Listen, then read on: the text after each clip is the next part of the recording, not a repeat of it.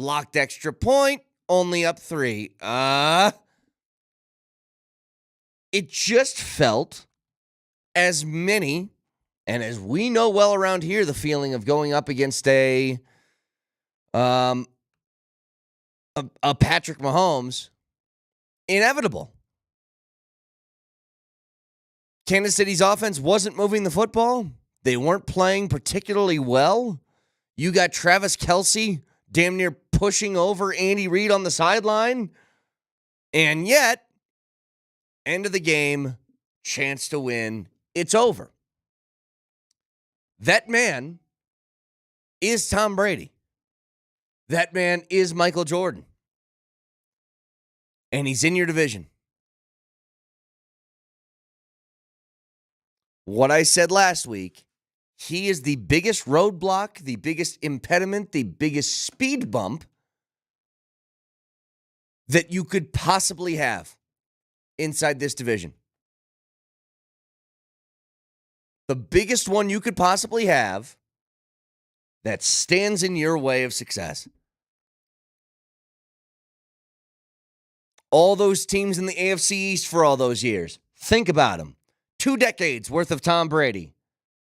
Jets, Dolphins, Bills. Virtually irrelevant for 20 years. The Jets had a couple of little runs with Rex Ryan. Bills got kind of good towards the end. The Dolphins were just always there. It sucks. But this is what you're dealing with. It's not just a guy that is an insanely talented dude with his arm that can make any throw you want to make, any angle it's got to be made. You know what else it is? Mahomes largely finished off that comeback and got the comeback with his legs because he's got that too. How many different huge plays did you see Patrick Mahomes take off and run for? No, we were talking a couple weeks ago, Marty. I was like, how many running quarterbacks in the NFL, like guys who are true dual threat guys, make it to a Super Bowl or win a Super Bowl in recent memory? And I said, Mahomes is a tough one to deal with because you don't really put him in that category, but he kind of is. Look, it doesn't look like Lamar Jackson when he takes off, but he's slippery. Like, he'll take off for 15 yards, and you'll be like, how did he move that fast? I'll never forget that picture of him shirtless after the AFC Championship game where everybody saw he's got a little bit of a gut. And somebody said, we let this fatty run all over us today? It's like, yeah, that's kind of what he does. His arms are always waving. He doesn't have the best running form. How does he do it? It doesn't look right, it doesn't feel right, and it doesn't matter. You have, quite literally, perhaps the best quarterback who's ever existed, the most important position in all of sports, the best one possibly that's ever going to play this game, resides in your division. And this, I try and be as careful as I can about not going so off the deep end when it comes to, the greatest of all time, or this is the greatest thing that I've ever seen when it happened yesterday. Bottom line, when's this going to stop?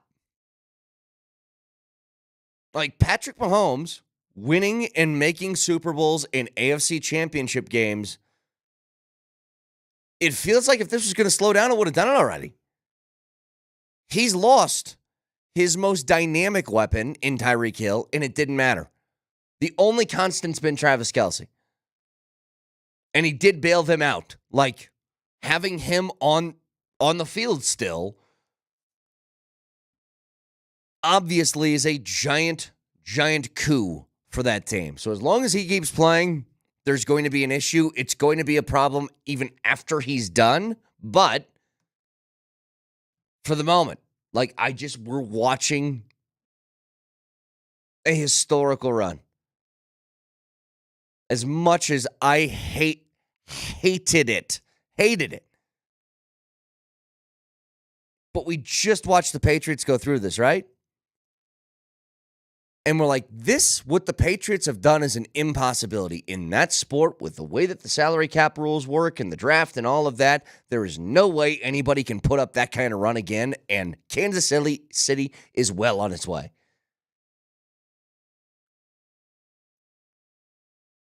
And so, cool.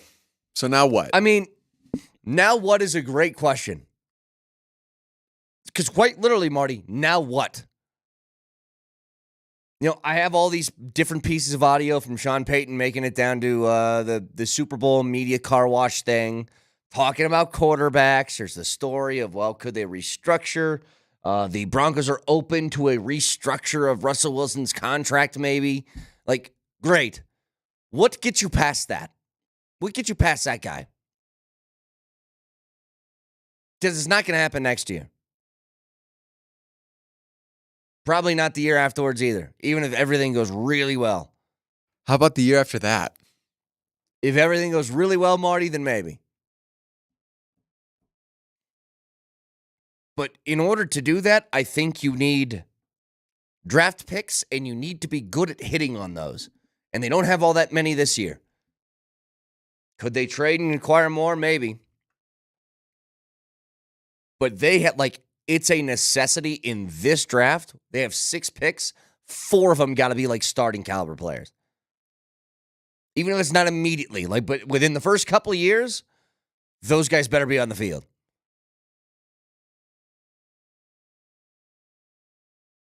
So 303-504-0925. Champ Mazda text line. Overall, it's just about Mahomes doing that. I mean, a texter says, the run that Peyton had in the 4 years he was here is what Mahomes is doing, but much better. It sucks. Yeah, you have Peyton Manning playing at that level, and he's less than 30 still. Because what is Mahomes, 28? Yeah, 28. He'll be 29 next season. Yeah. September. And the year after that, he'll be 30. And then by the time that I have a grandchild, he'll finally retire, right? Any chance he'll retire early? He'll just say, you know what? 5 Super Bowls is enough for me. No. Does he strike you as somebody who's yeah, he'll give this up soon? Yeah, off the field doesn't exactly scream. Yeah, Let's. I have to spend more time with that?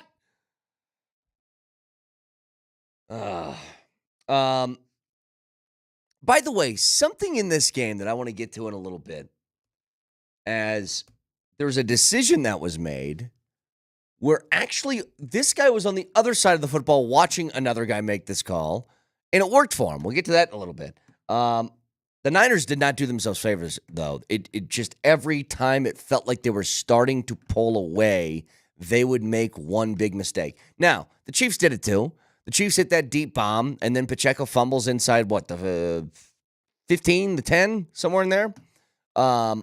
They did the same thing. But at that point, this is what's so funny to me. And I don't know how you guys feel about this. I didn't feel like it was a very entertaining game. It was a very entertaining finish. The game was just punt, punt, punt, punt, punt, 10-3, 10-3, 10-3. Was just that. Then a trick play. Then punt, punt, punt, punt, punt. Then a trick play, and then punt, punt, punt, punt. Yeah. But once the game got down to the nitty-gritty, all right, we need scores now. That Chiefs offense, here's their drive charts to start the game. 3 and out, 4 plays and punt, 5 plays fumble, 3 and out, a field goal at the end of the half, start the second half, interception 3 plays in, 3 and out, and then you started to need some scores. San Francisco, by the way, scored 10 points in the middle of all that. Chiefs go down and get a field goal, then a 3 and out, and then it was touchdown, field goal, touchdown. You needed points, you get them from that guy. I guess the big question after this is a lot of rumors of Andy Reid swirling around. Is he going to retire? Is he going to keep this going? I don't know why he would retire. At this point, he can just kind of kick his feet up during game plan week, right? And say, Mahomes, what you want to do? Just go make something happen for us, huh? Because that's what he did for the last 4 drives of the game. I just couldn't believe that San Francisco couldn't get a little bit more going. Because you're right, outside of the trick play, the offense was non-existent for most of the game. And by the way, another thing, I told you guys Christian McCaffrey is this MVP this season. Like, is there anybody outside of Mahomes more important to their team success?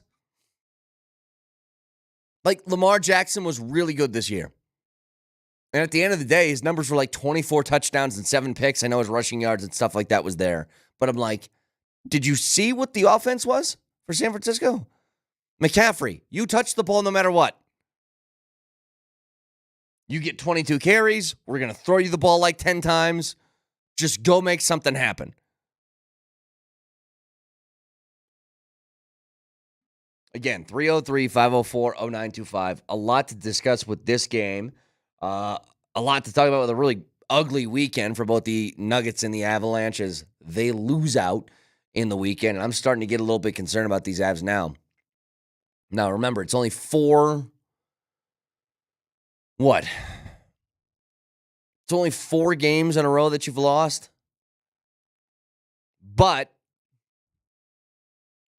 the way that they're losing is the issue for everybody. Because outside of New York to start this post All-Star break, you weren't in any of the games. Like, yes, you had a comeback, but you were down huge to start. So a lot to get to. 303-504-0925. But again, a decision that was made that worked, but was incredibly criticized recently. We'll get to it next.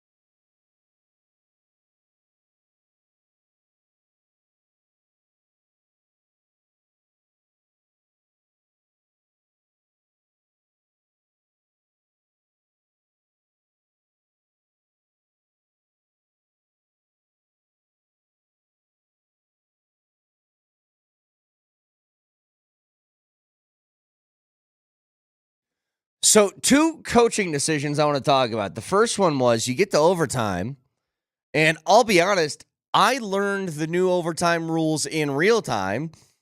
I totally forgot that both teams get the ball no matter what. Which begs the question, why would you rather receive? Like, why make the choice to take the ball first? Why not know what you need to get? Isn't that a massive advantage?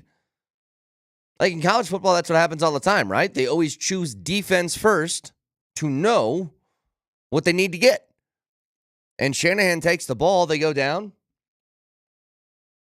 score, but not a touchdown, and now Kansas City knows what's up. I honestly did not know that until it happened yesterday. Did they know that? Well, according to Ari Merov, multiple 49ers players said after the game that they were not aware of the new overtime rules. The Chiefs, on the other hand, have been planning for this scenario all season, and Chris Jones said they were going to go for two had San Francisco scored a touchdown. That would have been cool. It would have been. That would have been a fun play. See, and that leads me to another thing here. The Niners, at this point in the game, were down 13-10.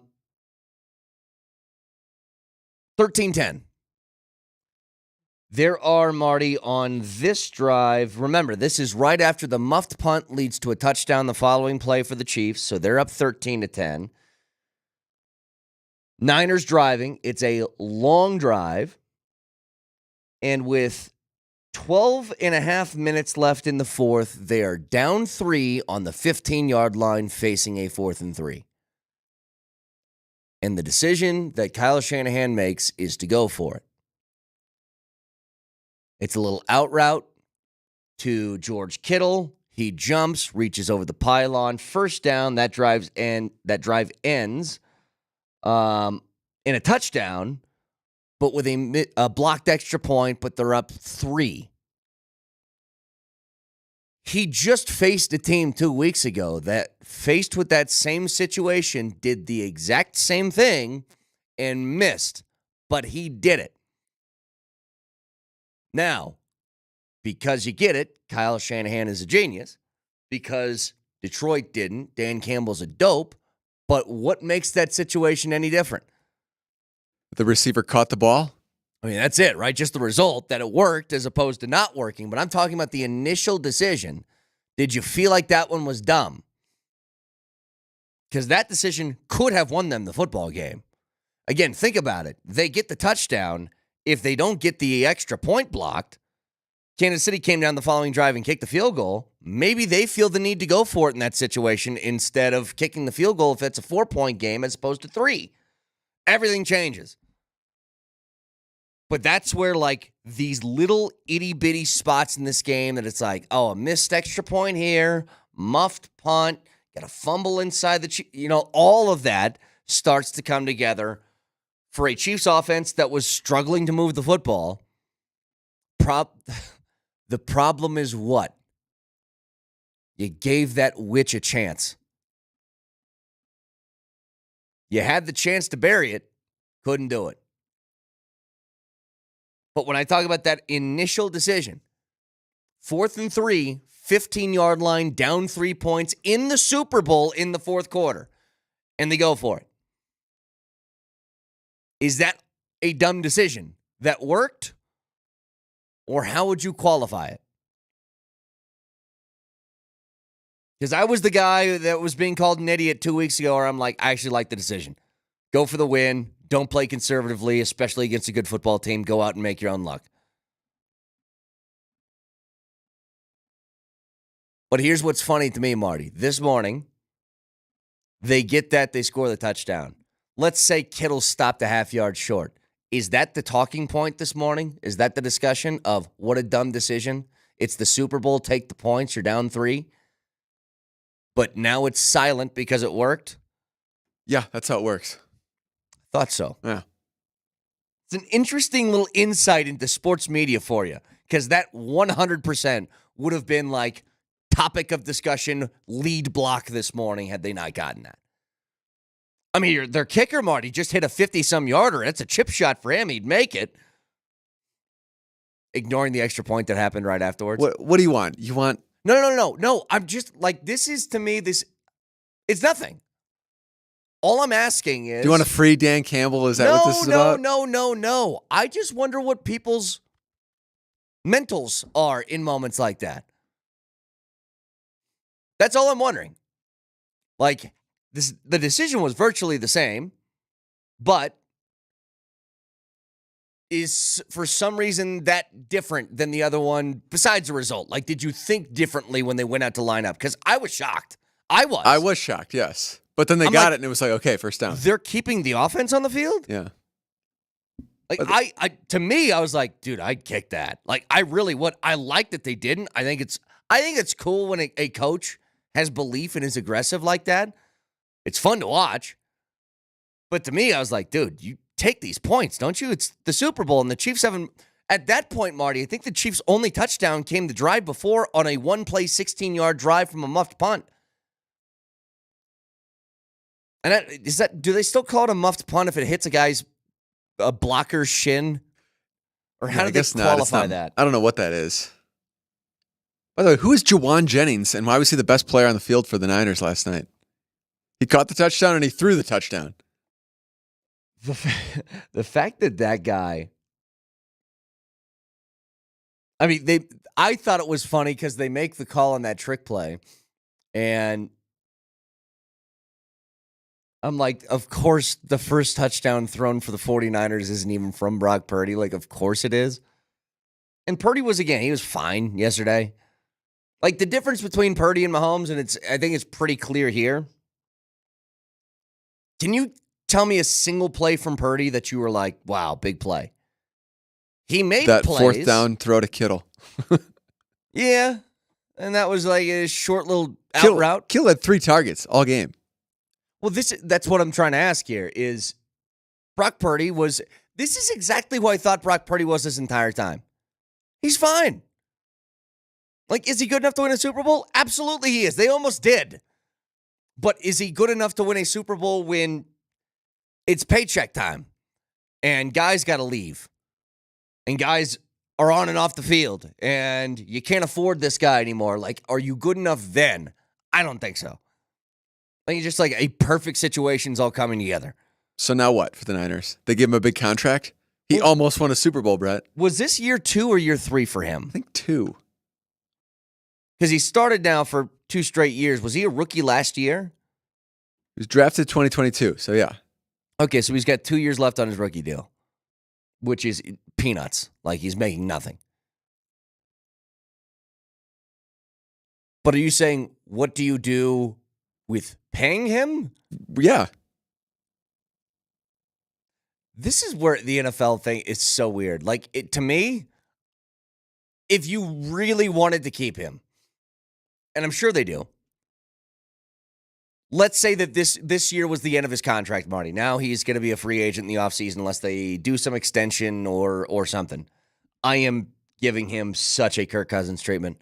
Like, here's a franchise tag. Do it again. Oh, you did it again? Here's another franchise tag. How about one more time? Like, I'm going to kick this can as far down the road as I can. What he's making now, the franchise tag would be a monstrous raise. Well, and again, I'm not knocking Brock Purdy. He's fine. Like, he's as good as all those mid-tier quarterbacks we talk about all the time, these, like, Jared Goff types and Kirk Cousins types and guys like that. Like, he's all those guys. And that's a fine quarterback to be. But what I refuse to do is get caught up in these stats over the course of the year and being like, look at the monster year that Brock Purdy had, when I'm like, I think a lot of it has to do with his surrounding talent. And here, prime example for you. I know it's almost unfair to do this because Mahomes lives in Super Bowls and this is, some 24-year-old kid's first go at it. You held the Chiefs offensively. Like, could you have a better game plan for 3 quarters? They couldn't do anything. They couldn't consistently move the ball. You're getting turnovers. And you're up 10-3. You know what I'm saying? Like, I would love to have seen Brock Purdy take advantage of a couple of those and make them pay for waiting and waiting and waiting before finally getting the car in gear. But the Chiefs were just like a locomotive. They did the chugga-chugga thing for like 3 quarters, and then it was full steam ahead. And if you were in the tracks, you were getting run over. But just being unable to capitalize on some of that stuff, it's got to hurt. If Purdy was a free agent, would he be like sought after? Would the Broncos be like, we got to get some of that? Or does it only work in that system? It's a good question. They would probably they'd look at him. Personally, I wouldn't want some of that. It depends. I don't want it for $50 million a year. For 30 to 35, yeah, maybe. It's the same way I feel about all those other guys I was talking about. Like, do you want Kirk Cousins? Like, yeah, I'd take Kirk Cousins. Would I take Kirk Cousins for $55 million a year? No. How about Goff? You want Goff? Yeah, Goff's pretty good. Do I want that for $50-some million a year? Not really. I don't know. But to answer your question, Marty, between that and Stidham, yeah, I think they'd be interested in that over Stidham. I don't buy this restructuring thing, by the way. Ian Rappaport said the Broncos open to restructuring Russell's contract and bringing him back. You know what this screams to me? They know Russell's not taking a pay cut, so they're going to say this to people and make them look like, oh, what, we tried to make it work, and now where does the blame go? On Russell for not taking a pay cut when nobody's going to take a pay cut? Why would Russell? Like, if you're Russell, okay, so here are my options. I take less money to stay in a place where the coach hates me, or I get all of my money and I get to choose somewhere else to go. Yeah, if he had no other suitors, for sure stay here, but the other teams want him. Somebody's going to pick him up. Somebody's going to get him. Pittsburgh right now would take Russell Wilson. They told you, I know it's the playoffs and everybody's healthy. I think Mason Rudolph is better than Kenny Pickett. They're looking for somebody. And Russell could do it. So, yeah, I think this is just posturing to try and get a little good PR saying, well, we try to make it work. See, we don't hate him. Yeah, you kind of do. Plus, the whole league doesn't want Russ to take a pay cut because then it sets a bad precedent. So, I was, me and Marty were at the same party for the Super Bowl. Once it got done, I got in my car and I went home. So, I missed this part on the way home. John Elway having to present the trophy to the Chiefs? Why was Elway presenting a trophy? Can anybody explain that to me? Was there some sort of reason why John Elway had to be the guy to give it? And I'm not like super bothered. It's honestly kind of funny if you can remove your Broncos fandom that the Chiefs went into their division rival Raiders Stadium, won a Super Bowl, and had their other division rival Denver Broncos greatest player ever have to hand them the trophy. It's kind of funny. But why was he doing it? That's a great question. I don't get it. Did Elway maybe agree to it because he thought the Niners were going to win and he wanted to give it to Kyle? Could that be why? Well, they didn't, and it looked really bad. Yeah, that's true. 25th anniversary of Elway winning the MVP. Is that really what it was for? It says honorary captain, which I don't. Wait, 25th anniversary Super Bowl 33. Is it 33 or MVP or both? Is that what it is? Yeah, It's a tough look. Elway was dying inside, wasn't he? He had a fake smile on. He played the part. Let me give the trophy now to the guy that everybody's going to say is better than I ever was now at 28 years old. I'm just going to leave this at the bottom of the steps. You guys got it from here? All right, cool. Thanks. I mean, by the way, I know we love, like, I'm not super into them, but everybody loves the greatest of all time discussions and all these different sports and stuff like that and position. Mahomes is now top 2, right? He's got 3 Super Bowls. 3 people have ever done that. Him, Brady, and Montana. And he did that in like half the time of Montana. All right, not half the time, but still, like he's got 3 already, and he's going to play for another like 12 years. He'll have 4 in no time. This puts him top 2. Like, there's nothing about Mahomes. Keep it straight football, okay? Nothing else. Not like I'm ignoring the fact that I kind of turned on him after his antics after the Bills game earlier this year. Leave his family off to the side.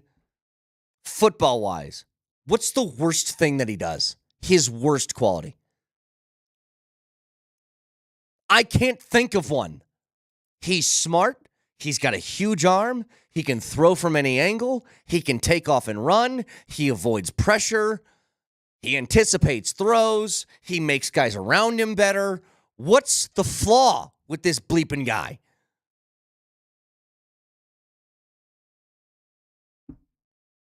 I don't like the way he runs. Swinging his arms around, I don't like it. It's all superficial. Like all the hatred, all the bad things you can say about Mahomes are superficial. His brother's lame. Oh, yeah, Bradshaw has 4 Super Bowls. Why did I see the graphic last night then? Then he's one of like 2 different guys. Was it 3 in a certain amount of time? I saw something with just him, Brady, and Montana about 3. Yeah, like a texter. His voice. Yep. Nothing football related. You ever seen that? Like, at least I could say this. Say what you want. Brady is like one of the greatest winners that's ever existed. Brady could not move. At no point in his career did Brady take off and run. Like, I don't even know if that's necessarily a flaw, but it's a characteristic he does not have. You can't name something bad this guy does on the football field.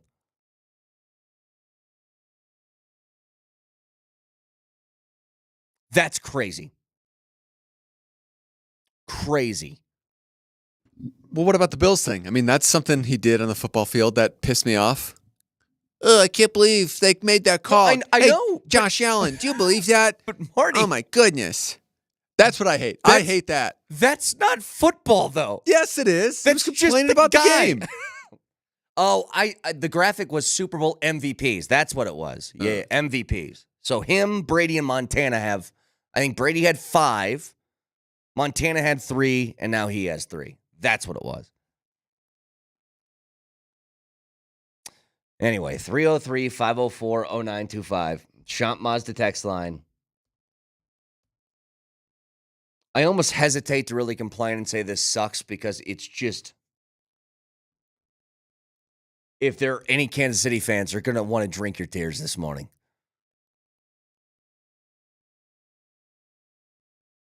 Any chance Kelsey retires? Because I really feel like that team would fall apart without him. You know what? I thought that when Tyreek Hill left. Yes, but this is different. Oh, you mean the most dynamic and crazy wide receiver in the NFL right now? He leaves. It's going to be worse, and it wasn't. I mean, you're right. Kelsey feels like a glue piece that's holding that together because, again, that offense wasn't great. Yes, it wasn't even good yesterday. The game, again, was like not a good game until the very end where the finish was good. But damn. 303-504-0925. Champ Mazda text line. Obviously, a lot of Super Bowl stuff today. Also, Avs and Nuggets, a horrible weekend. We'll get to all that next.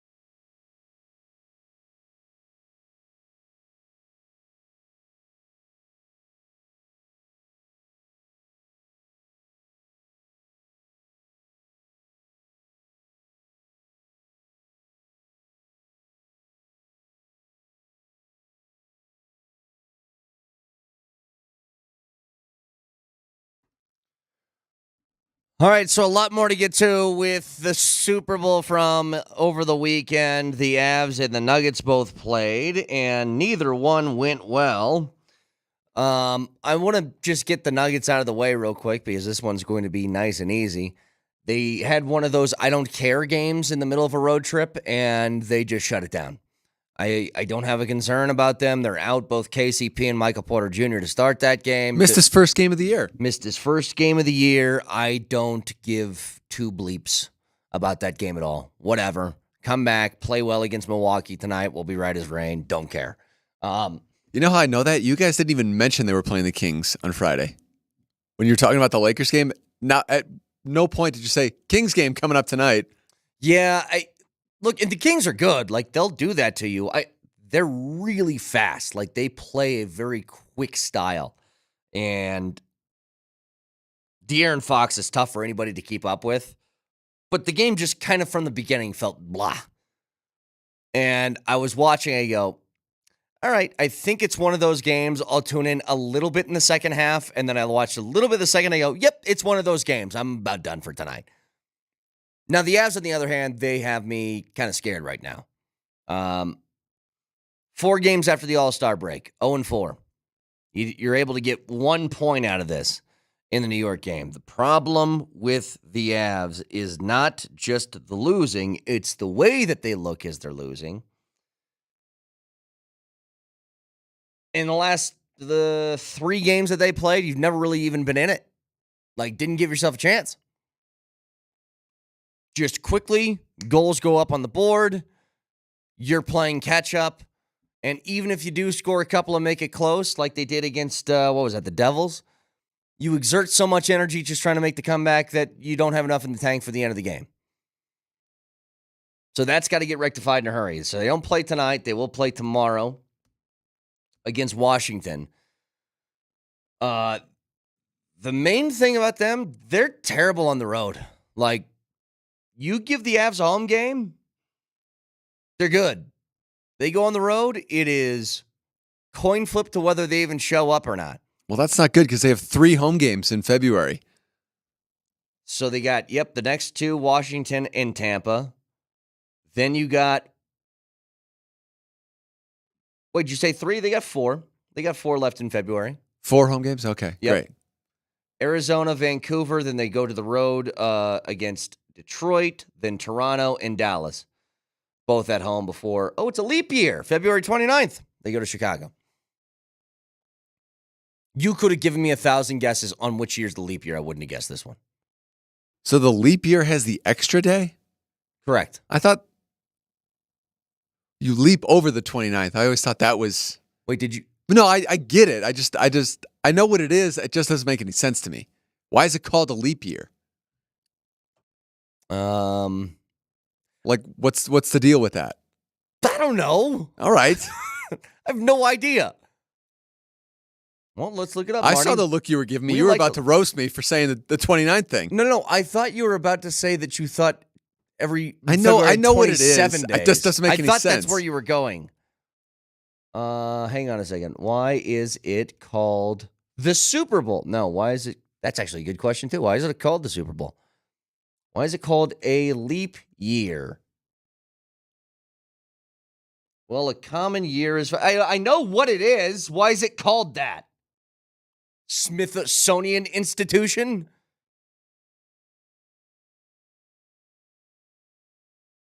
I don't know, Marty. Hold on. At Syracuse.com. 5 fun facts to make you smarter on Leap Day. Oh, great.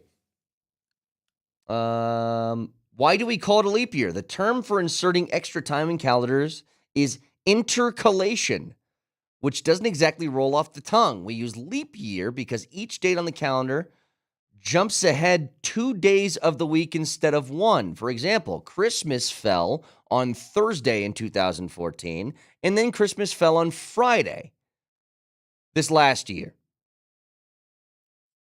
This year, Christmas will leap over Saturday and fall on Sunday. That's why. Too much. You wanted the answer. Okay, but I don't like the answer. All right, fine. Then stick with Intercalation Day. How's that sound, Marty? Anyway, the Avs have me concerned because their road woes have now lasted for a good portion of this season. Remember when the Avs won the title? Remember what their record was on the road? Weren't they unbeaten on the road during that run? I mean, they were 16-4. They lost the Game 5 at home. They lost Game 2 in the Stanley Cup Final at home. And the ones before that, I can't remember, but I'm pretty sure they were unbeaten on the road during that Cup run.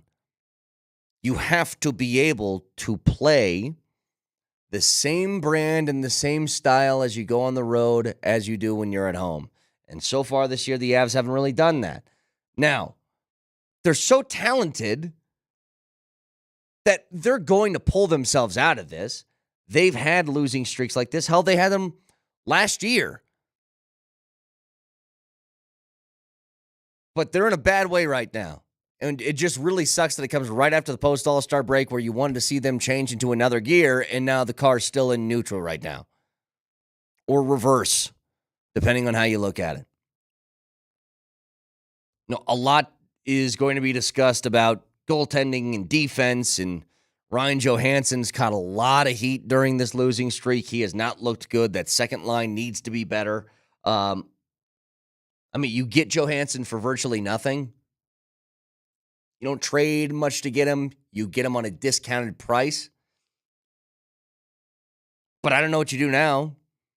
Like the whole idea here of that second line was going to be Val and Lehkonen are playing next to him. And that would make anybody look better. Like, if you think about it this way, why is your second line not looking great? Or too inconsistent, or whatever you want to use there?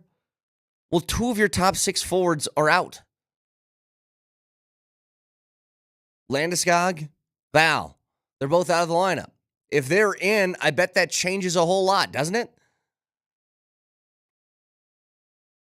But I don't know what you do with Johansson. What, you find somebody off the scrap heap to go play your second line center spot? I think you got to live with this. And hope he just busts his way out, but it hasn't looked good. The bummer is we talked to Bednar last week, and he kind of laid out his keys for the post-All-Star break, and the order was kind of goaltenders need to make a save above expected. Didn't get that. Defense needs to play more disciplined. Not happening so far. And the offense, I forget the exact term that he used, but they had to look engaged, I think is what he said. That has not happened post-All-Star break. So you're kind of 0 for 3. 3 swings back to the dugout. Head back out tomorrow against Washington and see if you can get a lot of that fixed. Did you find out what their record was on the road, by the way, during that Cup run? No? I did not. Okay. Sorry. I thought that's what you were looking up. No. I was looking up why it's called the Super Bowl. Why is it called the Super Bowl? That's not a good story. Oh. We'll skip past it. Anyway. What was it? Intercontinental Day? Intercalation. Intercalation. There it is. Intercalation. Happy Intercalation Month, everybody. This is a good reminder, I guess. The texture says, presidential elections always happen during a leap year. Okay. I can remember that then. I can. I got that. I can do that, yeah. Thank you, Texter. 303-504-0925. Obviously, a lot to get to with the game yesterday. The Chiefs have won again. None of us are happy this morning. I want this to stop, and it just doesn't feel like it's gonna. Really doesn't. You can watch the show live on Twitch, twitch.tv, search Altitude.SR in the search bar, the Altitude TV simulcast. That is the Safeway Twitch feed, so you can jump on and watch that way. You can text into the show, the Shop Mazda text line, 303-504-0925. The big topic to me today, Chiefs, Mahomes in particular, what do you do? What's next? Give me the game plan to beat this guy. And I'm not talking about next year. Whatever you want to do. If it's a 3-year plan, then give me the 3-year plan.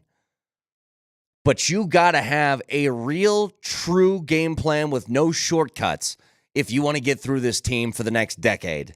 So a lot to discuss with that. Moshe Lombardi and K next.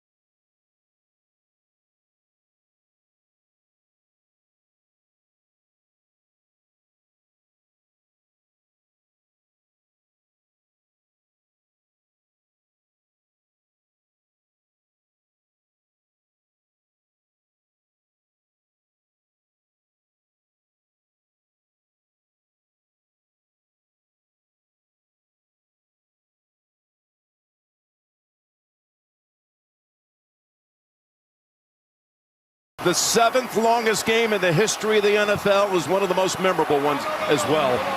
And the Chiefs, you're going to hear a lot about it. You might as well say it right now. They have their dynasty. Yes.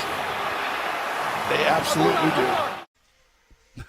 Yeah, CBS on the call, yeah. None of us happy this morning. I hesitate to be too over the top with my anger because I feel like this is what Chiefs fans want, and I don't want to give them what they want. But you know what? I remember we were talking about this about a week ago. That guy, Patrick Mahomes, is the largest and most giant roadblock and impediment to a Denver team success that you can think of. This is Tom Brady in your division. This is Michael Jordan in your division. That's who the guy is. And he's 28 years old. He just won his 3rd Super Bowl. He's not going anywhere anytime soon. I can't think of a worse situation you can be in as a football team than having this guy residing in your own division. I wish I could muster up something to disagree with you on. I wish I could argue that point. I wish I could say, well, but the blatant truth is, Mark Mosier, this is where this is where the Broncos need to just sort of take some time, retool, do it the right way. I agree. Build a team, a roster from cultivated draft picks. Don't cut corners. Don't make mistakes like the Russell contract from now on. Do everything just from a grassroots. We're going to build for the long term. Because you ain't winning this division. You ain't winning nothing while that guy's around. You ain't doing it. Go ahead, Nothing. I mean, I don't. What do you want me to add? I don't know. I don't know what to say. And people are going to say, here's what people are going to say, Moj. Oh, what a loser mentality. Yeah. Yes. Yeah. It's also the only way to win. Yeah, it is. It's a loser mentality. Guilty right here. Raise your hand if you have a loser mentality this morning. How could you not? How couldn't you? Like, again, guys. So, Moj, sorry that we cut you off. I'm going to let you go in a second, but just I want to. It's okay. I want to You're discuss fine. something with somebody or with everybody. Somebody listening. Hear me. Somebody listen to me, please. Somebody listen. When Tom Brady was in the AFC East for 2 decades with the Patriots, do you guys remember what the Jets and the Dolphins and who am I missing? Buffalo. Jets and Buffalo were for the majority of that 20 years? insignificant. Irrelevant. Yeah. Like, the Jets had 2 years with Rex Ryan where they made a couple of AFC championship games. The Bills got kind of good towards the end. Everything else was just, he ran through everybody. Like, killed them. And so the only way to compete with this is exactly what Vic said. Like, you have to not cut corners, take your medicine, like bite down on the bullet and actually try and regrow this thing in the only way that you're capable of winning against him. Now go ahead, Moj. Are you the I'm just saying. No. Here's what happened. I'm coming to you live from the Florida Panthers Ice Den in Coral Springs, Florida. Now, I came to hockey, right? Avs are going to practice here today before heading off to Washington, D.C. But I didn't realize. Okay, now it's quiet. I didn't realize that figure skating practice just started. It is quite possibly the day after the Super Bowl. The most distracting sound I can come into on a day like this. I think it's funny. I think you should get some chili cheese fries with the kids I and mean, an ice cream cone. We're I'm doing sitting here- live I'm at sports the talk bar. radio Look, with Mosier look. at an amusement park. I'm at the bar. He is at I'm the bar. literally sitting at the bar. There's nobody here. There's a ton of booze back there. So if I get bored, I guess I know what to do. And you know what? I probably will be snacking on some of that booze before the end of this show because, man, it's look. The reality is the Denver Broncos, what they honestly what they should do, they should just eat the whole $85 million right now. Eat the whole 85 this offseason.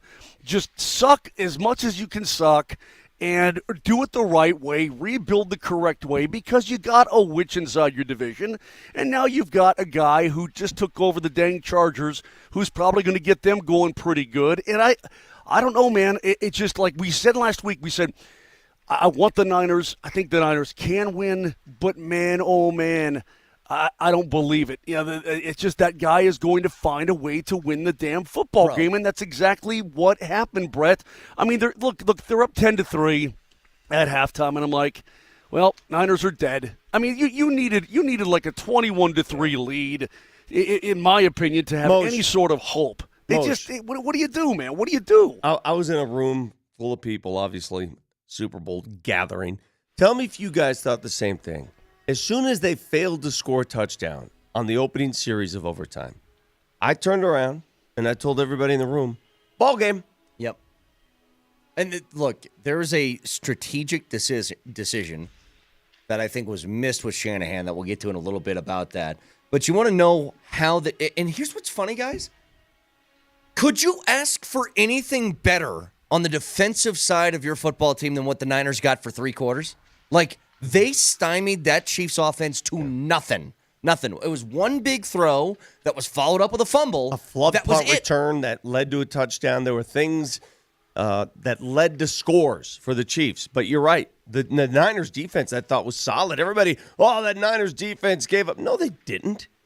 No, they didn't. Well, they were great, Vic, until, and this, I kept watching this happen. I'm like, dude, the Chiefs are doing nothing. They can't score. We're healthily into the second half, and the Niners still have 10 points. They're done. Like, the second you start to realize it, because here's the end. After the Chiefs went 3 and out a million times, turned the ball over a couple times, here's their last 5 drives. Field goal, punt, touchdown, field goal, touchdown. You let that guy breathe at the end of the game. And that's what happens. And every time it felt like the Niners had a chance to really, really kick him down a peg or two, they would make some sort of mistake. Like, even they go for it on 4th and 3 at the 15, down 3. They get it to George Kittle. First down. They end that with a touchdown. And then you get the extra point blocked, and it's a 3-point game still. You're just like, every time it felt like they were about to make a jump, something happened. From the text line, as we speak in general terms, we'll break down every facet of the game. I've got a lot to say regarding Kelsey's antics, John Elway with the trophy afterwards. We got a lot to get to. But man. Our opening comments about what the Broncos should learn from this game and from what Kansas City is built is Kansas City is the team to beat, not only in the division, but in the league. All right. So if you can't recognize that and respect that, you're blind. So Texter 3831, accepting you can't ever win with him around is a loser mentality, not the strategy of building grassroots. So what's your strategy? What is it? Band-aid quarterbacks to see if you could beat them once in the regular season? You're not winning the division. Well, and hey, hold on. Texture 3831. Do you think the Broncos are going to win the division next year? You're not winning the division. You're not going to win it. And I hate to admit that. It sucks. But sometimes you got to look in the mirror and say, here's what we need to do. Well, they were like a game back this year, right? But it felt like the Chiefs were just toying around. They were toying with the NFL. Yeah. But to your point, like, I think you mislabeled it, Vic. It's not a loser mentality. It's what's the only way that we're going to be able to compete? And it's what you said. Like, the only way to do that is by taking 2 to 3 years and really building through the draft. What I'm saying, Moj, is you can't be trading away half of your draft class every year for a quick fix. That's not going to work with Mahomes in your division. Forget the quick fix and work. I'm sure that Sean Payton knows this. He's probably going to be an impatient man, though. He's not used to losing the way the Broncos are probably going to be losing next year and perhaps the year beyond. But I think you need to have a long-term view, a long-term approach to this thing, because that's the only way to do it. You must draft and develop. I'm not looking for any sort of quick fix. I'm not looking for any, hey, man, dude, fix me right now, man, fix me. I'm not looking for any of that. Let's just build it the correct way and hope dude gets old someday. Because he's 28 years old, man. He's probably got another decade on him, right? I mean, he's going to play for as long as, I don't know how long he's going to play. Can he play till he's in his late 30s? He probably can. He's going to slow down at some point, but not anytime soon. He's right in the prime of his career. So just be smart about it, build correctly, and let's go. If you were to name the top 10 players on the Chiefs, are all of them drafted players? Mahomes, Kelsey, Chris Jones, Pacheco, Creed Humphrey, their center, who's like one of the best in the league. George Karlaftis. Was their kicker drafted? Nick Bolton, Jake Moody. No, Moody was the Niners kicker. Butker. I think he was, yeah. I don't know if he was drafted, but I think he was originally with him. Yeah. Like, all of them. That's how it's done. Yeah. That's how you have to do it to build sustained success. Yeah, pretty much. Yes. And No, you don't. The kicker was signed. They don't have to do it that way. okay, the difference is as we listen to classical music with Mosier at the amusement park. The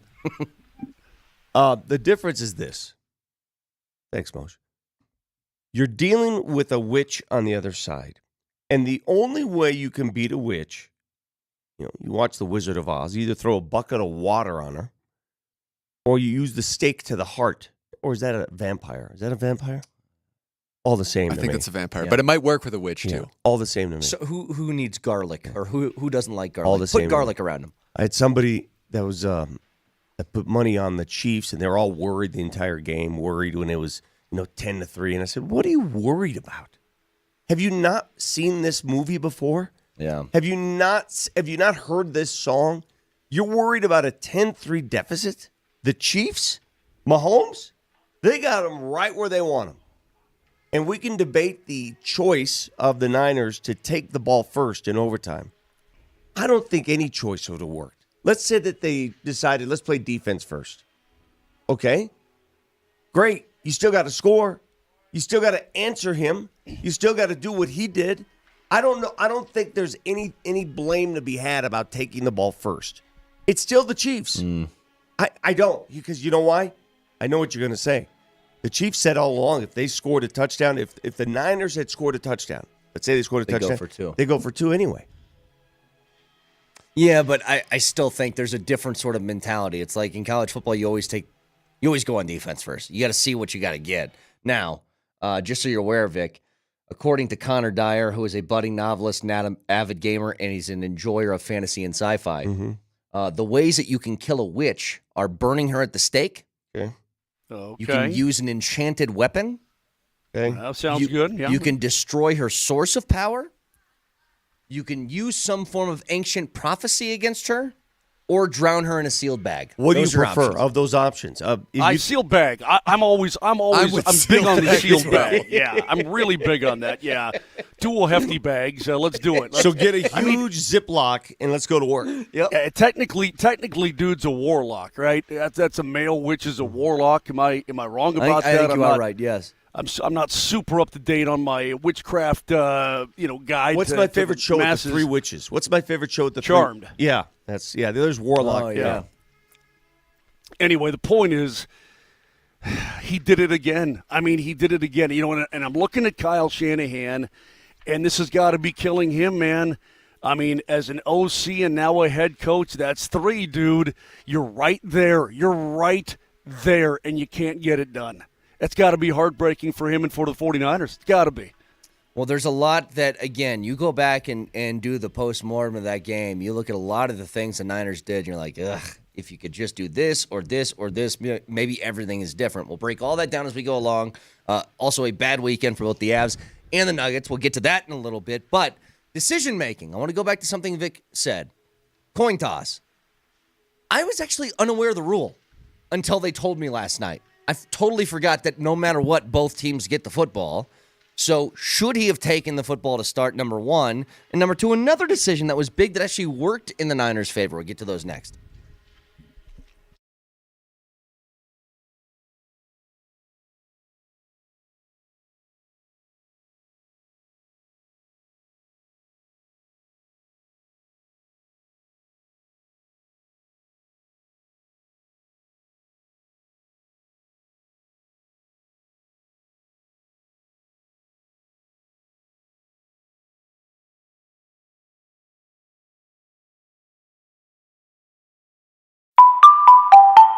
That's the lucky sound of Tulotero. This is Brett Kane, and ditch the lines at the gas station. Play Powerball, Mega Millions, and many more lottery games from your phone. And today you can sign up for free with the code MAGIC. You can receive a $2 for free to play your first Lucky for Life and participate for your chance to win $1,000 a day. Just use the code MAGIC if you're a new user. It's simple. Enter the code MAGIC, cross your fingers. Keep in mind the promotion is valid only for new registrations to Lotero, your next best app. Good luck.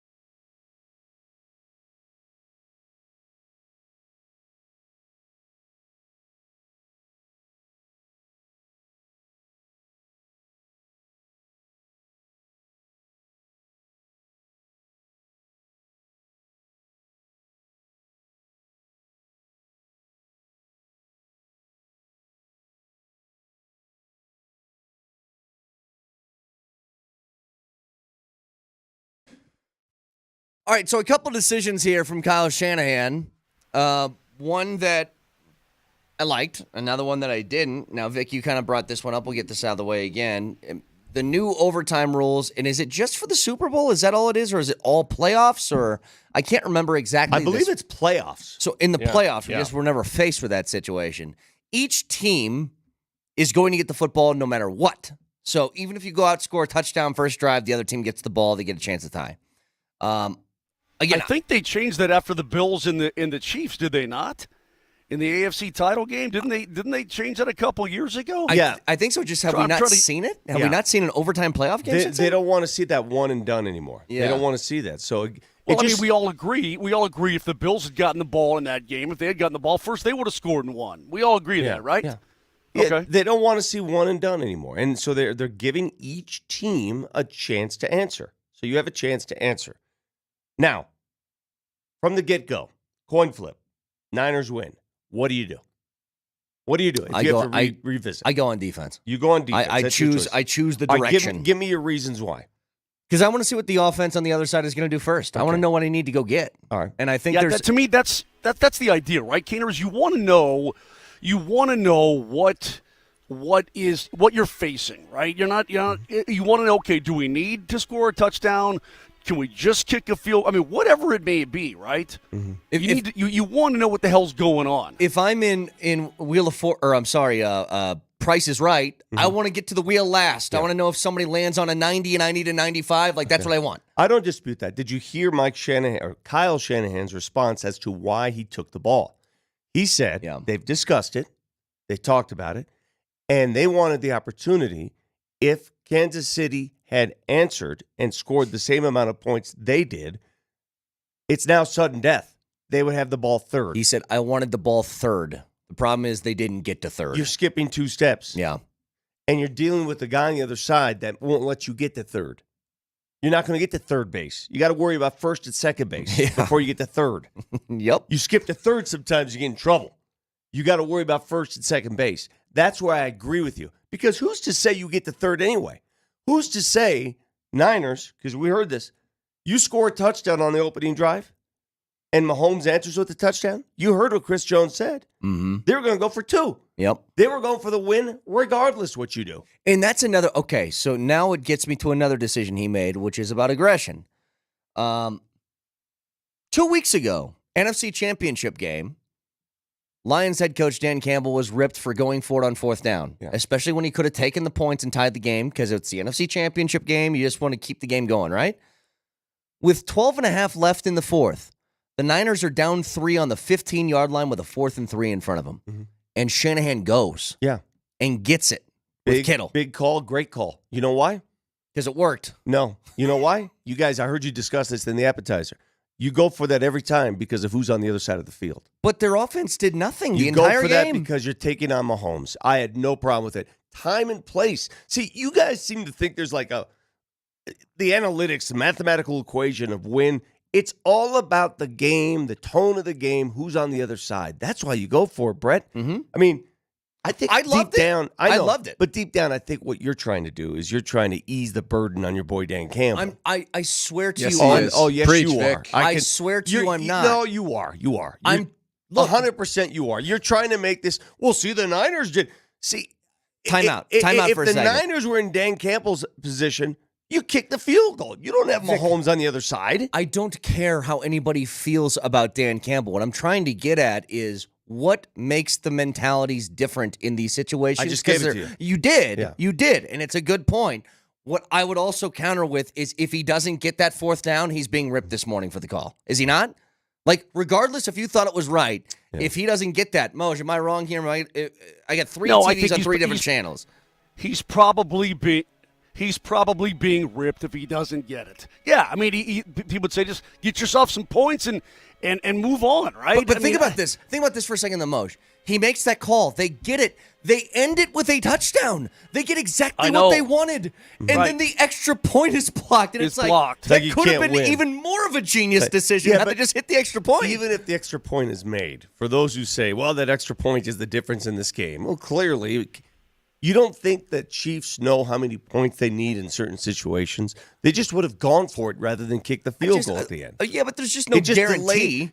but it delays the inevitable. The whole game to me, all I was saying to myself is all this is just fluff. We're delaying the inevitable. Yeah. Let's just fast forward. Let's just get to it. Because we know what's going to happen at the end of the game. And it worked exactly according to script. I had the Chiefs winning 24-21. That was my pick all week. And it came down to, I didn't think it was going to go to overtime, but it happened exactly the way I thought it was going to happen. Yeah. Niners hold a late lead. Niners are all happy. Everybody's happy. And here comes Mahomes to beat you at the buzzer. Could I ask you another question here, Moj, surrounding the idea of aggression with Kyle Shanahan? We talked about this a little bit heading into the game. He's been in 2 Super Bowls now, but his first one as an offensive coordinator is the one that people remember most because it's 28-3. He was the OC. The offense couldn't do anything. Patriots come back and win. Do you notice what happened in the second half of that game? As it's a small 1-possession lead for the Niners. He came out and gunning it. Like, he gave Brock Purdy the football and said, throw it. Yep. And it did not work. And I almost wonder Did he have a flashback to a lead against the Patriots when he was with the Falcons and say to himself, I'm not losing this game because I'm going to play it conservative? Yeah, Brett, I thought about that too, and I also kept thinking back to what Leggy said. And I know that McCaffrey did not have a great day running the football, but that zone run, he said it may not work, but for a while you got to stick with it. You got to stick with it. I know that he caught plenty of footballs. I dig all of that. McCaffrey did. Yeah, I think 8 catches in the contest. But the Chiefs in that zone running game, they're not a great team for the long haul of an entire football game. I was a little bit surprised. Maybe he had flashbacks that, hey, we're going to have to put more points on the board. I'm not going to get caught with my pants down like I did in Atlanta. I don't know what's going through his brain. I feel like any team that loses a Super Bowl, especially one this way, in a tight game in OT, you can go back and nitpick virtually everything they do. I mean, seriously, you can go back and nitpick a ton of stuff and say, well, this, if this goes different, if this goes different. I mean, it's just the way it is, man. I mean, we're going to have to accept the fact that Mahomes and Reed and Kelsey are special, beyond special. That's who they are. They're a beyond special football team. I argued with a guy on Twitter who came at me with Kyle Shanahan, again, he's a loser coach. And I said, what are you talking about? What are you talking about? Has he not won the Super Bowl? No, he hasn't. He's now 0 for 3, once as a coordinator, twice as a coach. He's had the lead in all 3, double-digit lead in all 3, and he's lost all 3. Does that make him a loser coach? Are you out of your mind? Do you know how many teams would welcome that loser coach to their squad right now to get him there, to put him in that position? Now, did things work out at the end of these games? No. Would he revisit a lot of the choices?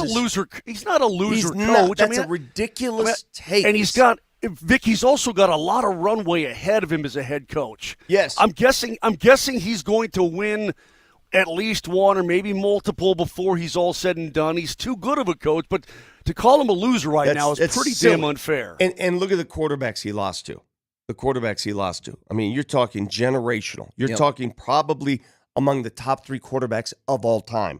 And I'm about ready, guys. I don't know about you. I'm about ready, even though he doesn't have the hardware to prove it, to move Mahomes past Brady. I'm about ready right now.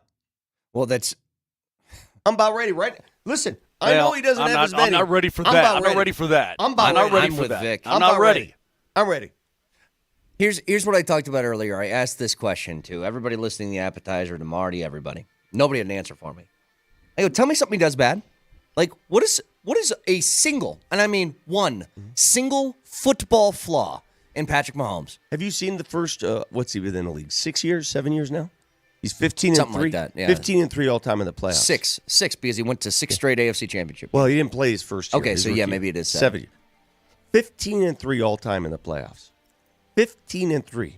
Bart Starr, I believe, was 9-1. Okay, look at his first 6 seasons when he played compared to Brady. It's night and day. Well, and he's doing prime Brady seasons early in his career. Yeah. Like Moj, he's the smartest guy on the field. He's got a cannon of an arm. He can make any throw at any arm angle. He's a Band-Aid for deficiencies. Kansas City, the first Super Bowl winner this year to win a Super Bowl with the most drops in the NFL. They led the league in drops. He had no primary receiver. Did not exist. Kelsey was his primary receiver. But in terms of the guys, the wideouts, didn't have him. But you know what else he has? But think about it, Brett. I mean, Tyreek Hill, fastest guy in the National Football League, takes the top off any defense that he looks at. No problem whatsoever. Nobody can cover him in terms of, you got a double team all the time on him. That guy goes away, and you win back-to-back Super Bowls? I mean, he's the ultimate fixer. He really is. He covers everything. Everything. Do you know what the biggest plays in the game were, or a couple of the biggest plays in the game? It's his ability to take off and run. Like, he can do that too. Like, you need 8 yards on 3rd and 8, he'll run for 15. Well, the quarterback keeper off the zone read on 4th and short to win the game, essentially, right? That game's on the line in overtime. I mean, that was so wide open. What do you do, though, if you're San Francisco? Do you sell out and stop him? If you sell out to stop him, he just hands it off. Yeah. I mean, it's almost a can't-lose play. You have to guess perfectly there. He has, like, the only bad things you can say about Mahomes, because I tried to have people come up with the list was this. His voice is weird. His wife annoys me. His brother annoys me. I'm like, well, those aren't football things, because everything he does on the field is high quality. And so, to Vic's original point of you're about ready to put him past Brady, I don't blame you at all. Like, everything that he's accomplished in this short time already in the league, Moji's got three of these suckers that. already. I understand that. Look, I'm not. What I'm not doing is I'm not discounting this guy's flipping greatness because we're witnessing it all the time. I mean, but to put him past, I mean, he doesn't have all that hard. He could get all that hardware. He very well could. He's not that far off. Like, yeah, already. But at this point, though, I look at it and I say to myself, he doesn't have the weapons around him that he's had in the past. He's got himself a Travis Kelce, right? I know he's got an Isaiah Pacheco. I dig all of that, but this guy just makes everything happen. If you put him on the Denver Broncos, this Broncos team right now, I'd say the Broncos are probably Super Bowl favorites to come out of the AFC. I mean, this guy just covers up for everything. I don't know why I'm so frustrated by it. I should probably just sit back and enjoy it. Kansas City fans are all, and you want to piss me off, Vic? Excuse my language. Chiefs fan, and I saw your response to it. John Elway giving up the Lombardi Trophy is just icing on the cake or cherry on top or whatever. And then you said you wanted to fight all of Kansas City. Yeah, just the village of Kansas City, not the village of Kansas City. Yeah, the village. Okay, it's a so village. Kansas City, Kansas, not Kansas City, Missouri. All okay, of them. Anything that's Kansas. Okay, that sounds good. Well, I'll tell you what. Are we going to fight people? We're fighting. Is it Arizona? We're fighting for water. Yeah. Who are we fighting? We're fighting L.A., Arizona, Vegas, Arizona, and now Kansas Vegas. City. We've got the militia Kansas out. City. All right. Okay, good.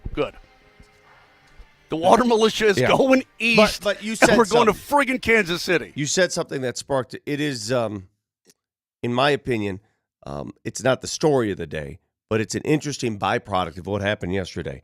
As a Kansas City blog went full throttle and said the cherry on top was Elway handing the trophy to the Kansas City Chiefs. And I want to talk about this for a second.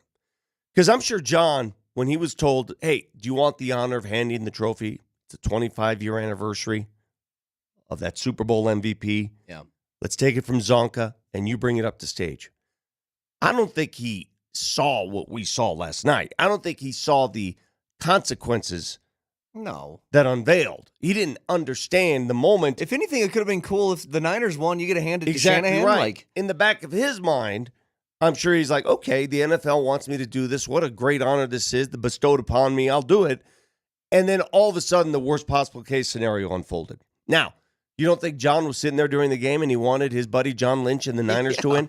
John Lynch is a good friend of his. Yeah. Brian Greasy's a friend of his. Bobby Turner is a friend of his. He's got friends on that team. Ed McCaffrey's son plays for the Niners. He wanted the Niners. Trust me, deep down, he wanted the Niners. He couldn't wait to hand that trophy to John Lynch, Kyle Shanahan, and the Niners. And the worst thing happened. The Chiefs won. And he had to trot up there and hand that damn trophy to the arch division enemy at this point. And it sucked. And it looked terrible. But I don't think he thought that through. I don't. If you're able to remove Broncos fandom from this, it is kind of funny that not just Elway handing them the trophy, they're getting it at the 50-yard line of the Raiders' home stadium. Like dude, it's bad poetry if you're a Denver fan, but it is fun. Dude, the fact that Elway handed them the trophy, and all week long they practiced and utilized the Raiders' practice facilities.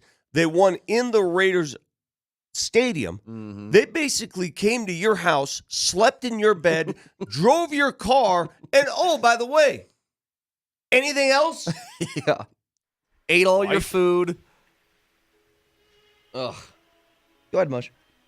Well, the whole AFC West caught strays from this friggin' Super Bowl. I know. Except the damn Chargers. They're just sitting off in L.A. going, har, har, har, har. I mean, it's insanity, man. Yeah, I mean, the Raiders should be. I guess the Raiders. I don't know if Jim Plunkett was handing the Lombardi Trophy off. I guess that would hurt a little bit if you're a Raiders fan, right? You know what this is, Moshe? Yeah. Somebody responded to me. This is payback for what the Nuggets did to the Lakers in their house, because that same feeling of becoming the Lakers' daddy, of going to L.A. and sweeping them in their house, that's what Kansas City's feeling right now. Yeah. And they're right. They're right. They have every reason to gloat. They can do whatever they want. You know Hey, what? Vic, If you see a Chiefs fan today, don't act with bitterness or anger. Just do the right thing. And the right thing is to say, you earned it. It's all yours. You earned it. Maybe someday we'll be back. Hopefully someday we'll be back, but you earned it. There's nothing you can do or say. What can you do? Mighty adult of you there, Vic. What are you going to do? You tell me, what are you going to do? Yeah, there's really, you can't What, say you're the anything. one who just wanted to fight Kansas City. Yeah, You wanted to fight the entire village. I did. And now you're just saying, job well done. Well, 23 skidoo, job well done. Moshe, what are you going to do in the Broncos situation when you're dealing with that? I don't. That's where I come back to. I come back to all of this brings me back to the Denver Broncos. I don't know what the hell you're going to do. Again, if it's me, and I'm not joking here, Brett. I just eat it. I eat all the Russ money. I eat every single dime. I don't spread it out. I mean, if you can eat it, and you don't have to get rid of a bunch of dudes, which you probably do anyway. But I just eat the money, man, and draft. Eat and draft. Eat and draft. Eat and draft. That's what I would do. Build it the right way, and hopefully someday when this mother trucker's in his 30s, hopefully he starts to slow down a little bit, and Andy Reid's long gone, or who knows what. Maybe they'll slow down, he'll slow down, and you get an opportunity. I don't know. I don't know what to say. Razorback 1960 on Twitch raises a question. If you were drafting right now, would you take Mahomes or Brady? All right. Now, Brady, of course, was drafted at the end of the draft. Mahomes was drafted, 11th, 12th overall? 10th. If you're asking me who I'd prefer 7 years into their respective careers, I mean, I don't need further proof. Mahomes all day. Mahomes still has more than half of his career remaining. Yeah. I mean, I don't understand. This is not a debate for me. It's not even an argument for me. Mahomes can do more with less. He can. He has. I think I'd take Mahomes. Moshe, who would you take? Probably Patrick. Probably so. He could do one thing that Brady can't. I know I sound whiny. I know I do, but it's still raw, man. No, he's a better quarterback. We're 14 hours away Moshe, from the champ. What? He's a better quarterback. When it's 4th and 1 and you need a first down, Brady is not running zone read. Mahomes runs zone read and gets 15 yards. He's a better all-around quarterback than Tom Brady. You could look at the honors and all the trophies and say, well, who would you rather have? It's the same crap I heard. Sacramento beats the Nuggets the other day, and everybody's like, well, Sabonis is just as good, if not better than Joker. I just laughed. Who would you rather have? It always comes down to that. You had one pick. Who would you rather have? Of course, it's Joker, but Sabonis is really good. Great, he is. Yeah. Who would you rather have? Joker. I mean, you just keep asking yourself these questions when these questions come up. That's all. I have a real pertinent question before we get to the break here. I haven't been keeping up on current events, so I really don't know. What's the last? I'm watching this pairs figure skating over here, right? Yeah, They're doing we're the whole hearing it. flips and all that. Okay, yeah.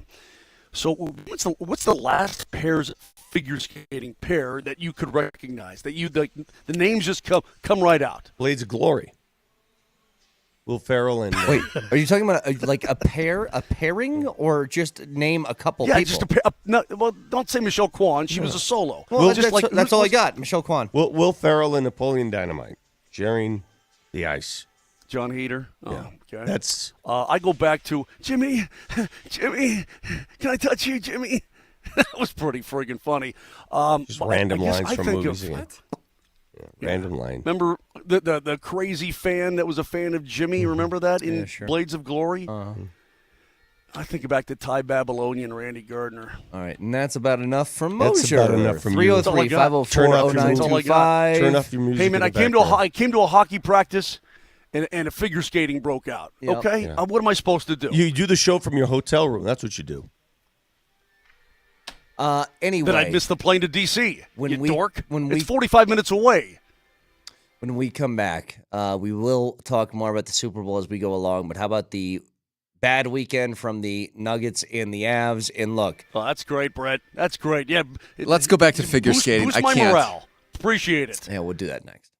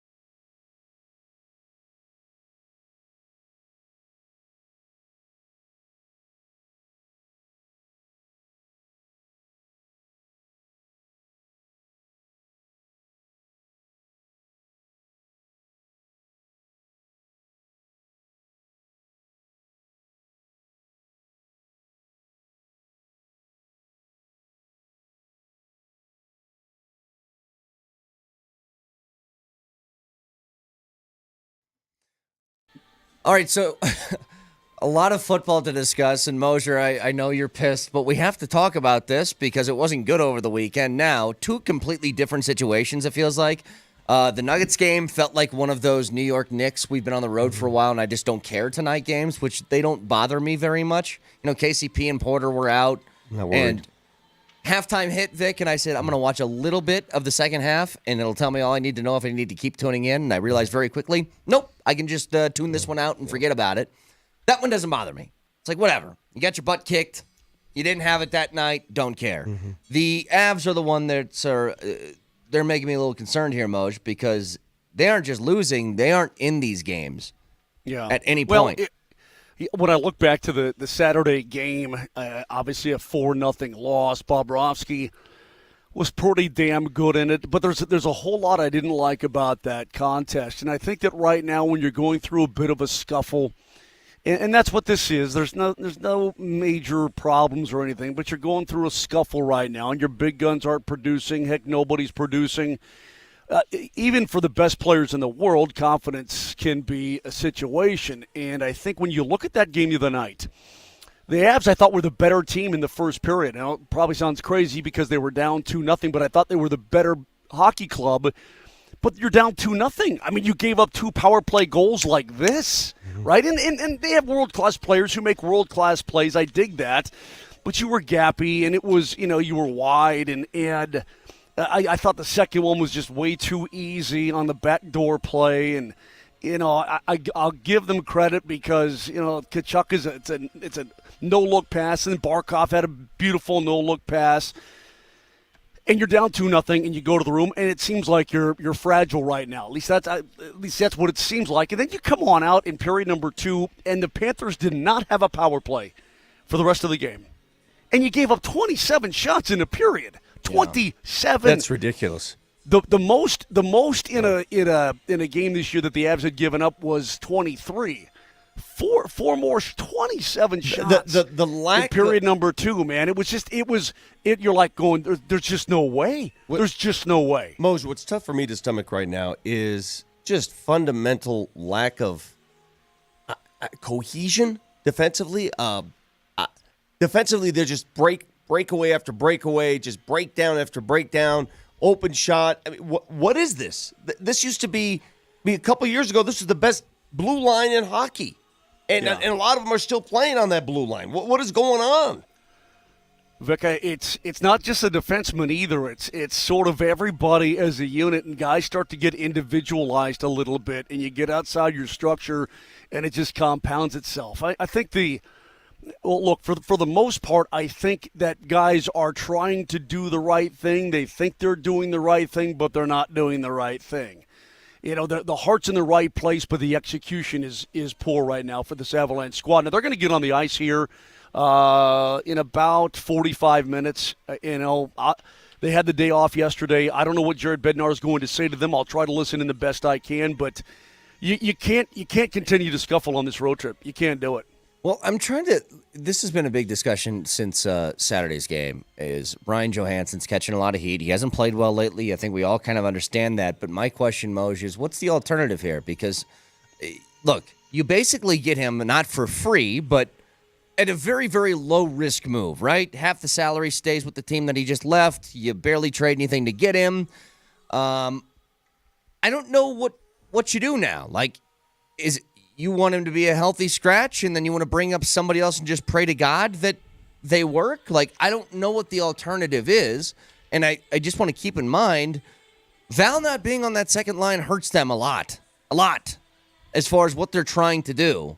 So, I mean, just your assessment overall of Ryan Johansson, what do you think they do here? Brett, I don't really know. I mean, he's gone into a funk of his own. He hasn't scored. I want to say it's like...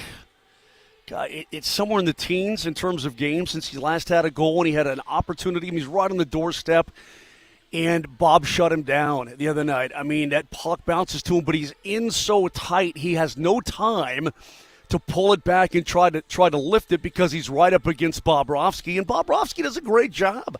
I mean, he goes out there, he makes the first stop, and then the puck comes over to his left. Johansson is there, and then he flashes up with the catching glove, and he got it right there at the right time. So, again, Brett, Does he need to be more dangerous? I think he would tell you probably needs to be more dangerous. Absolutely.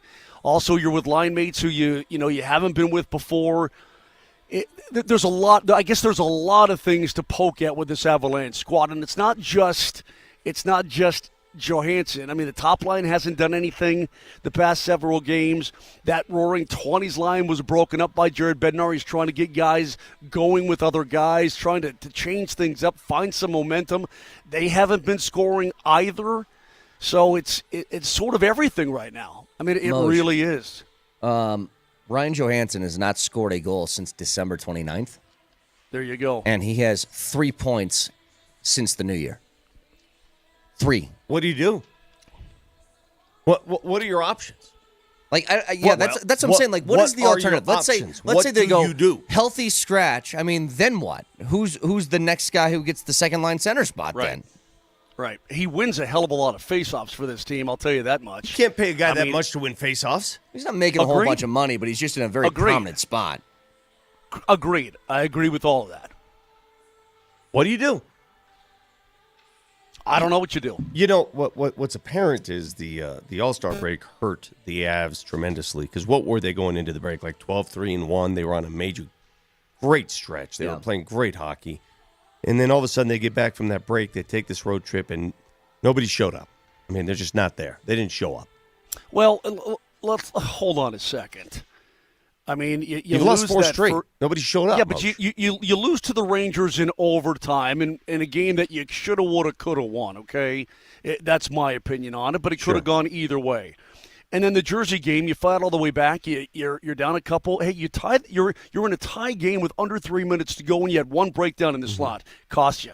So, I mean, could you have gotten a point or even a win out of that game? Absolutely you could have. I think you probably should have.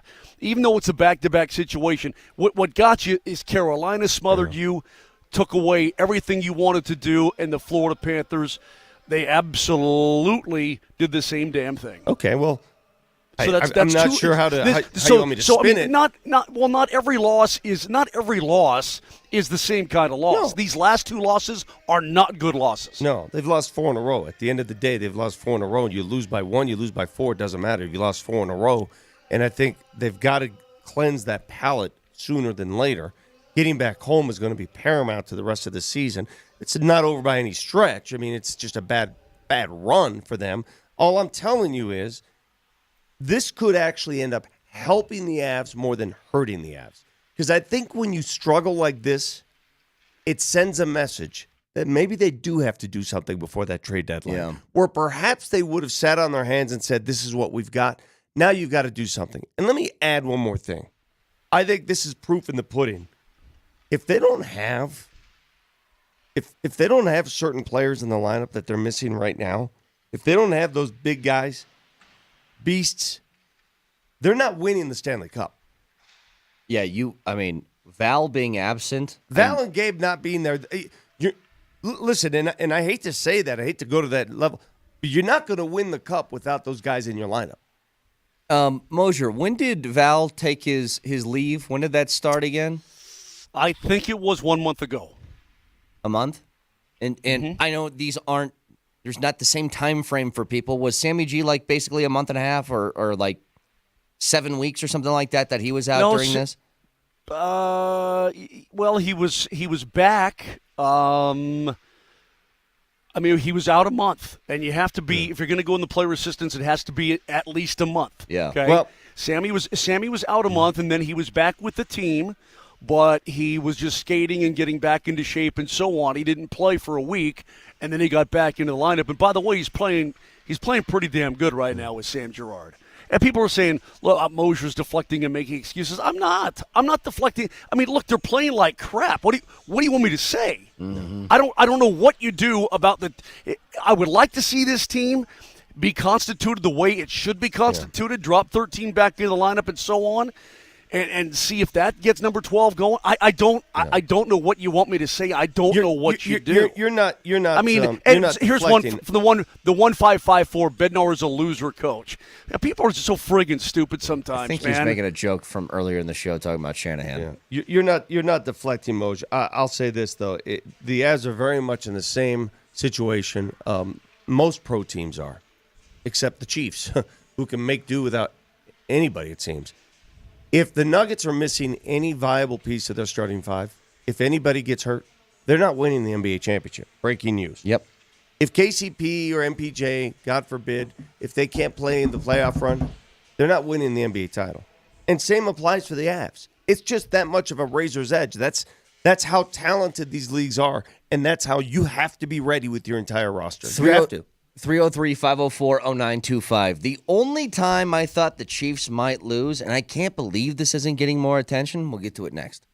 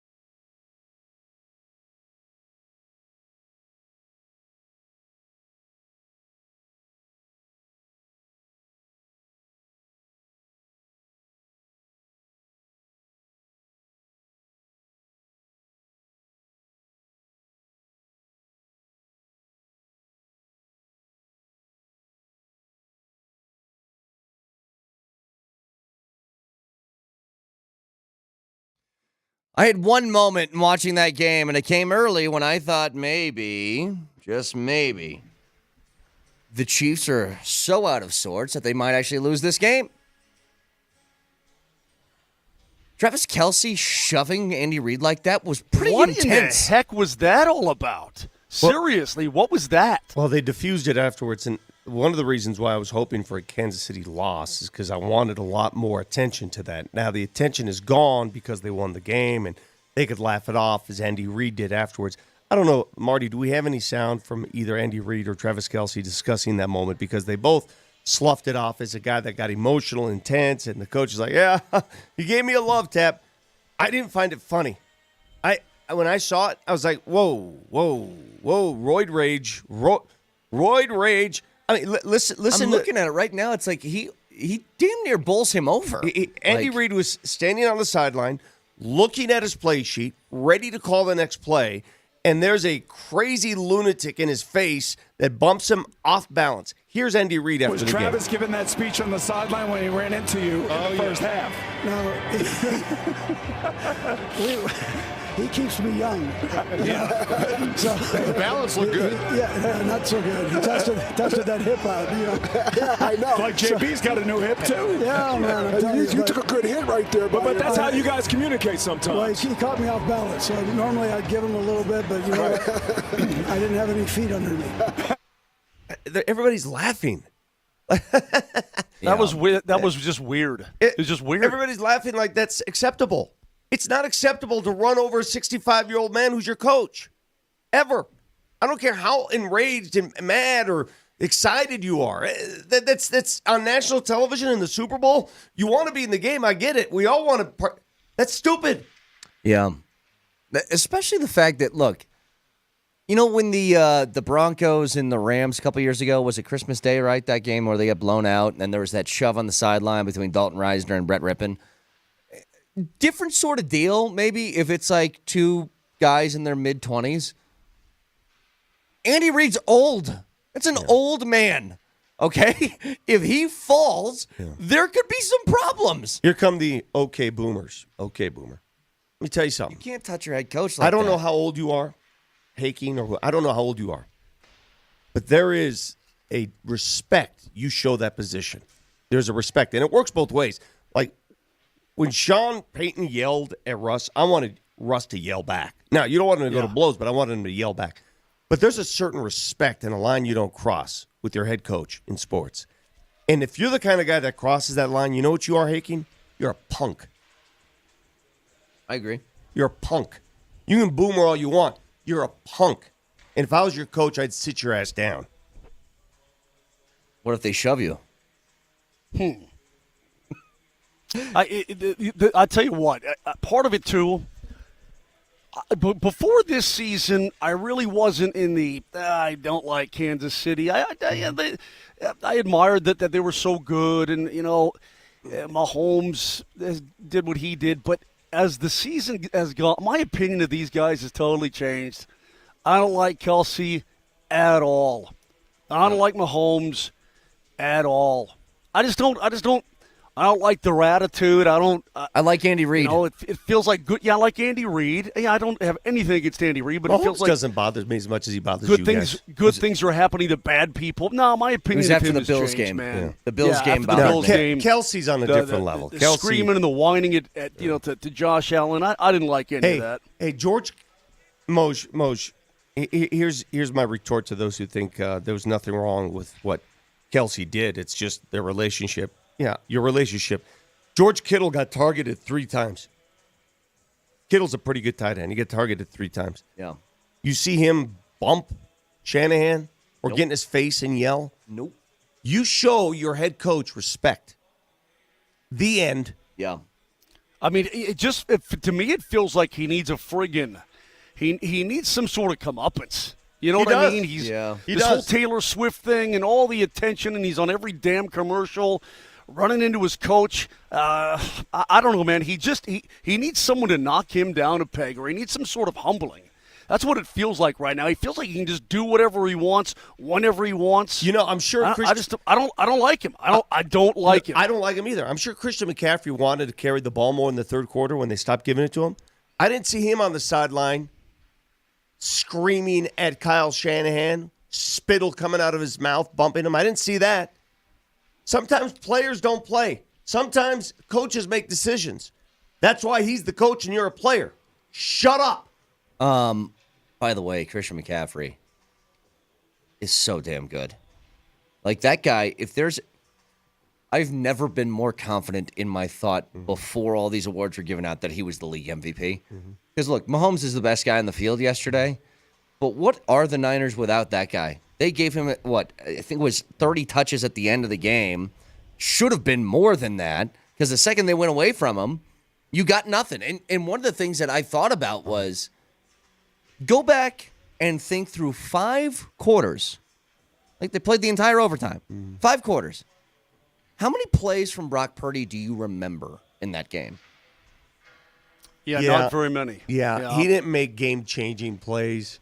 He made plays to keep drives alive. The pass to Kyle Juszczyk when he had a scramble to his right, that was a pretty good play. Now, what I want to understand is this. It's 3rd and goal from the 4. It's overtime. How was Chris Jones unblocked? I know. Because did you see Ayuk wide open in the back of the end zone? All you needed was one more second. 1 second. How is Chris Jones? Is the strategy on that play, let's go ahead and leave this all-pro D lineman unblocked? Would think it wouldn't be. That seems like a dumb one. Like, seriously, do you think about the amount of times, I'm watching Travis Kelce, even on mute, that's annoying to me, seeing him yell next to Jim Nantz.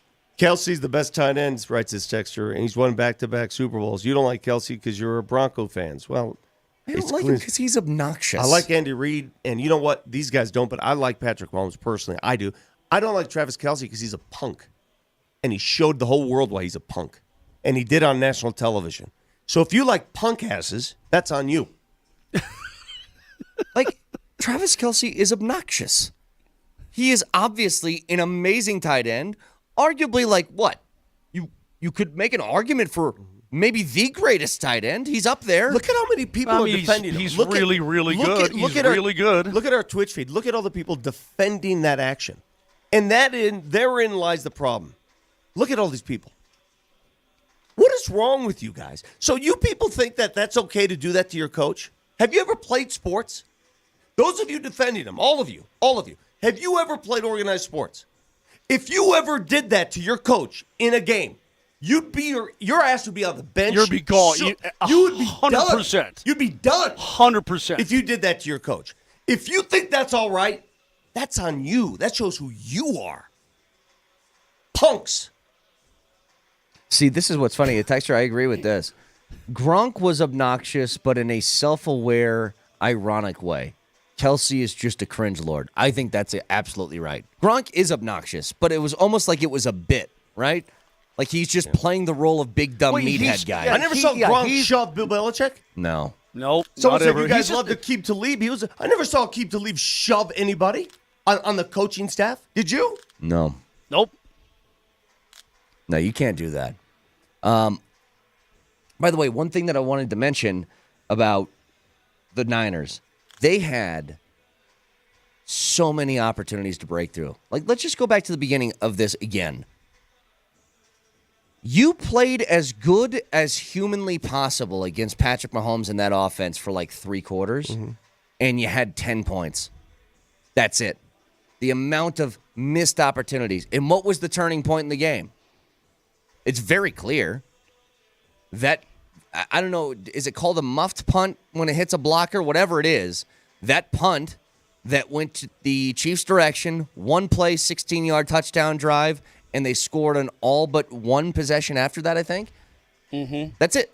Like, you gave them a golden opportunity in a huge window, and guess who's going to take advantage of that every single time?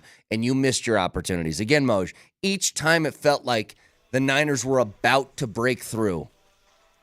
Something. A muffed punt, a blocked extra point, a whatever. Something happened.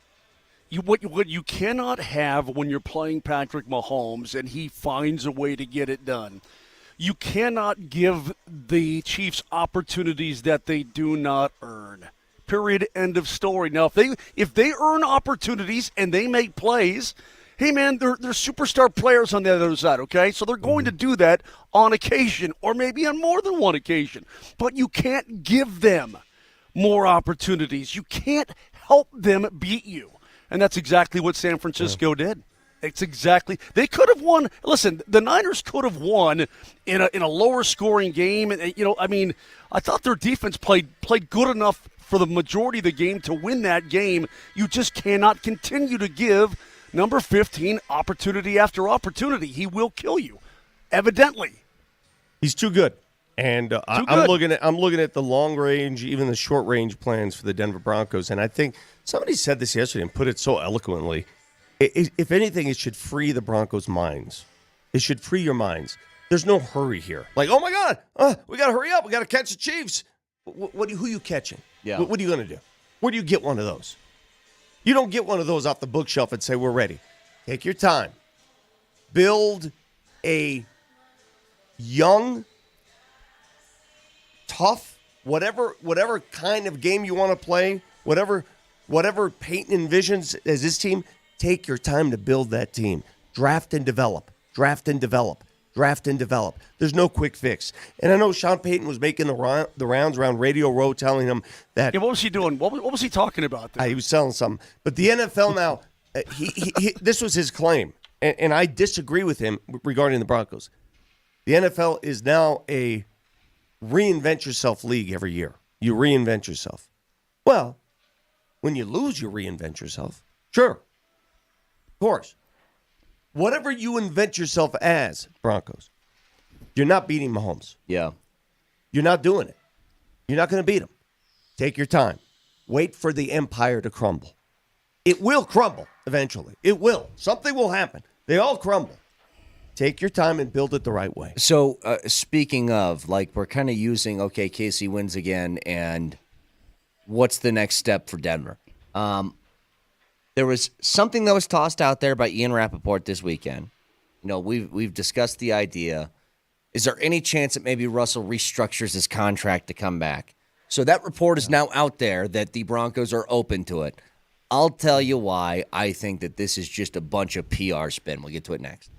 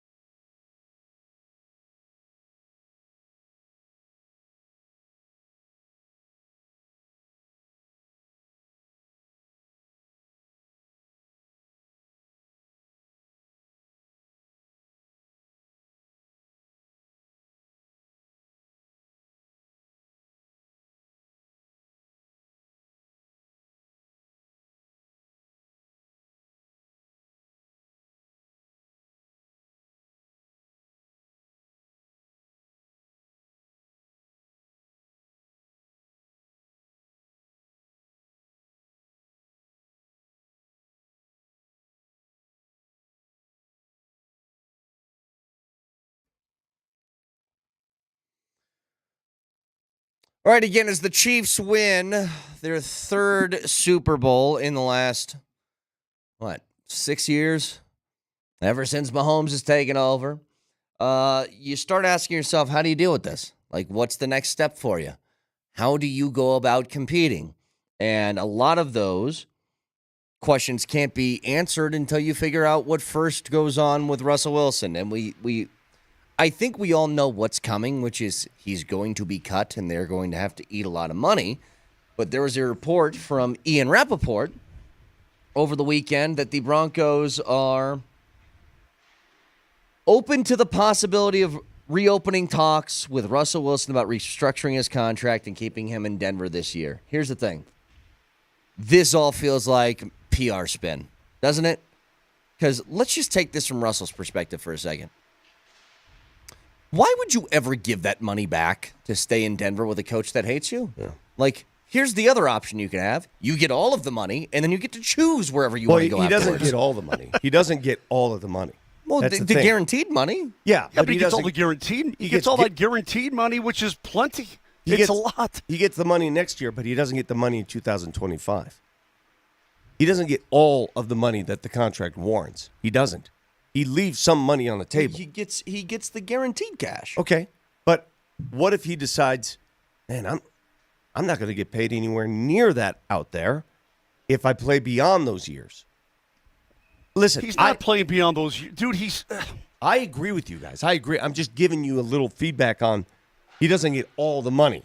Now, the Broncos suffer the dead cap hit. He suffers a little bit too because all the money is not going to be in his pocket, just the guaranteed money. Now, we come back to this because we brought this up at the Super Bowl when I spoke to Omar Bolden, Juwan Thompson, and Brandon Marshall, all three former Broncos. And I asked them, any chance they restructure and Russell agrees to change his contract up to give the team a little flexibility? Any chance that happens? Remember what they said? He probably moved on already, but what if Russell Wilson walked into Sean's office and said, hey, listen, man, I'm going to give up some of my money up front. You give it to me on the backside. You know, look, you're shaking your head. Why are you shaking your head? I'm not taking no pay cuts. We talked about this earlier too. It's already hard enough to get the money. You know what I mean? It's a violent game. Yeah. Anything can happen. No one knows.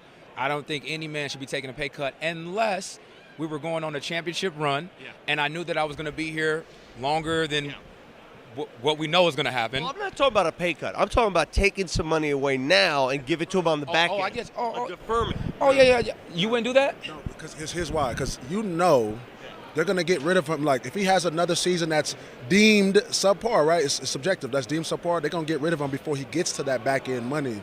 So, I mean, unless he really wants to stay in Denver, unless he say, you know what, I'm going to make it work. I made a lot of money. There's no way because they're going to get rid of him before he gets that. You guys are obviously pro player. You're players. This is why players can never run a team. That's true. I mean, we have to support each other. I mean, it's a business at the end of the day. They're coaches, we're players. I mean, we're going to look out for each other only when it's practice time and game time. Other than that, when it's time to go home, they have to support their family. We have to support ours. I'm here to tell you, if Russell Wilson were to restructure his contract, a lot of people would be like, great move. Players would be pissed. Mm-hmm. Yeah. His fellow players would be pissed. By the way, to answer your question, Vic, he's due. So the dead cap, you're right, is $85 million over the next 2 years. His guaranteed money is $39 million and then $37 the following year. Yeah. So if he doesn't play the following year, he doesn't get that extra money. No, but it's guaranteed money. He gets that no matter what. That's why, like, they can either eat $85 million now or they can spread it over 2 years. He gets that money. It's guaranteed. Is it guaranteed cap money or guaranteed cash? He's due guarantees of $39 million this year and $37 the next year. So if you get rid of him and you try and eat it all at once, that's $76. Like, he's still guaranteed the cash. Okay, how would you do it if you're the Broncos? Because we all agree that I don't think this season, there's no resolution here. And no matter what reports you see. Would you Dude, eat I it want all to in get through 1 year? this. I want to get through this as quickly as possible. I don't know if you can, though, There's going to be ultimate pain. I mean, we can all agree on that, right? It's going to be painful. Are you trying to mitigate the pain, from one season to the next? Because it's going to be even worse next year. If you're talking about $50 million against the cap next summer, not this summer, but the following summer, I mean, for crying out loud, man, there is no easy fix, Vic. You're completely right. You've got to draft and develop. Why not just try to eat the whole damn thing right now and just take your medicine? I don't think you and, can. And Brett, you raised a good point. Well, maybe you're probably right about that. You're going to have to shed other guys. But you're right about that, too. Why would he want to come back and play for a coach who doesn't like him anyway, or theoretically doesn't like him? I mean, dressed him down on the sideline, but he's not his guy, right? So all this talk about restructure, I'll tell you what. I would think that any sort of restructure from Russ would be the very last thing that I would think would happen. Me too. I can see a whole other host of scenarios playing out, including eating as much as you can, when you can, or whatever, as opposed to, hey, why don't we sit back down, everybody, and let's really talk about this and let's come to an understanding. I cannot see that happening. Plus, Vic, you just heard the guys you talked to down at Radio Row. None of those players want to see him give money back. None of those players want to see. Let me read the contract terms. Any sort of player opting for the team to retain that money. Let me make the contract terms more apparent here, and you decipher what you want. This is from Tom Pelissero when this all went down. Russell Wilson is due $39 million fully guaranteed in 2024, this upcoming season. Another $37 million in 2025 is guaranteed for injury only until the 5th day of the 2024 league year in March, when it would fully vest. What does that mean? I don't understand contracts. I guess that makes it sound like it's only guaranteed if he's on the roster or if he gets hurt. From my understanding, he walks away with $39 million in cash, and the other $37 is a dead cap. Maybe you're right. I mean, maybe I'm wrong, but I'm just reading that. You tell me, could somebody? We have to call Schaefer again. He does contracts for a living. What does that mean? Yeah, for him personally, I don't know. I know what it means for the team. I don't know what it means for him, though. We're talking about what it means to him because we're going to see if he's motivated to restructure by any means. Yeah. I swear to God, if you say apron, if the word apron comes out of your mouth, the rest of this show or the rest of this week, I'm flying back to Denver. I'm taking you down. You know what that, if right? the Broncos are in the apron? How does that affect things? Can I bring Schaefer on, seriously, get Schaefer on the line right now. Text him or call him and let's get him on because he went to the Super Bowl. What would be the motivation though of Russ to? I just think that would be the last case scenario. Why would he want to play here, Brett? Let's just ask humanistic questions. Why would he want to be here for a coach? I mean, you stomach it to get money on the back end, I guess. I don't know. He's made so much money. I would think he'd be like, I'm still going to get $40 million anyway. Yeah. Grab that and go somewhere where they want me. Can I bring you a couple things here from around the NHL and the NBA? We'll start in the NHL. What did you think, Moj, of O'Reilly going crazy on, is it Greg? Yeah, Morgan Riley. Or Morgan Riley, I'm sorry. Morgan Riley. Ridley Gregg, yeah. So he's got an empty netter to close a game, and he just throws a slapper into it. He clapped one hard. A hard clapper.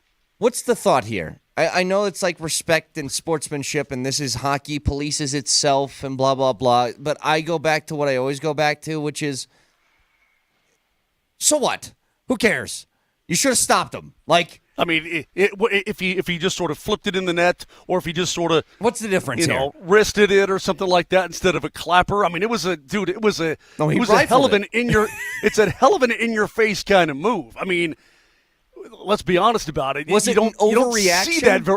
Was it an overreaction though from Riley? I think it probably was an overreaction. Incidentally, he's been offered an in-person hearing, right? Yeah.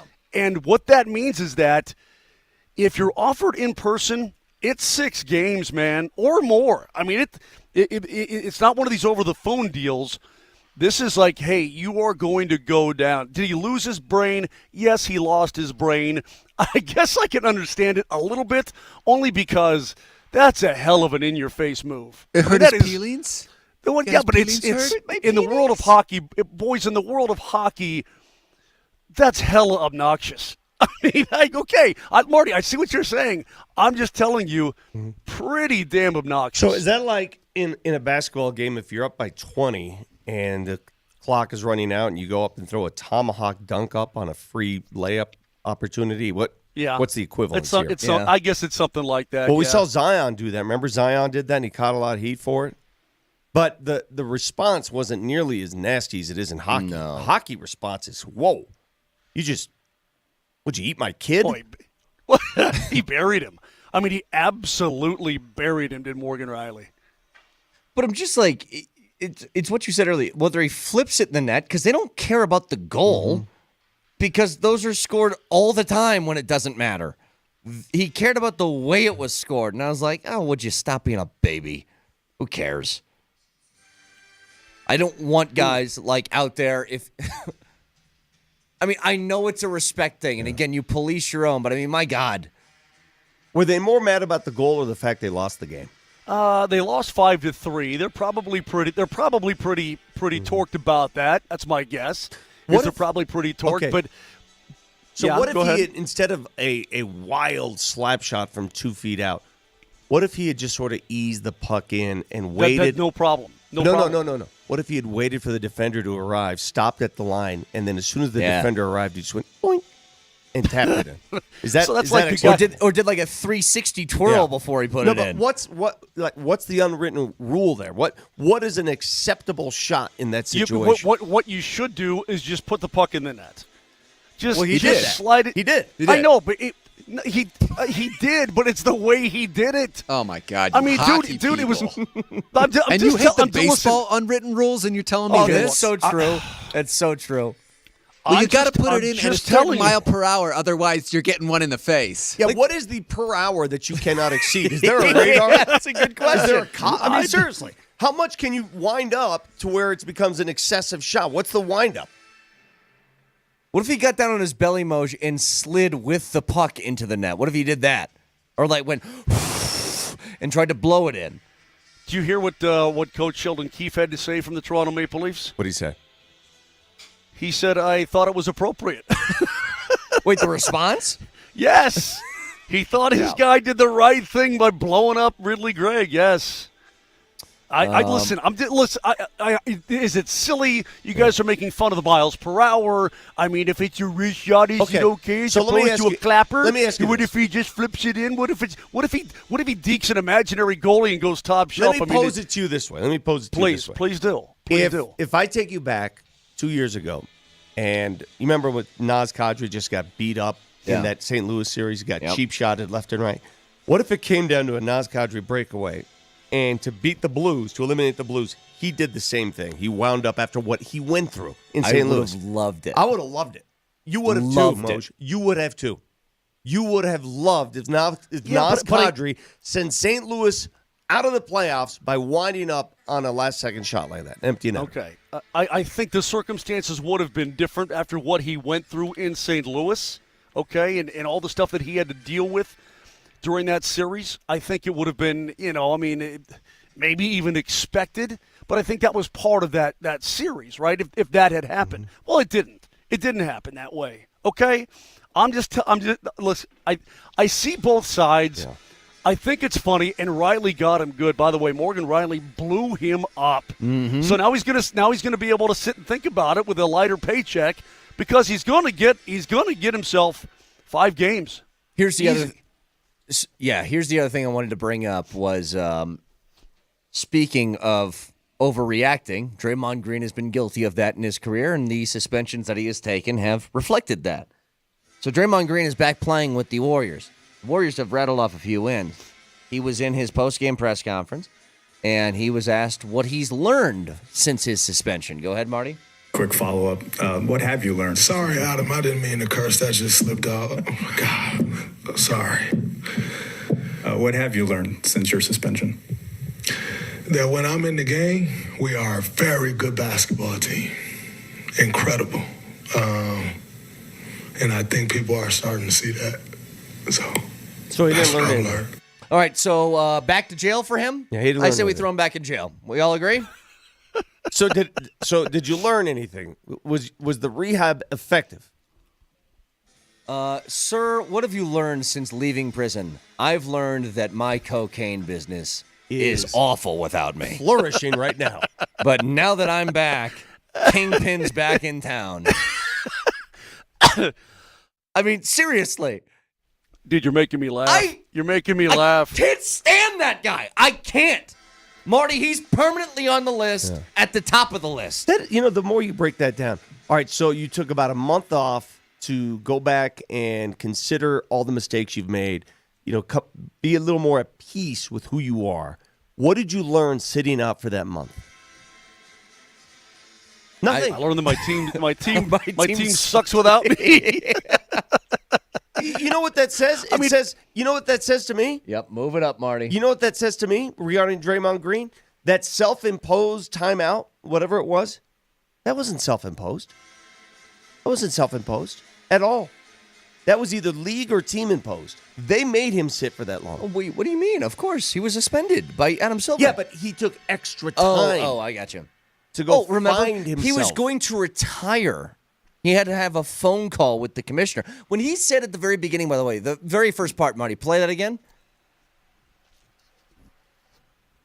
Quick follow-up. What have you learned? Sorry, Adam. I didn't mean to curse. That just slipped out. Is he apologizing to Adam Silver? Yes, he is, because he cursed on the previous comment. And Are they homies now? So now he and Adam are on a, hey, well, sorry, Adam.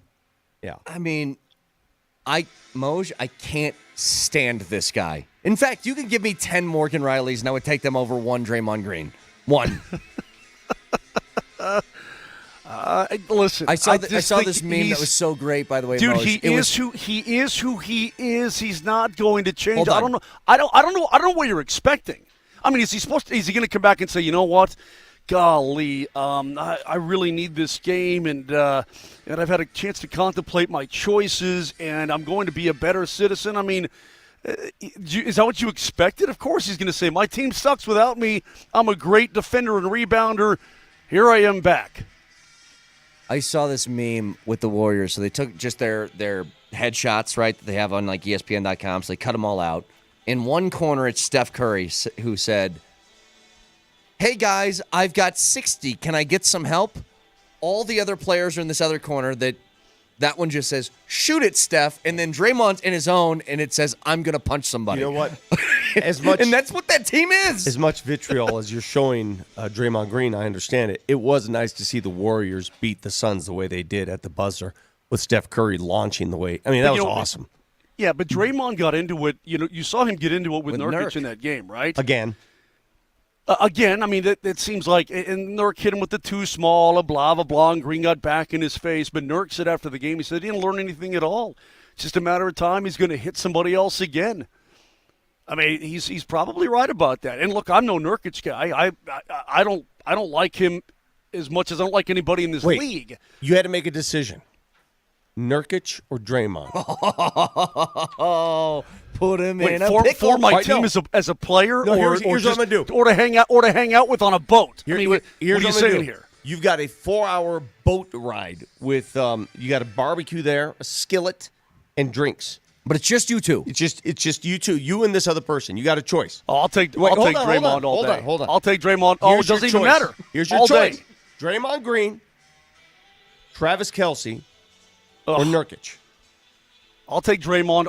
He's a much more interesting dude as a person, Marty, than those other two knuckleheads. Marty, I'll give you the same choice of those three. Who's on that boat with you? I'm jumping. Put whoever you want on that boat. I'm out. I'm gonna cut my leg and jump into shark-infested waters. That's what I'm doing. Powder? Who you like? Those three. I'm not going with Draymond. I'm not. Okay. Because he would just talk about himself the entire time. All right. Travis Kelce, I can't do that either because he's way too like WWE high energy. Hey! I couldn't handle that for 4 show hours. up with his chest. I think it'd have to be Nurkic. Okay. Like I really do think it'd have to be Nurk. I don't do Damn boats. it! I have to say that. I don't do boats. I don't do Dramamine. I don't do any of that, so I wouldn't go. Dramamine? First question.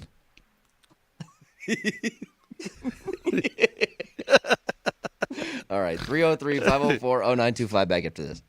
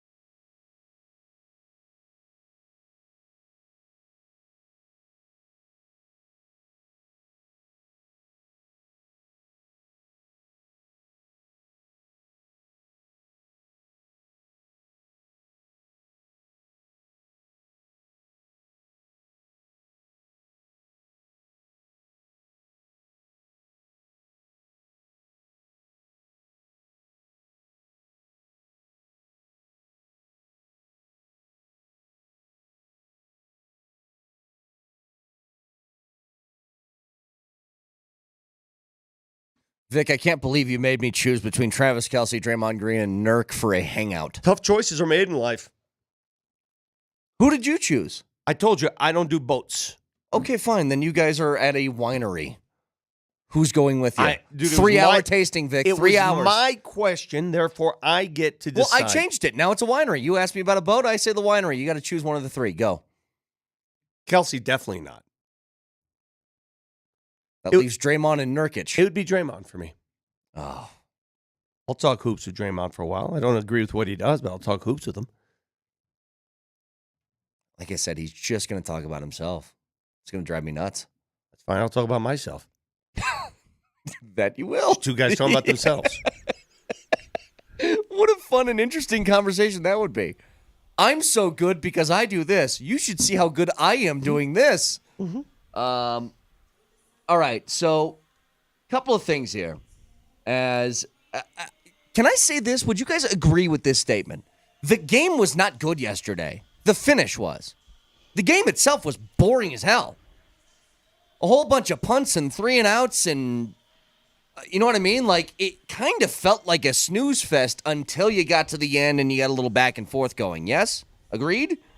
I would say yeah. The whole event it was wasn't boring. I've seen better. What'd you think of the halftime show though? Did you like Usher? It was all right. I mean, I'm an I Usher thought he's fan. pretty. It was okay. I thought he's pretty good. Hey, I thought he's pretty good. Let me tell you guys something. I did like Alicia Keys when she Alicia came out. Keys is that was amazing. To me, that was the highlight of that halftime. When she came out and did her thing. Let me tell you something else.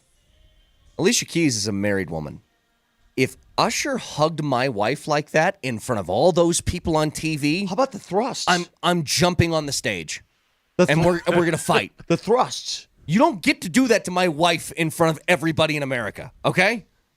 Not allowed. I don't care if this is a performance. You don't get to do that. I think the commercials, guys, we've I arrived. watched none of them, so I have no info Here's on the problem this. with the commercials, Super Bowl commercials, why they aren't what they used to be. We've arrived at that point.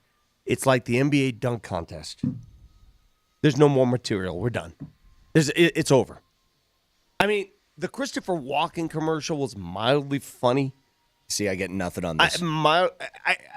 I got one. Vic, and we had an idea. We wanted to do it this morning. I think it would have been funny if Marty just came in the middle of the segment and started washing your feet. That's the only commercial that I saw was the feet washing thing. That's it. If Marty just came in the middle of a segment and started washing your feet, it would have been funny. That would take something. But that's the only commercial I saw. He Like, would I swear have to to have God. a strong stomach to do that. Oh, yeah, those bunions. Ugh. I've seen that. I'm not touching your feet.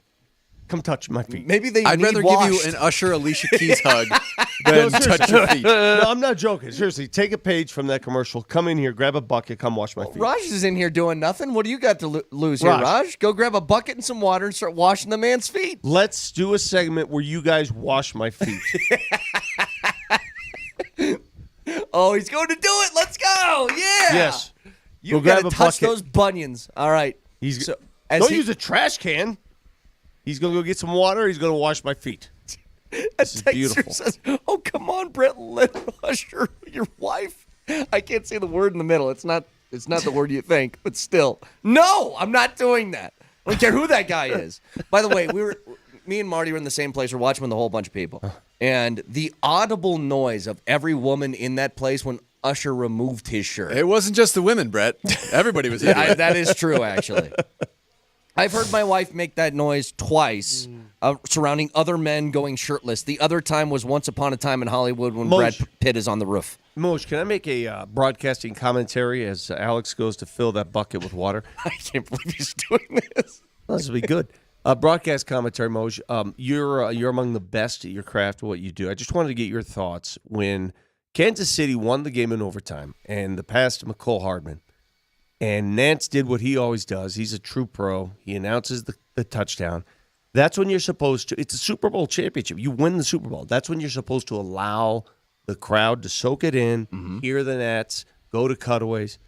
Why does Tony Romo keep talking? Why won't he shut up? Well, listen, and I like Tony. I think he's – shut up. Dude, they just won the Super Bowl. Just calm down. Hang on, let me hear this because, again, the place I was in, loud, people were screaming when that touchdown happened. I didn't get to hear it. Let's hear it. The 7th longest game in the history of the NFL was one of the most memorable ones as well. No, the actual touchdown here, Marty. Let me hear that final call. Walk it through the touchdown because Nance stops after announcing who caught it. Now soak it in, Right. what you're supposed to do. No soaking with Tony Romo. He had to give his entire synopsis of the events. Mahomes flings it. It's there! Hardman! Jackpot! Kansas City! And this was the Andy Reid special. This was the Andy Reid special we talked about. He was saving all day. He's going to fake a motion to go across. And at that moment, he turns and goes back Hardman, who they didn't have, right? Shut up! And they go get Hardman and bring him back. You can come back with that. No, and I don't listen. Broadcasting is subjective. It's all subjective. We all know this. You love, you hate people. That is number one. Lesson number one in this business. A big moment, you let it breathe. Moj, am I wrong here? Help me out. No, that's where you just go to the net sound and you let the energy and the sound of the crowd and the pictures tell the story. You don't need to, you don't need to tell the story. He's trying to describe the entire series in one And breath. he did a little hitch and then he planted with his right foot and Hey, let us all bow our heads in prayer. Oh, Jim, he's been waiting for this one the entire sermon today. It's like, what are you doing? Shut up. Let the silence or the natural sound take over. That's what we all want to hear, right? It's the crowd going crazy. Yeah.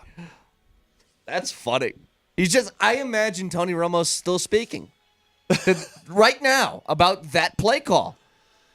That just tells me he's not. Listen, I know he's been doing this for some time now, but that's you should have a producer in your ear saying "lay out." Just lay out. Oh, I guarantee you this. Yeah, lay out. I guarantee Jim. I know Jim Nantz really well. I guarantee you he was pulling his hair out. Jim Nantz at that point was just about to die because he knows more than anybody. Let the picture speak, and Romo wouldn't shut up. Probably think about some mac and cheese. Mac and cheese. You know what else about that game that I didn't have on my bingo card for it really mattering? There was some good kicking in that game. We're talking the two longest field goals in Super Bowl history. 57 and 55, right? Were those just the distances for Moody and Butker? And they were the 55-yarder.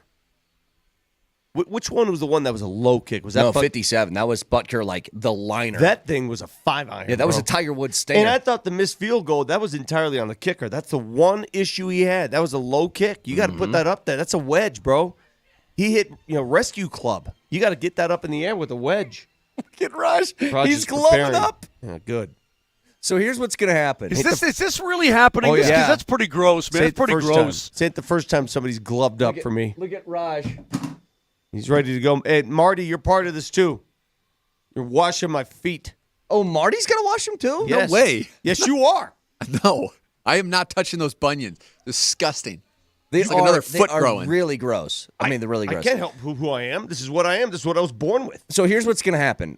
We're going to have Raj at the top of the hour. Next break, he is going to come in here. He's going to wash Vic's feet, and Vic is just going to give us, as his feet are being washed, his thoughts on the game.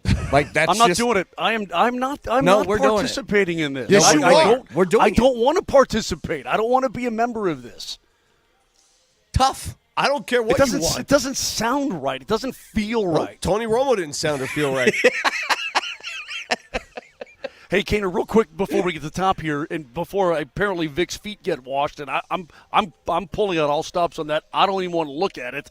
What about Dre Greenlaw's Achilles tearing as he runs onto the field? Yeah. We haven't talked about that whatsoever, but I mean, Get up in there. well, that looks like you're about ready to do something else, dude. Yeah, Vic, you want to? By the way, when you get your feet washed, it comes with a free prostate exam. You understand that, right? If there's anybody who knows what that snapping sounds like, trust me. Been I there, dig. brother. Hey, Greenlaw's Achilles, though, he's coming onto the field for defensive series, Yeah, and what bam, was- it just goes. What was Just going gone. on? Why was he?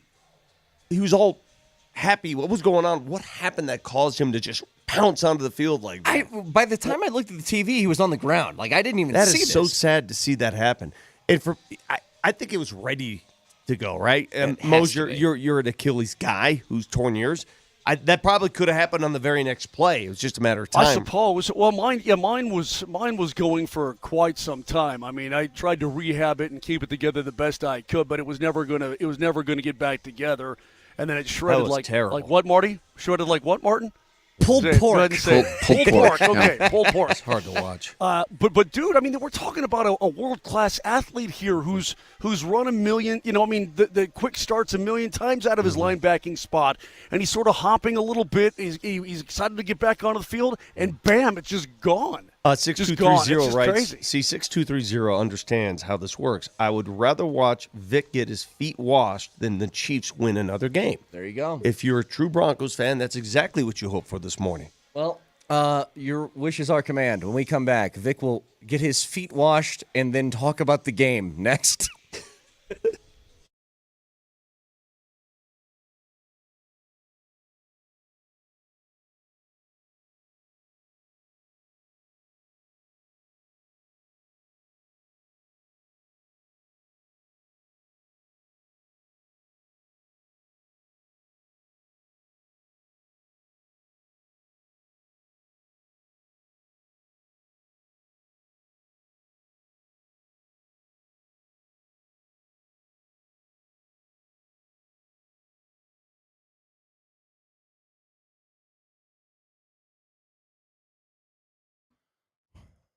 This is Brett Kane for Circa Sports, available in Colorado right now. And you know what? The Super Bowl might have just wrapped up, but why not get a super incredibly 364-day look at next year's odds in the AFC West?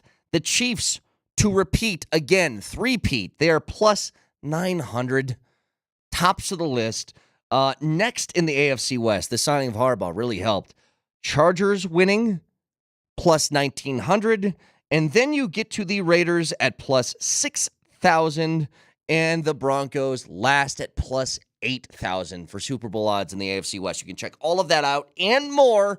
Circa Sports. Download the app right now. Low holds, tight money line splits, excellent customer service. Or go to circasports.com.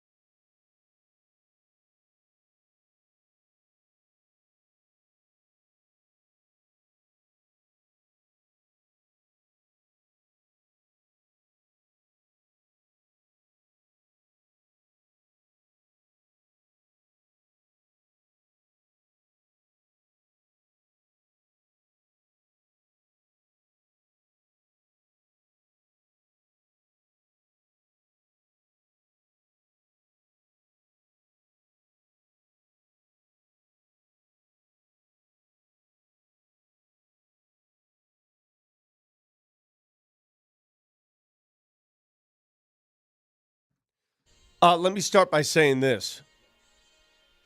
Welcome back to the show. My favorite commercial, and I know you didn't see all the commercials, honestly, was the one of people washing each other's feet. Yeah. And before people get offended by this, I'm a practicing Christian, practicing Catholic. Yep. I understand the reverence and the meaning behind this and what Jesus did. I get it. There are people on the other side that didn't like it. Some people, you're not going to win in this battle. I understand what it means. I understand why he did it. Raj decided during the last segment he wanted to wash my feet in honor of that commercial. Yeah. It was my favorite Raj commercial. made the decision. Honest to God, my favorite commercial. I thought it was beautiful. So, in the practice of washing each other's feet, Raj is going to wash my left foot. Yep. And he's going Live. to do that as you discuss the Super Bowl. Okay.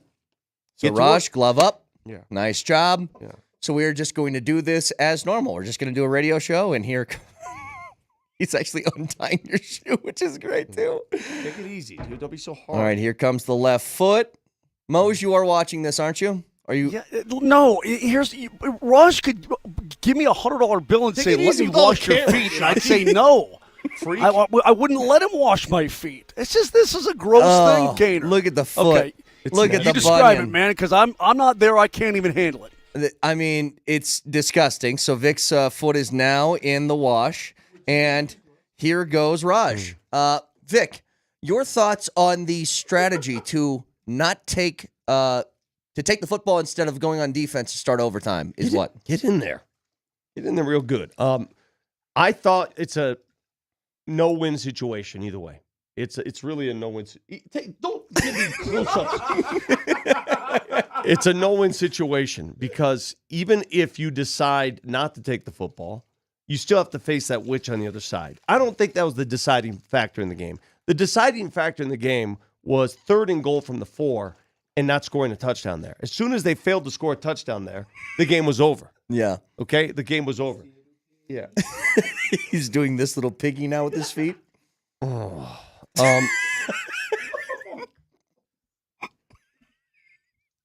Sorry. You got to score. You got to score a touchdown. You can't have a field goal in overtime. You can't give that witch on the other side an opportunity to beat you and walk you off like that. Because. So hang on. How about this then, Vic? Take it easy. Brock Purdy. Yeah. Overall, his game. What would you assess that? Give it a letter grade for me.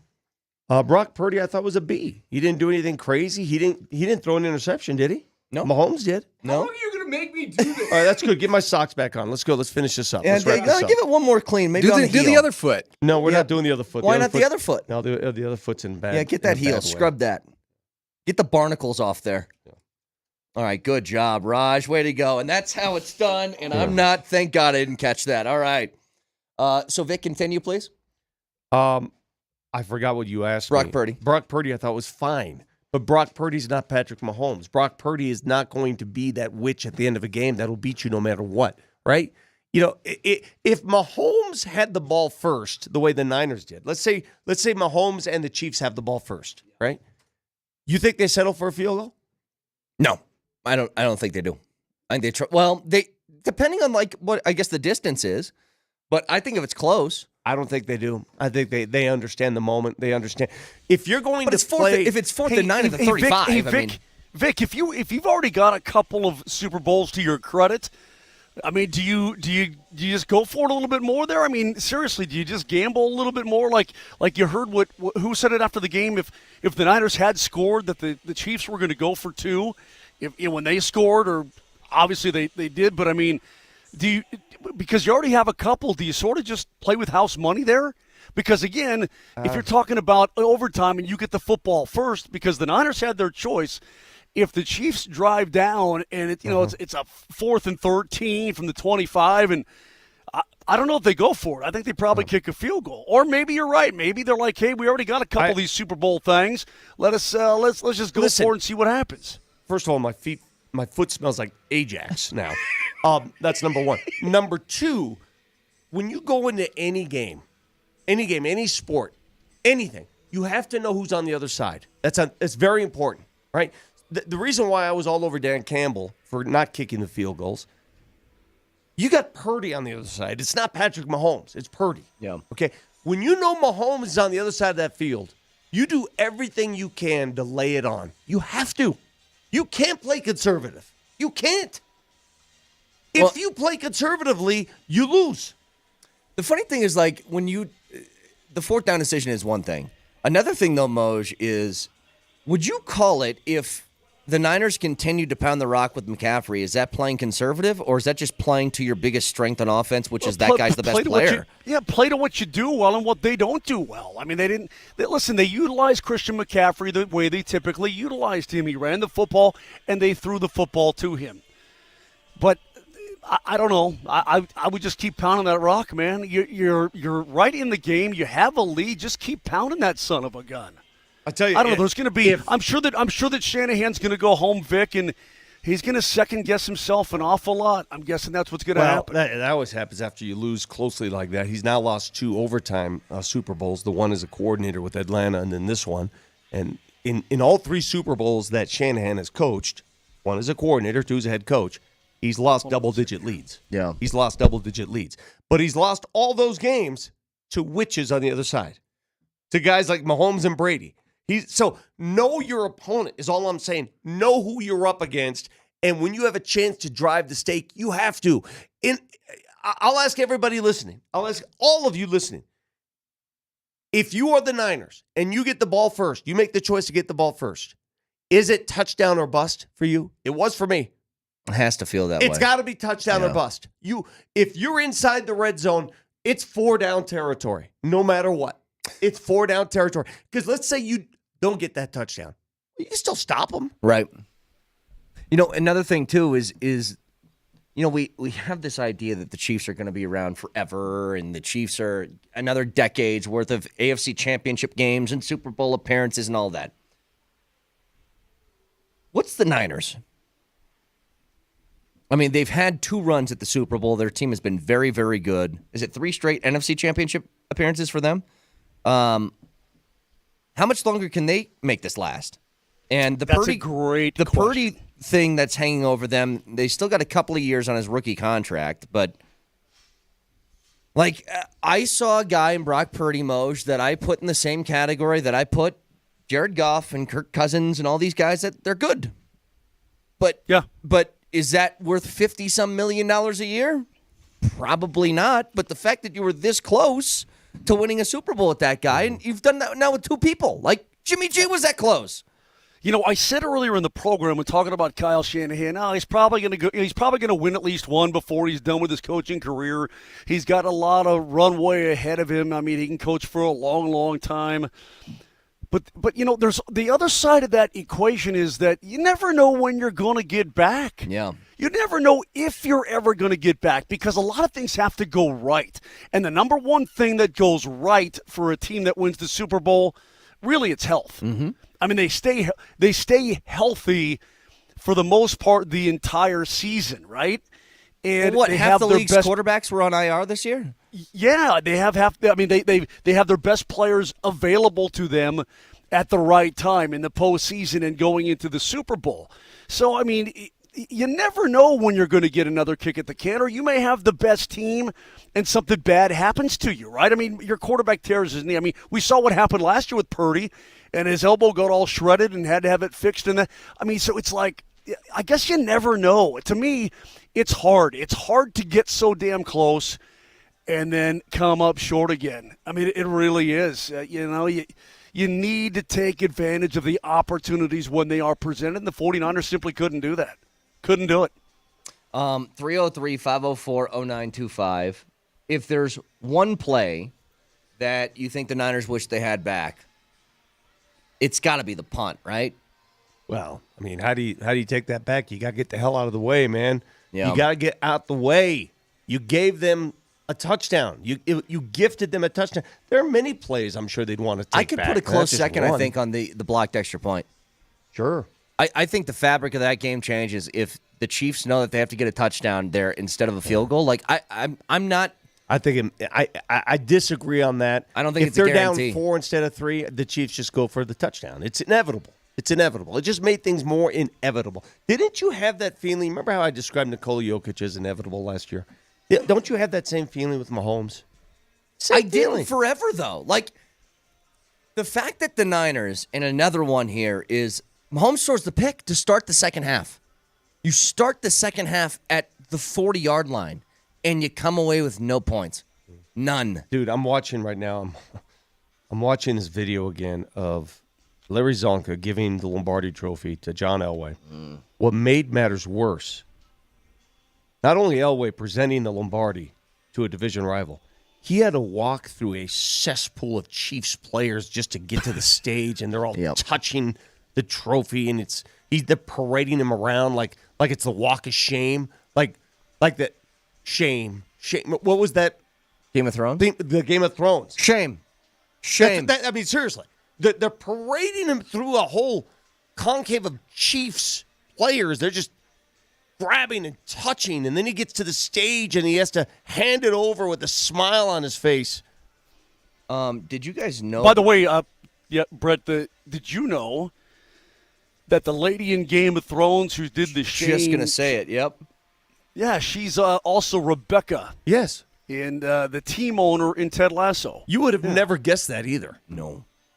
Was she the one that threw her in prison and slapped her? Yeah. Oh, you slap her around a little bit. Yeah, slap her around. Shame.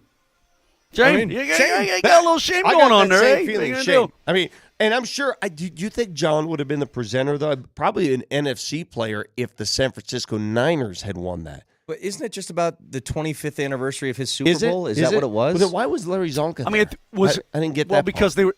Well, I read it. They were both honorary captains, is what it was. And Zonka was going to get the first part, and then he gives it to Elway to give the second part. But they were honorary captains. What are you doing, man? It's been 0 days since a Ted Lasso reference. Was that an actual counter? If that was an actual no, but counter, 45 feels right. Yeah, 45 it's been feels a while. about right. Yeah. You've held off, Moj. You've held off for a while. So Zonka was 50 years is what they're saying. That's why he was up there. So 50 and 25. Okay, yeah, makes sense. And Zonka probably couldn't make it up those stairs, poor guy. So Elway was tasked with delivering the goods. What if Elway just said no? What if he just said, I'm not doing this? Like, I'm out. Yeah. Well, he could have. Screw you. But this would have been my dream scenario. Elway takes the trophy from Zonka, gets on the stage, raises the trophy, and chucks it as far as he can. Raises the trophy and says this one's for Pat.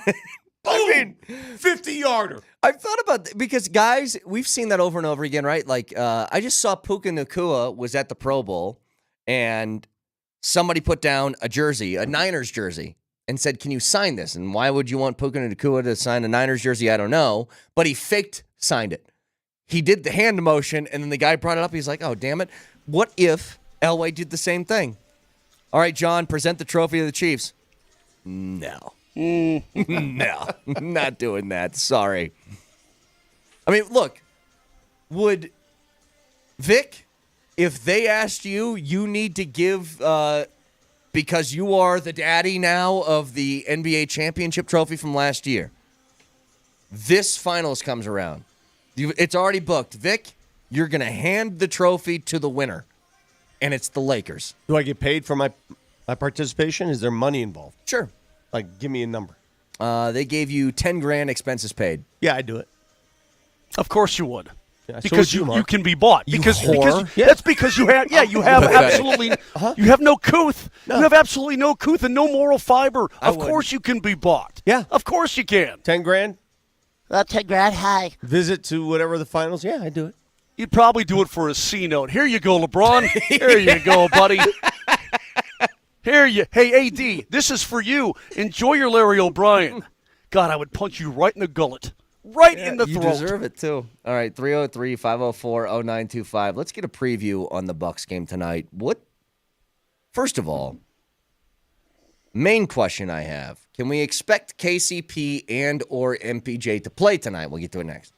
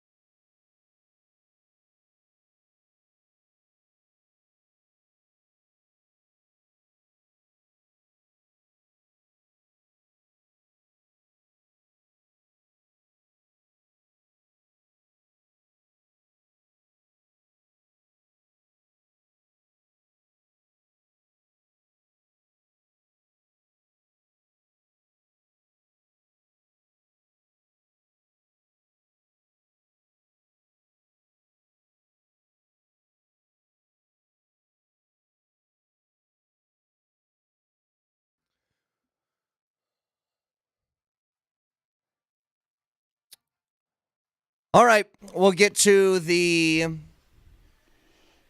Nuggets and Bucks here in just a couple of minutes, but I want to go back to basically the beginning of the show today, which is you have Tom Brady, you have Michael Jordan, you have Wayne Gretzky, you have take whatever greatest blah, blah, blah that you can think of. He is now going to be in your way for another decade, and there's no moving him.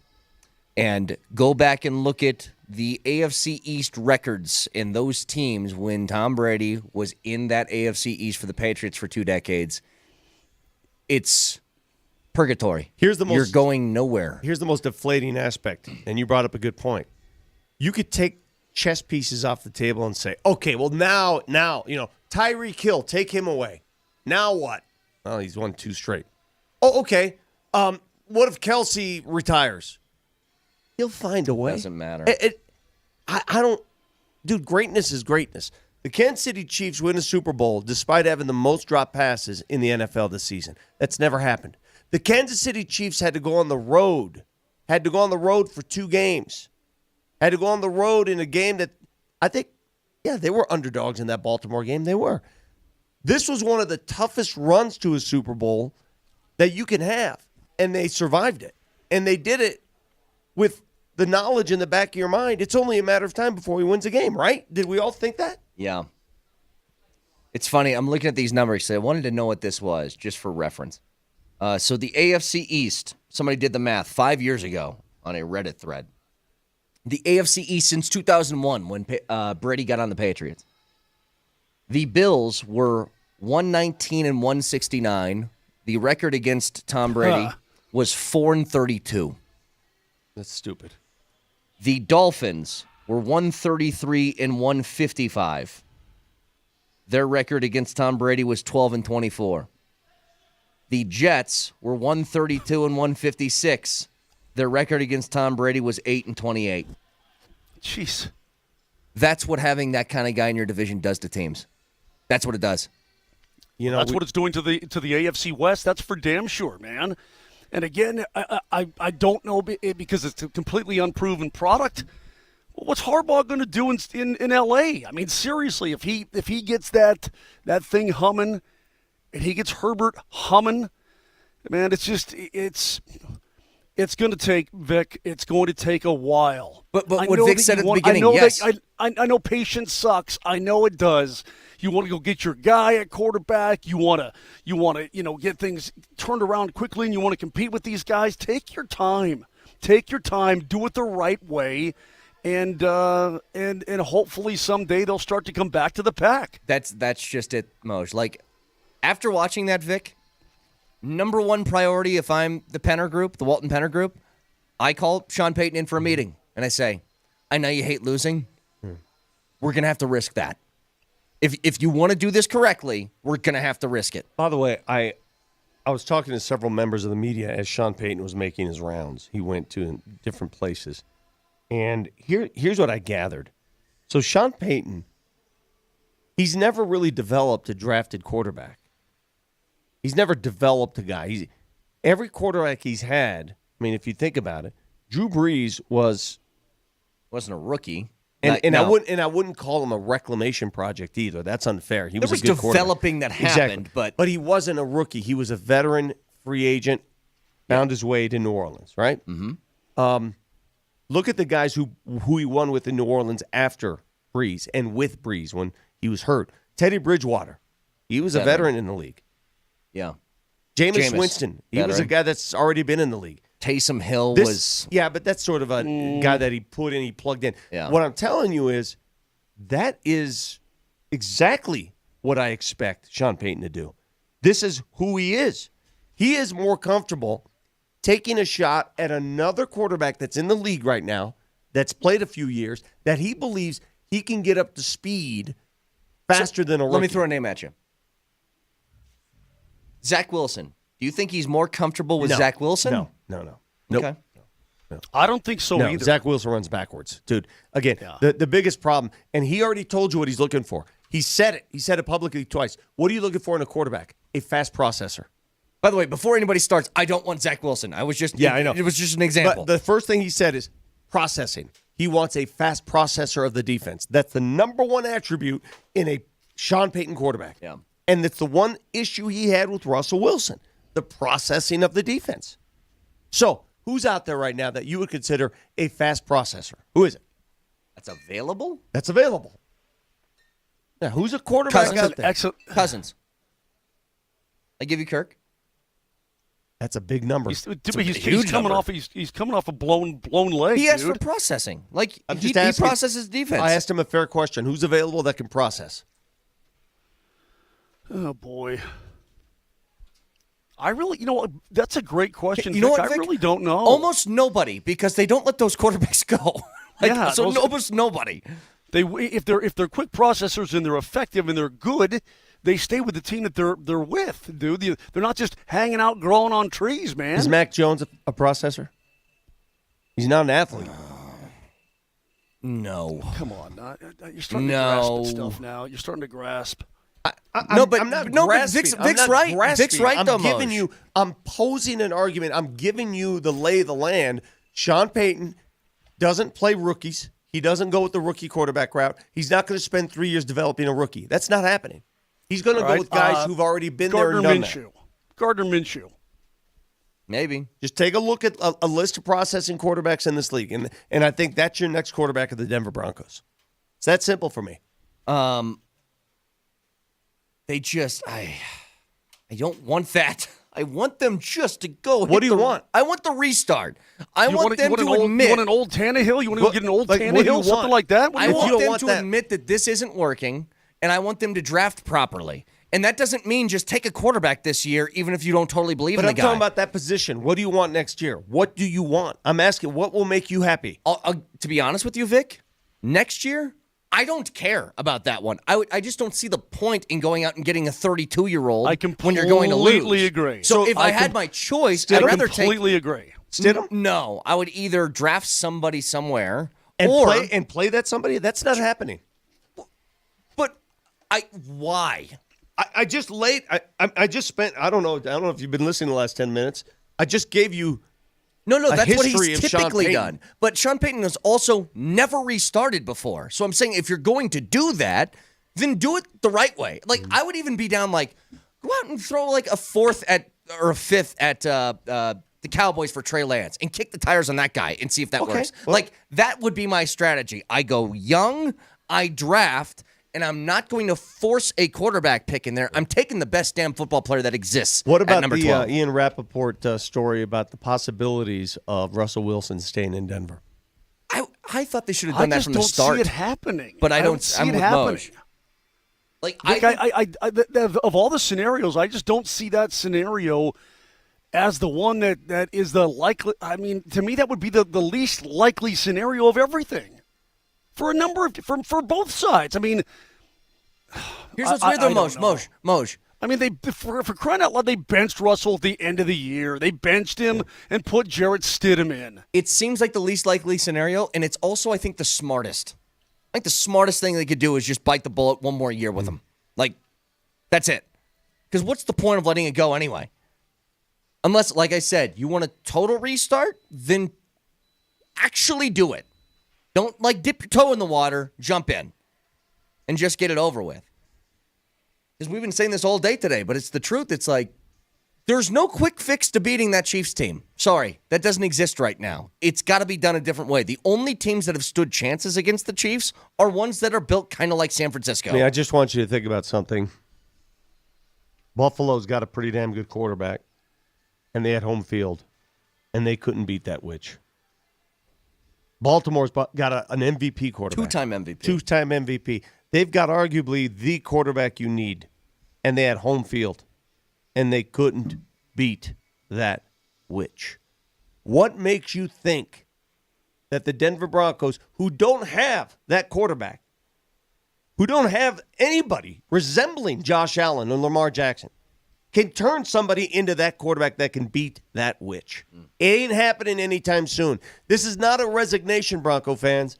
This is not a, quote, loser mentality. A loser mentality is completely, it's something. This is the truth. This is pragmatic. This is Yeah, what this you is just have. this is just the reality that we are forced to live with. This is our reality. End of story. And and the sooner you accept it and start to understand it, maybe the better you'll be with it. Vic, tonight, Nuggets and Bucks, they had a horrible game over the weekend against Sacramento. Just looked like they didn't want to be there. That happens every once in a while, whatever. But for tonight, do you know anything about KCP and MPJ? I'm not sure about KCP. He's questionable. I think MPJ plays. I think he's ready to go. That's the first game he's missed all season, speaking of. I think he'll be able to play. Now, one thing I've learned, KCP missing those games, can never believe players when they say they're ready. You heard KCP tell me. You heard that, right? After that game last week, cramp, right? It was just a yeah. cramp. You heard him tell me, I'm fine. It's just a cramp. Well, it's more than just a cramp. It was more than just a cramp. It lingered because he's already missed a couple. May miss tonight, too. And I have no issues with the Nuggets. Take all the time you need. Yeah. If you have to sit until after the All-Star break, you do what you got to do. You do not want to toy with hamstrings. One thing we've not yet talked about, we didn't talk about it, we didn't have an opportunity, but Nathan McKinnon left the game in here in Florida. Excuse me. Left the game here in Florida. Glad you're entertained. Just a full-blown yawn. Sorry to bother you. Sorry to wake you up this morning and do a radio show. So he is not practicing today with the Avs. He's not. Now that doesn't mean that he's not going to play tomorrow against the Caps, but he's not out there on the ice. Curtis McDermott was actually in his spot on that top line. So they weren't to me, McDermott was just a placeholder, right, for a missing Nate. Mm-hmm. They didn't practice like with different line combinations. They just used Dermy as a That's got to be a placeholder. good sign then, right? So, yeah, to me that would say that that's probably a good sign. They're just being extra cautious. They're keeping him off the ice. He had a gash on his chin. I mean, he went down chin first. It was really not a pretty thing at all as he clipped feet and then hit the side of the net. Dude, how mad was Georgie when they gave up that last goal and he slammed it? I mean, how mad was he when things broke down in front of him? Was that the period they gave up 23 shots? Was that the period? 27 shots. 27 shots. Did you see how angry he was? Hasn't Bednar said that to us before, Moj, that he wishes that Georgie could keep that in check a little bit better? But that was the Luosterainen goal, yeah. Oh, I don't mind Did you mind that? I don't really care, but I know Bednar said this to us, a month and a half ago or something? The dude was being hung out to dry, man. But he's saying he would like it to chill out a little bit. Yeah, he wants Georgie to kind of keep his composure because he goes, that sends a bad message to the rest of the guys on the bench that your goalie's kind of freaking out. That was the translation. But every once in a while, that game sucked. Everybody was pissed. So, yeah. But McKinnon, there's not like, I know it was kind of ugly when you chip your chin like that, Moj, but it's not like any big concern surrounding McKinnon, right? I don't think there's, I don't think he was concussed or anything. I didn't see him after the game, Brett. Yeah. So I have no idea, what the situation was. I think he's okay. I think he was okay after the game. I mean, look, it's out of reach, and you're not going to put him back there anyway, right? You're not going to win the hockey game, so why put him back out there on the ice? I didn't see him afterwards, though. I'm assuming he's okay because I haven't heard anything different. Just hope for the best, I suppose. Who the hell is Juwan Jennings? I guess like the best player ever for like 30 minutes. Not only does he throw the touchdown pass, he catches one, a big one late in the game. Dude, that was a scary play when it developed. I'm like, what are you guys doing? What are you talking about? The talking about the double pass? Yeah, the double pass. The guy who made that play 74 for the Niners, who made that block, that key block that kept the dude from – that could have been a pick six the other way, dude. Oh, that could have been a pick six the other way. It wasn't there. 74 recognized it and made a key block. Well, even when McCaffrey caught it, I didn't think the play was going anywhere. And then just burst out of there like McCaffrey always does. You know what's sad about that game? If the Niners win, I think McCaffrey could be in line for your MVP because of his total yards, both catching and – I mean, he was your MVP. He should have been the MVP of the NFL this past year. I won't I'm going to die on this hill. He was the Niners offense in that game. Like Purdy was dinking and dunking and not turning the ball over and doing what he usually does. McCaffrey, it was like, we need something to happen. Get the ball to that guy, please. Like even Debo wasn't as big of a difference maker as I thought he would be. I would give MVP to Jennings. He did it all. He did. Yeah, he did do it all. By the way, looking back at the last few matchups between the Bucks, the Nuggets have won 3 of the last 4 against Milwaukee. And if I'm remembering correctly, Vic, the last time that they played Milwaukee, they held Giannis in check, didn't he? Like, he still got numbers at the end of the game, but it didn't feel like impactful sort of stuff. That was the game in which Nuggets fans were counting down the free throw clock. Yeah.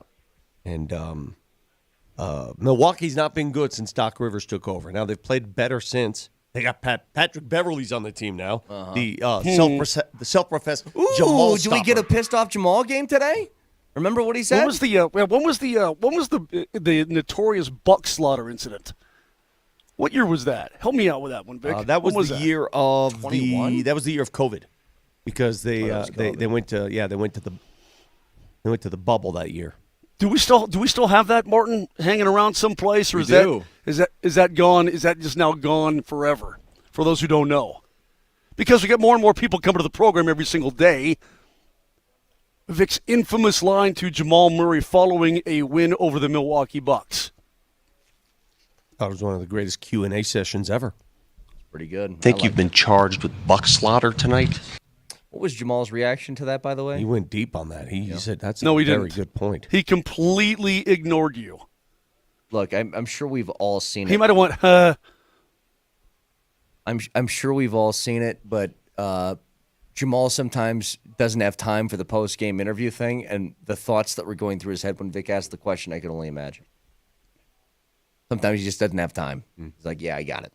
We played good today. Milwaukee is Milwaukee is a losing team on the road. They're 12-13. 22-6 at home, 12-13 on the road. They're 4-6 in their last 10 games.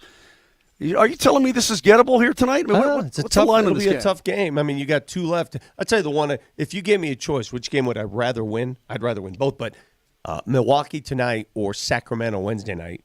I want to beat Sacramento. Yeah, I want to beat, this put them in their place for some reason.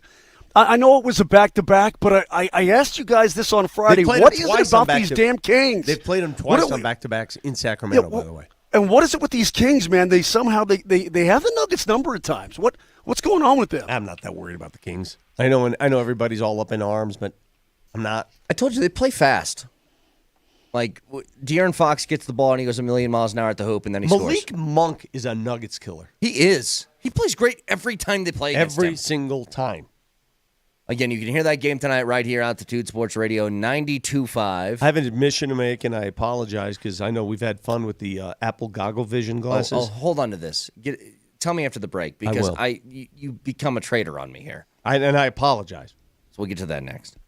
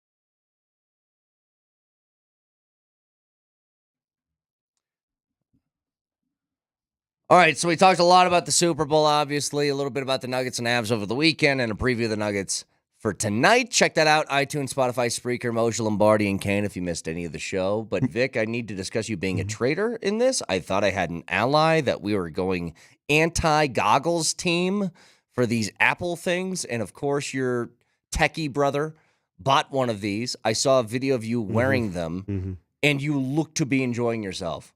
Listen, I'm on your side, right? Because we mocked it. Hell, I interviewed that dude from France wearing them. You look absolutely foolish in public wearing them. And I was totally on your team. I get it. I was basically leading the charge. I feel like there's a butt coming. But Nerd Brother shows up with the goggles at my house. And he said, I heard you denigrate these, and I just want you to try them. I said, okay, I'll try them. Put them on. Now, I don't do that virtual reality stuff, whatever that. I've never done it. I don't know what it is, but I put those on. It's unbelievable. It's unbelievable. I mean, the world is right there in front of you, of your eyes. Like he put on some like dinosaur clip, and you're living in the land of dinosaurs, and they're right there. You felt like you weren't watching a Felt video. like I was there. No, I was there. I was suddenly transported to the Ice Age. I was there. I was pre-Ice Age with the dinosaurs, living among them. So when it's in that mode, you can't walk around because you can't say anything? You're just sitting there going, oh, my God. And you're like, whoa, it's unreal. And then he put it in the sports watching mode. Put a game on, and you're looking at this game, and you're there. You're in the game. Like, I'm playing. I'm in the game. I'm a player. It's unreal. Now, would I spend 3 G's or whatever they cost and run around with them on? No, because I still think you look idiotic. But I'm not going to diminish what they look like when you wear them. It's unreal. I was sold. I hate you. Again, I'm not buying them. I'm not here to sell them to you. I'm just telling you, I'm being real. I don't lie. Like, imagine last night, the Super Bowl's on. Everybody's getting around other people. And instead, you decide, I'm sitting on the couch, putting on my goggles and watching the game this way. It seems ridiculous. It's different. It's for people alone that want to watch 3 or 4 games at the same time. You could do multi-view. You could watch 3 or 4 games. You could put a game here, here, here. And it's all 3D in your Okay, in your so eyes. What we do in this world is we label people. Okay? Yeah. So you have Crazy Cat Lady. That's the lady that's all by herself. So she hoards 15 cats in the house. And they make a mess everywhere. You have Transition Lenses guy that has just given up on any form of style. He just says, I'm just looking for the ultimate convenience. I don't want to take the time to remove something from my face. I need transition. I'm too lazy to put sunglasses on. Yes. And now I think the equivalent of Crazy Cat Lady is now lonely man with goggles on watching sports. I think that's pretty close. That's fair. And I'm throwing that label on your brother. Yeah. Like, get some friends 100%. And watch the game together instead of putting your goggles on and staying on your couch the whole time. You know, cutting edge tech nerds that love that stuff, and without them, we wouldn't be where we are. If you didn't have those people, you wouldn't have the internet at your fingertips. You wouldn't have anything. But does technology go too far? And Brett Kane, welcome to my TED Talk. Yes. I'm disappointed in you. Well, I mean, it makes you less social. That's for sure. Yeah, of course. When you got giant goggles on your face, it's not really a welcoming, like, talk to me sign that you have on your forehead. In fact, if all these people like at the gym that don't want to be bothered, wear those. Nobody's going to do anything to you. Do people show up at the gym with those? Now, that's next level. If you show up at the gym with those, come on. You don't need to be doing emails in the middle of a bench rep, okay? Like, you can just take a break on that. All right, so we got a few minutes here. Going back to it, Niners had every opportunity in the world. They don't finish on multiple occasions. Like, there's a whole bunch of little things that just stacked up for them. Much in the same way, like, the way that they won the last couple of weeks. Like, they went out, they won the football game, but their opponents in the Packers and the Lions the previous weeks had to have a little stacking of small stuff that turns into a mountain at the end of the game. I think that's what happened to them. You know, the Niners are they're Marv Levy and the Buffalo Bills of the early 90s. That's what they've become. And Feels like it. there's nothing wrong with that, by the way. People who label that Buffalo Bills team as chokers. Do you know how hard it is to get to 4 straight Super Bowls? It may not happen ever again. I mean, the Chiefs might do it and win 4, but the fact that they got there, then they'll never be labeled losers in my book. They're winners. See, they just couldn't win the biggest game. I always think that's funny, the way that we do the narrative surrounding either individuals or teams or whatever. You are more harshly punished for making it to a finals or a championship and losing than you are if you lost in the wild card round. Elway and the Broncos were that team, but they got to the Super Bowl. They didn't lose tight games. They got blown out. Yeah, right. Well, and on top of that, Vic, it's like for the stupid Jordan MJ discussion or Jordan and LeBron discussion that will never stop. It's always like, well, Jordan was 6-0 in the finals. I was like, yeah, but he did like lose in the first round quite a bit. LeBron never really did that. But because he makes it to the finals, he gets punished for losing in that moment as opposed to the second round. It's just weird. I don't think there's a greater stat than this. Patrick Mahomes in the games that matter most, playoff games, is 15-3. That's insane, man. In the games where your legacy is shaped, in the games that everyone will remember you by, regular season's great. You get all the highlights. Oh, look at that nifty underhanded pass, all that stuff. That's great. But can you do that in the clutch? And I liken it to what the Nuggets did last year in the clutch, 16-4, in the clutch. Joker and Jamal in the clutch, in the games that matter most. That's how you'll be remembered in those games. And this man, 15-3 in those games, that's unreal, dude. And he's done it with a whole bunch of different casts of characters. Exactly. He's done that. Now, he's had one constant. He's had Kelsey, and he's had his coach. He's had those constants, but this was supposed to be the year. This was the year the Chiefs were to be had. They were not all there offensively. They struggled offensively. The receivers kept dropping balls. They made mistakes, and they still won it. And they still overcame all of that. This was the year. They were on the road. You have to go on the road in the divisional playoff round. You have to go on the road in the AFC Championship game. Yep. You have to take on the league MVP in his house to get to the Super Bowl. And he got there. And I think once he got there, and it's the reason I picked the Chiefs last week, 24-21, I said it. I said it's going to come down to it, and he's going to make the plays to win the game. I think it was almost inevitable once he got there, he was going to win there again. Felt that way. Dude, it feels inevitable just when he's playing in any high-pressure situation that he is going to make the plays. There he is. Is that the new Super Bowl MVP trophy? Is that what he's holding right now? And we're looking at the NFL Network. It's a silver football that says MVP on it. Is that the badass new thing? I don't know. That looks sweet, though. I like that. But that guy right there, him. And a texture says, all right, get off his jock. You know what? You're not allowed today. You're not allowed. He deserves all the flowers. And personally, you know, he's able to overlook all the distractions. Like his dad Think about had the an distraction issue. that he had. Like his dad could be going to jail for a max of 10 years in Texas. His brother and his games have been played. All the stuff that he has to deal with, it doesn't matter. It doesn't matter. All he does is win. When I asked this question earlier, like the fact that nobody has an answer for me, and I'm gonna ask it again. We got a few minutes left. Somebody, I'm begging somebody to give me something here. What is he bad at? I'm straight on the field football wise. People are like, I hate his voice. His wife's annoying. Whatever. Put that stuff to the side. Straight football. Is there anything that quarterbacks are supposed to do that he's even average at? Brett, I'm here to tell you, and people are going to look at this shocked, maybe in dismay. I think he's the greatest quarterback who's ever lived.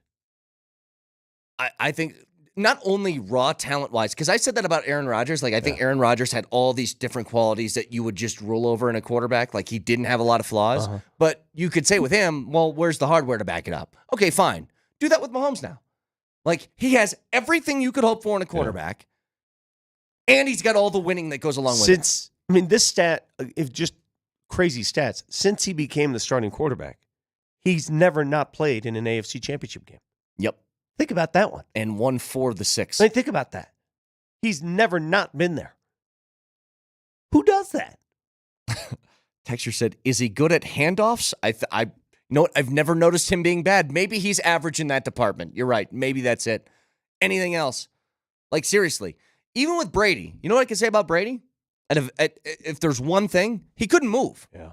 Like, he was good in the pocket manipulating things, but if he had to, the big plays that won them the game-winning plays on the game-winning drives, he ran for like 3 of those. When you needed to pick up the yardage, he could do it. Brady couldn't do that.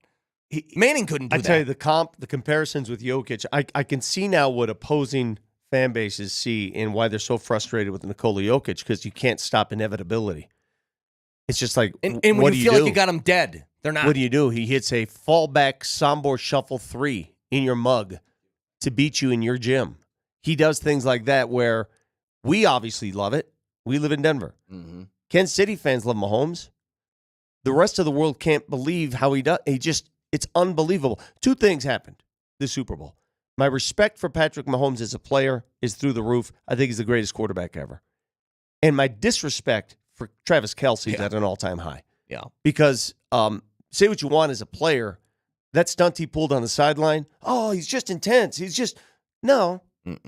There's no excuse for that. None.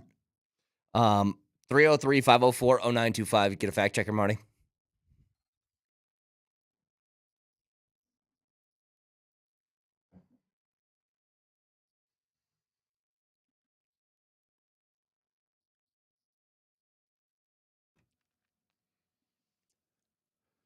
I think we'll have a new category for the emojis. It's called misremembering graphics you quickly saw on the TV. Here's Brett. Mahomes is now top 2, right? He's got 3 Super Bowls. 3 people have ever done that. Him, Brady, and Montana. Yeah, you forgot Terry Bradshaw and Troy Aikman. Too. Yeah, it was Super Bowl MVPs, one of only 3 ever to have those. And Marty, you're so right, because you could make a category in the emojis of that, because I get that wrong all the time. I see a graphic, and I'm like, I got the gist of it. We'll just roll with that. But then you say it out loud, and you're like, ooh, that doesn't sound right. I did. I said that, and I was like, I feel like there's more.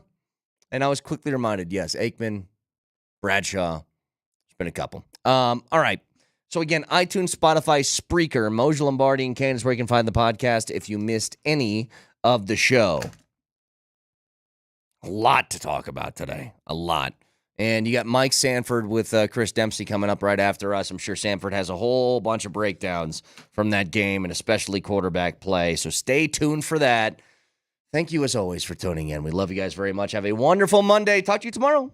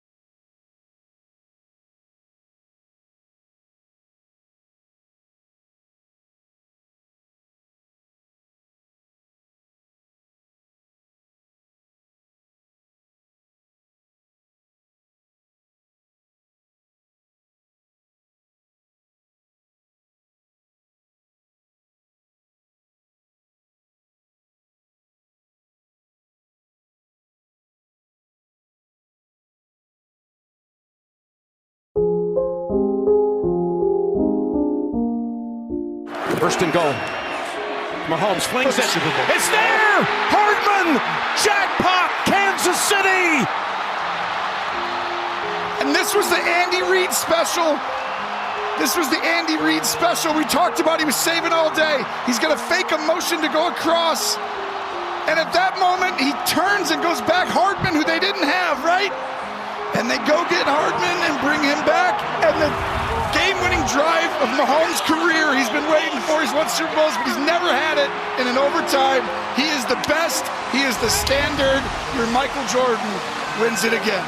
How much does this Super Bowl mean to you? It means the most in any game I've ever played. I mean, just to battle through the adversity that we battled through, to continue to just grind and go with the process, and to come up Super Bowl champs. I mean, no one would have thought it after that Christmas Day game, and I'm just glad that our guys continue to believe it and we were able to do it. You can't keep getting away with it! You can't keep getting away with it! Oh, but he does. Patrick Mahomes keeps getting away with it. He keeps winning and winning and winning and winning and winning, and we just have to look back, look at him and go, well, you're the best, man. You are the standard for what is happening in the NFL today. Welcome into the program, Christopher Dempsey alongside Coach Mike Sanford. And guess who's back? He's back! Steve Nelson, what's going on, Nelly? Check, mic check. Is this thing on? Is this thing on? Working? Did you forget how this works? I want to make sure all the buttons are still the same. Like, did Josh change my seat settings when he sat down? Is everything still the same here? Are you sure that he's not a clone? I don't know. You know what? I think he still might be on. His hair looks a little different. India time. Yeah, he's still on. he's still on Bombay Standard Time right now. How was it? It was incredible. It was so different from anything I've ever experienced before, and I'm just grateful that I had the chance not only to attend an Indian wedding, but be in an Indian wedding. That's such a rare opportunity. Do you have any pictures of yourself in Indian garb? Yes. For the Twitchers, at least, and maybe for the socials. Are you really going to make me be guy that shows his family videos, his home videos to everybody, like forces them to watch? Yeah, no, I can dig up some photos of me rocking my kurta pajamas. I can pull that out for you guys. Yeah, I'm surprised he didn't come back just straight speaking Indian. But hey, I mean, it does beat the alternative of sitting here on the air for 2 hours and talk about how great Patrick Mahomes is, because he is. He is great. He is. He is. I just wish the U.S. would have denied my passport and left me in India. If I was going to travel for like 30 hours halfway around the globe just to come back and watch the Niners blow another double-digit lead in the Super Bowl to the Chiefs, I would have just stayed in New Delhi if I knew that was going to happen. Jeez. It's it's beginning to be predictable with Patrick Mahomes. I believe he's been down 10 points in each of his Super Bowl victories.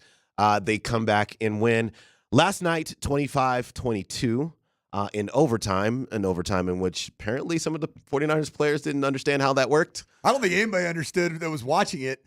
I mean, it was because they didn't even the refs, when they gave the parameters, they said it's a new game. Did you hear that? The ref, when introducing the rules, which have been in place, I think there's been 28 games now of postseason football, and this was the first go at this new model of the overtime. They never said that the time would carry over into a new period. I never heard that from the officials. Mm-hmm. So I'm sitting there watching the end of that game, and I'm screaming at the television thinking that the only thing that mattered in the overtime was that both teams had a possession on offense and had a chance to essentially score. But I didn't know that the period was going to carry over if the clock exhausted in the middle of one of those possessions. I still thought the time mattered. No, the time that Otherwise, why not? Otherwise, why even have time? Well, it's funny that you say that, because I was saying that to somebody yesterday. I said they don't even actually need time in overtime in the Super Bowl, because first possession, if you went down and scored a touchdown, game over. But if you go down and you kick a field goal, now other team gets a possession. And that's what happened. That's still the regular season model for the NFL. Right, but they changed it for both. They changed it for both a couple of seasons ago. After the Buffalo Bills, the Kansas City Chiefs ridiculousness, where everybody wanted Patrick Mahomes to get another chance. But the regular season model is still what you just said. That's also the postseason model. No. Yes. No, it's not true. It is true. What happened yesterday is the San Francisco went down and kicked a field goal, and then Chiefs got the ball, and then they scored a touchdown, and the game was over. Not true. So that's what happened. No, the reason that you think it happened is because the Niners didn't score a touchdown. The game was not going to be over had the Niners scored a touchdown. Yes, it would have been. No, it's not. That's the new NFL. The new. I'm speaking on complete knowledge of the subject. This was an NFL. I think it was going into last year's postseason. There's a regular season model, which is if you kick a field goal, the other team has a chance to have an offensive possession. If you score a touchdown, game is over. They didn't want that to come down to determine the postseason, and particularly a Super Bowl or AFC or NFC champion. They didn't want the coin toss to be so impactful in deciding the winner of either the AFC, NFC championship, obviously the divisional round, and then of course the Super Bowl, because it happened and there was too much onus placed on the actual coin toss. That the new NFL postseason model, which there's been 28 games without going, this was the first time that this model's ever been utilized. And the new model is that they start a new game and both teams have the opportunity, regardless of if scoring a touchdown, a field goal, it doesn't matter. Both teams have the opportunity for an offensive possession, period. And do you know why they instated that rule? Go ahead. Josh Allen. That's why. This is Kyle Juszczyk afterwards, actually. You know what? I didn't even realize that the playoff rules were different in overtime, so I assumed you just want the ball because you score a touchdown and win, but I guess that's not the case. So I don't totally know the strategy there. Kyle Shanahan incidentally said he chose to receive the ball so that he had the third possession, which obviously didn't come to fruition for him. I think that kind of sounds a little bit like being after the fact and hearing from the players on the team that they hadn't actually spoken about the postseason model of overtime. It kind of sounded like one of those answers that you give your mom or dad when you get in trouble, and you're like, well, I did that because I think, to be really honest, I don't know that in that moment the 49ers as a franchise were fully prepared for the change that's been instituted in the postseason, because it's no different than the college model from the sense that you always choose to start on defense because you want to know exactly what your opponent is going to get in that first drive. And then you have the upper hand because if you want to go for the 2-point conversion and win, if the first team scores a touchdown, you have that opportunity to do so. If they only score a field goal, then you have the ability to score a touchdown. What it really does is when you're on your own side of the 50-yard line, and this is different from the NFL to the college game, and that's why I really like this new postseason model the NFL instituted, and the very first time we got to see it, is that it shows the entirety of your play, not just red zone football, which is the college model. You start with the ball on the 25-yard line, but you get to see, open field, from your own 25 to the red zone. You get to see some of the decision making that needs to be made. But by Kyle Shanahan choosing to go with receiving the ball, you go kick a field goal. Now, every time that the Chiefs are on their side of the field, not in field goal range, they have an extra down to prepare for, because you got to go for it on fourth down. And it changes the way you call the plays and the sequence of what you call them anyway. 100%. Yeah. And now you look at 10 divided by 4 is a lot different than 10 divided by 3, in terms of your play calling selection. So the Chiefs go down, they score the touchdown. They knew what they were going to get. I think they had a 4th and 1 super early on in that drive, which may have been, if it was the first possession, maybe they punt, right? They probably do, because I think the ball was at or near the 40-yard line on their own side of the field. Yeah. If you don't get that, the Niners get the ball and dang near can kick a field goal. Right. Although Moody was a little inconsistent. But the other thing about Moody so he gets the extra point blocked. And that turns out to be such an inconsequential play, because then the Chiefs, right at the end of the fourth quarter, all they got to do is kick a field goal rather than have to put that thing in the end zone to win the game. And it's just it's interesting to me, the flow of these games, because sometimes You look at the things like your extra point got blocked. Okay, we'll deal with that. It's fine. And he had kicked a 53-yard field goal, a 50. I mean, he was kind of money in that game. But it's these little slivers of time, these little moments that can change. It changes. It impacts how that game ended. And if the Chiefs would have been forced to do something that maybe they couldn't have done in the regulation, and maybe you would have won that game in regulation. I just thought that this game was fascinating in a lot of different areas. It really was, and I was fortunate last night to have my mom and dad visit from Vegas. They got the heck out of Dodge.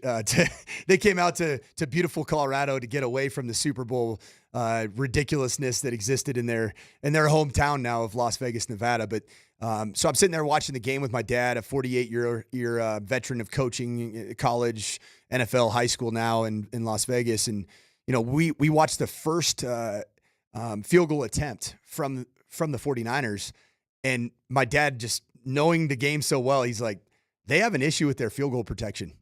Oh. And sure enough, later on, it ended up being a blocked PAT. Yeah. And on the first one, it was off the left side edge of the 49ers left. There was a free runner that, barely missed blocking that field goal. And so what happens in those situations as a coach is you see that you have a special teams quality control analyst that tells the coordinator, hey, we gotta get more punch out of our left side to handle the width of the field goal block from the Chiefs. And what it does is it ends up compromising the inside, yeah. and that's ultimately where the block PAT came from. And it's funny because Tony Romo, who I give a D- for his commentary yesterday, I didn't like it. I thought he talked too much.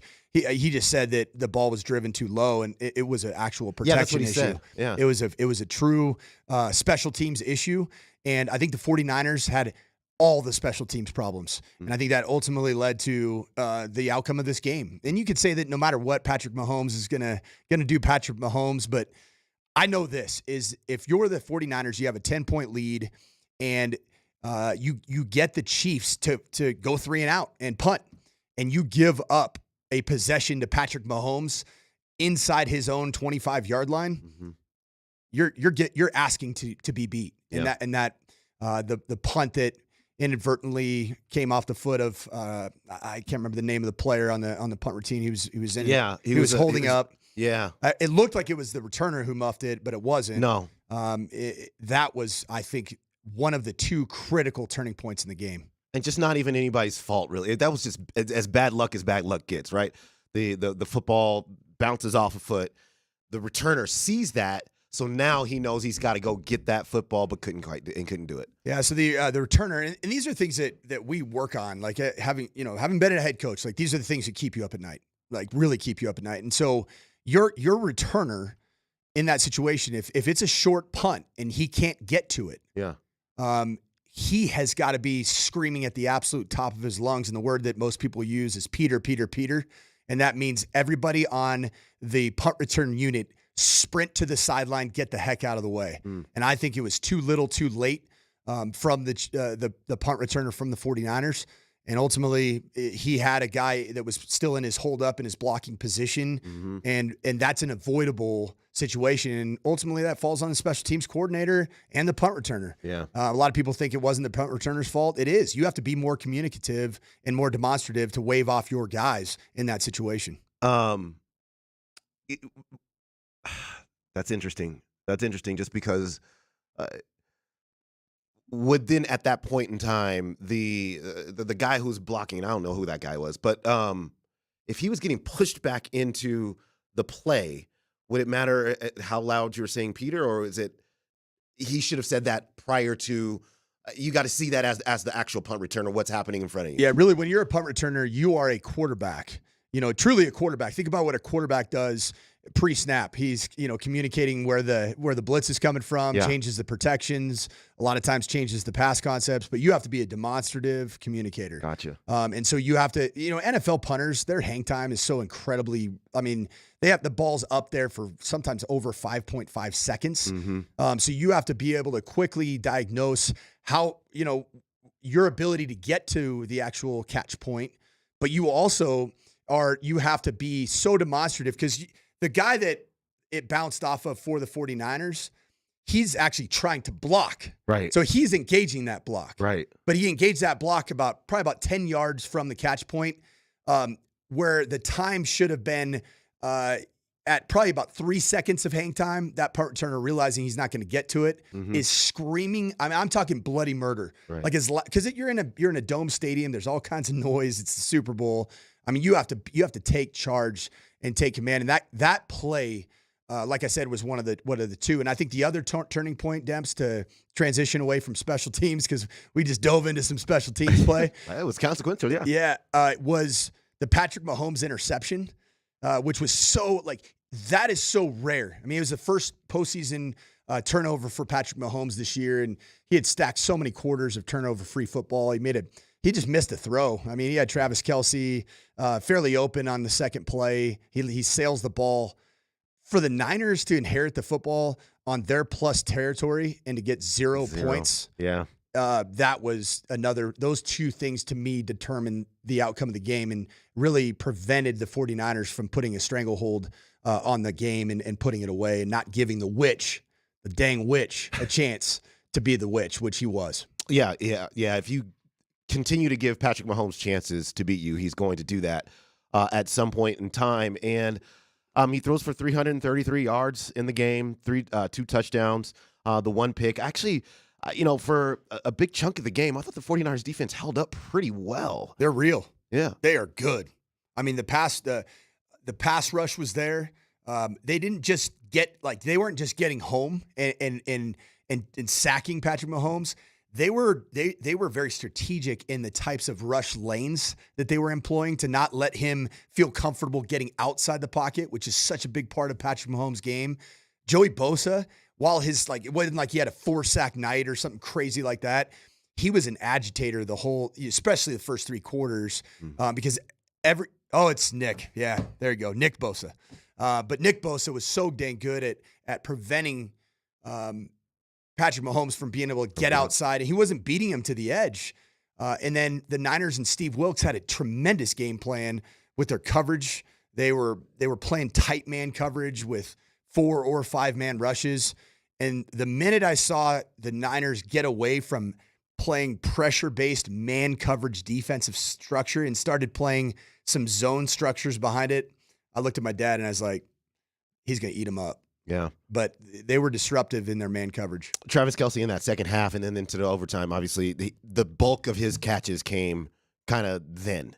And he at 9 for 93 in the football game, but it didn't look like, for the large part of that first half, it was like, where is he again? Like they did a really good job. 1 catch for 1 yard, I think, in the first half for Travis Kelce. Mm-hmm. And then a lot of those, he did have some really good route running clips, Travis Kelce, against man coverage in the second half. But a lot of those, those chain moving plays were against Steve Wilks changing to his zone coverage. And I think that the Niners, both Kyle Shanahan and Steve Wilks, they allowed the impact of who Patrick Mahomes is to change what they were doing and overthought themselves a little bit. And I'd say it more for Kyle Shanahan. I think that the pass happy beginning to the second half from a play calling perspective for Kyle Shanahan is probably not because he's a bad coach or made bad decisions. It was probably out of fear of the amount of points that he believed that he needed to score against Patrick Mahomes, and so he got pass happy. Which is one of the things that I had asked on Friday, like how do you do as a play caller, not let the individual on the other side seep into what you're head and make you get away from what you normally do. I mean, because Christian McCaffrey he was really good. 80 yards receiving, 80 yards rushing. They did stick. I mean, he did run it 22 times, so it's not like they abandoned him or anything like that.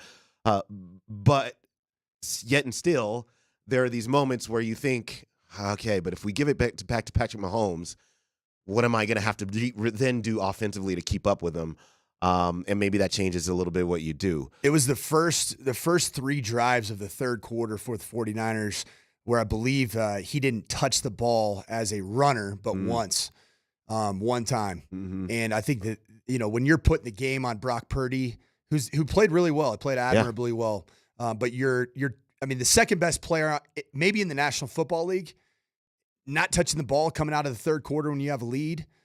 I think that that's getting dictated by your fear of what Patrick Mahomes can do. And I think that the entire run up for this Chiefs team saw play callers, Baltimore Ravens. They got to that spot because of their rushing attack. They had 6 running back carries against Patrick Mahomes. 6. Yeah. And everybody's saying, like, why? Well, because the play callers are worried about the witch. And the Buffalo Bills, they became really pass happy in that second half. Same thing happened. I'm like, dude, Josh Allen, do what you do and do it really well. Josh Allen, as a quarterback-driven run game threat, is dynamic. That's what makes him special. That's why he's a unicorn. And he got away from that. Yeah. Until it was a little bit too little, too late. And I think you got to be you. You know, and even for me, I've been a play caller and I've made a ton of mistakes. I mean, that's probably why I'm on radio right now. But I've made a lot of mistakes, but I've learned from those mistakes. And even this year, stepping back, you know, from calling plays and having a chance just to watch it as a fan, and you don't know all the inner workings of how many plays were called in the huddle and which call the quarterback got to based off the defensive looks. Yeah. But you have to do, even against the best players in the world, do what got you there. And I think both the Niners, all 3 of them, the Niners, the Chiefs, and the Ravens got away from what got them there because of the dang threat of who Patrick Mahomes is. Let's take a quick break and dive into both quarterbacks because I think interesting questions surround both of those individuals. The Chiefs, Super Bowl champions, Dempsey and Company, more Dempsey and Company when we come back.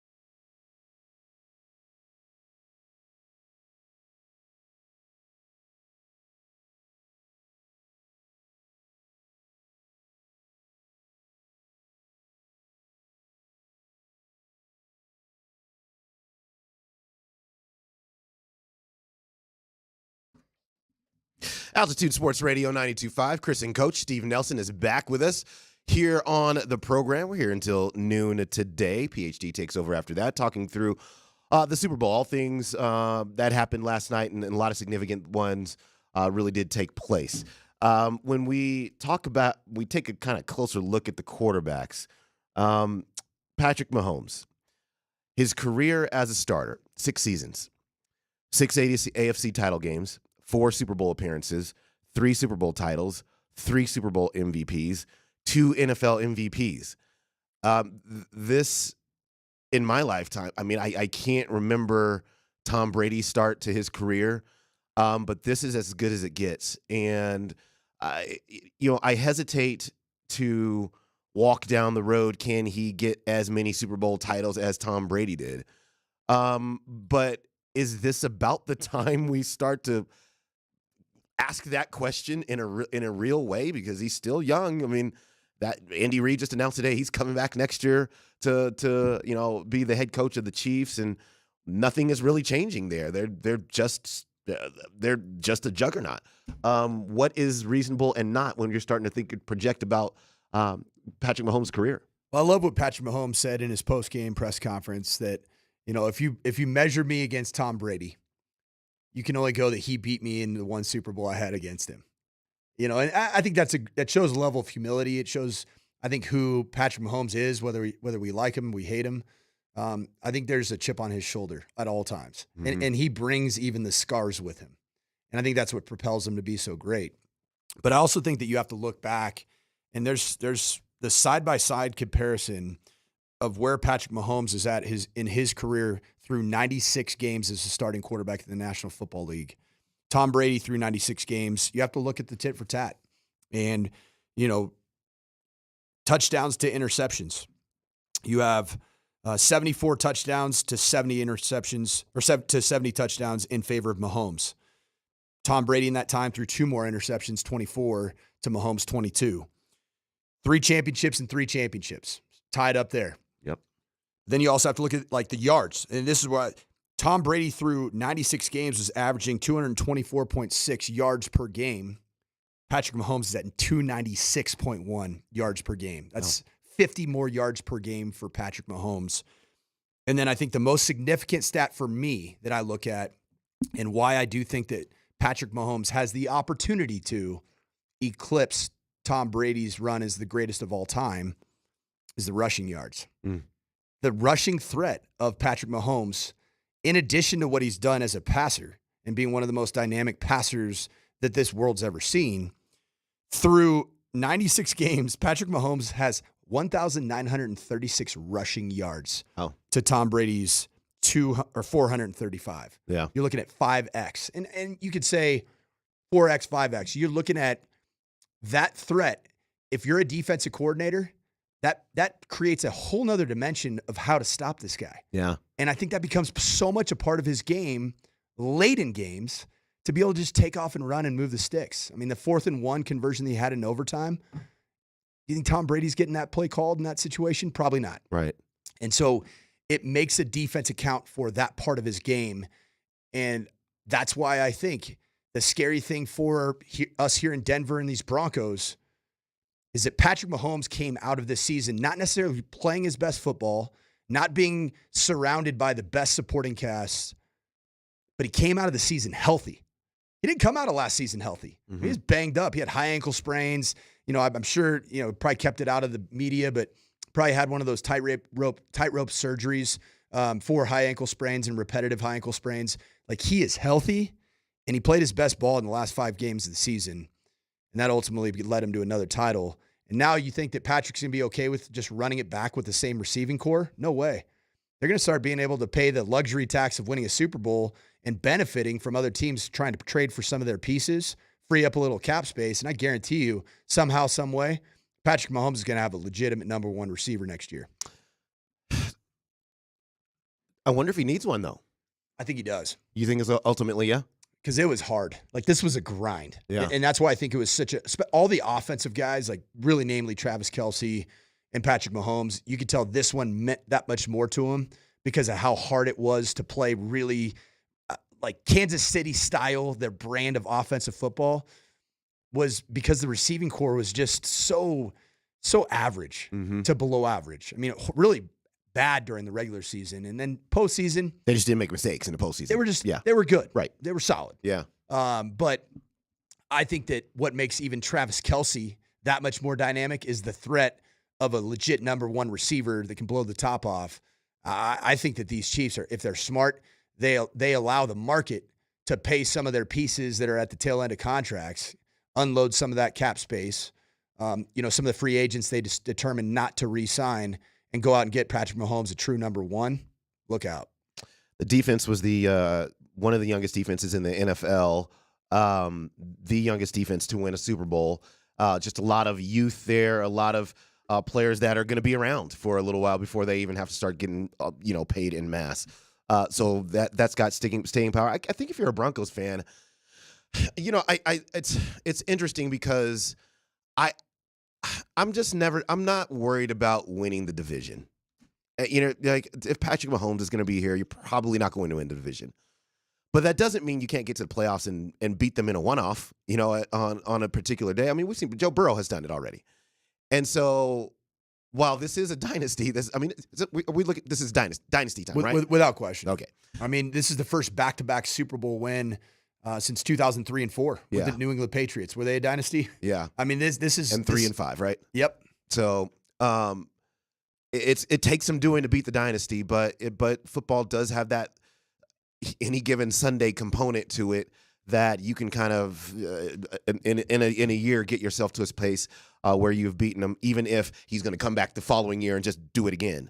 So I just think it's interesting from a Broncos standpoint because it feels this really did feel like the year to get the Kansas City Chiefs, and it's like not going to get any easier after this because they will shore up some of the areas that you have mentioned and.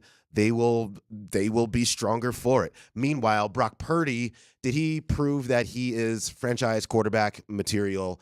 Not just with the I guess Super Bowl. You had to see his performance in the Super Bowl, but the body of work he has done put on the field this year.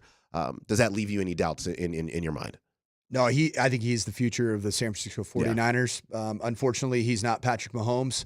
There is no other Patrick Mahomes right now. And Joe Burrow, I think, is the guy that a healthy Joe Burrow with a healthy group of insane receiver talent that he has. Yeah. I think that they can knock these Chiefs off next year. But that's the only team that I see right now is if you take the best of the Chiefs and the best of the Bengals, that's the only one that I see as a legitimate threat to this dynasty. Yeah. It'll be interesting next year too because a lot of those injured quarterbacks, a lot of them we're in the AFC, and some of them will come back. And but the Chiefs, what a run for them in winning this Super Bowl title. All right, a couple of things. If you watched the Avs over the weekend, and they they got beat down. Nathan McKinnon left the game. Jared Bednar today said Nathan McKinnon's face is fine after hitting the ice. He didn't practice today because of another issue, but he's hopeful that he's going to play tomorrow against the Capitals. So just a quick piece of Avs news there, and it's been a rough road trip for the Avs. It has, and I do know I had I was reactionary on Friday about just watching the last 3 Avs games that led up to or that followed the All-Star break. Yeah, led up to our show on Friday, and I was nervous. Just the style in which they're playing, the first line looks fatigued. It's not playing with, it's not matching the energy, and certainly on the road, but of the teams that they were playing on their home ice. I was nervous, and then it was even furthered by the performance against the Panthers, which was ugly. It was not pretty. I was nervous about it, but luckily I listened to some cooler heads, and cooler heads prevailed and reminded me that the first 2 weeks of February, the style of hockey you play is nowhere near as important as what you're doing as you get into April. Yeah. And it's a long season. It is a long season, and there's all the things are still out there in front for the Avs, but there needs to be signs, and the bleeding needs to stop at some point because right now it's spiraling out of control. Since really the only game that the Avs played, I think, really competitively and played with the spirit was that opening game post All-Star break Right. against the Rangers. And Right. since then, man, it's been bad. Yeah. And it's been a hard road trip. I Yeah. mean, these teams are legit, and they're in very spirited buildings, and everybody wants a shot at the the champs from 2 years ago. But I do think that the leadership needs to show up and needs to show up fast. Yeah, the Avs will get back at it. Not today, I believe it's tomorrow, against the Caps. The Nuggets, meanwhile, will play tonight. We'll talk through that because the Nuggets, they've been off a couple of days. We'll talk through their. Let's preview that game when we come back.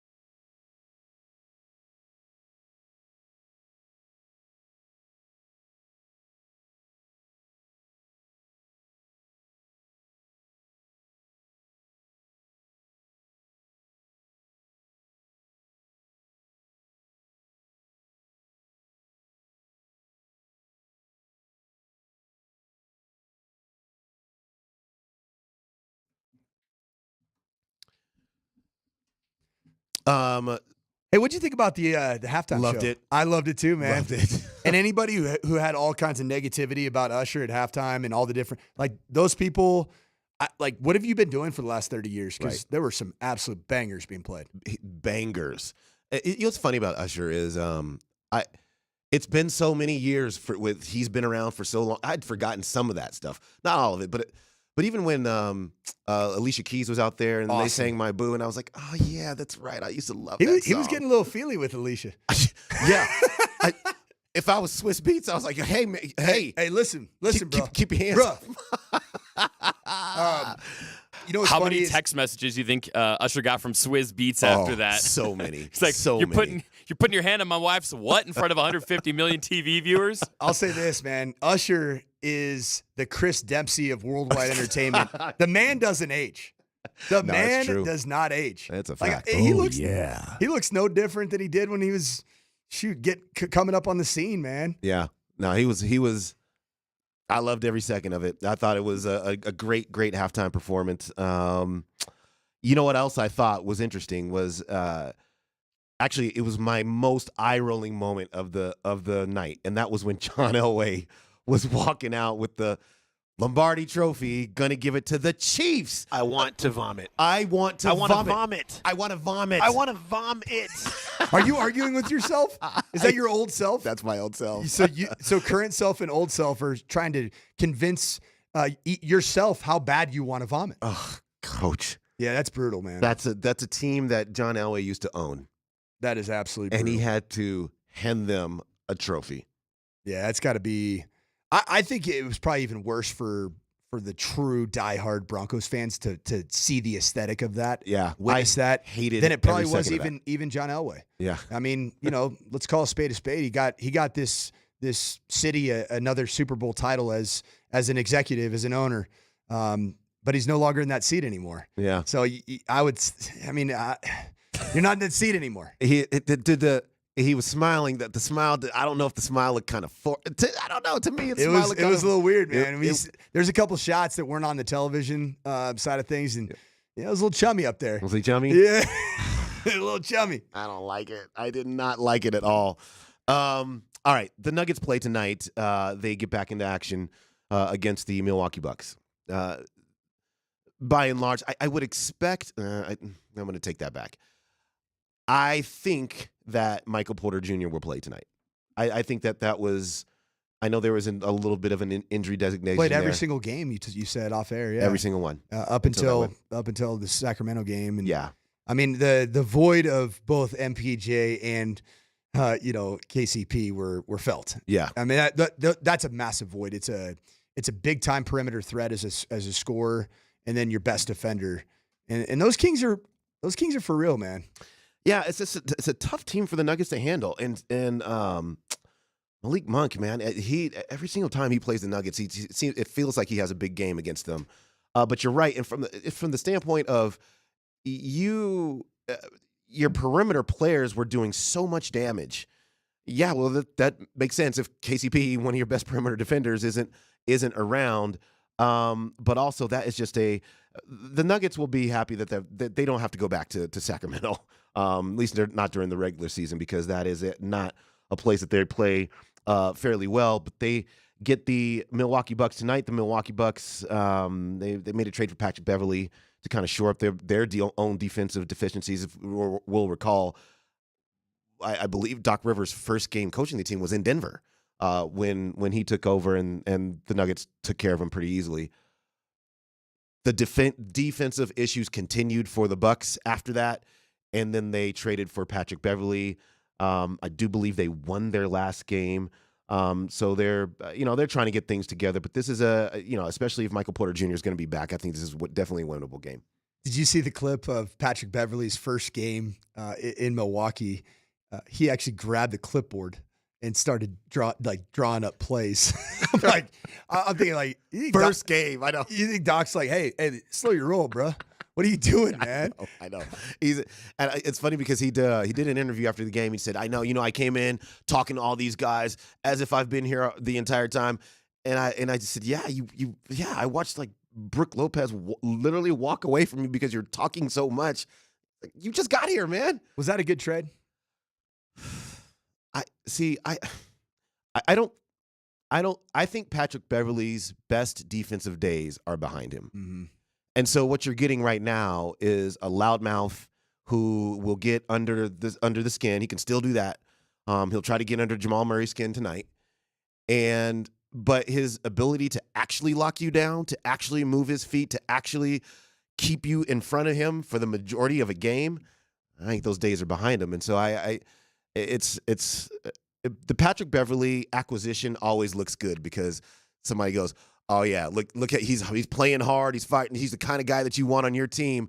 But then the results don't match up with the perception and the reputation. And he's probably one of those players, with his career that has over time become very cognizant of controlling the narrative and the perception that exists about him. Mm-hmm. And maybe underneath the hood of the car, it's not exactly the same as what you're seeing from a surface level. So I didn't love that trade. And I personally thought the Bucks, if they stayed healthy, still are a legitimate threat in the East.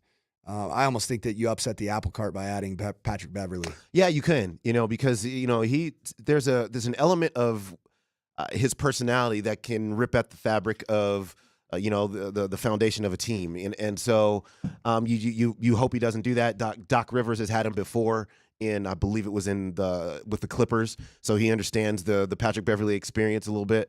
I just think for me with the Bucks, I'm a lot more interested in how they start to really work through this Damian Lillard Giannis pairing, because even in the win, they beat Charlotte. Everybody beat Charlotte. They beat them by 40 points, almost 40 points.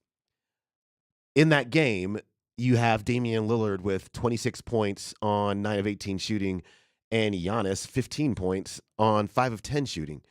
And it was 15 points and 14 rebounds for him, but they are not on the same page. And there's schematically, like X's and O's wise, these coaches haven't been able to schematically get them into a space where they're really playing off of each other and accentuating the other's strengths.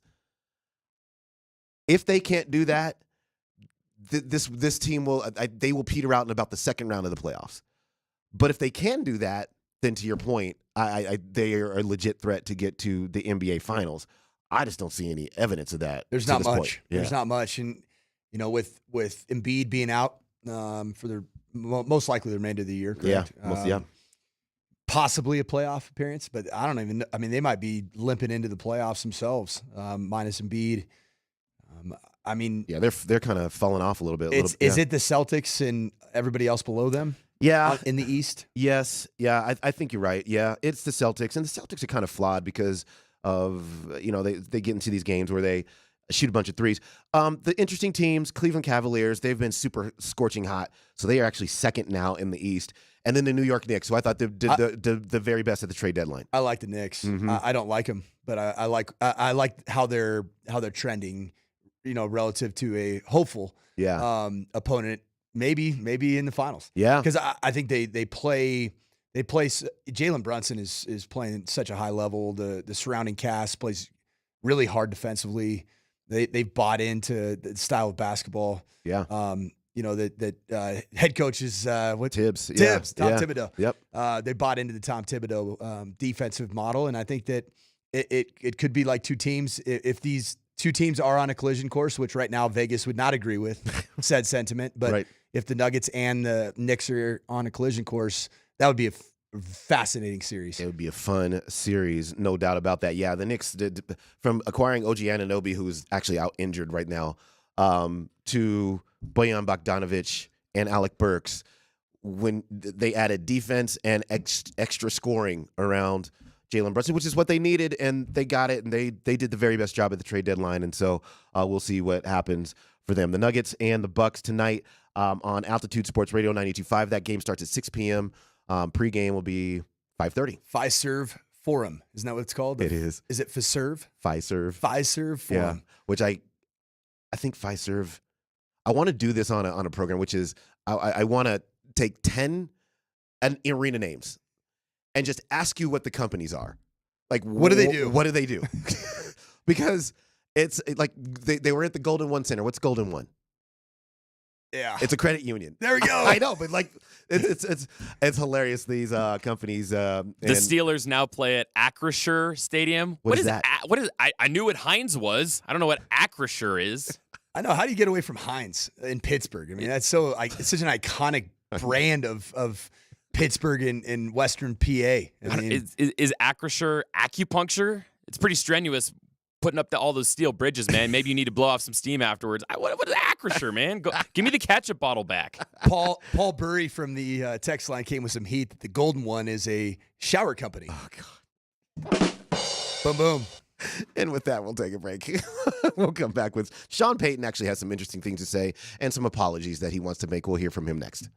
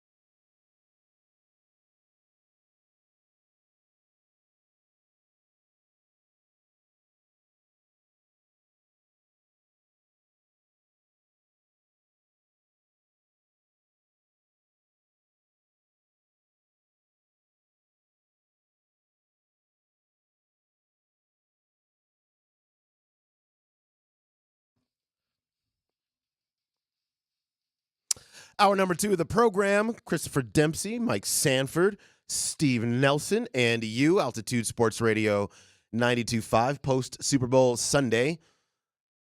There's no more football, man.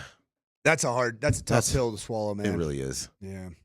But it's Nugget season. It's Av season. And it's Sean Payton says all the things. Season.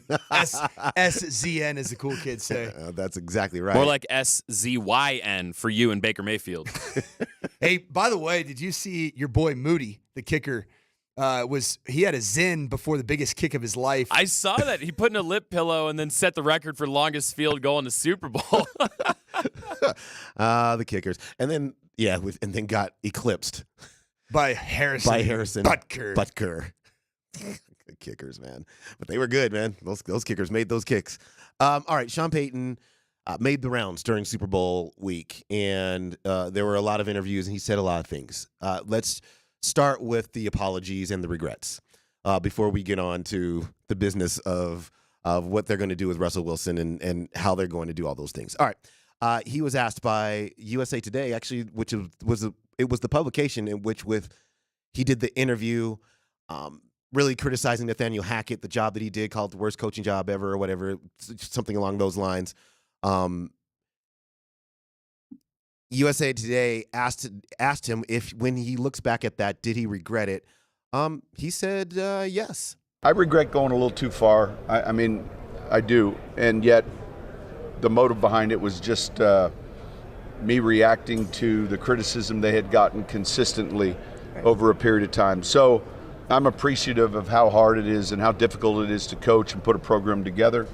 And, a day afterwards, I felt bad about that. But, yeah, it all worked out. And, look, we ended up playing them and losing to them. So we're week to week in our preparation when we're playing these teams. And it's emotional, and sometimes you make mistakes. I felt like I made a mistake. That's very big of him. What a guy. I do think over the course of the year that I think he misread the room when he got to Denver and thought he could just kind of strong-arm a lot of people, just say what he wants. The media wasn't going to say much about, and then by the end of the season, he's handing out ice cream to the media members because 2 lattes in the morning. 40 minutes later, I'm regretting it. For some things that he said. He went on to say in that clip that a lot of the things he was saying was defending Russell Wilson. What a guy. Facts.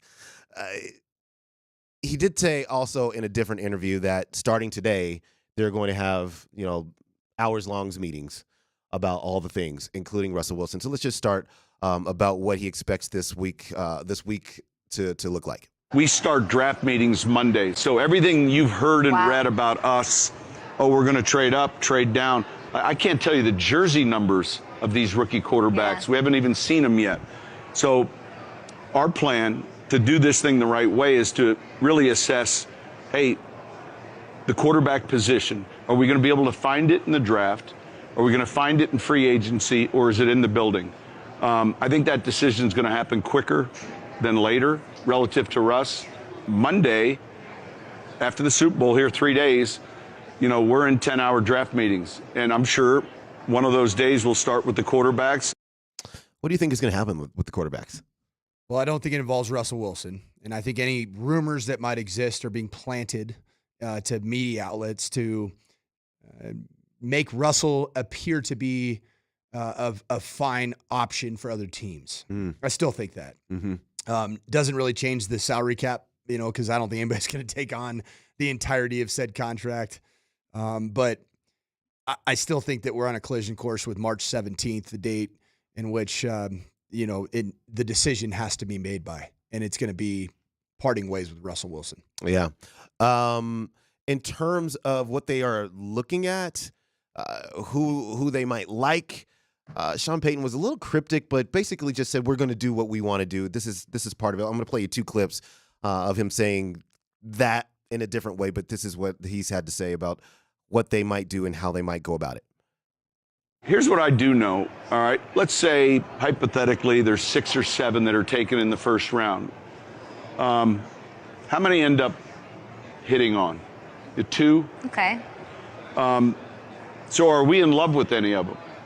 Or do we just, if you're not careful, you get on this NFL van and you're on the van and in the internet and the experts and it's like, oh, this is who you're supposed to take. Okay. And don't get on the NFL van. Just listen to it. The NFL van, which basically is just kind of code for experts and everything that anybody else thinks that you should do. The more he talks, the more I have no clue what might happen with that first round pick or any of these picks, because he's making it sound like anything can happen, even if you think that we should just get a quarterback. Yeah, I think that the answer lies in the draft. But you look at Sean Payton's his journey as an NFL head coach. It hasn't really been by his best years weren't because he drafted and developed a young quarterback.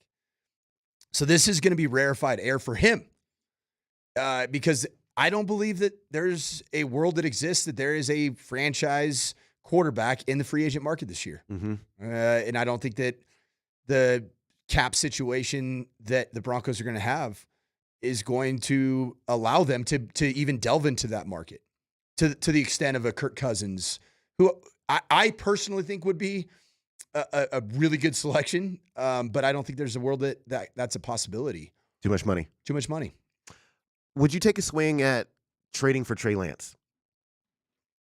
I think he's no different than the draft quarterbacks. Okay. A lot of development is still in front of him. Mm-hmm. Trey Lance he's a young quarterback that has played 5, 6, 7 games as a starter. And it wasn't great. He becomes there would be 2 franchises that really moved off of him in the Niners and the Cowboys if that became a reality. Mm-hmm. Yeah, Trey Lance career 8 games. That's about it. Yeah, I guess for me, I'm not super worried. I think he can't. I know he doesn't have this track record of drafting and developing a quarterback. He fell into Drew Brees, and although I think Drew Brees wasn't a finished product when Sean Payton got him, like he had to help him along. He was a talented player. He was at the Chargers and was playing really good football.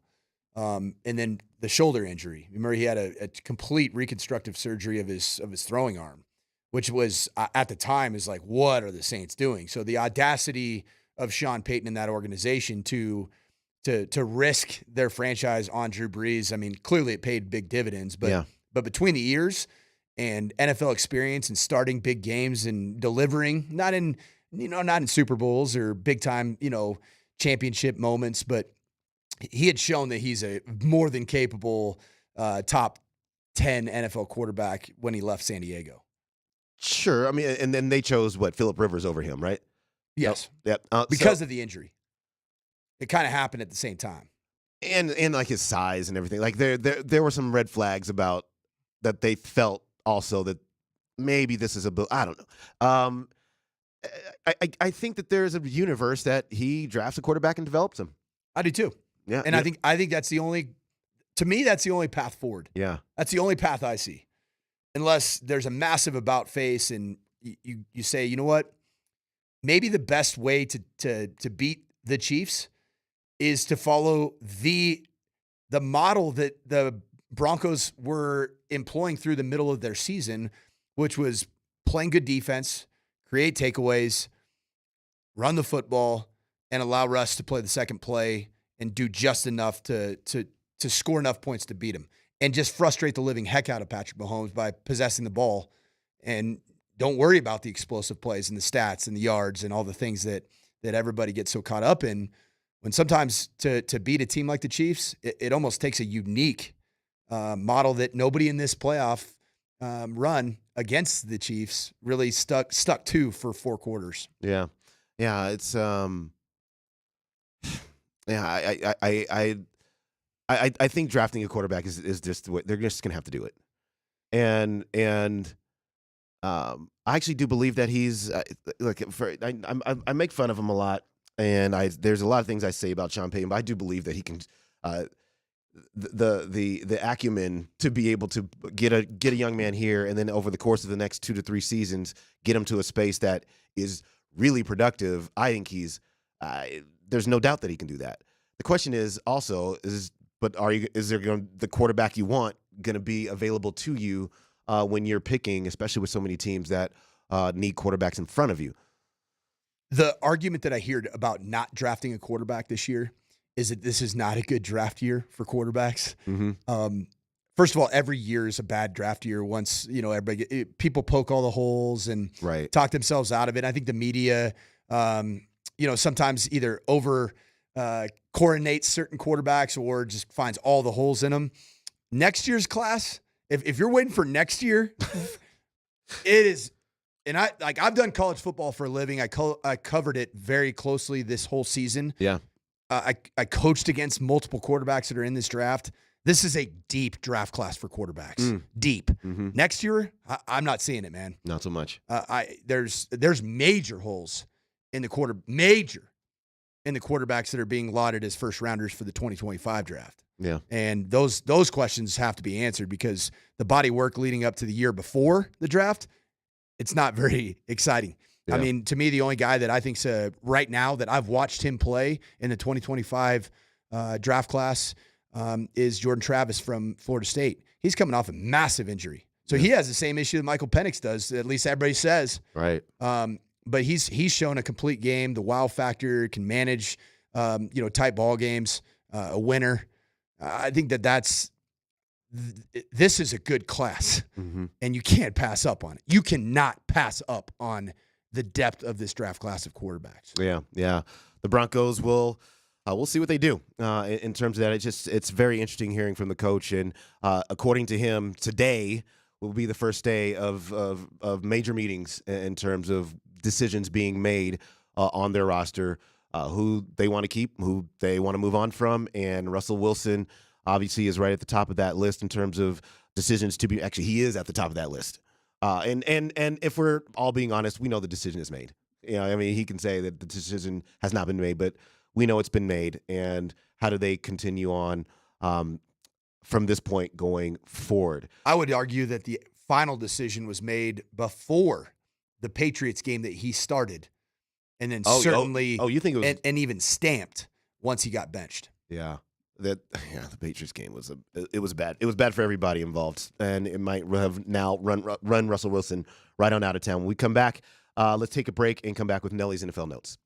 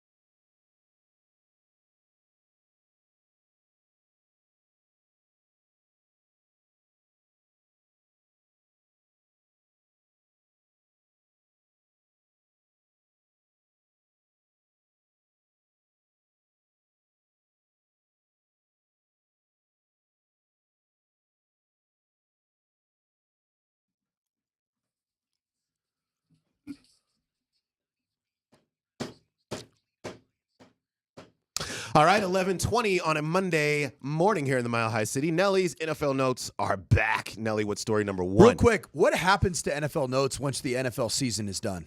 We keep doing them. Good.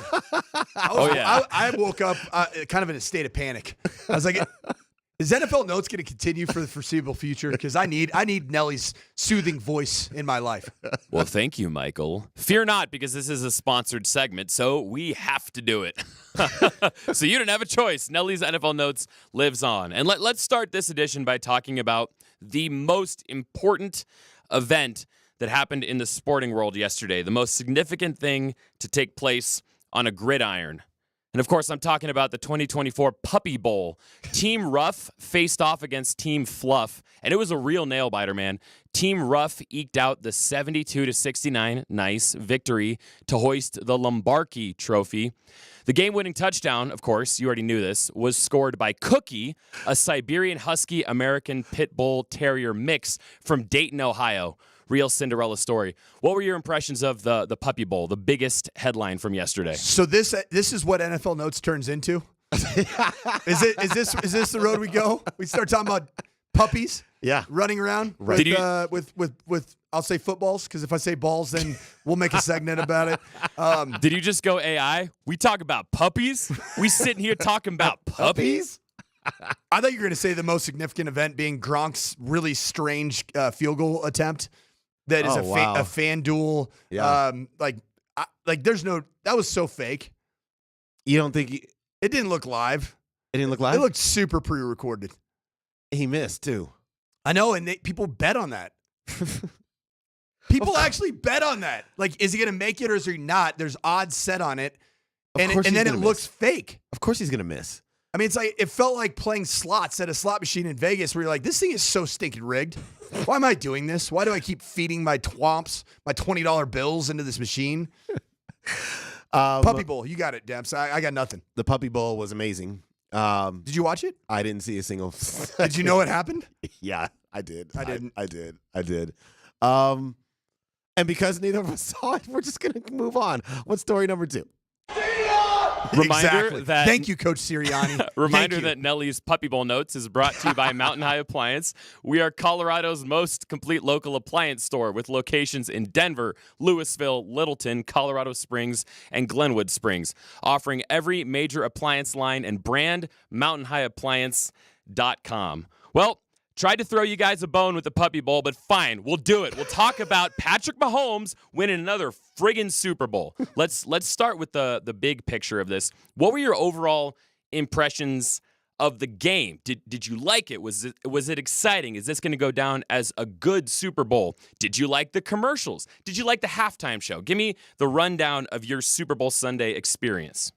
The actual game itself in the first 2.5 quarters, it felt like I was watching a November tilt between Northwestern and Iowa. It was a battle of the punters. It wasn't the greatest game to watch, but certainly the ending was one of the better Super Bowls that we've ever seen. Yeah. Because of, 15 minutes of overtime, a 75-minute prize fight with one team with the best roster by far in the National Football League in the San Francisco 49ers against a team with all kinds of flaws, particularly on the offensive side of the roster. But it came down to one Patrick Mahomes. And Patrick Mahomes is better than Brock Purdy. And that's what it came down to. Commercials, all right. I loved him. I love the Dunkin' Donuts commercial. That one was funny. I thought as a group of commercials overall, it's one of the better groups of commercials that I think we've seen in the history of this stuff. I really do. I was big on Post Malone's America the Beautiful. I actually thought it was pretty good. Was it too. God Bless America? America the Beautiful? Is that the same thing? I don't know. Whatever he did, it was really cool. I think he did America the Beautiful. I did like it too. I did like it too. Look, I think the Super Bowl experience for me was grand. The game was good, and it was interesting to me, especially the start of the game, even though not a lot of scoring, obviously, in the first half. But I think it was interesting to me because the San Francisco defense was the defense I was most worried about of the two. And they played great in that first half. And I thought, Lights wow, out. This is how it's going to go down, huh? And so I also don't mind a defensive Super Bowl. I don't always have to have all the scoring. If it's interesting defense, it's not mistake riddled, game that's the reason why the score is low. If it's just the defenses are doing their thing, I think it's great. So I thought the way that game started, I was on board with. Obviously, I was on board with the halftime show, and then the game got really interesting from a scoring and just strategy standpoint at the end of the game. So I think it had all the elements. Dempsey, Nelly, will you give me afford me the opportunity to be a little bit pompous and arrogant? Yes. Do you remember my score prediction for the Super Bowl? Yes, I do. It was 49ers 37, Chiefs 20. Liar. My score prediction on Friday was Chiefs 24, Niners 21. While I didn't hit it exactly, it was 25-22, Chiefs win. So it was a 3-point win and only 1 point off on each side. All I hear is that you were wrong. Nelly, what's next? Jeez, Dempsey from the top rope. Well, how do you make sense of the final result that Mike almost predicted? How is history? Horseshoes and hand grenades, man. Exactly. It's the only place where close counts. How is history going to look on this Super Bowl? Was it a choke job by the Niners? Yet another classic example of Kyle Shanahan blowing a double-digit lead in the Super Bowl, which he's done 3 times now, by the way, once with the Falcons, twice with the Niners. Or was it more about Brock Purdy folding under the bright lights, Dempsey's boy Brock Purdy not stepping up to the plate? Or was it less about the Niners and more about the Chiefs reinforcing their dominance? And this is just another feather in the cap of Patrick Mahomes. How are we going to look back on this Super Bowl? Historically, this is going to be known in 10 years, at least in my paradigm. It's going to be known as the strange new overtime game, because it was the first time that this new overtime did come into play in the postseason. And it was also, it led to a lot of discussion about how it was handled by the 49ers decision-making to not choose defense first. Yeah, and it's only the second time a Super Bowl has ever gone to overtime period. So it's not only is it new, it was super rare for this game to even do that. So all those things, I think I will remember it for just Mahomes winning again, and in a year where maybe he shouldn't have won it, but then he had to do these things where he had to go on the road for all these games and just prove how good he was in a different way, not just physically, not just being a freak out there with great arm talent, but being able to think his way through issues, to work and lift all boats. I mean, that wasn't a vintage supporting cast around him this year. And yet he got them to the finish line. And so that's, for me, in addition to the overtime thing, I will remember it for just Patrick Mahomes continuing to be great. What's next?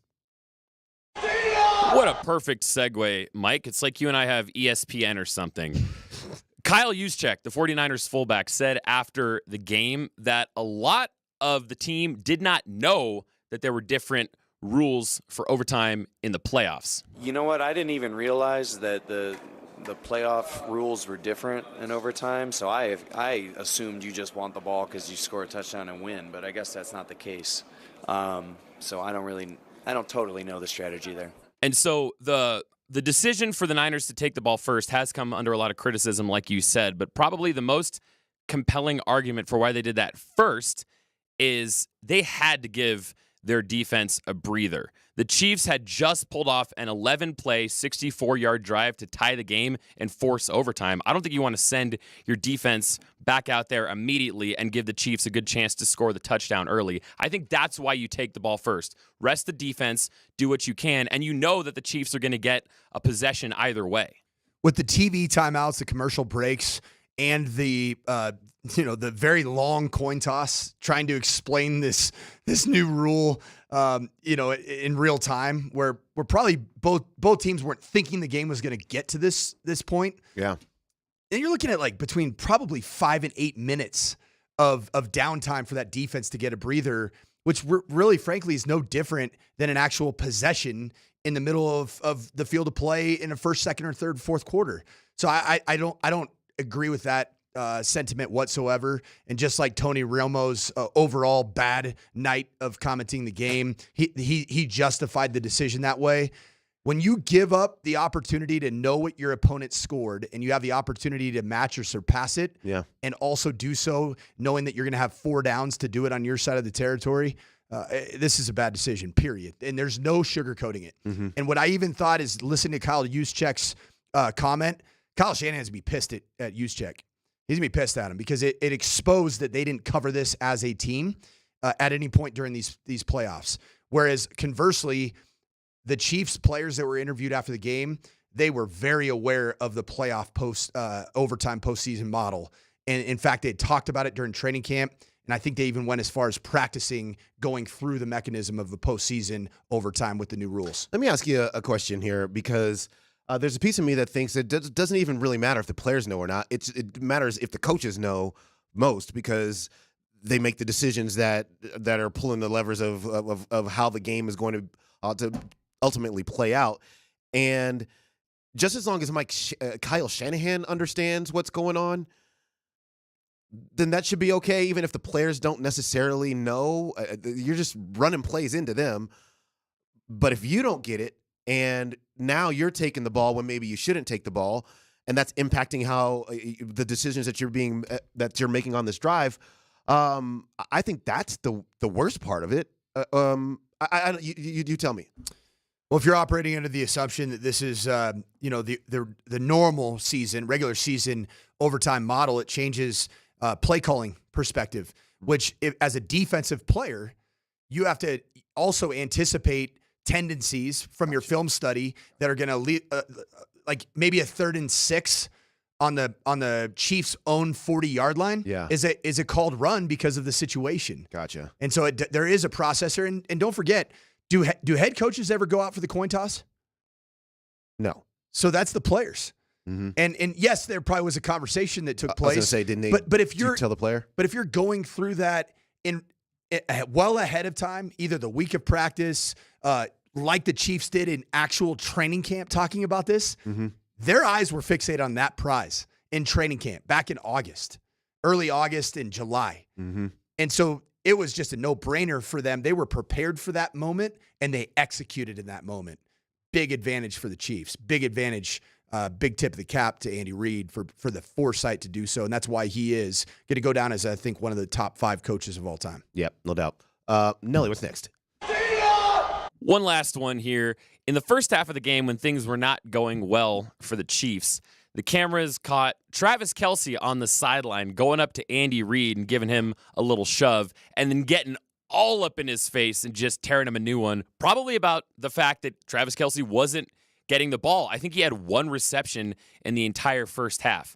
And on my drive in, I was listening to the morning show, and Vic Lombardi had some very choice words for Travis Kelce. He was not a fan of that. And he said, obviously, coaches and players can and should disagree with each other and have conflicts, especially when you have as much respect for each other as Travis Kelce and Andy Reid do. But shoving your coach when he's not looking, that absolutely crosses a line. That breaches that trust and that respect. And the morning show, they were very critical of Travis Kelce in this decision. So, Mike, I will ask you. You have coached on a lot of sidelines before. You're playing in a big game, and Christopher A. Dempsey, your All-Pro, Pro Bowl tight end who's got 2 Super Bowl rings and is dating a worldwide pop star, he comes up to you on the sideline, gives you a shove, and says, "Coach, feed me the ball. What are we doing out there? Get your head out of your ass."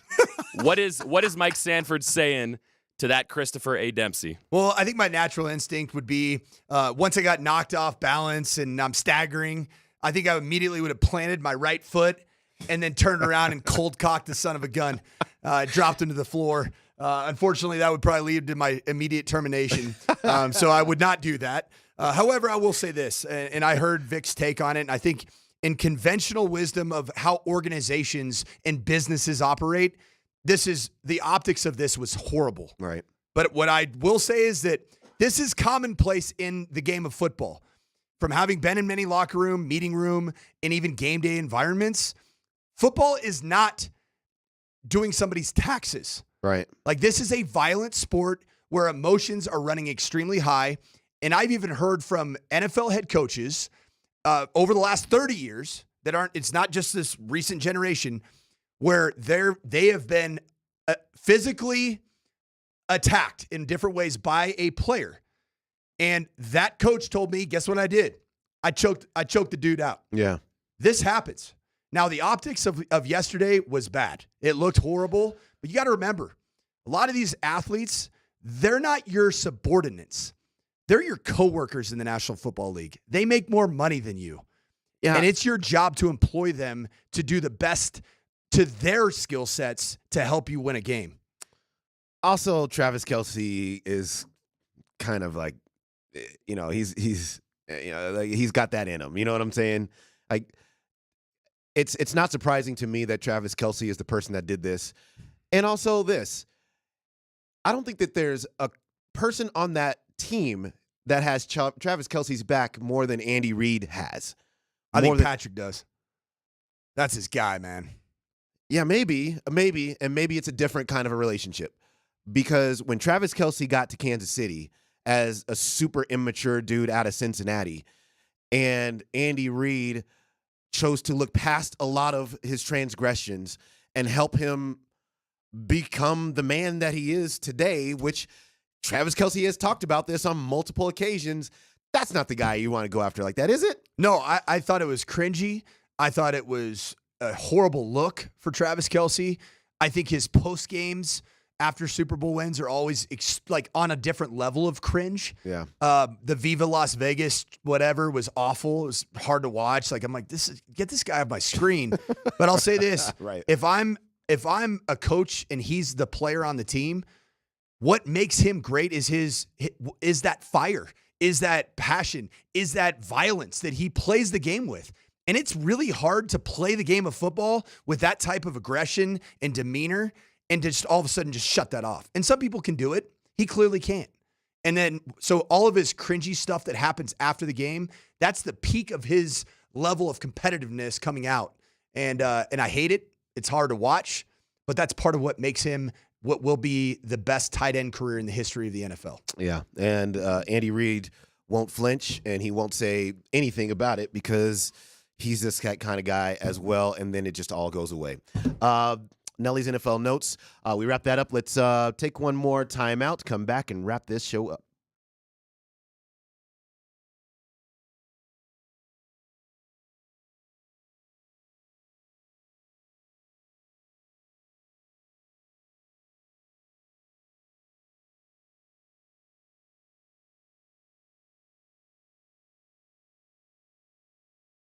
Hey, can you have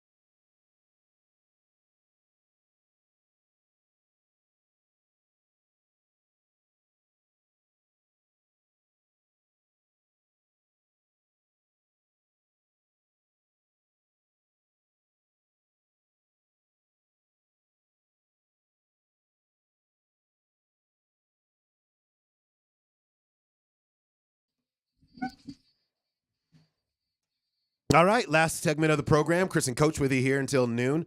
Altitude Sports Radio 92.5 on the day that the Chiefs have won. They are champions again, third time in the last five seasons.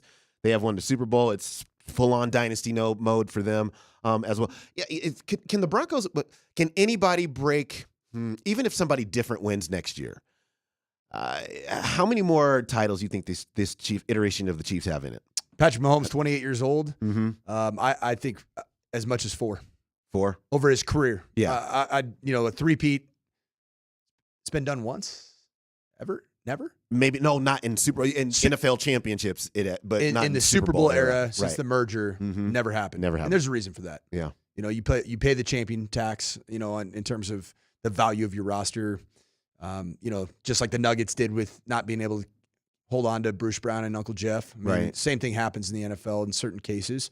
But I think that the fact that they won it after not having, Tyreek Hill, they get rid of Tyreek Hill or trade, whatever. He's not there anymore because they couldn't afford to keep him on for what he was demanding, and they still go out and win it twice. I know. Twice. And Tyreek Hill's a great player. He's a great player. He's the most dynamic player in the National Football League. Yeah. They just win it with part of my issue with Patrick Mahomes is I thought that he was the benefit. He benefited from Tyreek Hill's greatness with just getting the ball in his hands simply. Yeah. And it was like the stats were inflated because of Tyreek Hill, which they were a little bit. Mm-hmm. His stats don't look like they did when Tyreek Hill was his main receiving threat. But he still is solving that Rubik's Cube every single time he gets out on the field in the postseason. And whether it's pretty, whether it's ugly, he's still, over the time that the 60 minutes plus overtime is playing out, Patrick Mahomes is solving the answer. Yeah. And it's just to win the game. How long do you suppose it'll take the Broncos to get themselves up to speed? How's best to phrase this? To put themselves in a situation where they can consistently compete with the Chiefs. My fear is not just the Chiefs. My fear is the Jim Harbaugh-led Los Angeles Chargers. Chargers, yeah. Because I know what he does when he comes into an organization, a franchise, a university. He changes the mindset, and they become a bully on the block.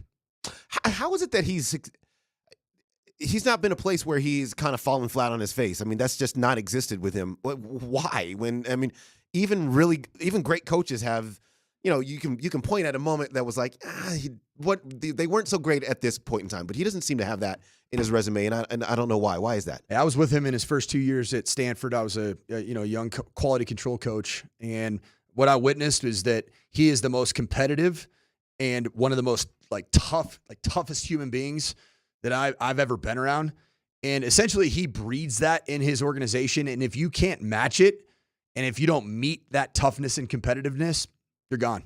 And he's able to really get that point across in a way that players play hard for him and play well for him. He doesn't have an issue getting players up to speed, it seems. Because he does it in a really unique way. It's not all threatening. It's not all, my way or the highway. Like he'll go out and take reps himself. Mm-hmm. At whatever, 58, 59 years old, he'll do it.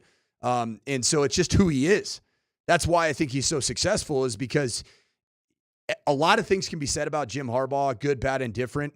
But the one thing I will give him the greatest compliment that I think you can give to a coach is that he leads to his authentic self, and that authentic self happens to be an incredibly competitive and incredibly tough dude.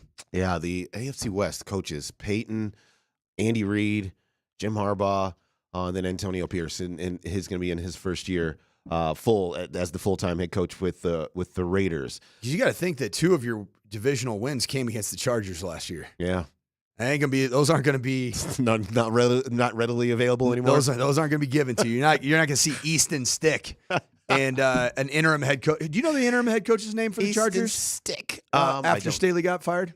No, I don't either. And he's not going to be out there. It's going to be Jim Harbaugh in a completely revitalized, competitive, tough. This Justin Herbert cat, man, with Jim Harbaugh scares me. Yeah. Now, I think that the tides could be turned with the Raiders. I do. Mm-hmm. I think that unless they allegedly are going to trade up and get a quarterback in this draft. I don't see the Raiders sustaining it because it's almost that feel-good story about the interim head coach winning over the locker room. Yeah. And we all have seen that movie. It almost happened with me at CU, and we've seen that movie, and a lot of times it doesn't pan out very well. Mm-hmm. A couple of things that I saw go by. One, Jim Leonard was hired by the Broncos as the secondary coach now. Huge. Yeah. That's tremendous news for the Broncos. Yeah. Okay. And then Ohio State, Chip Kelly leaves UCLA to go to Ohio State as an OC. So like it is obviously not a lateral move. It is he is going from a head coach to being an offensive coordinator in the same year as UCLA is going to the Big Ten. And maybe that might be the reason why he knows that team is not going to compete in the Big Ten. But that was surprising to me, just because I didn't picture him as the kind of coach that would demote himself, even if it's to go to a better school to do it. Did that surprise you at all to see that move? It didn't, because it just seems like UCLA under Chip Kelly's just been treading water, and now you're going into a conference where you're probably in the bottom 4 in terms of resources, commitment to football in the Big Ten Conference. I mean, who are you above? I mean, Oregon, Washington are going in. USC's going in. I mean, you're above Rutgers. Right. You know, you're above Maryland. You're above Northwestern. That's about it. You know, so it wasn't going to end well at UCLA, and he got ahead of it. But what I really believe happened is that Chip Kelly was trying to get the heck out of college football altogether. Wanted to get an NFL offensive coordinator job. Didn't get one. When Ryan Day lost his new offensive coordinator, Bill O'Brien, at Ohio State, left to go to be the new head coach at Boston College. Yeah. I think that was his fallback plan to get out of the mess that was inherited or that frankly existed at UCLA. Yeah. And then UCLA knew they had to move fast. They hired Deshaun Foster as their new head coach. He was previously with the Las Vegas Raiders as the running backs coach. And obviously he's he was a great Bruin in that team's history. Really quickly tonight, the Nuggets get on, and they're ending their road trip here in Milwaukee to take on the Bucks. The Bucks still trying to get things sorted out a little bit with the new coaching staff. It seems to me that Doc Rivers is really trying to change everything. And if you're trying to change everything, you need some runway to get that going, and they're walking through those fires right now. So I think this is a game that the Nuggets can get.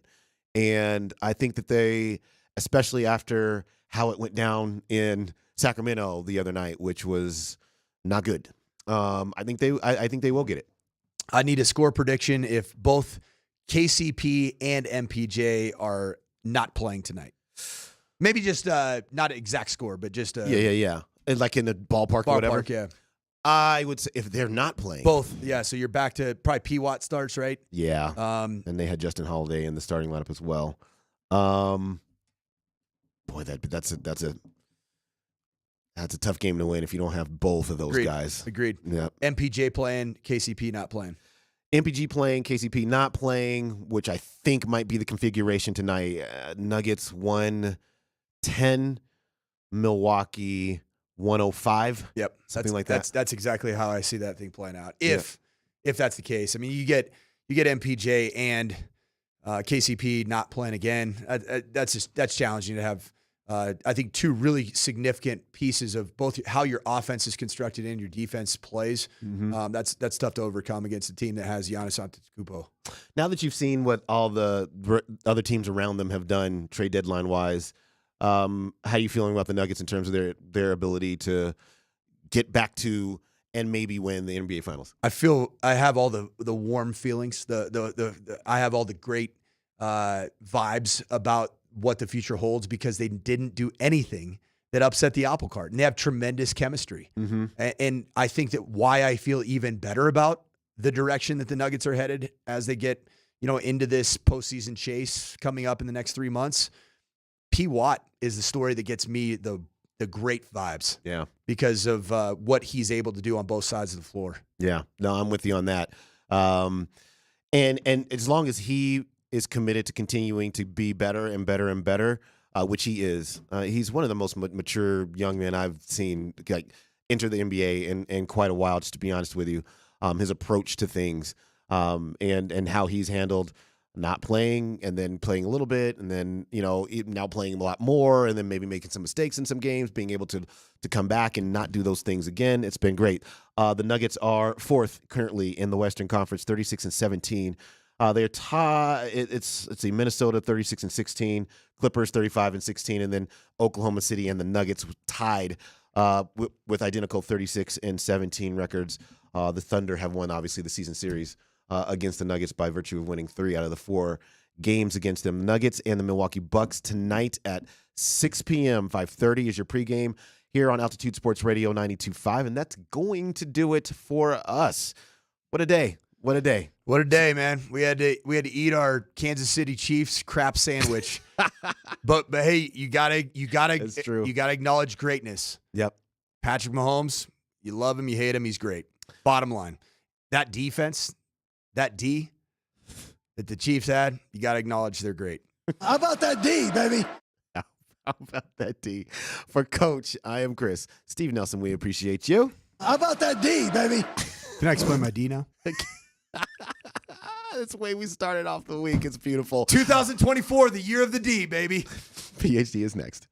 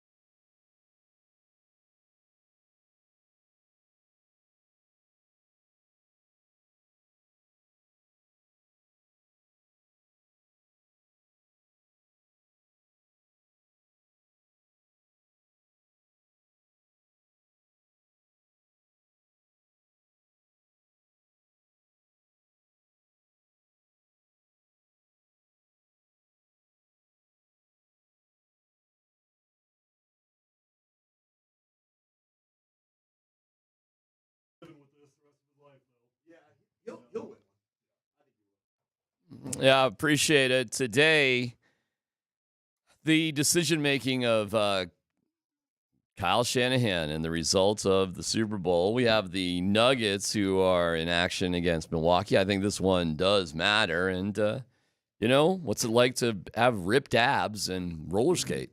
I guess if you can do that and you got some music, you can get a good halftime show going. And we will try to look at some positive things in general, because you go from the Nuggets getting squashed on Friday night. You go Saturday in Florida with the Avalanche. Who knows what's going on there, man? That is a mystery. And then the Chiefs win again. It's gonna take me a minute away to get to something positive. I'm not gonna lie. I'm like physically ill.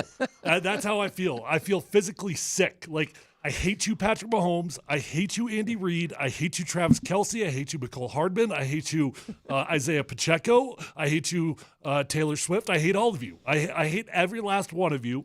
I'm loyal to my deathbed to the Shanahan family. Felt like I was in it with them, and just feel sick. And it's just, a decade. This dude is 28 years old. This dude's stinking 28 years old. We got another decade of this nonsense. Scotty, how you feeling about all that Good. stuff? Hey, guys. What's going on, buddy? Good to see you. Hey. Wait, where? Milwaukee. All my boys. Milwaukee. Right? Milwaukee. All my boys in Kansas are absolutely ecstatic today, and boy, they were sure quiet during the game. As soon as that game ended, it was like and blew up and stuff. I thought it was a boring as hell game until the fourth quarter, and then it was like, boy, you better not leave the room. Yeah. In my opinion. The third quarter might have been one of the ugliest quarter. I was thinking Kyle Shanahan went and called Sean Payton at halftime and said, hey, what's that thing you guys do where you dominate the first half and run, and in the third quarter you just pass the ball, and then you let the team back in it and you kill all your momentum? What? Oh, you just pass the ball. Okay, good. Yeah, okay. And when they go 2 straight 3-and-outs and didn't run the ball once to start the third quarter, well, that felt like a Sean Payton offense right there. It is easy to point the finger at that. You got Christian McCaffrey. He's running the hell out of the football. I will say, and I'm a little bit defensive here. I full disclosure, but if you go back and you look at all the first down possessions in the second half, all but one of the first down possessions, they had an 8 or 9 man box that they were looking at. So, they got forced out of it more or less. Now, you could argue, just continue to hand it to your best player no matter what, and that's a fair argument.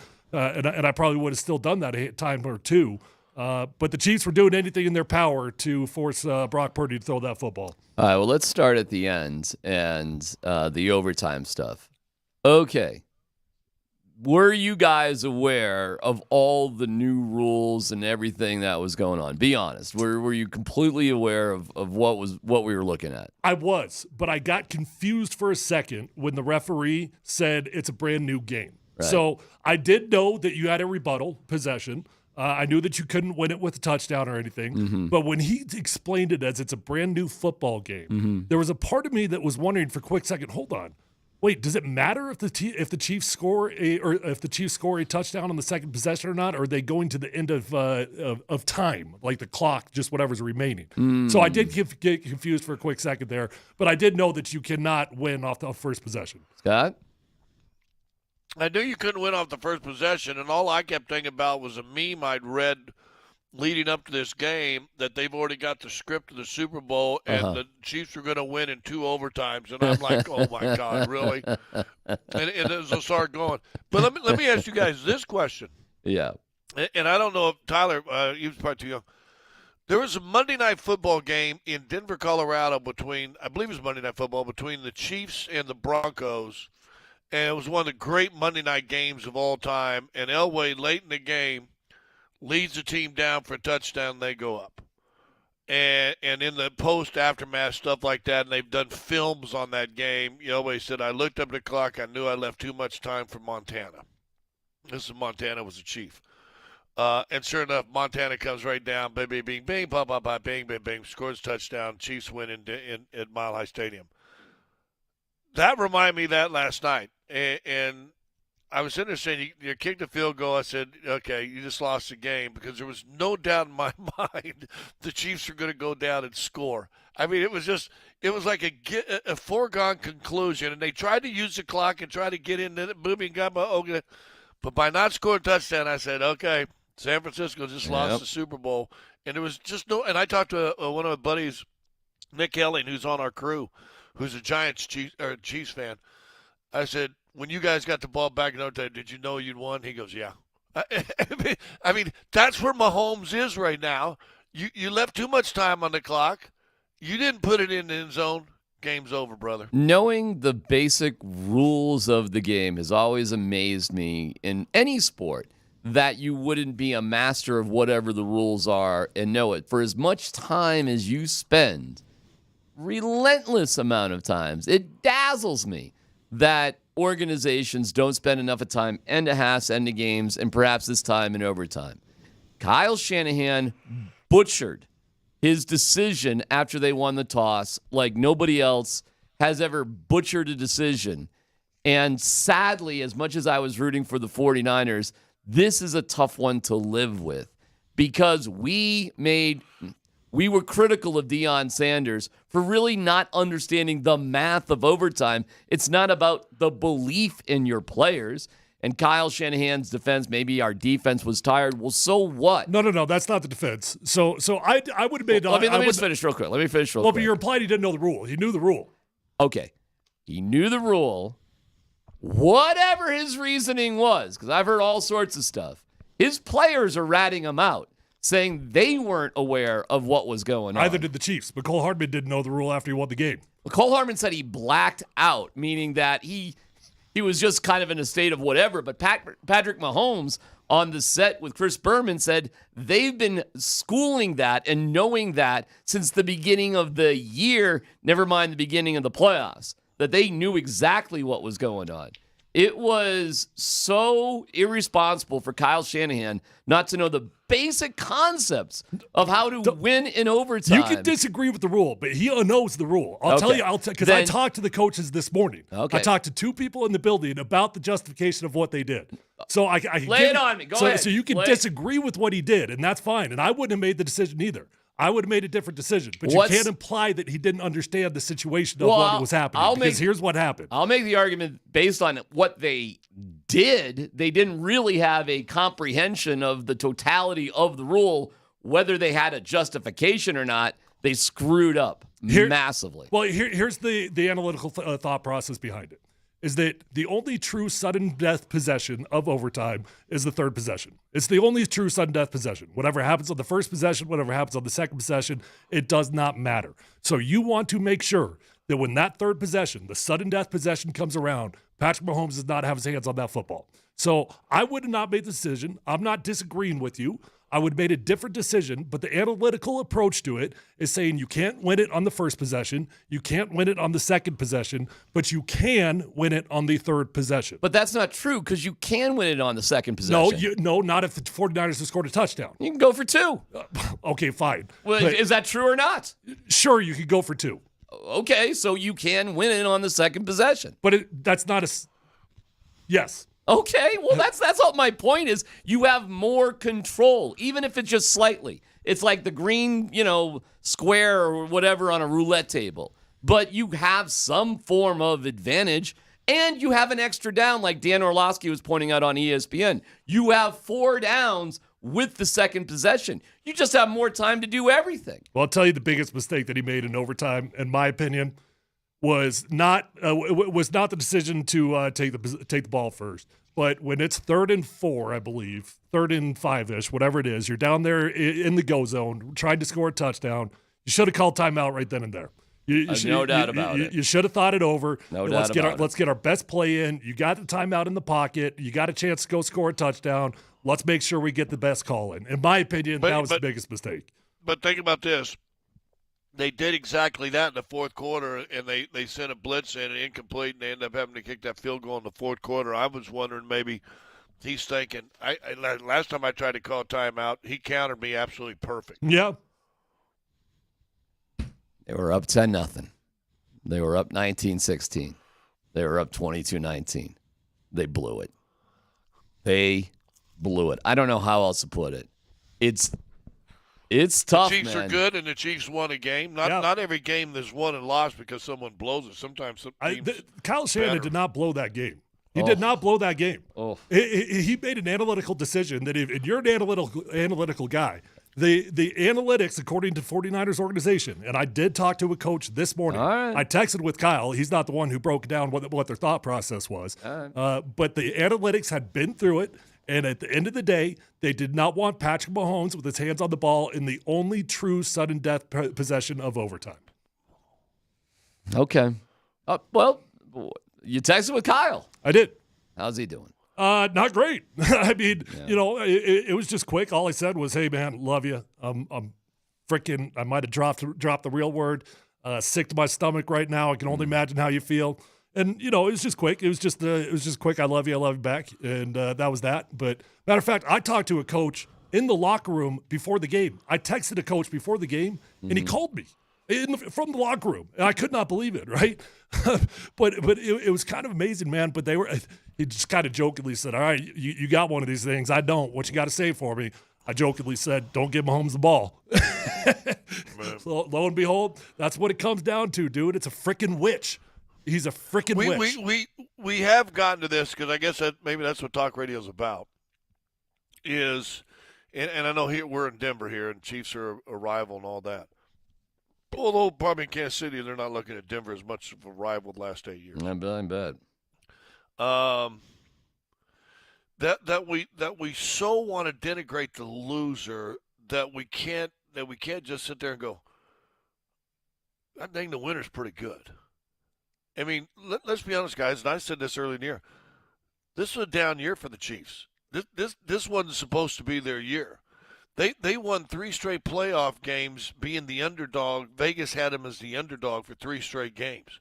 They went on the road and won games in the postseason, which everybody says, well, they haven't been able to do that. Andy Reid is brilliant. Mahomes, he doesn't have the rings that Tom Brady has, but I'm not so sure that if you set those guys up and say they're both 23, who do you want, that the world right now isn't taking Patrick Mahomes.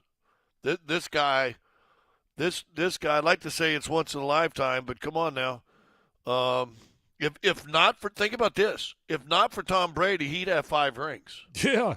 I mean, he's been to 4. He's won 3. And if you look at the statistics of Tom Brady. Didn't Brady knock him out in the AFC Championship game in one of those years when he was still in New England? I don't know. I don't know, but I will say, to your point, if you look at the statistics of Tom Brady and Pat Mahomes at their age, Mahomes has like 20 more touchdowns in the playoffs than Brady did. He's got more wins. He's got more of everything at this age that Brady did. Hey, I understand you want to take the, hey, let's not crap all over somebody and all that sort of thing. Okay, cool. I mean, I get it. I'm not trying to do that. But it's a level of frustration I have when you had a muff punt, you had a 10-point lead, you had 2 3-point leads late. You had a fumble on the first possession when you're driving and just creasing them. At the missed extra point. The list goes on. At the best, it's a questionable. At least you could say it's a questionable decision to take the ball to start the overtime with the new rules. I don't know what their analytics say about the third possession. I just think logically, I would rather see what my opponent does first while I can respond to it. And I would have 4 downs to do so. I have zero idea why you would give your opponent that advantage. Here's a mistake for me, and again, the defense was not good or they had no answer for Kansas City in that fourth quarter. That being said, okay, take it, go, boom, you're creasing them. You're creasing them. You're going, dang, okay, the offense is back, and you sputter. The problem with the decision becomes a problem because you don't score a touchdown and you settle for a field goal. If you score a touchdown, it's not a problem. But you scored a field goal. And to me, with Kansas City's offense, you just took all the pressure off Kansas City's offense. No doubt. They look scared. That 4th and 1. Mahomes picks 6. Boom, boom, boom. 3rd and 4. 3rd and 7. Picks up the first down. No, it was so typical. They couldn't do anything the entire game, and then you know for a fact when Mahomes gets the ball in his hands, it's just going to work. When the game's on the line, it's just going to work. Did you think the Chiefs were going to score a touchdown and win it as soon as they got the ball? Yeah. In overtime? Yep. Yeah. I did too. Yeah. And they did. And it's just I don't know, man. I knew don't know. the game was over. I'm sitting there going pick six, but I knew the game was over when they settled for the field goal in overtime. Yeah. You could have made an argument for that. You could have made an argument at the end of regulation that you should have gone for it as well, rather than kicking the 3-pointer at the end of regulation. I mean, there's plenty of spots that you could point to in question. I get it. But the part that drives me nuts is implying that the dude didn't understand the situation. He made a decision. All right. I don't want to get into a semantics argument, but I'll say his basic understanding of the situation was bizarrely flawed. So I get it. They have some sort of justification for it. I guess I'm just not jibing with the justification. And why are his players saying they didn't know what was going on? Why are you having guys say they didn't understand what the overtime rules were? Why is that happening? Yeah, probably not a good look. That's not a good look by any means. All right, players probably should know it. I could counter that with, what does it matter if the players know it? They should, but it's not like it makes any difference for the players if they know the rules. The coaches are the ones calling the shots. Well, let's dig into the game itself and figure out in a more positive frame, I guess, where Patrick Mahomes fits in the pantheon. Kelsey and Taylor Swift and Usher on roller skates. That was, man, that's a talent. It's PhD on 92.5.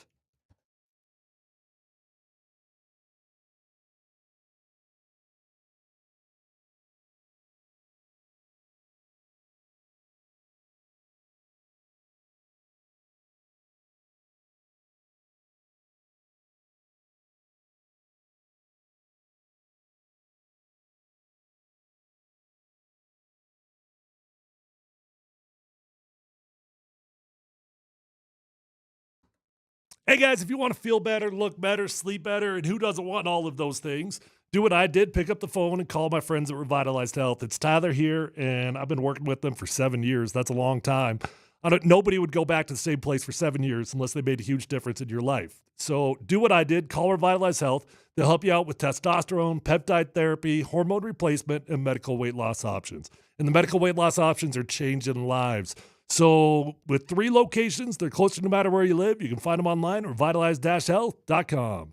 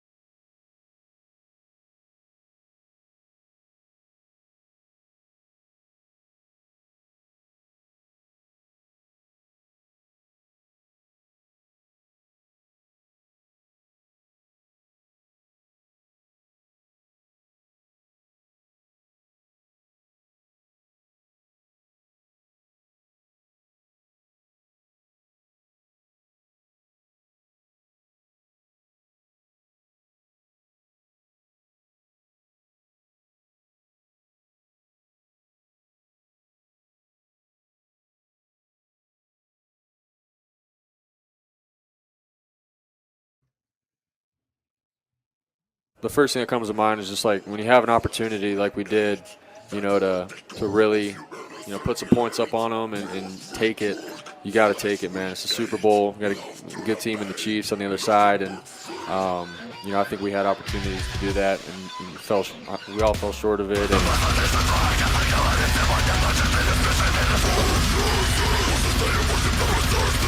I'm not feeling the hype metal music right now. I'm not feeling it. Hey, how about them drums? Welcome to How about them drums, D-Mac? Hey, man, Wow. that's something. I'm in like a funeral mode right now. Metal Monday here on PhD. Metal Monday. Hey, this is the Warden's favorite band right now. Oh my God, who is this even, Dan? Is this Five Finger Death Punch or no? This not. What is this, like Lamb of God? What is that? What is it, Dan? Seriously. The name of the song is Baba Yaga, and the band is weird. That's Baba Yaga? Yeah, Slaughter to Prevail. Yeah, there you go. That's the Warden's favorite band right now? It's like a German or Scandinavian like hardcore thing. Yeah, I think they're Scandinavian. I'm glad the Warden found that. That must be great when she's picking up her, her daughter, your daughter. Oh no, they like it. They Baba Yaga. No, the Warden likes it. I'm not sure. Not Ellie, no. On the text line, tell D-Mac this is the first time it happened. This is the first time they've ever had these new rules. How is anybody supposed to know exactly what to do? Well, wow, really, your bar is of low expectations is firmly established. Hey, by the way, D, the Warden just said Slaughter to Prevail is coming to the Mission Ballroom. That's about right. Have fun there. I'll see you there, Warden. Yeah. Good timing for my face tattoos. I like that commercial. With the face tattoo That was guy. a good commercial. The guy's like, oh my God, what have I done? What is this? Jelly roll. Jelly roll. That's right. They're permanent. They won't come off. I laughed at that. I laughed at the Dumb Kings. With Affleck the and Kings. and Damon. That was pretty good. That was Boston royalty right there. And Tommy was in a couple of those commercials. That was a good one there with J-Lo. What else? The best part was right what Damon going. I didn't when I said I'd do everything. This is it. This is it. I do anything. This is it. This is it. I don't feel like I feel like I got to get caught up to speed on the commercials this year. I didn't see a whole lot of them. Well, what were you doing? Being depressed, talking to people, like knowing bad things are coming. My wife did such an amazing job just getting everything ready. We had a great time, just the two of us. Man, it was great. Like sometimes I think Super Bowl parties can be distracting and a little, how'd you watch? Yeah, like when my daughter's playing hot cross buns on a recorder with 2 minutes to go in overtime. I love you, honey, and I'm proud of you. Right now.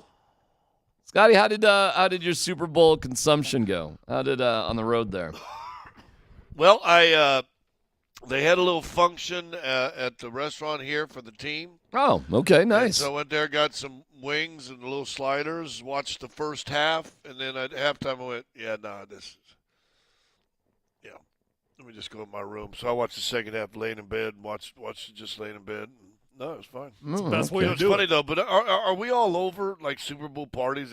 Are we done with that? I have a rough time with big, huge Super Bowl parties. It just seems so distracting from actually, like, watching the game. If I had the luxury of watching it by myself, I would choose to watch it by myself. Yes.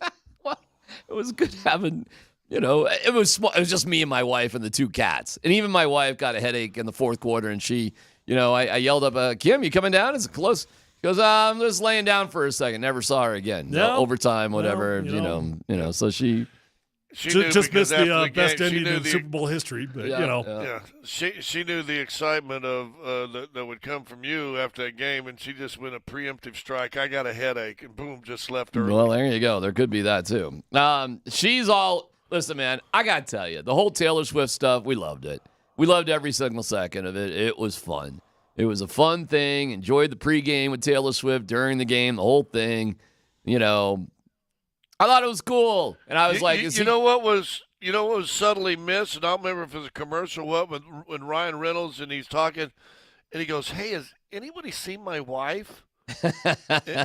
who's Blake Lively, who like earlier in the game or right before the commercial, basically they did a shot of Blake Lively was in the booth with Taylor Swift. They're like besties, right? Oh, yeah. Yeah. And so Blake Lively was in it.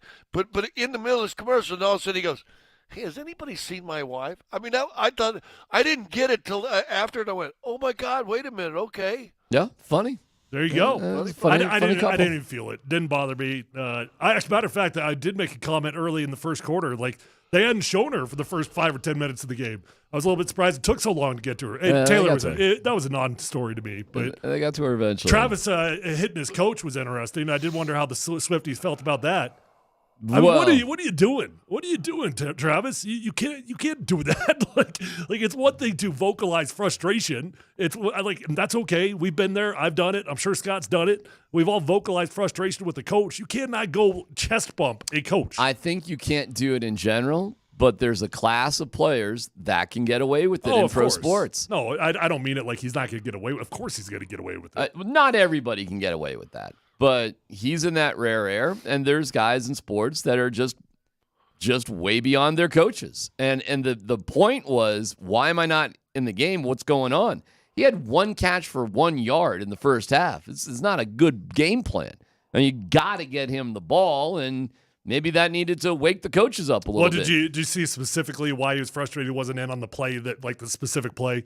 It was the play they had the fumble, and they just pulled Kelsey out of the game, puts in the other tight end. Tight end goes in there and whiffs his block. That defender causes the fumble, and Kelsey was ticked off that he wasn't in there on a running play. It wasn't a pass play. He was ticked off he wasn't in there to block. Yeah. Okay, well, there you go. I mean, and he was right. But yeah, I mean, you run into your coach. I don't know. It was fun to watch. You know, you're hoping the Chiefs would melt down. I'm just wondering how the Swifties felt about it. You know, I'm sure the Swifties had. Loving it. I'm sure they had Travis's back. Yeah. Okay. Yeah. Stupid Chiefs. Why did the referee?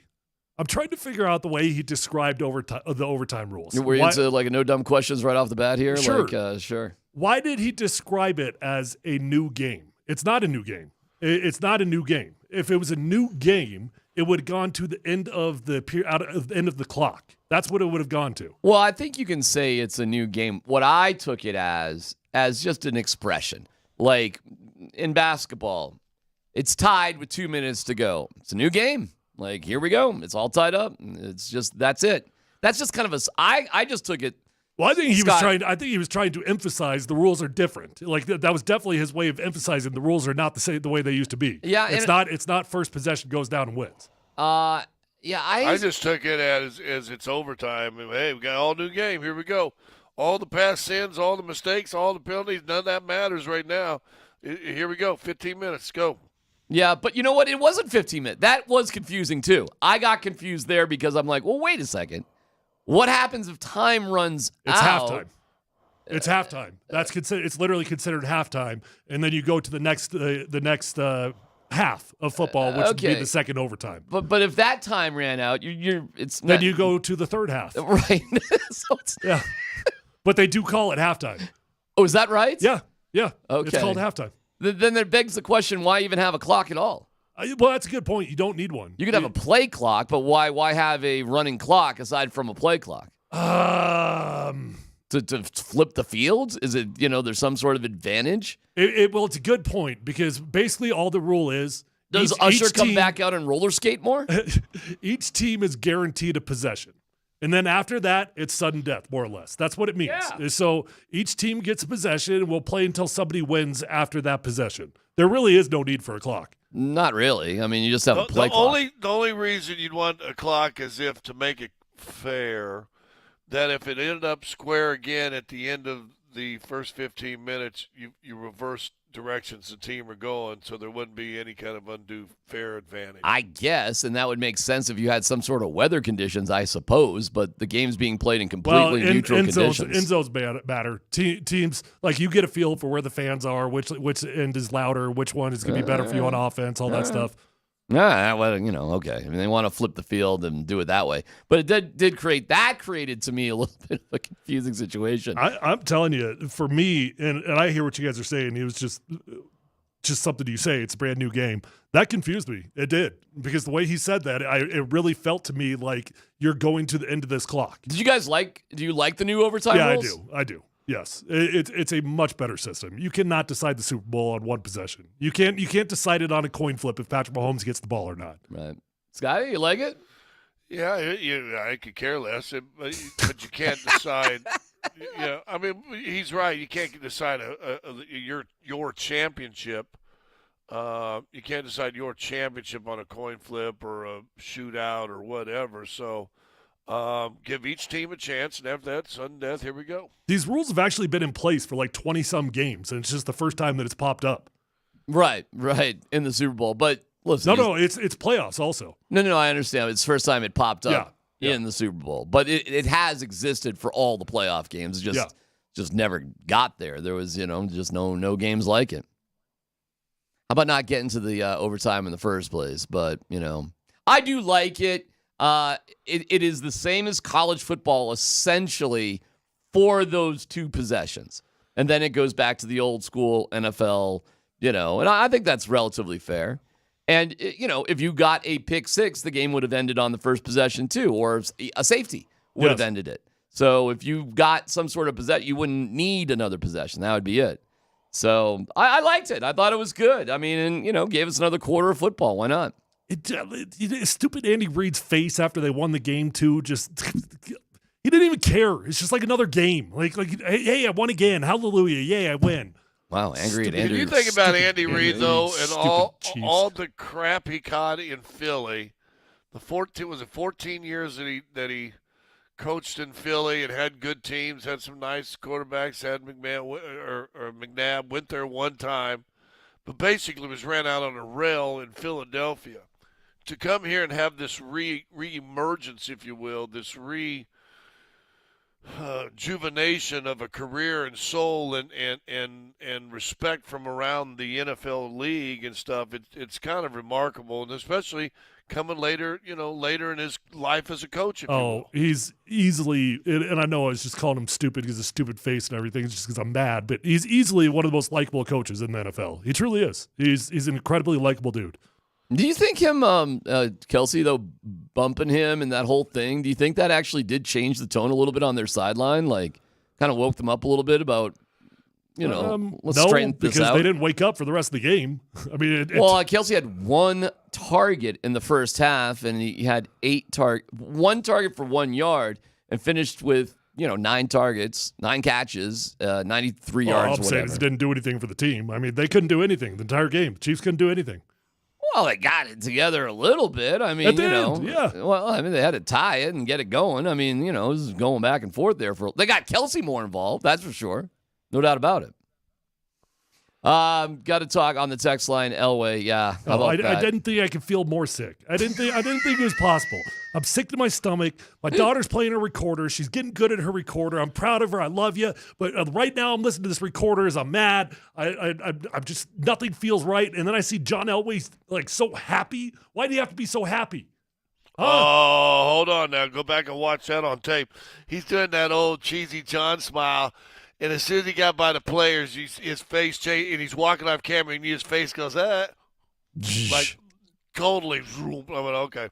Well, I wish he did that the whole time. Yeah, that was one of, and I told you, I got all my Kansas guys, so I'm on the meme. I have yet to respond, since last night, but there's a picture of that right there. That right there, he's in that picture. And my one boy goes, and to top it all off, nothing could have been better. They thought this was unbelievable. Dude, and it's like, physically he's giving the Lombardi trophy to the Chiefs. Metaphorically, he did it a few years ago as the GM. Wow. And it's, just the whole thing was like sickening. How does that picture not make you want to vomit, seeing Elway just giving the trophy to the Chiefs? It doesn't look good. It does not look good at all. No. It's a weird one to sort of accept to be asked to do, and I know he's being honored for the 25th anniversary of winning and the whole thing. And theoretically, it could have been pretty freaking awesome if he's handing it to John Lynch and to Kyle and to Christian McCaffrey. I mean, how freaking amazing would that have been? Yeah, that would have been incredible. So the only cool solace I have and there wasn't much because as soon as I saw that, I went, "You've got to be effing kidding me." But when they're up on the dais, and you can tell, obviously, John knows their ownership group and all that stuff like that, and the Hunts and blah blah blah. And by the way, Mr. Hunt, don't wear your earplugs up on the stage; it doesn't look right. But did you guys notice Mahomes comes over where John was standing, kind of camera left of the commissioner or the Nance and all the guys? That Mahomes came over to Elway to shake his hand and talk to him, and it just made me think, okay. Mahomes is the greatest quarterback in the game right now, and it's not even close. Second place, the guy didn't even finish out the season. That's probably Joe Burrow, because I think Joe Burrow is the only guy that's got any sack that's not afraid to go toe-to-toe with Mahomes. I don't think Josh Allen has the sack to play against Mahomes.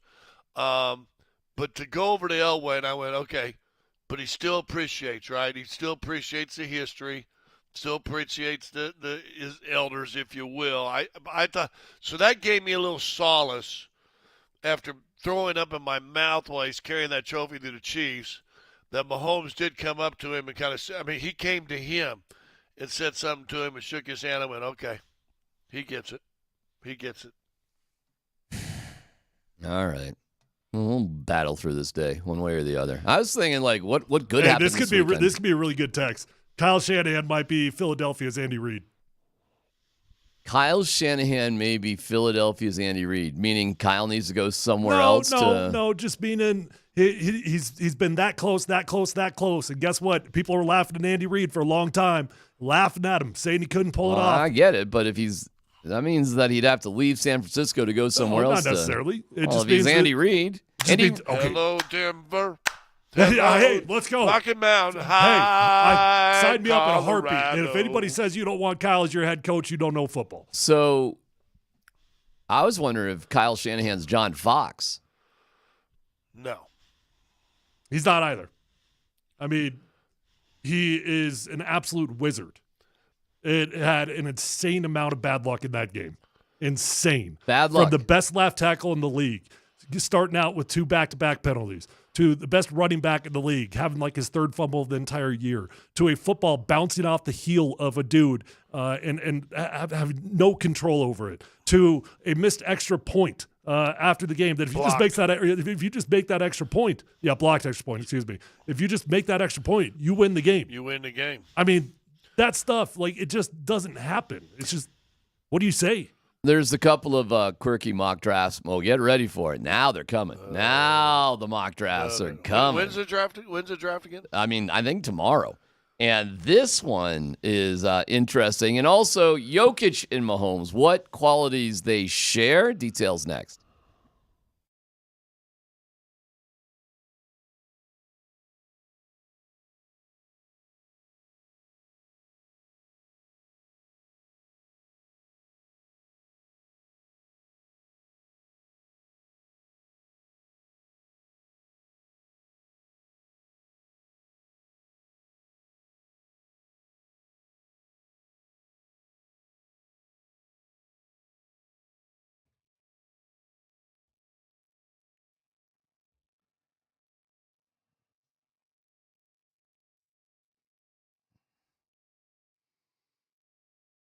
Hey, it's D-Mac for Mike Maroney Automotive, here to tell you there's never been a better time to buy a car, truck, or SUV. It is now.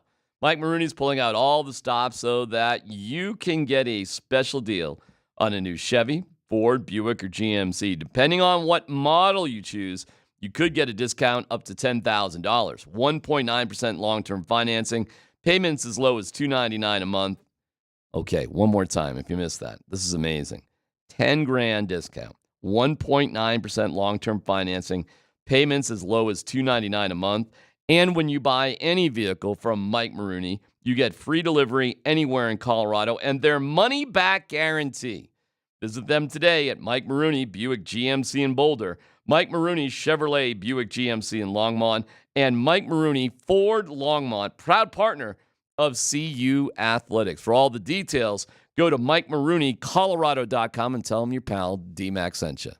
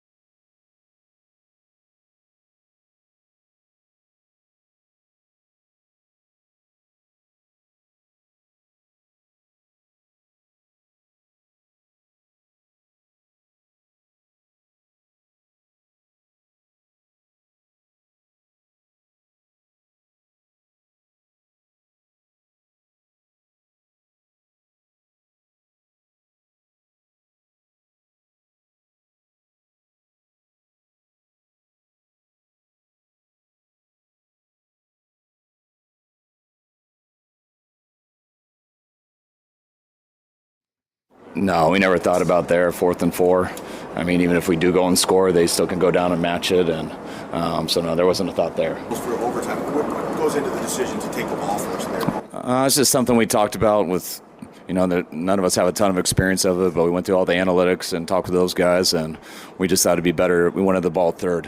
If both teams matched and scored, we wanted to be the ones who had the chance to go win, and we got that field goal, so we knew we had to hold them to at least to a field goal, and if we did, then we felt it was in our hands after that.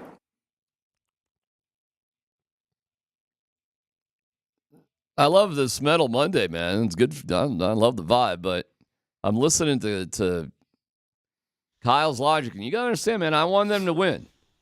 And it just doesn't make any sense to me what their logic was. I really, truly don't get it. So I assume you did think about it. I'm not saying you didn't look at analytics, and I'm not saying you didn't know the rules. I'm not sure why some of your players were saying afterwards they didn't have any clue what was going on, but players are stupid. Okay, well, them players are stupid, but for the record, I know I've been defending Kyle. I wouldn't have made the decision. I would have chose to play on defense. I absolutely would have chosen that. But it does crawl under my skin.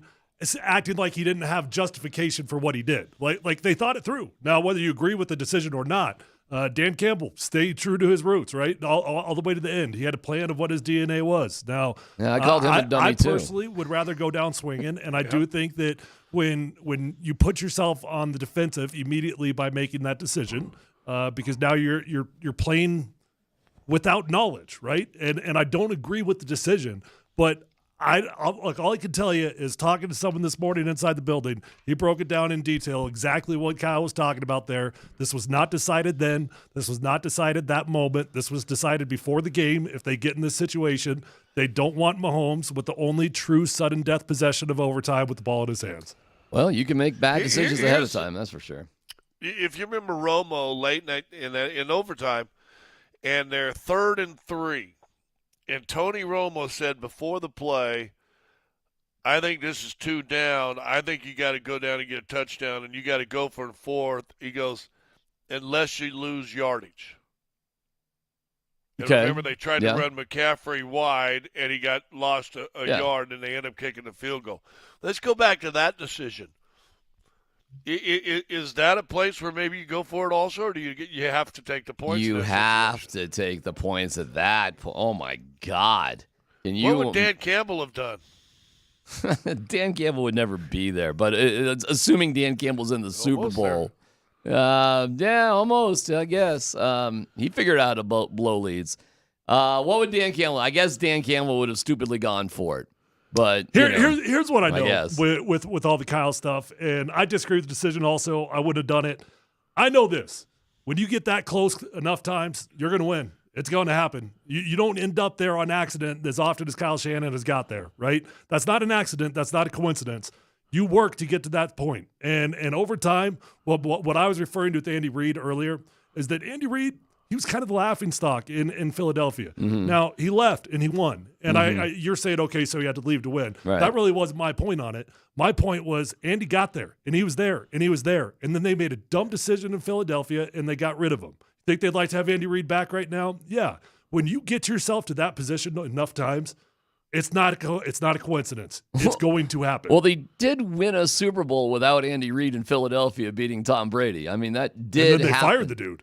Yes, I can't explain that too, but it's not like they didn't continue to have success in Philadelphia. I mean, without him, they did. Do you think they'd like to have? Do you think they wish they never got rid of Andy Reid right now? I don't know. I don't know about that because sometimes things just get stale for whatever reason. You got to shake things up. I mean, it just happens. Al Davis said a head coach should never be in one place more than 10 years. Yeah, I don't think you should have fired Mike Shanahan for Josh McDaniels. I mean, you look at that. I thought you should have hired Kyle Shanahan, not VJ, but I don't know. What are you laughing about? I'll tell you later. I can't. Are you doing something with Dan? Is there something funny going on? Yes. Let me get through these mocks really quick. I won't bore you to tears. Oh, you will not bore me with mock draft. Let's go. Too late. There's a NFL Network one and a Pro Football Focus. I'll do this super quick. Oh, we got the music anyways? All right. Wait, no, real fast. When's the draft? Tomorrow. Okay. It's imperative that we get to this. They moved it up. They announced that after the Super Bowl, Scotty. The draft is tomorrow. Kind of like overtime rules. Yeah, they made a change. Yeah. Both of these mock drafts have the Broncos moving up one situation to 2, the other to 4, not giving up Patrick Surtain, but future first-round draft picks for Drake May. Both of them have the Broncos moving up for Drake May. How would you feel about that? Not Surtain, but like a 2025 first, a 2025 Well, I read it, like and I that. think it was 3 first-rounders and some change. Or what, I forget exactly what it was, but I believe it was about 3 first-rounders and some change. But not Surtain. It was not Pat Surtain himself. Look, how would I'd I feel? rather trade Pat Surtain. Yeah, how would I feel? I'd be excited. I would. Yeah, I'd be excited. I mean, there's only a couple quarterbacks in this draft that I would feel excited about making a move like that. Hey, you could bust. I get it, man. You could be Trey Lance. What are we gonna do?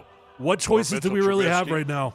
And I'm not going as far as saying I'm willing to do it for anybody, but I'd be excited for Drake May. I'm asking you about Drake May, Scotty. I'm asking you about Drake May. Not no, but hell no. That the mock draft you had that you're not telling everybody. Hell no. The mock draft you talk about was you're swapping picks this year. You're giving them your 25 first round pick and your 25 second round and your 26 first round. No. For Drake May? Come on now. I would be dancing in the streets. It would be like my own DMAC Mardi Gras.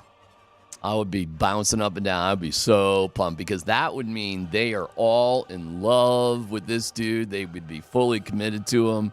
Oh, you don't get to that point without everybody being on board. No you doubt. don't make a move like that without the Oh. entire organization being at the same point. Look, I'm not going to sit here and tell you that by moving up you're gonna win. No, you're not. I mean, 9 times out of 10 you're not going to win, and I get it. I fully recognize it. Guess what? Patrick Mahomes wasn't a Grand Slam by any means. If he was, every other team would have selected him.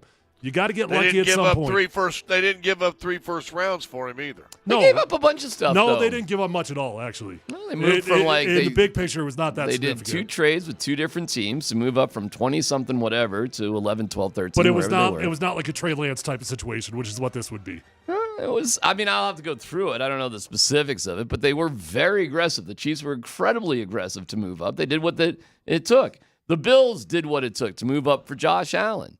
I mean, even if it doesn't work out, you can always back it up. Like the Niners were aggressive to get Lance, but they also, threw in an insurance policy that worked out pretty well for them with Brock Purdy. I think I was impressed with Brock Purdy, man. That dude was pretty cool. I don't think they lost because of Brock Purdy. That's for sure. Thought the guy was good. By the way, the Bills. Did you know that they traded up with the Bills to get Mahomes?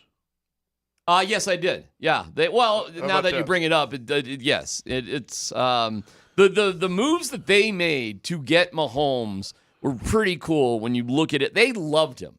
The Chiefs loved Patrick Mahomes, and their plan to use Alex Smith as a bridge for an entire year. But to Scott's point on it, it was a much safer gamble, way bigger. I mean, because the gamble of what they had to give up to go get him, it's minutia in comparison to a deal like this. A pick number 27 and pick 91. Yes. I mean, what's that? And a first round in 2018, the year after. Okay. So, I mean, you gave up 1 first rounder, really. I mean, the back right. end of 27. Yeah. So if That's not 3. All right, fine. Well, I'm looking at this one from NFL Network, and I don't know. They're moving up to 4. If you can move up to 4 to get Drake May, and you gave away something like a future first and a third, you wouldn't do that? I would. Yeah, man. I I already said I would. I can't tell you if it's going to work, man. I'm not going to do that. I'm not going to sit here and tell you by making some crazy gamble like that it's going to work. But I know right now, Broncos country needs something to be excited by. And if you make a move like that, it's going to be at the very least exciting. Mahomes and Jokic, I think, have some significant things in common. And in terms of how the game went, I couldn't help but look at the Kansas City Chiefs just like I look at the Denver Nuggets. It's PhD on 925. We'll get to that next.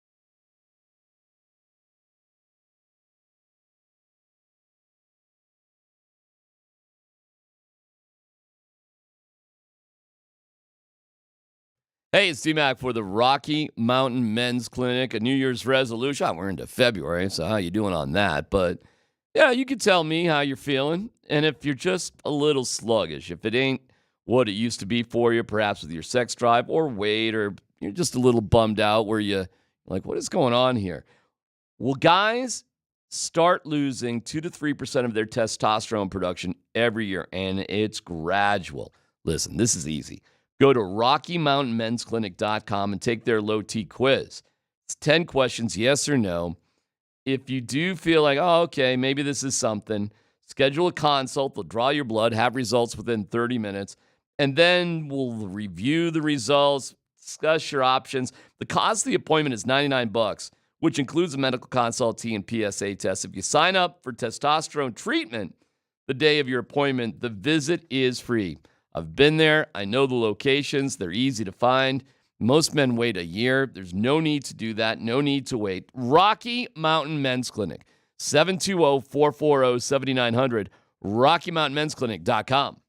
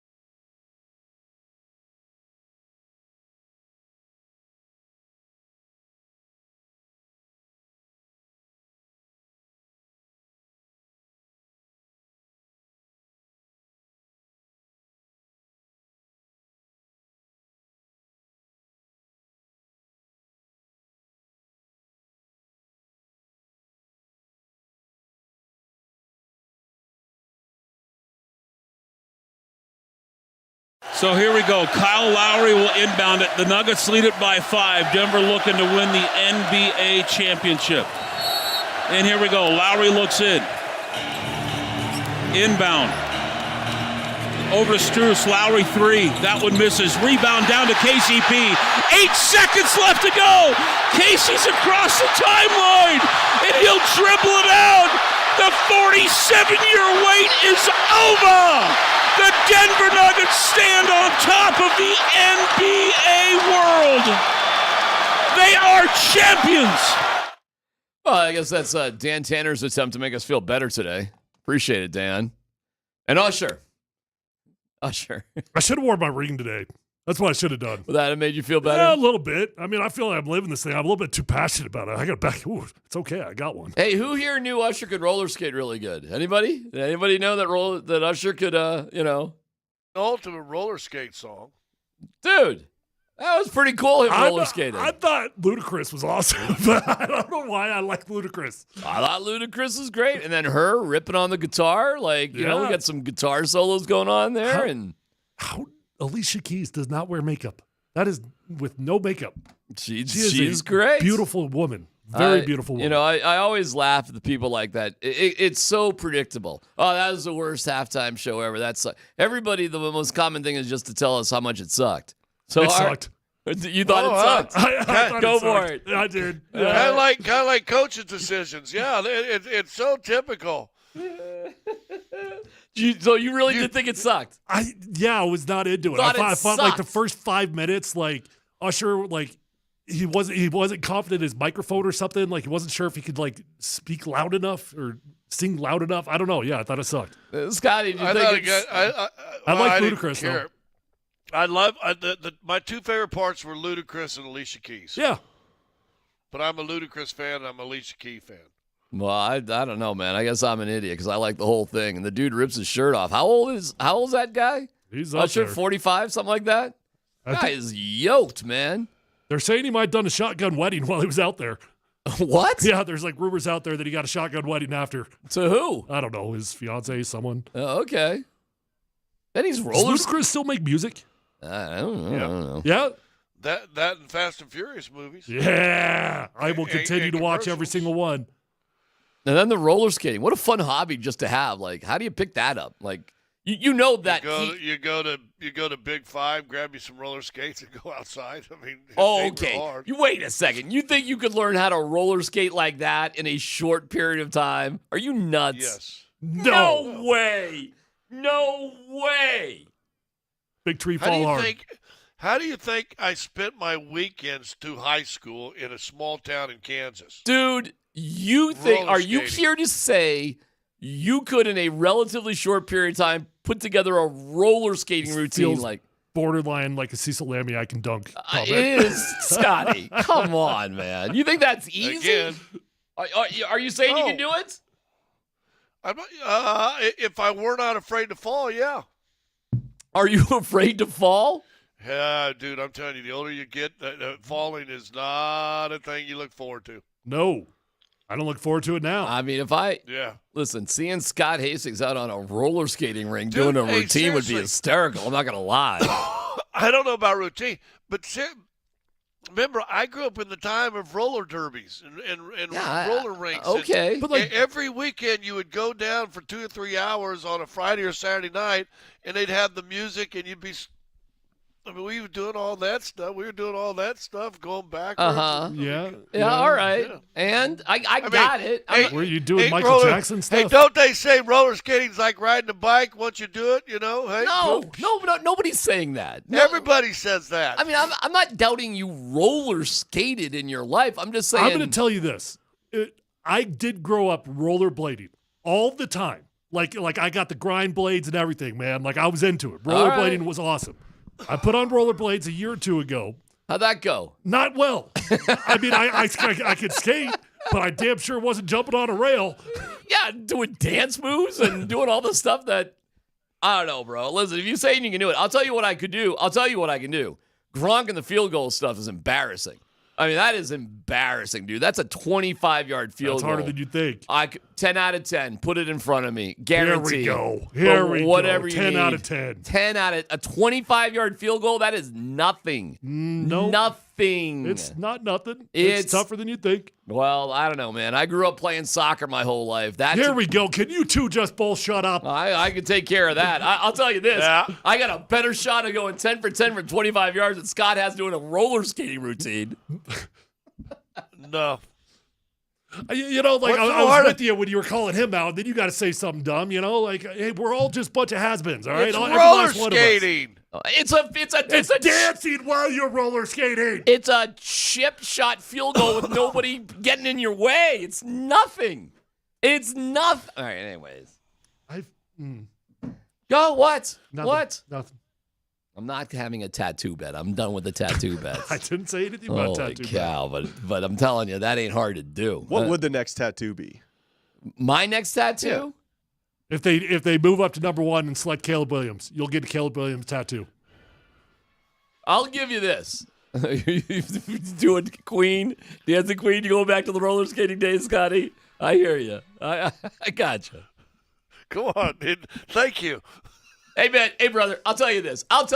Screw it. They move up to get any quarterback. I'll get some form of tattoo of that quarterback. All right, it's out there now. Hey, Boom. we didn't make you do it. You just did that on your own. I know. It's another dumb tattoo bet. Yep. Here we go. But once- you don't get to blame. Now, when I hold you accountable, Don't you worry do about not it. get to blame me like you did last time. I'll put it right next to the other bad tattoo I have on my back so I never have to see it again. But, but I'll be pumped. I'll see At Scotty. least it's not a little teapot. Well, that's my boy's stout, and it's a hard justification on that one. I get it. You're short and stout like a teapot, really? I mean, you have to explain your tattoo. It's not So good. I don't know what you're talking about anyways, because Russ is coming back. Didn't you guys see? Where'd you see that? You guys didn't see it? This is breaking news. Where'd you see that? Ian Rappaport put it out there. When? Like 3 days ago. What? I'm being dead serious. He put out a report. Now, not that he's coming back, but he put out a report that the Broncos are willing to renegotiate the deal with him. Dan, can you find that for me? Because I don't have the specifics in front of me. But Ian Rappaport did put out a report that the Broncos are willing to discuss renegotiating Russell Wilson's contract. I gotta know where he's getting that from, and Well, ask Ian. Okay, because I believe there's zero chance of that happening. Well, you could look at zero. that. There's a couple different ways you could look at this. If you want to take the pessimistic view, which I think that's probably the correct view, but if you want to take the pessimistic view on it, you could either say this is the Broncos trying to dangle another carrot for the NFL, like, hey, we still like this guy, right? So we're still good. Anybody want him? Like, just give us like a 4th rounder. We'll bring him back, but 4th rounder, right? So you could do it that route, or you could look at it the other pessimistic way from Russell Wilson's point, because one of the camps put it out. Either the Broncos put it out, or Russell Wilson's camp put it out. Because Ian Rappaport is legit. So one of these two put that out. And if it's Broncos, it's them probably trying to make Russ look better, so somebody will trade. If it's Russ's camp, it's probably Russ's camp going out there, taking a feel for the scenery, looking around, and realizing, you know what? My best chance might be to try to recover things here in Denver. This might be because Russ wants to play another 10 years. That's how long this dude wants to play. So he might finally be waking up and being like, you know what? Maybe I will renegotiate this thing because the grass isn't always greener. Yeah, because he's about to be unemployed completely. Like, there's no trade market for him. Nobody's trading for him. That would have been forget it. If there was any interest for him to be traded for, he should give up his no trade clause to go anywhere. At least they would want him. So, yeah, there's no guarantees he plays. He could be left out in the cold like Bill Belichick. Here we go. From Ian Rappaport. The insiders on NFL Game Day. The Broncos face a crucial decision on Russell Wilson. The Eagles are welcoming quarterback Jalen Hurts being more vocal. This isn't it, Josh. I'm reading what Josh just texted me. My bad. Hey, by the way, I got to ask you guys something real fast. I forgot about this. And when I saw it, I knew exactly what happened.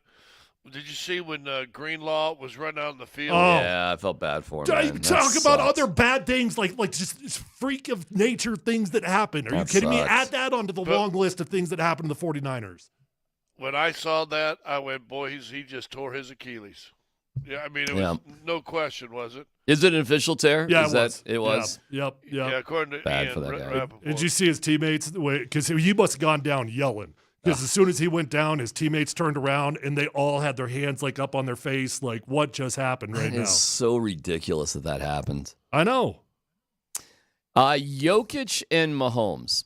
The reason why I think all of us had the same feeling as soon as the Kansas City Chiefs had the ball in Mahomes' hand with a chance to win it.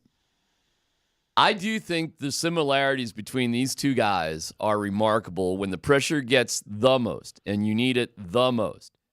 It's a pressure situation they both welcome. And Scotty, I do believe, like, hey, if you're going to beat the Nuggets, you better blow them out, Scott. That's how I feel. And that's what Sacramento ultimately did Friday night. So, okay, whatever. But I don't think you beat the Nuggets in a close game with Jokic. I don't. And I don't think you beat the Kansas City Chiefs in a close game either. No, and everybody knew it. Every opportunity that just disappeared, every bad thing that happened throughout the game, you just knew if you don't take it over right now, if you do not seize the moment right now, it will come back to bite you. Well, I kind of agree with you. It's funny, and I kind of had a no-dumb question. Wait, how close are we to that? We're close. We got about 15 minutes to it. Yeah, I got one. I'll kind of save for the no-dumb question. All right. But yeah, listen, there's a handful of guys that when the game's tight, in fact, it may. Well, no, I'll give you my no-dumb question because it goes along the same thing. Right. Guys playing one of the four major sports right now. If they play no longer, who right now is already in the Hall of Fame? Well, Right? Patrick Mahomes is already in the Hall of Fame. True. I feel like basketball, you've got quite a few of them. Absolutely. Right? No doubter. Yeah, and I think Nikola Jokic is too. And no doubt about it. But so is Kelsey. And I kind of want to talk about guys that are sub-30, like Steph Curry still playing Hall of Fame. There you go. LeBron James still playing. I mean, but these are older guys. I'm talking about guys still in their prime. I mean, we're talking guys in their prime that right now, if they were to stop, they're already in the Hall of Fame. All right, well, let's get. I don't think there's many of them. Well, let's throw that out there. 303-504-0925. We will officially have no dumb questions, but that's a good one to mix it up. I don't know if there were any doubts about Mahomes. Maybe, Christian. Where is he sort of in that conversation? Let's get to it. PhD on 92.5.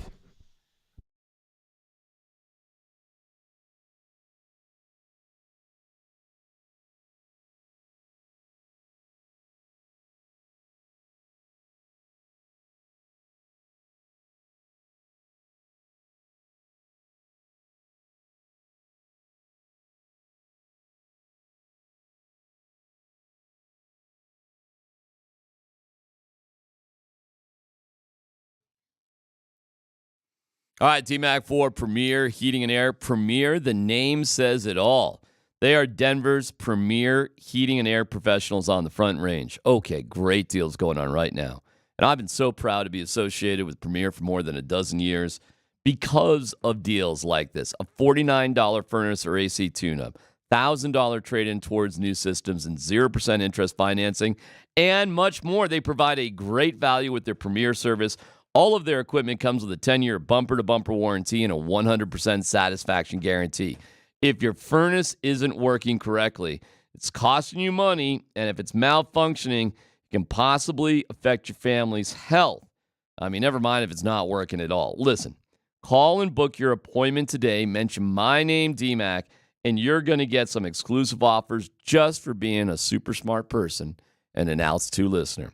Call them today, 720-743-3779, 720-743-3779, PremierAirColorado.com.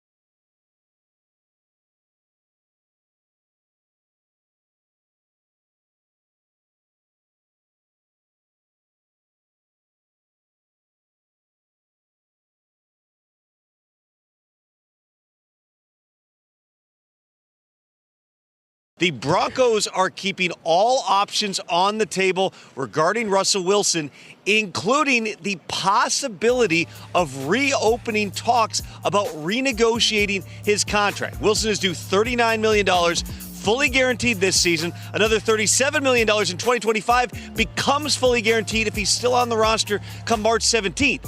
This is why Denver approached Wilson back during the bye week about restructuring his contract with the idea of having him on the team this season. Instead, Russell Wilson and his agent Mark Rogers complained to the NFL Players Association and later publicly accused Denver of benching him over money. All that being said, it's difficult to imagine Russell Wilson playing another down for the Broncos. However, if both sides get out there and don't find a better option, the Broncos already owe him all that money anyway.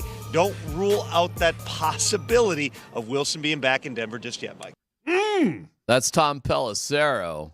He back, Scotty. He back. That is one of the most insane things I've ever heard based on everything else that's happened.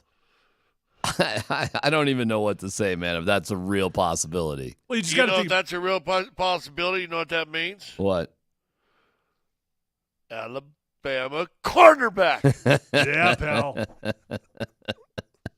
So you got to start doing math when you hear stuff like this, right? Like you got to think, you got to ask yourself why is it coming out? Because first off, if both sides were actually talking right now, I don't think anybody would know. I think they would both be trying to keep this thing under wraps as much as they possibly could so that they could just try to salvage everything. Hey, no more talking in the media, nothing else going on. So then to me, you got to go of what's the angle? Who's put it out and what's the angle? Why? I don't really know. I mean, he's untradeable. I mean, if I am stretching my brain, I would say the Broncos would be trying to drive up some sort of value in a trade from their angle. I don't know why Russ's camp would put that out. What would be the justification for Russ to put it out there? I think. But isn't Pelissero supposed to be Peyton's boy? Yes. George? Yeah. He absolutely is. Vikings guy, yeah. Yes. So would this be something George Payton would put out? Because I will say this, and even the changing of you two guys a little bit and figuring out the ramifications and the lack of money and free agency and dead money and all that stuff, even you both have said it probably would have been better for them to at least let him play one more year.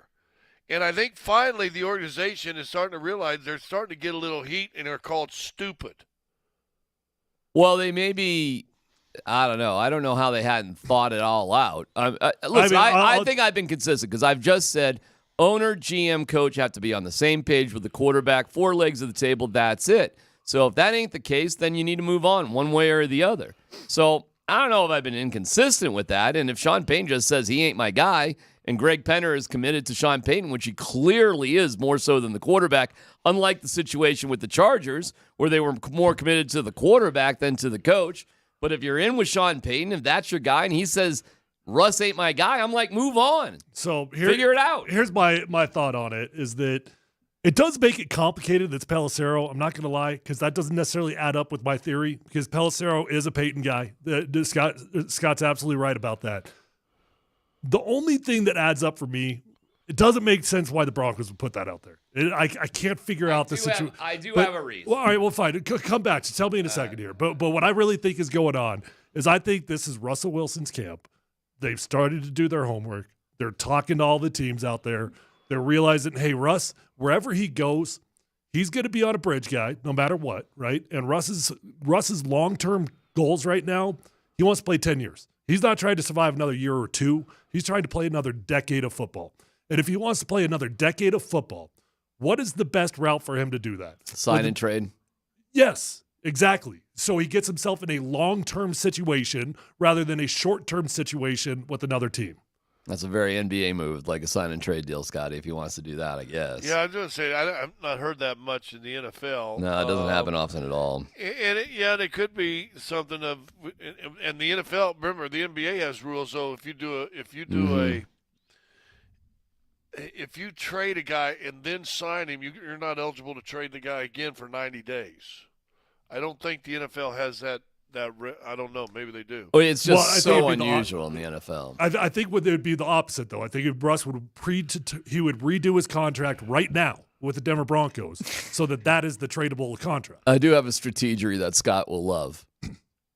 Sean Payton's just a dummy. And oh, Scott's in. Right. I was already thinking that when you asked that question a while ago. Right. Meaning it's dawned on Sean Payton what the landscape is really like for him. And I think he's only in this for the short term anyways. So I don't think he's in there for another 10 years. I think Sean Payton was only in this thing for like 3 years. And his chances of like winning with like a rookie quarterback and the devastation that the salary would do to all other positions is pretty ominous. So it may be dawning on Sean right now, which is crazy to think. But it may be, if I'm going to believe this report, that he's now going to George Payton and to Greg Penner saying, I think we can work this out somehow. Because he's realizing the alternatives suck. Let me put a different name. Let me put a different name in that theory because I think that's a solid theory. Who's the newest entity into this equation as far as the NFL salary caps?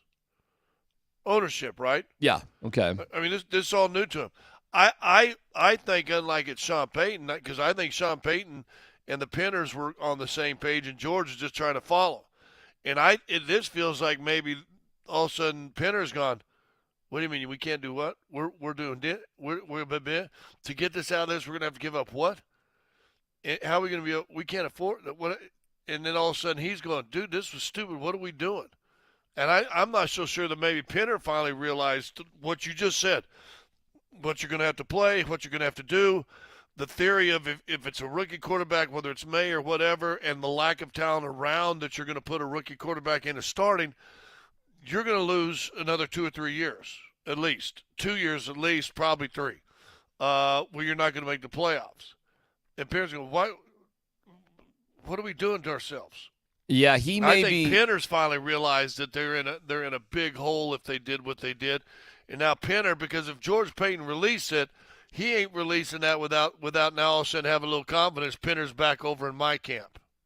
There's a possibility that they thought they could have just stronged arm Russ in the first place. Didn't work. And Greg's a smart guy, man. And all of them are. He's probably just saying, well, explain this then to me. And as Sean Payton is trying to explain it, it's probably a tricky thing to explain. Look, we're all grasping at straws right here because nothing makes sense. This thing is not getting repaired. This thing is not coming back together. Russ is not going to be the quarterback of the Denver Broncos next year. So somebody might have regrets about something. I don't know. I don't know who it is. And maybe Sean Payton did that. I'm not saying he's not dumb enough to make a bad decision. Well, but I know he's too proud to admit it. So if he did make a bad decision, he's not going to crawl back to Russell Wilson and ask for forgiveness. Oh, man, if we're reading between the stupid tea leaves here, there were interviews that he gave on Radio Row last week that would open the door for Russ coming back. And this is Tom Pelissero. I mean, this is a reliable guy. And you're right. He does have a pipeline to George Payton. So I will take the comment seriously. This is not like, mom's basement reporting like we got earlier in the week that, Sean Payton shot down.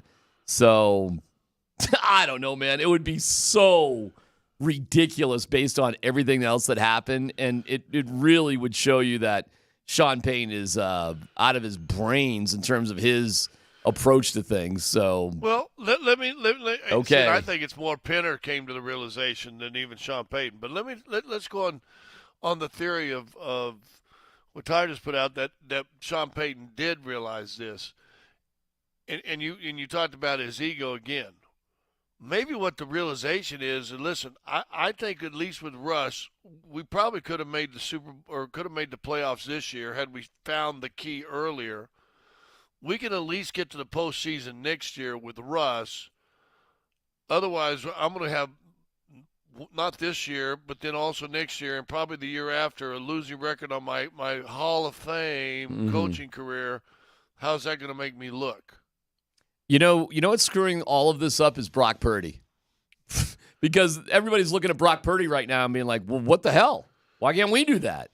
Like, no, nobody. I bet nobody in football is. Maybe fans. a lot of fans are. Well, no. I said maybe fans. You don't think there's people in football that are like, well, what's the point here? Look what Purdy just did. No, I don't. I don't think you're going to find any GM, any head coach that is going to think to themselves, we can go find a starting quarterback in the 7th round. No, I mean it happens. It happens about once every 5 to 10 years. You get lucky that a dude even plays. I'm not even talking about even becoming Brock Purdy.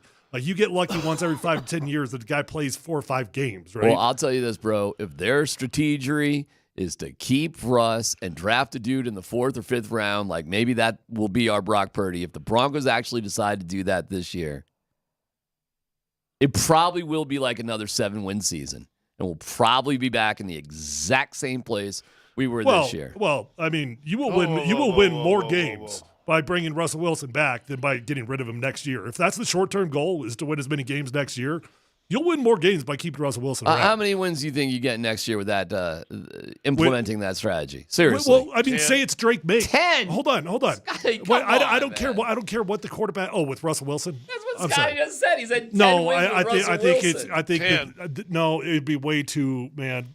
Those guys 10. would blow up. I'd say 7 max. Well, that's what but- I said. 7. But Well, hold on. They But hold won on. 8 My this point year. is, They won 8 this year, and they had a terrible start.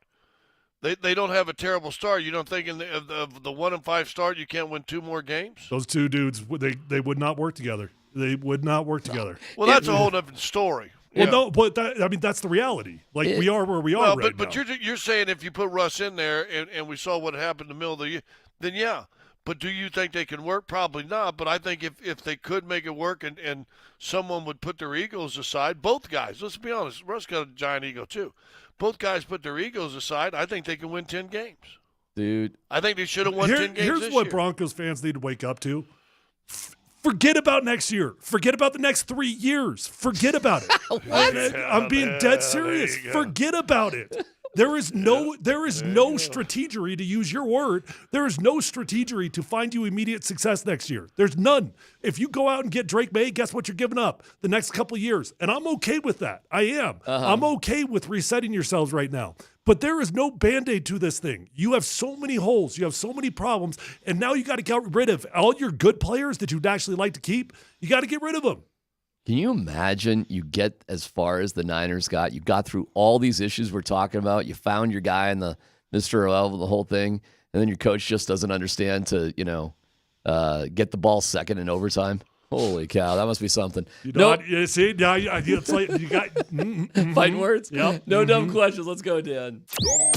Columbus, Hastings, and DMAC present No Dumb Questions. This is your safe space. Send us your not dumb question now. You're a smart guy. Tweet it, text it, or Twitch it. It's No Dumb Questions on Altitude Sports Radio 92.5. What's rattling around in your brain there, Scotty? Anything interesting?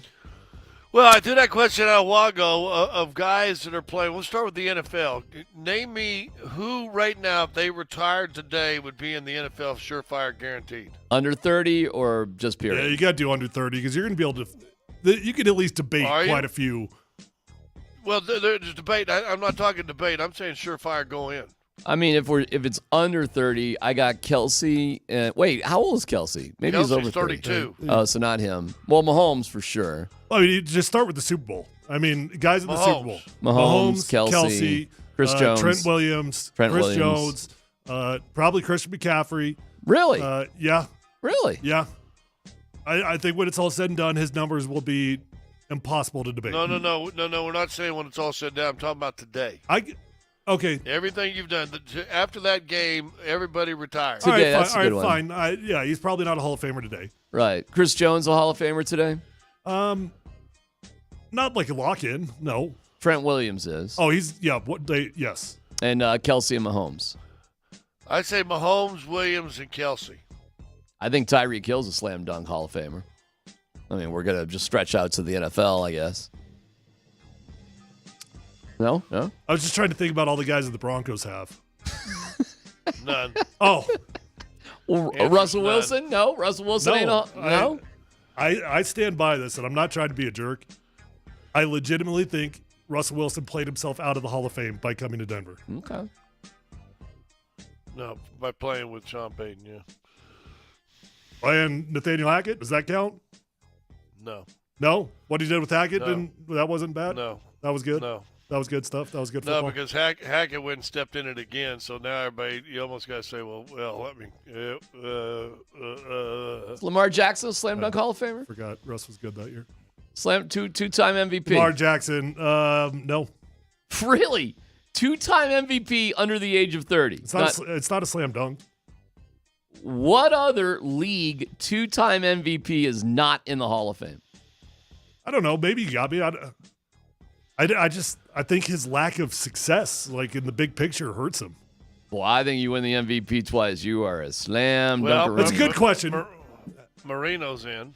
It's a good question. How many guys have ever won 2 MVPs and not made the Hall? There's probably not any. Of league MVP? No way. A quirky one like is Eli Manning. He's got 2 Super Bowl championships where he was the MVP, but is starting, and I think he's something like 91 and 91 or something like that as a starter.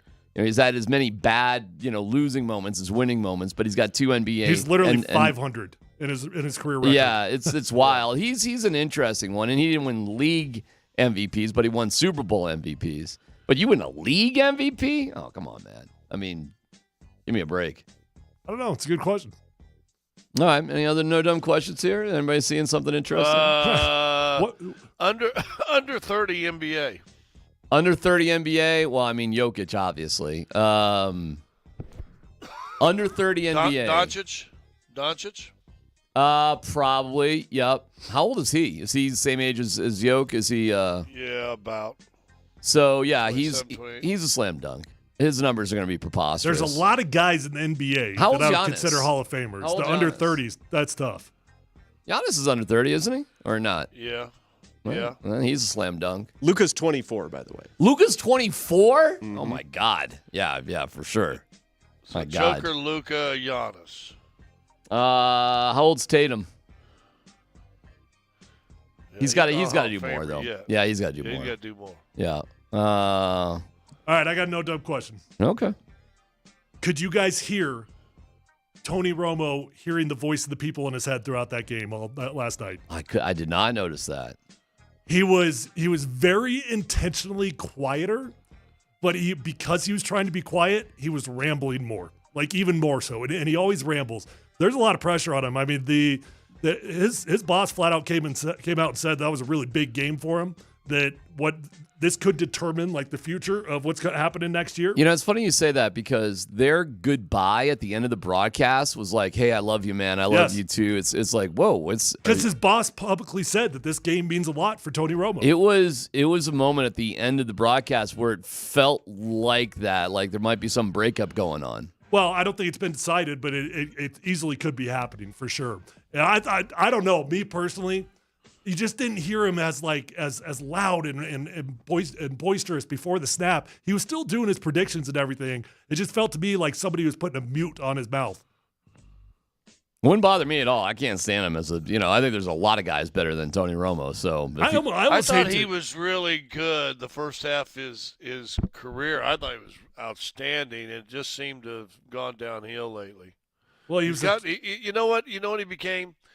Got into all the commercials. He almost like Chris Berman. Like I think Chris Berman back doing the fastest 3 minutes in sports or in football is pretty good.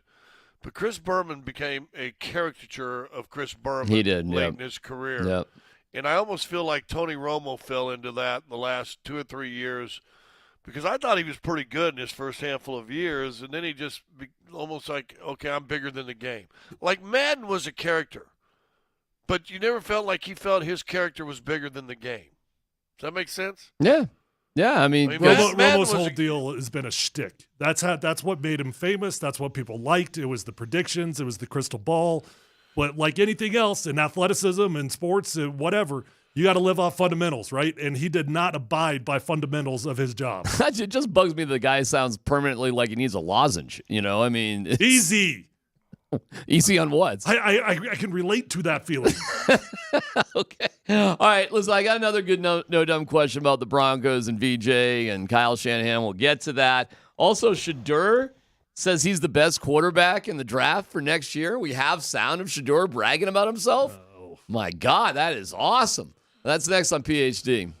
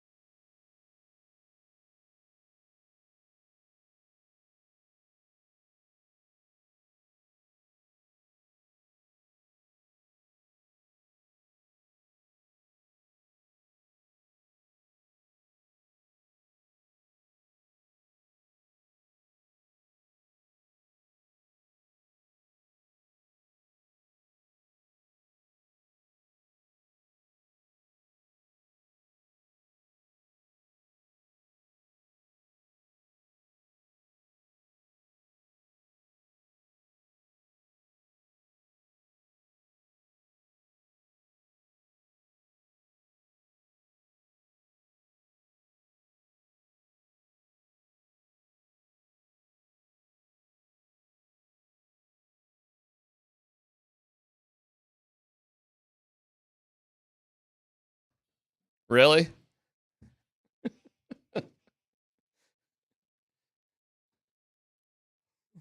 Give me my theme music. All right. Hey, I told you I'm making a vow when it comes to CU. I'm just being like, yeah, go team. Don't do that. I'm not gonna look at anything too deep. Don't do that. Yeah. Don't be so dismissive. Go team. We're gonna win. Go. Yay. So what are you gonna rip on him for now? I'm not gonna rip it on anything. I want to hear Shador talking about how he's awesome. Oh, you're not gonna rip on him? No, man. Your tease made me confused about whether you're going to rip on him or not. No, I haven't even heard what he had to say. I mean, I know he likes to, do interviews with the fan club. So, you don't want to do any interviews with the fan club. I love massage. Cool. You don't like massages? I love massages. I love massages. Who doesn't love a good massage? The haters still hate. Okay. All right, let's hear what Shador's got to say about himself. Last year we had choice routes and different stuff like that to where it's just like it messed up. I can't anticipate anything. I got to make sure you're doing it. You get what I'm saying? So now I'm a half a second holding it longer, even though sometimes they got back there fast. I'm like, Like I never blamed anything on the lineman because it's just always something I could have done better. But the indecisiveness on knowing what they're going to do because of that just wasn't my style of play, I'll say. Yeah. That just wasn't my style of play. I like definite things. I like to be the one everything falls on at the end of the day. If it don't work, I'd rather it be, my fault than work or I made the wrong read rather than them making the decisions, them doing it. I don't like all that. Because you can look out there and say, all right, I know what I'm looking at, and I know what, we got this dig coming in backside or whatever. Yeah. Like, I got to be able to count on that because I know I can buy enough time to get it there. I don't need this to be a dig or a post. You get what I'm saying? All right, enough. Thank you, DNVR Buffs, for that. I don't understand a word of what he's saying. Well, I understand it. I understand it very well. All right, what do you guys got? Hey, Tyler, I wish I didn't look at the camera first. Thank you. Look at me, Tyler. Yeah. You and I on the same page. I understand it. I wish I did not understand it, but unfortunately I do. Explain it. Shador doesn't know how to identify defense, according to what he's saying there. I mean, and I hate to go negative because, I don't want to get kicked out of the club, and I still like Deion and all that. Like, I'm still in the club. I want to go Buffs, right? But that is not a good soundbite. That is a very, very bad soundbite. When you're sitting there telling me a choice route is a quarterback's best friend, it's your best friend if you know what you're talking about. If you know what you're looking at, you look at the defense, you identify, is it cover two, is it cover one, do we got a man beater, what do we have here? And then you get to anticipate where your guy's going to go. Now, there's something, to be fair to Shador, it's not always that simple because even if the quarterback identifies it correctly, the wide receiver has to as well. So, and maybe at the college level, it doesn't make sense to have as many choice routes. But the way he described it, it almost sounded like he was doubting himself on whether it be a cover two, cover one, or whatever the decision should be. Right? It's just that's not a good thing to be saying publicly. It's not. I get what he's saying. He wants to play with time and he wants to play with tempo. But when you tell me you're second guessing in your head which way the guy's supposed to go, that's not a good look. No. I couldn't agree more. When I first heard that over the weekend, I went, whoa. Because the NFL, and listen, I know I'm biased, and the first time I really got NFL offenses explained to me was sitting down with John Elway. And he says, we know this, and he'd always talk about it. And Tyler, quarterback, that's why you say quarterback, receiver on the same page. Quarterback, receiver on the same page. I'm jogging back. I see cover two. I know that guy's good. That's an automatic boom. He's going to come inside. I got him right there. Let it go. He ain't got to be in the break. You're letting it go. And we'll see guys who read wrong. They cut outside. The ball lands in the middle of the field, and you go, what the hell is he throwing it to? So because he saw the guy coming over here. NFL quarterbacks have to do that all the time, don't they? So let me back up just a second. If maybe listeners don't even understand what I was describing. I guess I just was assuming that people knew what a choice route was. But you could call a slant. You could call it go. You got 9 routes in the route tree. You could just call a simple route, and more times than not, that is what you actually do. But as the game evolves, the further you get, what you like to do is you make sure that you are right. That's what you want him to do. But the problem is when you call a slant, when you call a comeback, when you call all four goes. Oh, it's great when you call forward verticals when you cover 3. It's not when you don't get what you want, right? So you put the choice routes in there so that you can make sure that no matter what the defense does, you can take advantage of the soft spot in the defense. It does require the quarterback knowing what the right read would be. It also requires the wide receiver knowing what the right read would be. So what does this mean that you're deficient in this department in college in terms of being a pro? Somebody says it's called an audible, Tyler. No, it's not. It's way different than an audible. Well, never mind that, Texter. Yeah. What about my question? What does Sorry. this mean for a guy in the pros then? Well, if I were advising Shador, I would have told him don't ever say that publicly. I do understand what he's saying, especially if you don't trust your teammates. Brett Favre didn't understand defenses when he got in the league. Yeah, but it's not a good thing, right? Well, hold on. Brett Favre also wasn't the top 1 or 2 pick in the draft, was he? Well, that's true. And Brett Favre also had to sit Where was back he? and watch other guys play for a couple of years and finally got traded from Atlanta to Green Bay because Atlanta thought he was too much of a cowboy and couldn't read defenses. So, yeah, I mean, he can go the Brett Favre route. Brett Favre became pretty good, but what was he known for in Green Bay? What was the term they always called him? Gunslinger. Yeah. Off-schedule guy. I mean, I don't blame, for the record, I don't blame a college kid for not wanting a ton of choice routes in there. I get it, man. I want to go, especially with the timing and the tempo. And the beauty of the college game, like there's a lot of things that are frustrating about the college game, but because they do not have the headset, these guys can't wait for their coaches to tell them what the right check is. They can. Favre was drafted 33rd overall, so high in the second round. But you're right. He started at Atlanta and had to get traded to, Green Bay. And then, the Magic Man had to get hurt. And, Brett Favre took over from there. So it wasn't a slam dunk. He certainly wasn't some sort of long-term plan, I guess, for Atlanta. They traded him pretty early in his career. Well, you know what else? And listen, I'll take it badly. What it sounds like to me that the old offensive coordinator gave choice routes, which he's going to have to learn to throw and read in the NFL, and Schumer has got just run down there 10 yards and do an inside dig. Well, I promise you that's what it's going to be. The linebacker sitting there. I don't care. What? Yeah.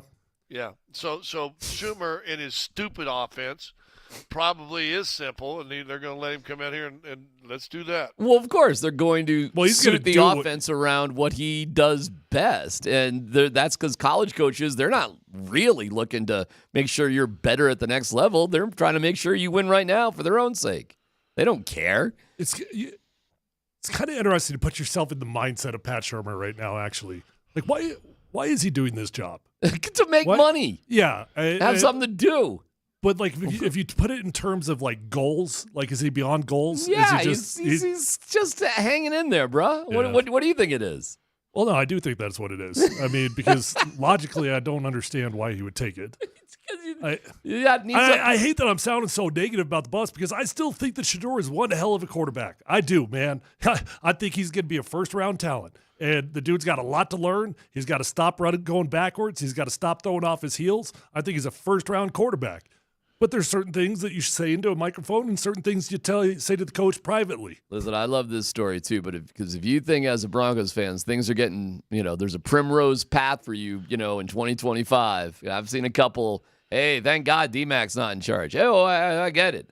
The Broncos haven't literally done anything I thought they should have done for the past decade. So if you're good with the way things have gone for the past decade, then, thank God I'm not in charge. You're right, because I would have done things way differently. And if this is so insane right now, if you really think that Russ is coming, it's not crazy that you made a commitment to a guy and you want to stick with it. But based on the way he was treated and what happened, it is crazy to think they're going to possibly stay with Russ. I mean, crazy. I'm trying to think of a situation. I read it today, Tyler, and one of the big tenets of Russell Wilson's belief is forgiveness. This would be a big ask by Russell Wilson. Hey, by the way, forgive the organization and the head coach for treating you like crap. Just forgive them. It'll be okay now. I do have a comparable. And I'll tell you what that is, plus a question about Kyle Shanahan, because it's time to put Kyle under the microscope. And I know that you exchanged some texts with them. So we'll get to that info coming up next.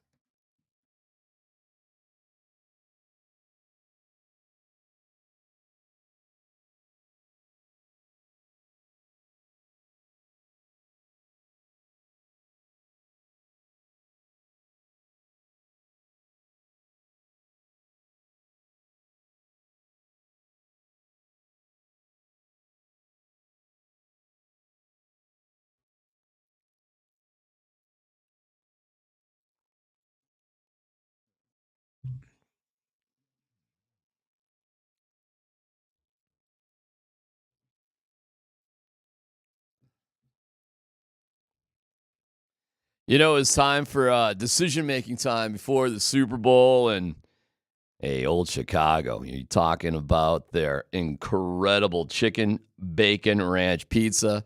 Brought some in for the fellas. You know, we'll see who indulges in that, but man, it smells good, it tastes good, it's absolutely delicious.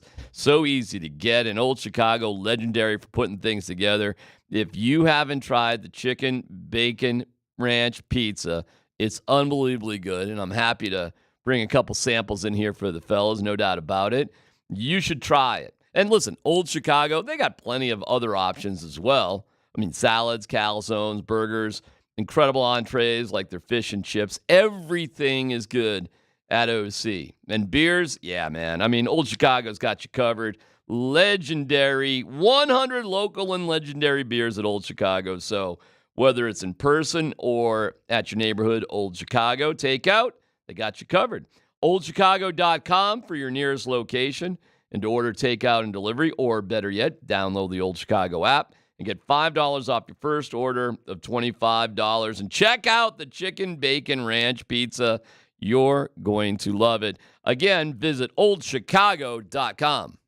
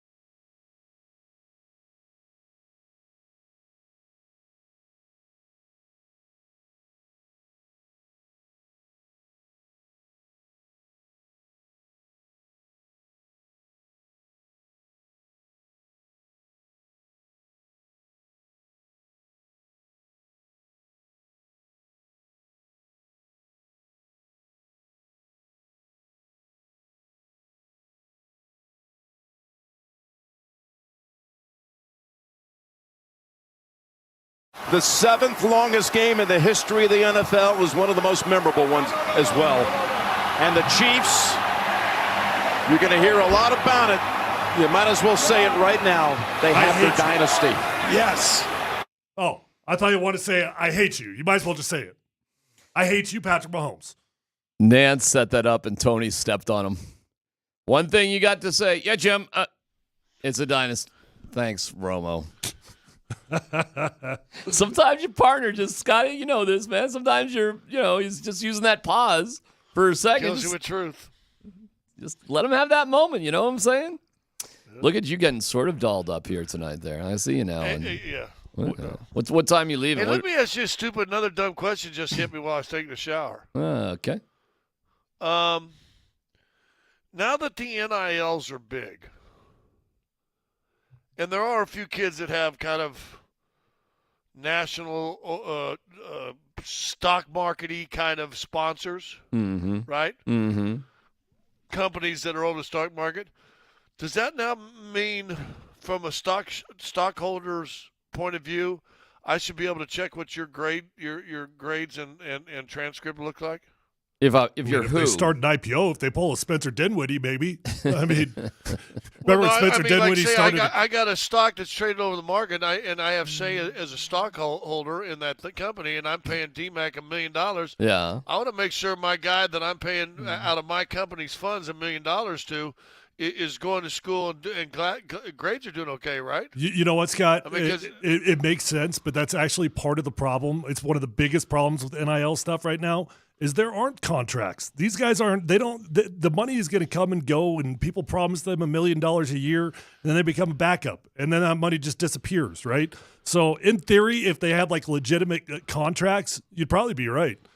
Listen, I tell you, these guys that make the big money on the NILs, they got all the academic things figured out. Yeah. But, and by the way, I hung out with my high school friend, and he was treating his kid to a ski weekend at Winter Park, and he brought up like 6 of his buddies that all go to DU. It was all of them.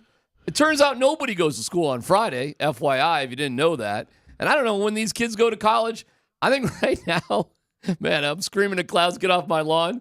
There's no bigger ripoff right now than I think the American college system for students right now as it exists. I think it is complete.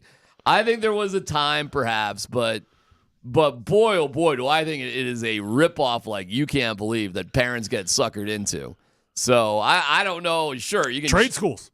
Well, listen, man, I think it's good between 18 and 23 to develop as a person one way or the other. And if, but when I see like 7 guys from DU all riding and boarded and have the time of their lives because their rich dad paid for a condo in Winter Park, I'm really like, what the hell's going on here, man? Nobody gives a crap about the school. They're figuring it out. They're having a good time. I mean, so good for them. Then my buddy's like, I just told him no weed in the apartment. I go, really? Like that was the most important lesson? You can smoke, just not in the apartment. That's what he said. He is so resigned to the fact that that's happening anyways. It's him just trying to mitigate his deposit for the apartment. So I was like, all right. So there you go. Scotty, I don't know if that answers your question or anything, but the NIL stuff, I mean, nobody gives a crap. That's where I'm going, I guess. Well, my point is, do I want to pay a guy $1 million who's a dummy and isn't committed to something, or how is he going to be committed to me? Yeah, but my explanation of that is none of these college kids are really committed to that crap. I mean, to school, to the academics. They're all college students. How about this for a hot hold take? Hold on a second. All college students are trying to scam the system. You weren't skipping school back in the day? Me? Yeah. I was a terrible student. Yeah, exactly. I got kicked What's out really of changed other than it's more expensive? Probably nothing. So, I mean, I might be the biggest example of the scam that is the university system. But I'll tell you this, Scotty and Tyler, what wasn't a scam is I went to school with a lot of kids who wanted to be broadcasters, and high tide raises all boats. That's what I went through. That's so true in athletics also. When I'm watching Ian Eagle, who I went to college with on all the pregame stuff, and I realized, well, yeah, Mike Tirico and Craig Carton, even though he went to jail for a little bit, when I see these guys, we pressed each other. And no wonder Mike Evans, was barely around. Anyways, I don't even know where I'm going here. I got no dumb question. Okay. Was that the best Super Bowl of all time? It'll be the highest rated. Wait till that comes out. It did feel boring. Does highest rated mean good? I don't know, but that's what it's going to Well, be. I understand why people think it felt boring. At the end of the day, I think that was the most exciting Super Bowl of all time. It was a overtime Super Bowl that went to the extent of the entire first overtime that was decided on the last play of the game. The 49ers had an 8-minute drive in overtime. What more could you ask for? And settled for a field goal. Yeah, I know. That was, well, it wasn't Chiefs-Rams from years back when it was 52-50 or whatever that was, but I honestly, I really do think that was the best Super Bowl of all time. If an overtime game that's decided on the last play of the game to cement a legacy isn't the greatest Super Bowl of all time, You know what? Help me with what is. You know what? I thought it was a horrible game until the fourth quarter and overtime. It's kind of like to play Cats. You guys either see the play Cats? I have seen Cats. Mr. Mistopheles is a hero of mine. Tell me you weren't going through that first before the intermission. You're like going, what the hell did I sign up for? This can Scotty, I go home? I gotta tell you, go bro. home and go to sleep? Scotty, and then after intermission till the end of the play, when it they was played on memories, fire. when they hit memories, like you were. Oh, well, now I'm good because they're doing memories, so I'm good now. No, I know. There was just no action. It was boring as hell the first half, and then I was ready to leave at halftime, stuck around, and I said, okay, the second half of the play saved it. Fourth quarter and overtime saved that game last night. Dude, I was thinking to myself. Best Super Bowl of all time. That's what it was. All right. It's hard to argue that. And the ratings will be such, too. I just did. Okay. But the ratings have nothing to do with it. I don't know about that. Kyle Shanahan. Ratings define interest. Kyle Shanahan is what? Finish the sentence. Doesn't mean it's a good game. There's a difference between interest and a good game. We've already talked about it. It's in the Wall Street Journal. There's a 30% increase in attention to the game because of Taylor Swift. Taylor Swift, the commissioner, went and handed her a key. I don't know if you saw that. Wish I had the her, commissioner buddy. went and gave her a key to the NFL before the game. Are you kidding me? So interest and quality of game are two different things. I was interested in the game because I'm interested in both those teams. But I wouldn't say it was a good game until the fourth quarter. You know what that key unlocked? Yeah. Anything she wanted it to unlock. Roger Goodell's heart. That's what I hate it to break it unlocks. to you, but Taylor Swift and Travis made a baby last night. That's what they did. I'm sorry. They what? made a baby. There's a baby coming out in about 9 months. You got some film to back that up? No, well, I don't want to get arrested. Kyle Shanahan is what today? Top 3 coach in the NFL. Okay. Scott, Kyle Shanahan is what?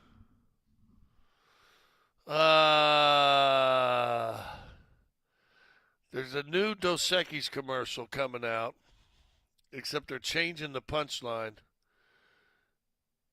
The unluckiest man in the world. Is that really happening? Is that going to be the new punchline? No, that would be hilarious if they did. Yeah. But, I mean, somebody's got to make a hi, I'm Kyle Shanahan. I'm the most unluckiest man in the world. I mean, look, he's made his mistakes in Super Bowls for sure, and he probably made some last night also.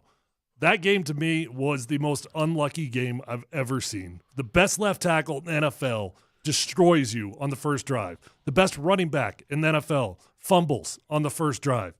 You have a dude hit the ball with the back of his foot on a punt, live ball, lose possession. Your starting best linebackers in the NFL tears his Achilles jogging onto the field. Oh my gosh, you miss an extra point. Unluckiest man alive. I'll say Kyle Shanahan is filled with regret. And I'll give you a hot take. I guarantee you, nobody makes the decision he made in overtime for the rest of it ever again. Ever again. Maybe. Hey, he's filled with regret. I won't argue that. There's no question. You don't get there that many times and not walk away without regret. And this is his third time. He should have known better. He should have been able to figure out how to hang on to a lead in the Super Bowl by now. I mean, he didn't. Here's the thing, though. And I'm not going to argue with you. I wouldn't have made that decision. I would not have. I'd take him in a heartbeat, and so would every other team in the NFL. And you don't get to the Super Bowl as many times as Kyle Shanahan has on accident. That doesn't happen. Okay. Somebody asked. John Elway solidified his Hall of Fame by winning 2 straight Super Bowls at the end of his career. Mm-hmm. He took teams on the back of his shoulder 3 times before that. If he never wins it, is he a Hall of Famer? Dan Marino is, I guess. Yeah, because he got there 3 times. I mean, and his numbers would have been incredible. Yeah, and Dan Marino got there. I think it's always a debate, though. To Scott's point, Jim Kelly got there. Without a championship, it's always going to be a debate if you're worthy of the Hall of Fame. Well, it might not have been a first-time slam dunk sort of thing. He might have had to wait a little bit. I mean, Jim had to wait a little bit. I don't know what Marino was if he got in there right away. But it helped for John that it was, he got that for sure. He probably was there eventually. He probably was. I mean, long career, very successul. So you were out on Dan Campbell after that game. Yeah. Just wanted him fired. Well, I mean, I don't care. care. You literally said that. You did say that. I wouldn't want him as my coach, that's for sure. Okay. Is that how you feel about Kyle Shanahan? You know how I feel about Kyle is the same I feel about John Fox. Like, I really like Foxy. I consider Foxy a friend. But he just was missing something at the championship moments. He was. I started covering sports in the NFL with Marv Levy, who I have nothing but unbelievable amount of respect for. There was something just missing. Hard to put your finger on it. But whatever that is, Andy Reid does have it, and so does Kubiak. Well, Andy Reid didn't have it till about 12 years into the league. I gotcha. And I just don't know if Kyle's got it. But hold on now. Is Kyle Shanahan turned into Jerry Sloan? Okay. Just like in the wrong era, just unlucky to be in the era that he's in. I mean, when they gave up that lead and lost the one Super Bowl when he was the OC, who was the quarterback on the other side? Tom Brady. Yeah, Tom Brady. Tom Brady. Yeah. The two Super Bowls he's lost here in these last 2 years. One with 2 different quarterbacks. Who was the quarterback on the other side? Yeah, he's lost twice to the greatest quarterback of all time, Patrick Mahomes. Yeah, I mean, I get it. When you get to the Super Bowl, you face somebody good. I mean, everybody does. But no, but we're not talking good. We're talking goats. We're talking about Andy Reid is arguably going to go down as the greatest coach of all time, and Patrick Mahomes is arguably going to go down as the greatest quarterback of all time. All right, give me the last Super Bowl where somebody won and they didn't beat one of the best guys of all time. What was the last one that happened? Broncos Super Bowl 50. There you go. Super Bowl 50, so 8 years ago. I don't know. I mean, give me all the Super Bowl matchups in those here. 8 years. So is it that long ago? Really? Was it? Really? I got to pull up a list here because my memory doesn't work like that. I got to find all the teams. Well, you're assuming Cam Newton's not one of the greatest of all time. I suppose that's where you're going there. Well, he's definitely not. He was a league MVP at one point. He had that going for him. Like I said, Patrick Mahomes has lost a Super Bowl, and he lost that Super Bowl to Tom Brady. Patrick Mahomes lost an AFC Championship game, one of them. And that championship game was to Tom Brady. The other one was to Cincinnati. But I would say the Rams beat not a greatest player of all time. A good player, definitely not a greatest player of all time. I'm losing it. Who's that? Rams? Help me out. Burrow. Right? Oh, Burrow. Okay. Great Pretty player. good. That's not even close. Not in the conversation. Okay. Yeah, I mean, he's not on the list. Let me ask this. If that would have been Mahomes in that year instead of Cincinnati, who wins that game? Right. So are you saying Sean McVay ain't all that? Maybe not. Maybe Sean McVay's an overrated coach? No, but he's not a greatest coach of all time. Not even close to on that list. Good coach. But it is my interesting. point being, listen, it's happened, but the point is being, there are going to be guys that go down in history that you go, yeah, but he never won a championship, never did. Okay, I get you, and maybe even more so now. But Karl Malone, you can't tell me Karl Malone and John Stockton aren't Hall of Famers. They lost two championships to Michael Jordan. Come on now. Patrick Ewing's one of the greatest all time.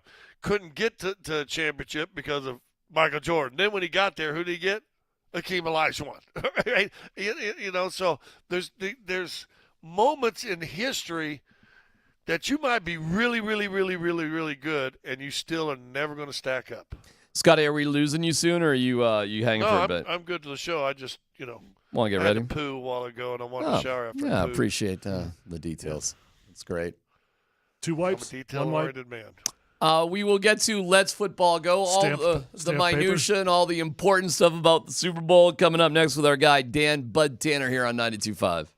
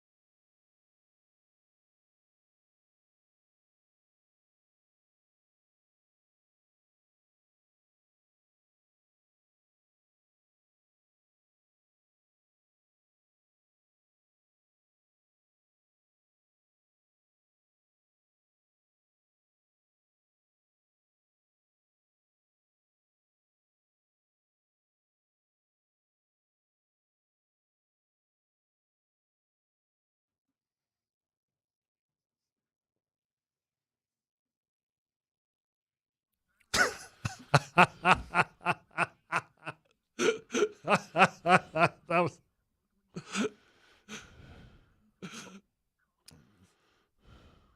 Scott, I wouldn't have That was done good. that. I wouldn't have done that to you, Scotty. I knew what you meant. Tyler, Taylor, whatever. Who cares? What did I say? Taylor Swift? You wish you said Taylor Swift. What did I say? Oh, I said Tyler Swift. Yeah. So, there you go. Tyler Swift. All right, Dan. Tyler Swift. I wish I was a Swiftie. Dan Bud Tanner. That Dan, whatever your name is. Go. What do you got? All right, guys, I just wanted to start with, we mentioned it earlier, but just how painful was it for you guys to see Broncos legend John Elway handing the Chiefs the Super Bowl trophy? So the Chiefs win a Super Bowl in the Raiders Stadium, and John Elway is bringing them the Lombardi trophy. I feel like I'm in a nightmare. I ain't really mad at him. I ain't mad at you, but I didn't like him for a minute. I didn't like him for a second. I mean, D-Back brought up the best point of all time. If it goes the other way, awesome. Are you kidding me? You're handing that to John Lynch, to Kyle Shanahan, but Ed McCaffrey jumps on stage. I mean, it's the greatest story of all time. Right. I'm not mad at him, but it got underneath my skin. It did. It got underneath my skin. Yeah, it bothered me for just a second, but then I realized when I think one of the announcers said that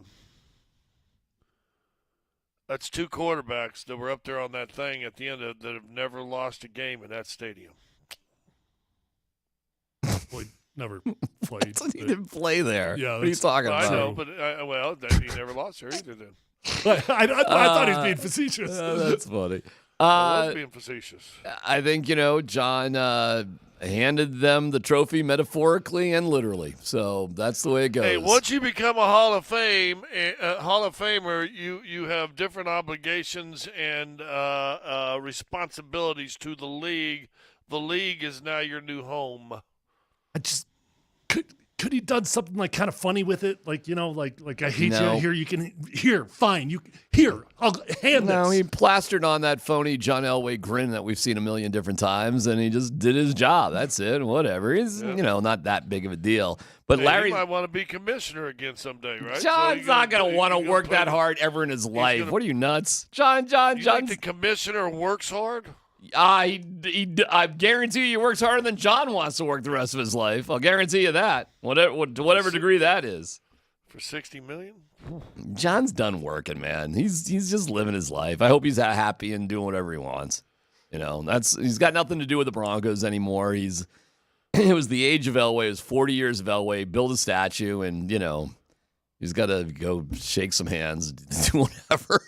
I got to admit. Hand out trophies to the other team. I don't care. Whatever. I got to admit, there was a part of me that was like, why wouldn't he say next year? Like, why wouldn't he just say another time? Because I just knew, like, it had to be the Tyler, Chiefs. Do you think John really thinks that deeply about anything? Yes. When he called me and he said, Tyler, you're the missing piece that we need to go win a Super Bowl, I think he thought about that very, very deeply. When did they pick Reliant Stadium to be the home for this Super Bowl? The 21. No, they talked about that in the pregame. It was selected in 2021. It's probably back in 2 years. What do you think they called Elway last week, or do you think they called him the beginning of the season or whatever? Say, hey, John, months ago. He was there because it was the 25th anniversary of winning. I mean, and Larry Zonka was there because it was another anniversary. There's always a reason why they have everybody do everything. So it's Larry Zonka to John Elway. I mean, that symbolized something. They do all of stuff like that. This was planned months ago. He didn't know who was going to be in the Super Bowl. It wasn't like last week. The Chiefs and their dark arts and the baby kittens that they sacrificed to get there, they did this intentionally, knowing they were going to get Elway at this moment. I got a worse moment that could have happened if he was handing that trophy to Josh Allen. That'd have been another kick in the groin. Only for you. Really? Only for me? Only for me. I think you would have been the most passionate. Next, Dan. All right, let's start looking ahead to the NFL season's over, guys. This is the saddest day in the sports year. So Super Bowl 58. Me? I'm about ready to jump up and down, throw a party. Oh, good. We got more mock drafts coming your way tomorrow, Scotty. So many mock drafts. Glad you're happy. So Super Bowl 58, an overtime win for the Chiefs against the Niners. Instant classic. Tyler just said he thinks it's the best Super Bowl ever. Vegas foresees a rematch next year, fellas. And the 49ers are actually the consensus favorites for Super Bowl 59, coming in at plus 550. The Chiefs are next up at plus 650. Do you guys think the NFL has an issue with not enough parity when it comes to the Super Bowl winners? Well, listen, here's why the Niners should be. Here's why they should be favored. What you get out of a bargain basement quarterback, if you're lucky enough to get one, the things that you can do all over the place are stunning. So if Brock Purdy really is that guy, or at least good enough, and he showed he was, what the Niners should be able to do to get back should be overwhelming. Now, the degree that Patrick Mahomes is so good is defined by changes that inevitably have to happen around him, but it doesn't seem to matter, Scott. Well, listen, they won. They won one and lost a championship while Mahomes was on his rookie contract, and everybody said, "Well, now it's going to change." Now he's won 2 since he's been getting paid, right? Yep. Or was last year the last year of his rookie deal? I think it's one of the 2. Anyway, but it was also this season. Everybody's you finally got him. No Tyreek Hill. Right. Things going to be after different, and instead they didn't have to sacrifice themselves in their drafts, and they were able to build up a pretty good defensive team that kept them in a lot of games. And now if you can muster 20 points a game, Kansas City was beating you all the time.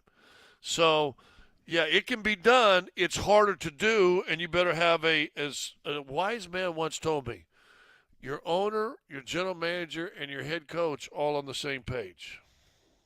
Smart guy, whoever that was. Not some sort of dummy. Never heard of him. Next story, Dan. What's good?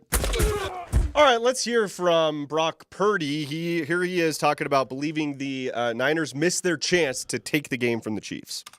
The first thing that comes to mind is just like when you have an opportunity like we did, to really, put some points up on them and take it, you got to take it, man. It's a Super Bowl. We got a good team in the Chiefs on the other side, and I think we had opportunities to do that, and we all fell short of it, and I think that's what eats at me is I feel like we could have we had our opportunities, man, to, I think, sort of lap them and get up on them, and I think we failed to do that. So moving forward with my career, and, if you get blessed enough to get in this kind of position again, I think you have to understand that, and I learned the hard way. You know what's crazy about the last 3rd and 4 that they had in overtime there? They were a half a second away from a walk-in touchdown to Brandon Ayuk. Walk-in. He could not have been any more wide open than he was. The Chiefs dialed up the most perfect blitz you could ever call for the call that the 49ers ran. 49ers ran a play-action pass where they pulled their right guard to make it look like a power pass going to the left. And they brought a blitzer into the right A-gap, which means that your center and your right tackle have to try to fight off 3 different dudes in the right A-gap. It was just the perfect blitz at the perfect time. And if he had a half second, it was a walk-in touchdown. If the question, will Purdy be back, if that's where we were going, I think he's got a great shot, man. I've been impressed with this guy, and he seems cool under pressure, and I thought he had a pretty good game overall. I think they got unlucky in a couple of circumstances. Christian never fumbles, and they're just too good, Scott. When you get to a certain level, you just can't give away points. You just can't. Well, you mentioned they are creasing Kansas City's defense that first possession. As you said, Christian fumbles. That's at least they're already down there with at least 3 points. If you get a touchdown there, now it's 17-3 at half, and maybe it's a different game. Yeah, they had good opportunities. I'm impressed with Purdy, and I'm going to go back to the story before that. They definitely have a legit chance if he can just stay as consistent as he's been through his first 3 years.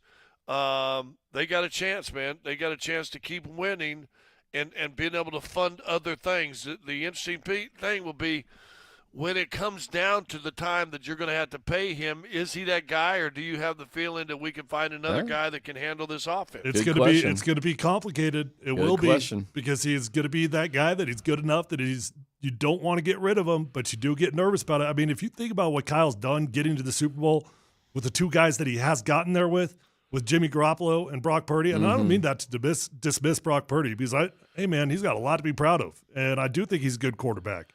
But he may got it to the Super Bowl with those two guys. It's impressive, no doubt about it. All right, Dan, what's next? All right, let's hear from Travis Kelce and Andy Reid, both talking post-Super Bowl win on the incident between Andy Reid and Travis Kelce on the sideline. When you and Andy Reid had that, what I call a very engaging conversation. Oh, you guys saw that? What was the conversation about? There were a few cameras. I mean, was it, hey, I need the ball, I can help us win? What was that about?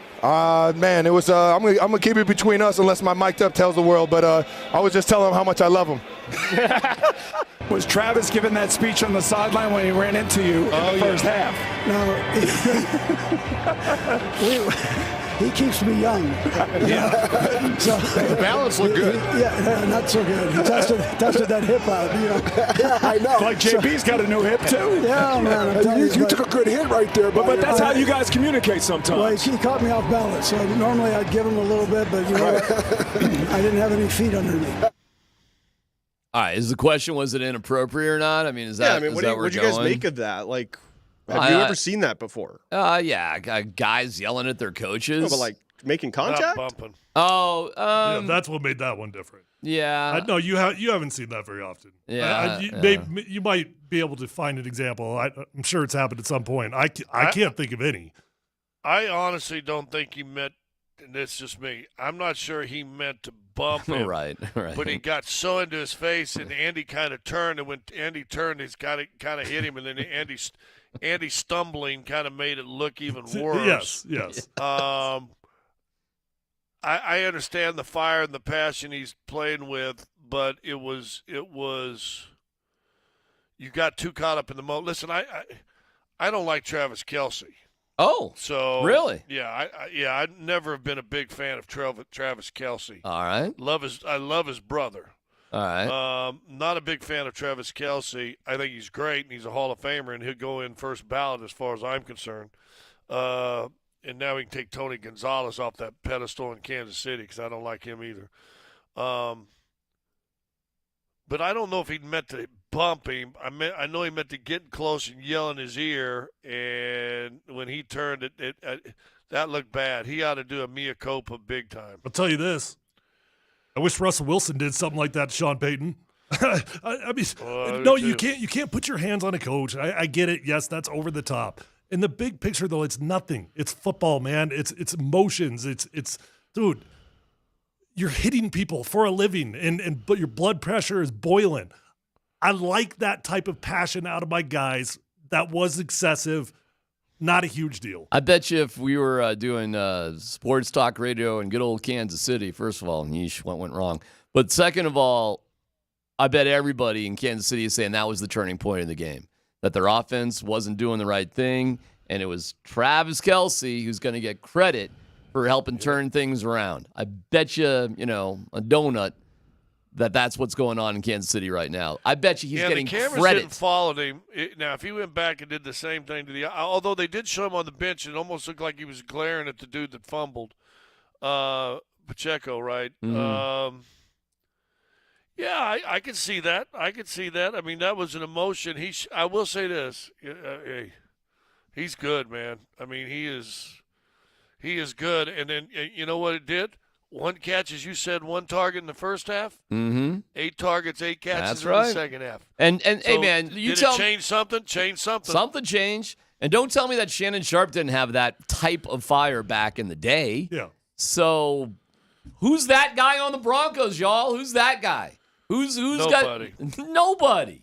So was it a bad thing? I bet you they don't think so in Kansas City. Andy Reid didn't seem bothered by it after the game because they're world champions, and it shook them out of a funk. At the end of the day, it's a tremendous compliment for their team, for the organization, that's how much trust they have in one another, that a moment like that does not derail anything. It does not turn into a moment. It doesn't turn into controversy. Like, those dudes they trust each other. Well, I think it's a rare case, too, and I think we can think of certain players. You are, as a player, in a bigger power position than a coach. Listen, there's not many guys that are, okay? But Kelce is, Jokic is, Mahomes is. I mean, there are just dudes that have more power than the coach. And the coach has to figure that out. I mean, that's part about being a coach. So Well, it's and unusual. listen, I know Watson, right? 84. He's listed as a wide receiver, but they play him like a tight end, don't they, Tyler? For the most part, 84. They had 14 catches then by their tight ends.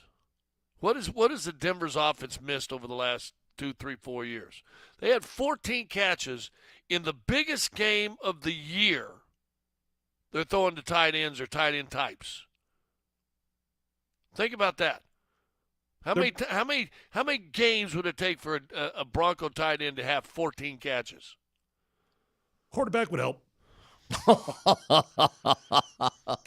right. Thanks to MountainHighAppliance.com, Colorado's most complete local appliance store with locations in Denver, Louisville, Littleton, Colorado Springs, and Glenwood Springs, offering every major appliance line and brand. That's MountainHighAppliance.com. I am fascinated by this Nuggets game tonight, and the Avalanche are... Dude, yeah, guys. It's a complete crap. It's something else. So let's get into it, Scotty. I'm pumped for tonight's game. Super pumped, and we'll get to that coming up next.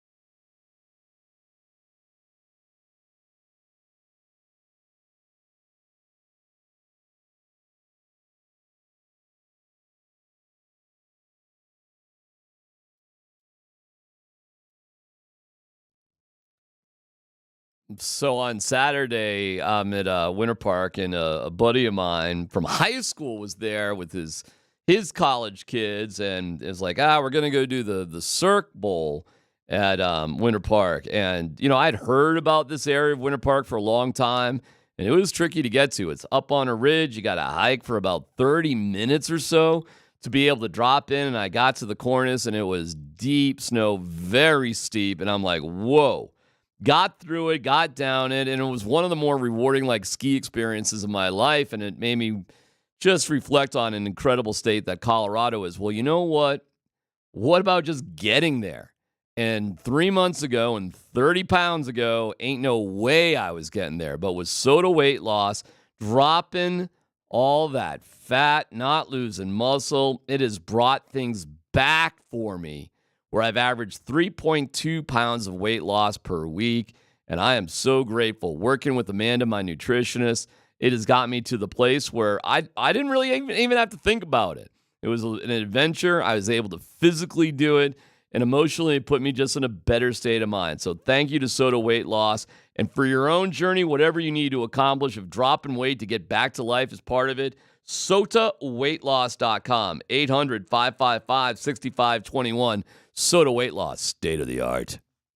Hey, this is Tyler here for my friends over at Phil Long Ford. Guys, every single car that I bought since my rookie year has been from Phil Long Ford in Denver. And I keep going back because I always have a great experience. I know that car shopping can feel a bit cumbersome at times, but not at Phil Long Ford, because they've got the largest inventory in the state of Colorado. Whether you're looking for a used vehicle or a new vehicle, they've got the largest selection, and they've got the best deals. And you can check out all those deals online at phillongdenver.com. They've got incredible inventory arriving daily. They've got cars and trucks on the lot for you to choose from, or you can always go online and get exactly what you want. And check out their incredible line of electric cars, pickups, and vans with the latest technology.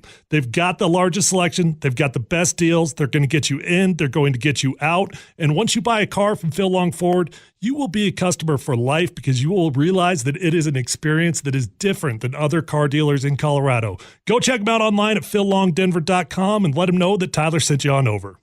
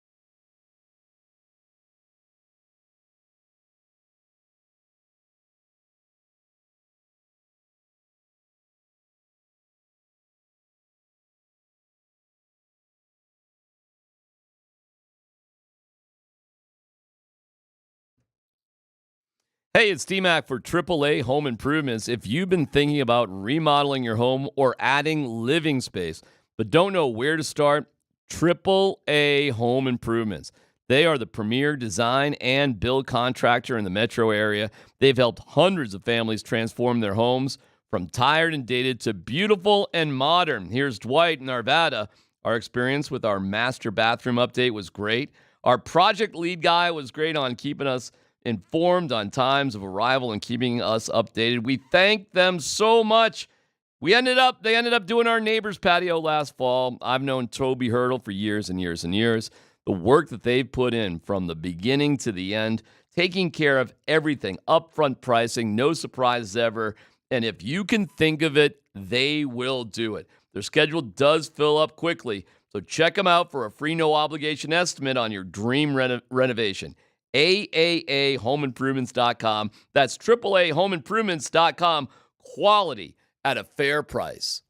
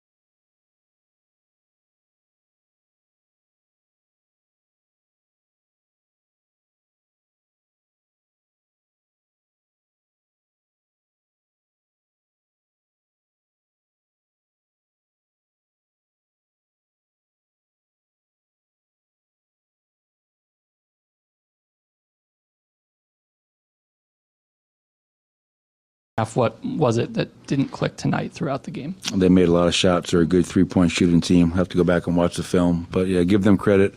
This was probably one of our worst performances of the year, and we just got to regroup and get ready to go to Milwaukee. All right, we have action for you tonight. First of all, Nuggets Live. I think that's what it's called, right, Scotty? Nuggets Live? Something? Nuggets Live. Nuggets Live starts at 5 o'clock on 6 o'clock here, 5 o'clock there, yeah. Right, and then the pregame here on 92.5 at 5:30. So Nate and Andy basically have to work a full day today. They don't get the whole day off like normal, but I like this game, man, for the Nuggets, Scotty. I hated the Sacramento game. And you know what? Sacramento, Scott, has 3 games in 4 nights and a back-to-back with Denver being on the backside on Wednesday. So let's see how that goes for Sacramento when the shoe's on the other foot. Let's see how that goes. But I love this game. It's a couple of days off. I don't know if you have an update on MPJ or KCP who didn't play. I don't know if you know anything on those guys. I assume MPJ is all right. I'll be surprised MPJ doesn't go. I haven't checked the injury reports today. And KCP is one of those. He was out warming up a little bit the other day. Mm-hmm. But we've talked about this before. That's a hamstring. And well, you can take your time, man. Yeah, if he doesn't play today or doesn't play Wednesday, and then he has 6, 7, 8 days before their next game, home game against Washington, I believe. Mm-hmm. Then that's cool too. So the blowout in Sacramento. I mean, you're coming off, and this is why that Lakers game, and we talked about that was right? huge. Why that was Huge. such a big game, because you had 4 games for the thing. I thought if you could go 2-2, and I didn't have a lot of hope for the Sacramento game. They're coming off the maybe the worst loss this season by any home team that's a playoff team. They lost to Detroit, who'd only won 3 games going in there, right? And they beat Detroit beats them at home pretty handily. And you just come off an emotional win against Lakers or whatever you want to say, and they aren't competitive with you like they used to be. Okay, it's still LeBron, still Anthony Davis, still the Lakers. Kobe Bryant night, played a great game. I didn't have high expectations. And then 40% of your starting 5 didn't play, which here within lies the problem I foresee for the Nuggets. And we've talked about this all year, that their bench – overall has been lacking, right? Mm-hmm. Well, you take 40% of your starting lineup out. Who replaces those guys?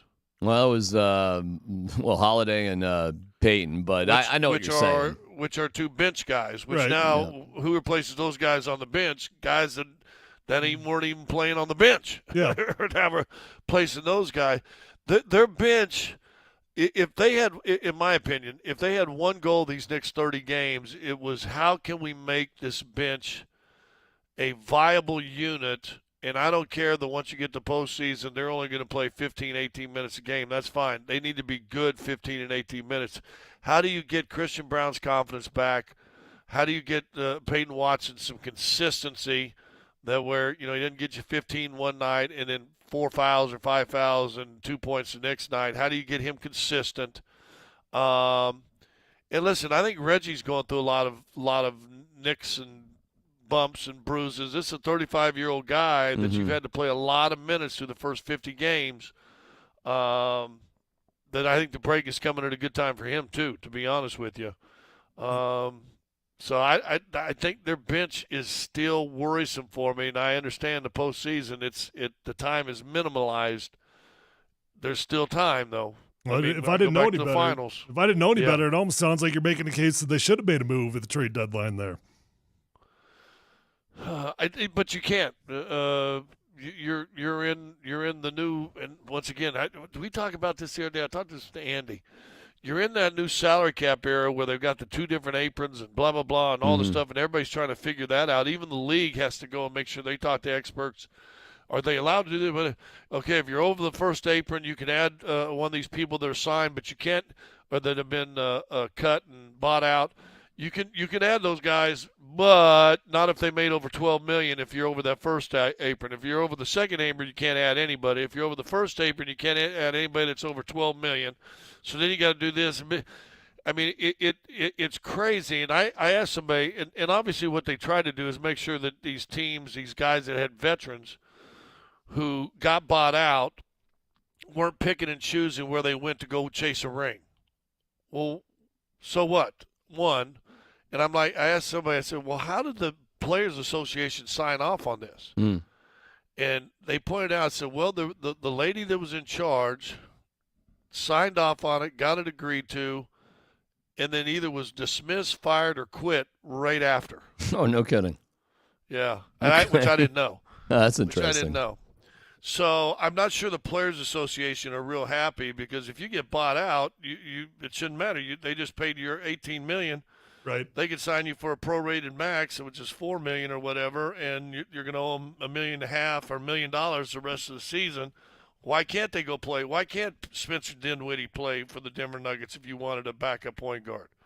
Because he got bought out for more than 12.5. That's why. Well, I'll tell you this, man. If you're going to pick up some games, I think this is a good one to pick up. We'll miss KCP if that's the case, but okay. It's interesting what's going on with Milwaukee, because they were doing well when they replaced their coach, and now Doc Rivers is trying to, figure it all out. I think the Nuggets are going to stomp Sacramento on Wednesday back at home. I think that is a terrible game for Sacramento, as they have to do 3 and 4 nights against tough teams, and that's a back-to-back. The Nuggets better stop Sacramento on Wednesday. to me, this is a fun one. You've had a couple of days, a good way to go into a tough road game. So I'm kind of pumped for tonight, Scotty. I want to see it be competitive. And you got to win games on the road that you can figure out to just stack those wins. Yeah, like when the Avs lost to New Jersey on this road trip. What's going on the road, man? It's bad. It's bad. I mean, it's not just that they're losing; it's they're getting down so much so early. Mark in the Rycroft games. on the broadcast in the second period said this is a hard game to do. Yeah, like he literally said that early in the second period, and it was a hard game to play in. Cale Makar says he's never gone through anything like this before. And Nate McKinnon hasn't gone pointless in 3 straight games in forever. So that's a deeper dive, and they got some issues. And they got a stupid road trip too, Scotty. You had the dumb one where you were in Washington, Indiana, New York. Well, they're doing the same stupid thing. They're playing in Florida, Washington, and Tampa. Hey, just have a stupid good day, D-Mac. Just have a stupid good day. Right. I don't mean to end on a bad note, but I repeat what I said last week. The Avalanche just don't win when Kyle Keefe goes on the road trip. Dude, whatever you do, keep him at home. My God. Who we got to talk to? Lord Almighty. All right, Scotty, have a good call. All right, boys. See you tomorrow. Everybody have a good day. Nate and Andy coming up next. Tyler Swift. Man, I'm loving BT.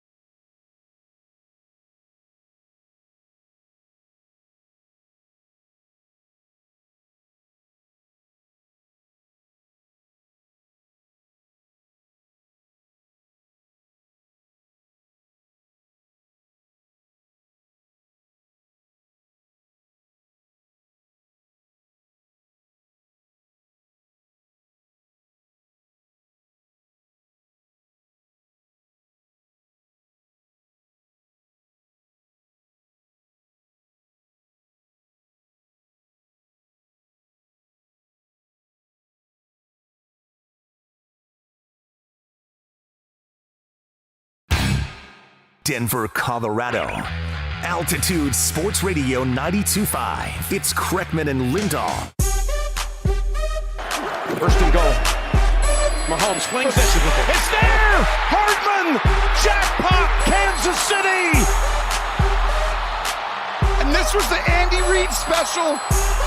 This was the Andy Reid special we talked about. He was saving all day. He's going to fake a motion to go across.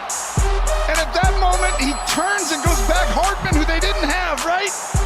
And they go get Hardman and bring him back. And the game-winning drive of Mahomes' career, he's been waiting for. He's won Super Bowls, but he's never had it in an overtime. He is the best. He is the standard. Your Michael Jordan wins it again. She said, baby, let's go. When I told her, I said, No! No! Johnny got down and said, come and get me. No! No! I get so caught up that she told me. No! No! Look at my girl, you be the best of all me. No! No! Next thing I knew, she was all up on me screaming. No! No! No! Here's Nate and Andy, driven by Colorado Off-Road.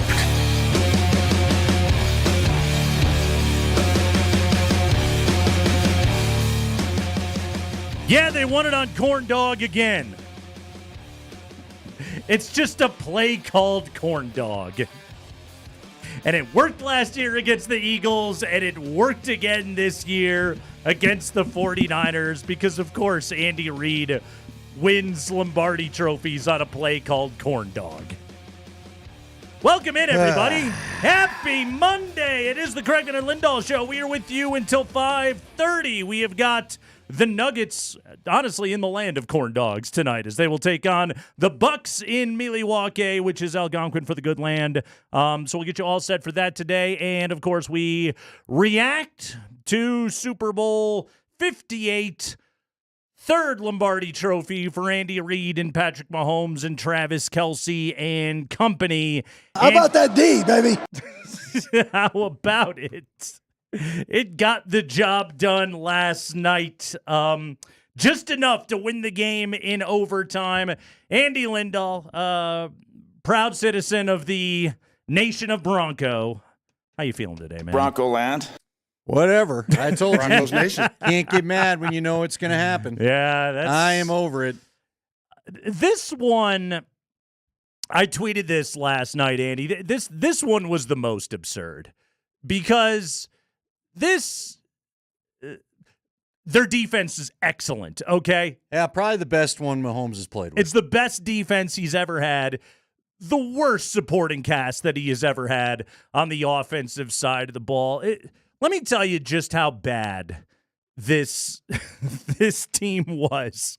This group was that Patrick Mahomes picked up on his back, okay? And in fact, when I think about this Super Bowl, Andy, I'm not going to think about corn dog. I'm not going to think about a punt, bouncing off of a gunner's foot or anything else like that. There was a lot of absurdity in this game. The play that I'm going to think about is Patrick Mahomes throwing the ball to Marquez Valdes-Scantling and then him running 9 yards the wrong direction. And it didn't matter. I know. He had how many teammates yelling at Patrick Mahomes is going, what are you doing? Right. Chris Jones is yelling from the bench area. What are you doing? It's overtime. Like, that's a game-losing play, and it didn't matter. And Mahomes is just like, okay, I'll pick this thing up on my back. And really, like, it was almost like a metaphor for what this group of receivers did to Mahomes all year long. And it was like, okay, I'm just going to carry you chumps all the way down the field. I'll make a play on 4th and 1 with my own legs. I'll have a 19-yard run on a 3rd down and 1, and then eventually I'll throw a touchdown to Mecole Hardman of all people. But that all happened, Andy, on a drive in which a guy caught the ball, and instead of giving his team a 2nd and 4 or a 2nd and 3, he gave them a 2nd down and 13, and it wasn't enough to beat the guy. Yeah, look, There's so many things, and yet you call this the most absurd, and yet they all play out the same way. Yep.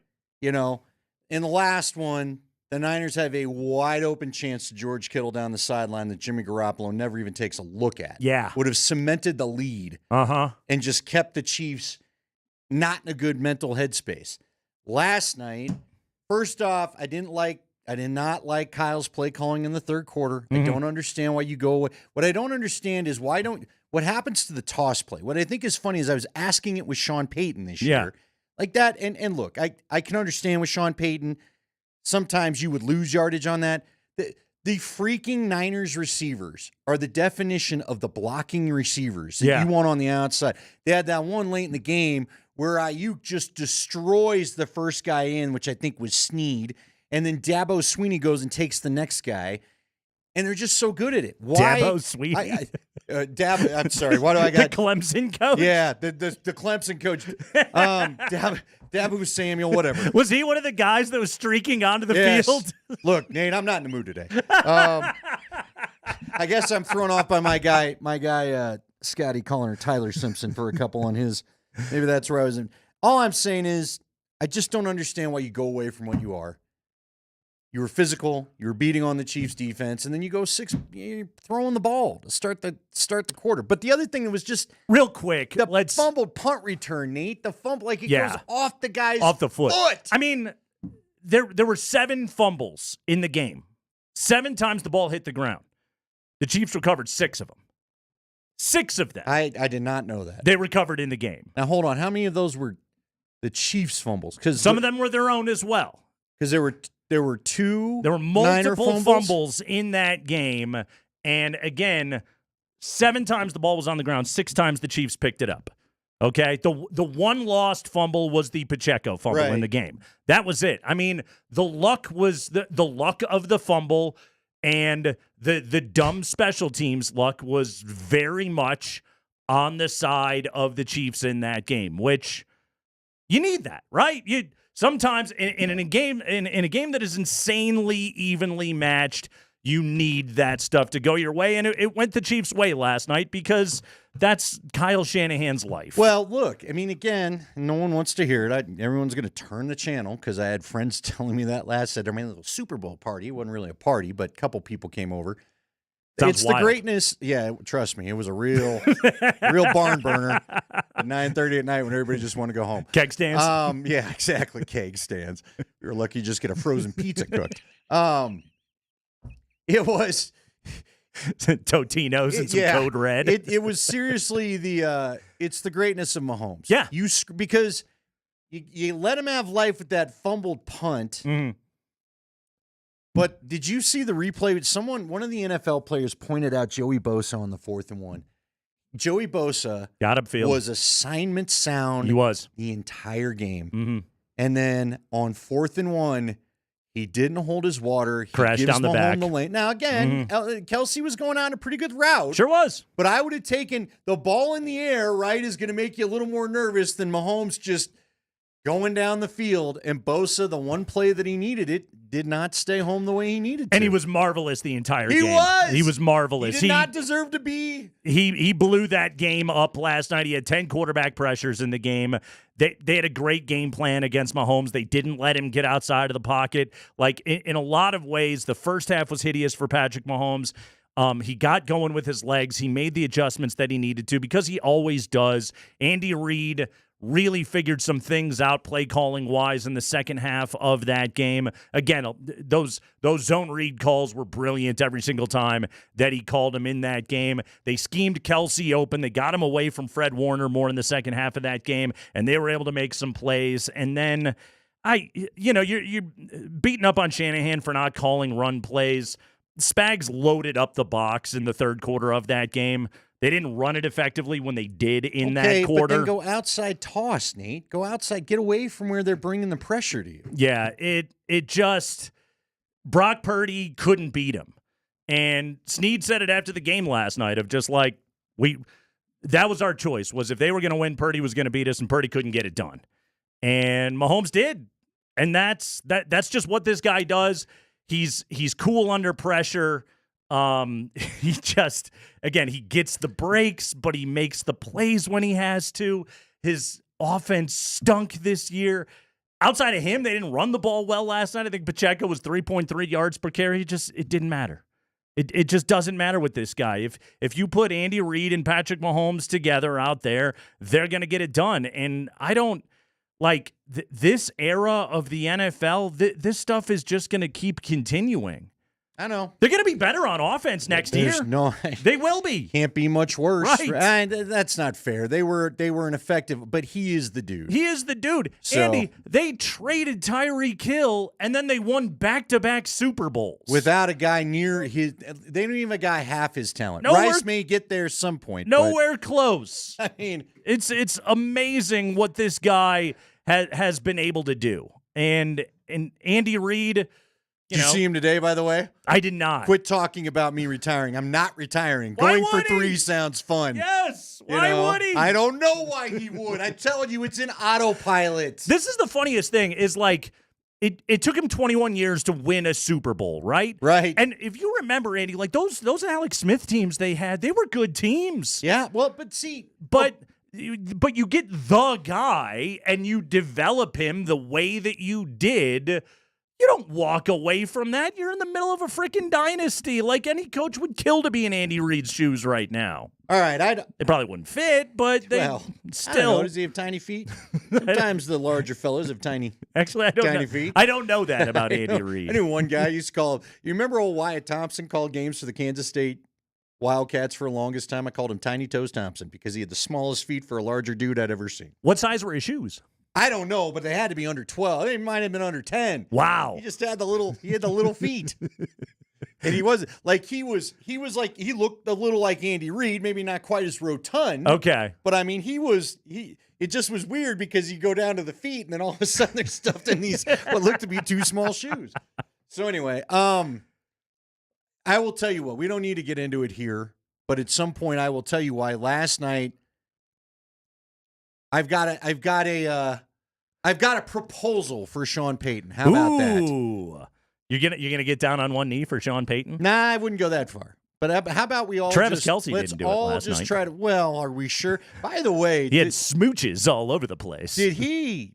They know that everything they do is getting out on video. Have you seen Jason Kelce? He's got to be retiring, right? Oh yeah. He's worn every piece of Chiefs gear he could find. Oh yeah. And I think he was Eagles Super Bowl parade wasted last night. No, he was like smacking the hands of Marshmallow, the DJ. And I think Marshmallow was like, all right. I got stuff don't break the hand, kid. I'm trying to make money. Yeah, Jason Kelce had a pretty good time last night. They had a video today where Travis puts his coat over Taylor's shoulders and the camera goes to Jason and Jason's like falling in the bushes. Like he nearly takes out a palm tree. I mean, if you think about like Travis Kelce, okay, in terms of like a calendar year that a human can have, he wins a Super Bowl, beat his brother's team, by the way, in a Super Bowl. Then he starts dating the most famous person in the world. That he basically spoke into existence. Yes. He starts out by saying, I tried to come see you at the concert and I couldn't get backstage. Then, like, uses that media savvy to turn he and his brother's podcast into one of the most downloaded and listened to in the world. Then he breaks Jerry Rice's record for postseason receptions, and then he goes and wins another Super Bowl. He's to the point where, like, Jim Nantz, the most buttoned-up broadcaster on the planet, Jim Nantz is up there, like hyping him up like he's Mean Gene Okerlund so he can get to all of his catchphrases and everything else like that. That's what we witnessed out of this guy last night. Like, I can't remember an athlete having a better year, a better 365 days than what Travis Kelce just did. I can't argue with it. It's incredible. Although, wait, Nicola tried. Nicola's every day in the life of every day in the life of Nikola Jokic wins the title, wins an MVP, is absolute gold. Throws somebody in the pool. Just stays at the track all year for off-season training and shows up and it's still on MVP pace. Those are my two heroes in life are Nikola Jokic and Travis Kelce. Look, it is because again, it's nothing but Taylor and Travis videos on X today. He's got the most famous female singer in the world singing one of her most famous songs to him at a club. Dude, should it just always be in Vegas? By the way, the media people trying to get by on their per diem, they don't want it there. I've heard the prices are insane. Andy, I've been saying it for years. Put the Super Bowl in Vegas every single year. Well, they were gonna fly there anyway, right? Now they're just there. It's pretty good. It's Kreckman and Lindahl. We'll take a break, and when we come back, who had a worse night? Jets fans or Broncos fans? We'll discuss that next.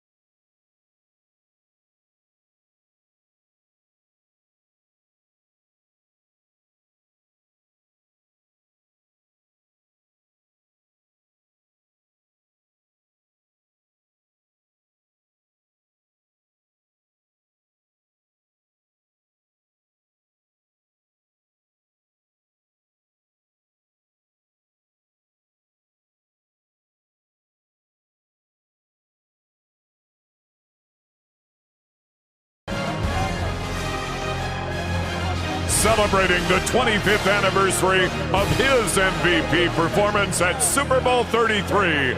Two-time Super Bowl champion from the Denver Broncos, Hall of Fame quarterback John Elway.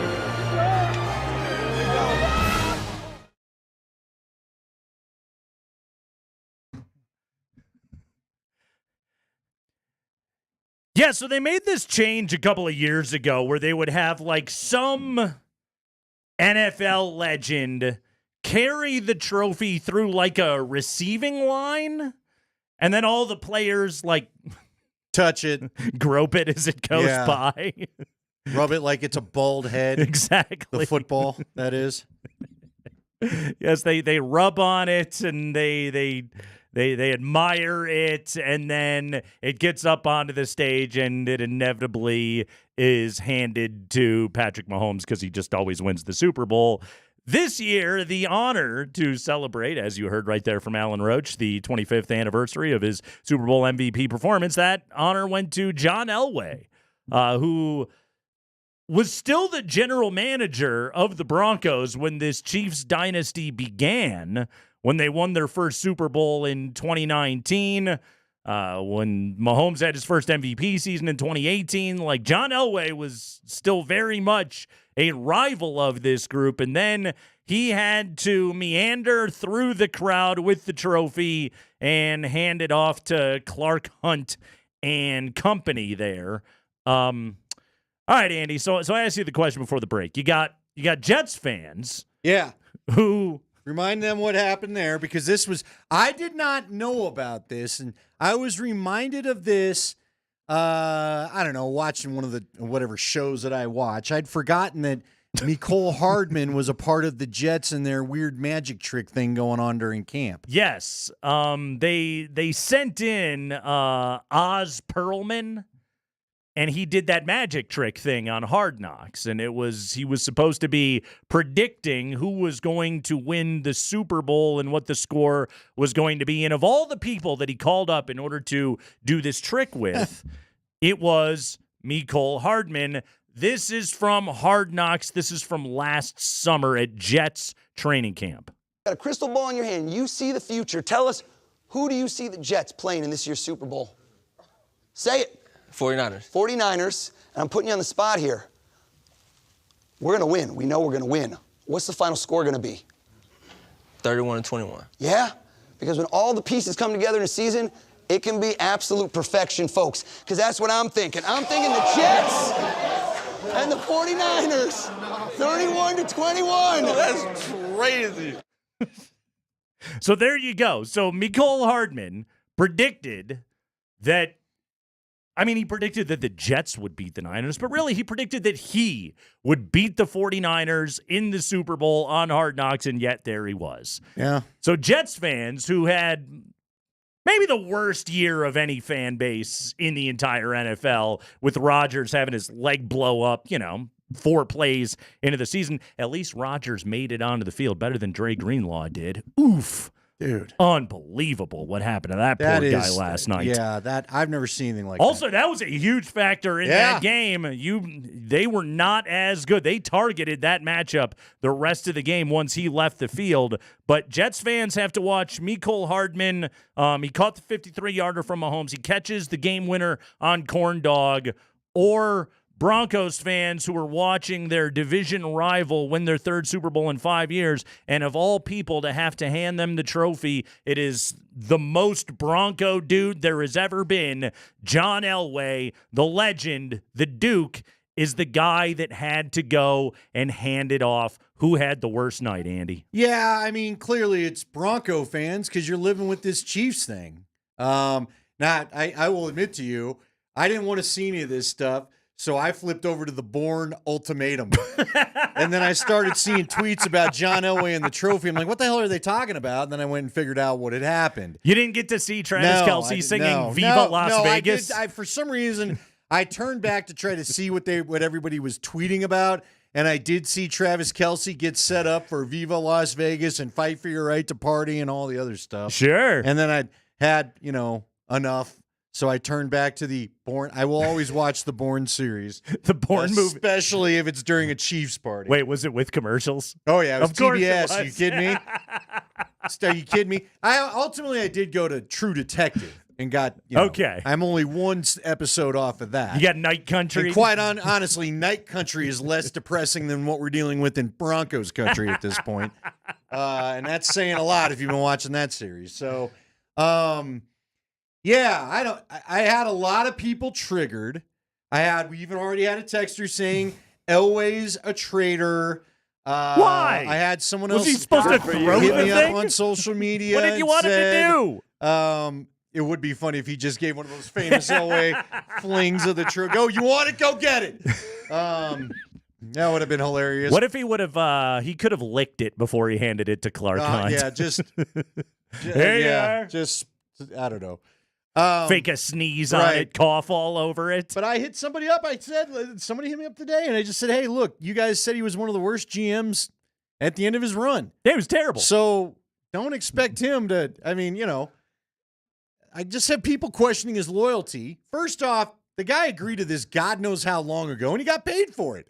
I'm not going to get mad at him for cashing a check. It is what it is. Yeah, he's a Super Bowl It's legend. not like they just hit him up on Friday going, hey, John, you want to swing by Vegas and hand the trophy out? Yeah, no, they trot all those guys. Yeah. They're the same guys. When did they tell you when the Super Bowl halftime show would be? That's probably when they put this all together. Right. Was like at the league meetings back in June. Now, again, John's got to know it's a pretty good chance I'll be handing it to the Chiefs, right? But it is what it is. I don't know. It is what it is. So...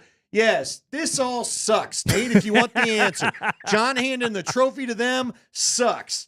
Dealing with this again, yeah, it sucks. It is. What sucks the most is I don't know when it's going to end. No. I legit don't know when this is going to end. No. Barring the guy getting hurt, and I will wish that on no athlete, I don't know how this ends. Because as you said, this wasn't even a great offense he got to play with. And I told you this on Friday, and it came to be. In half the seasons he's been a starting quarterback in the NFL, he wins the Super Bowl. 3 out of 6. 3 times in 6 years as a starting quarterback in the NFL, this guy goes and wins the Super Bowl. And again, yes, they had a great defense. And in fact, listen to this, Andy. Did you realize the top 4 offenses in football this year by DVOA? San Francisco, Miami, Buffalo, and Baltimore. That is the 4 teams that they beat in the playoffs, and they held them to 15.8 points per game in those matchups. Incredible what this defense has been able to do. It's the best defense that he ever had. They probably take a step back next year. Chris Jones probably isn't a Chief anymore next year. Apparently, they got to do something with L'Jarius Sneed, they were saying today, too. That would be big. But their defense is really young. Yeah. They're like the 3rd youngest defense in all of football. And so, they're just going to keep being good. And offensively, there's no way they're going to be this bad again. Well, they're not bankrupting themselves. That's what's amazing They about pay a this. fortune for Mahomes, but what's the thing that they've been doing? They've been drafting well. And they've been loading up on the defensive side of the ball. Well, they have Spagnuolo, who is the best defensive coordinator in the game today, won his 4th Super Bowl yesterday. The players all adore the guy like they're not. They will lose Chris Jones. And Chris Jones was a game wrecker again last night in various different occasions. Even if they can't pay him the $25-30 million a year, which I can't imagine that they're going to, they're still going to be good on that side of the ball. Maybe not as elite, but they're still going to be good. And there's no way the receiving options will be this bad again. No, I would agree. And I would also just say, so it was funny yesterday because I had my neighbor ask me what was going to happen. And I said, look, dude, the Chiefs are going to win. I should have just put money on the stupid game. Oh, if I had to put money on, no, I didn't. But if I did, then maybe that would have turned the tide. Maybe next year, that's what I need to do with my power to whammy. But you had brought it up right there. They draft. You know why they draft well? They're not looking to fill in half the team with a draft class. Again, and I pointed this out to my neighbor yesterday, when Mahomes showed up, this team was good. He made them great. Right. He wasn't asked, like most young quarterbacks, you're not asked to turn the franchise and the culture around with some new coach. Mahomes showed up. Reed had it built. He knew this guy's going to make us impossible to stop. You'd mentioned it. They were getting to the playoffs with Alex Smith. Mm-hmm. They were even winning playoff games without. Hell, they were winning the division at times with Alex Smith. And then Mahomes shows up, and away you go. I've been saying it for years. They're adding frosting to their cake and decorations, okay? They're not trying to bake the cake like the Broncos currently are. So real quick, looking at their draft history, this is the collection of defensive players that they had on rookie deals this year. L'Jarius Sneed was a 4th rounder in 20. Willie Gay was a 2nd rounder in 20. Nick Bolton was a 2nd rounder in 21. 22, Trent McDuffie, who was great last night. Oh, my gosh. They took in the first. They couldn't throw on him. Karlaftis was great again last night, and he always has been, basically. He was a 1st rounder last year. Leo Chenal, honestly, Andy, like, you could have made a pretty good case for Leo Chenal to be the damn Super Bowl MVP with the way that he played in that game last night, including blocking that extra point, which turned out to be massive in that game. But those are all starters, borderline stars on their defense that were all on rookie contracts. And again, next year, they'll have to do something with Willie Gay. They'll have to do something with L'Jarius Sneed next year. But if you take Chris Jones' money off the books, then they'll have that available to probably get that done. But again, so I told you earlier, I had a proposal. Here's my little olive branch to Sean Payton, or whatever you want to say. How about this? We're all aware the Broncos are not. I mean, you are living with the dynasty of this era, okay? Yeah. You're not turning this around quick, okay? Mm-hmm. Not to win the division, not to take their spot in the Super Bowl. That's not happening quick. You have a team that desperately needs more talent. We've talked about that for a long time. So don't do anything. You know what I'd like to see them do? I'd like to see Sean Payton try to be the Broncos' Andy Reid, and the fact that when Andy Reid showed up in KC, it was a rebuild, and he rebuilt it. Mm-hmm. And he got to do it while the Broncos were better sometimes, and he got to do it, but he put all of this together. Attack the next 2 to 3 years that way. Mm-hmm. If the quarterback is there for the taking, obviously go get it. You get that piece, you're in a real good spot. But there's no reason why, and I know Russ isn't going to be the long-term fix, but again, we'll talk about it later. There's stuff about maybe they try to redo the contract or whatever. My point is, keep building. Find the great receiver. Yeah. Find your Travis Kelce. Find your L'Jarius Sneed. Find your Chris Jones. You know what I mean? Yep. Because this team does, again, they need more than just the quarterback. They need the quarterback, there's no doubt. But they need more than that. In the middle rounds, again, like when I was ticking that out before, and yes, like McDuffie and Karlaftis were 1st rounders, but you have a 1st round pick this year. You could trade back. You could get yourself a 2nd round pick as well if somebody else is thirsty enough and horny enough for a quarterback. Okay, allow them to go and do that. This team, this Broncos team, like it's almost as though this current situation with what Mahomes is, and really, we'll put Mahomes at the very top, but just, the tick right below him, Lamar Jackson and Josh Allen and Joe Burrow, like in Miami and what McDaniel's got going, like those teams aren't going anywhere anytime soon. Like you sort of have the cover of knowing it's not available to you right now.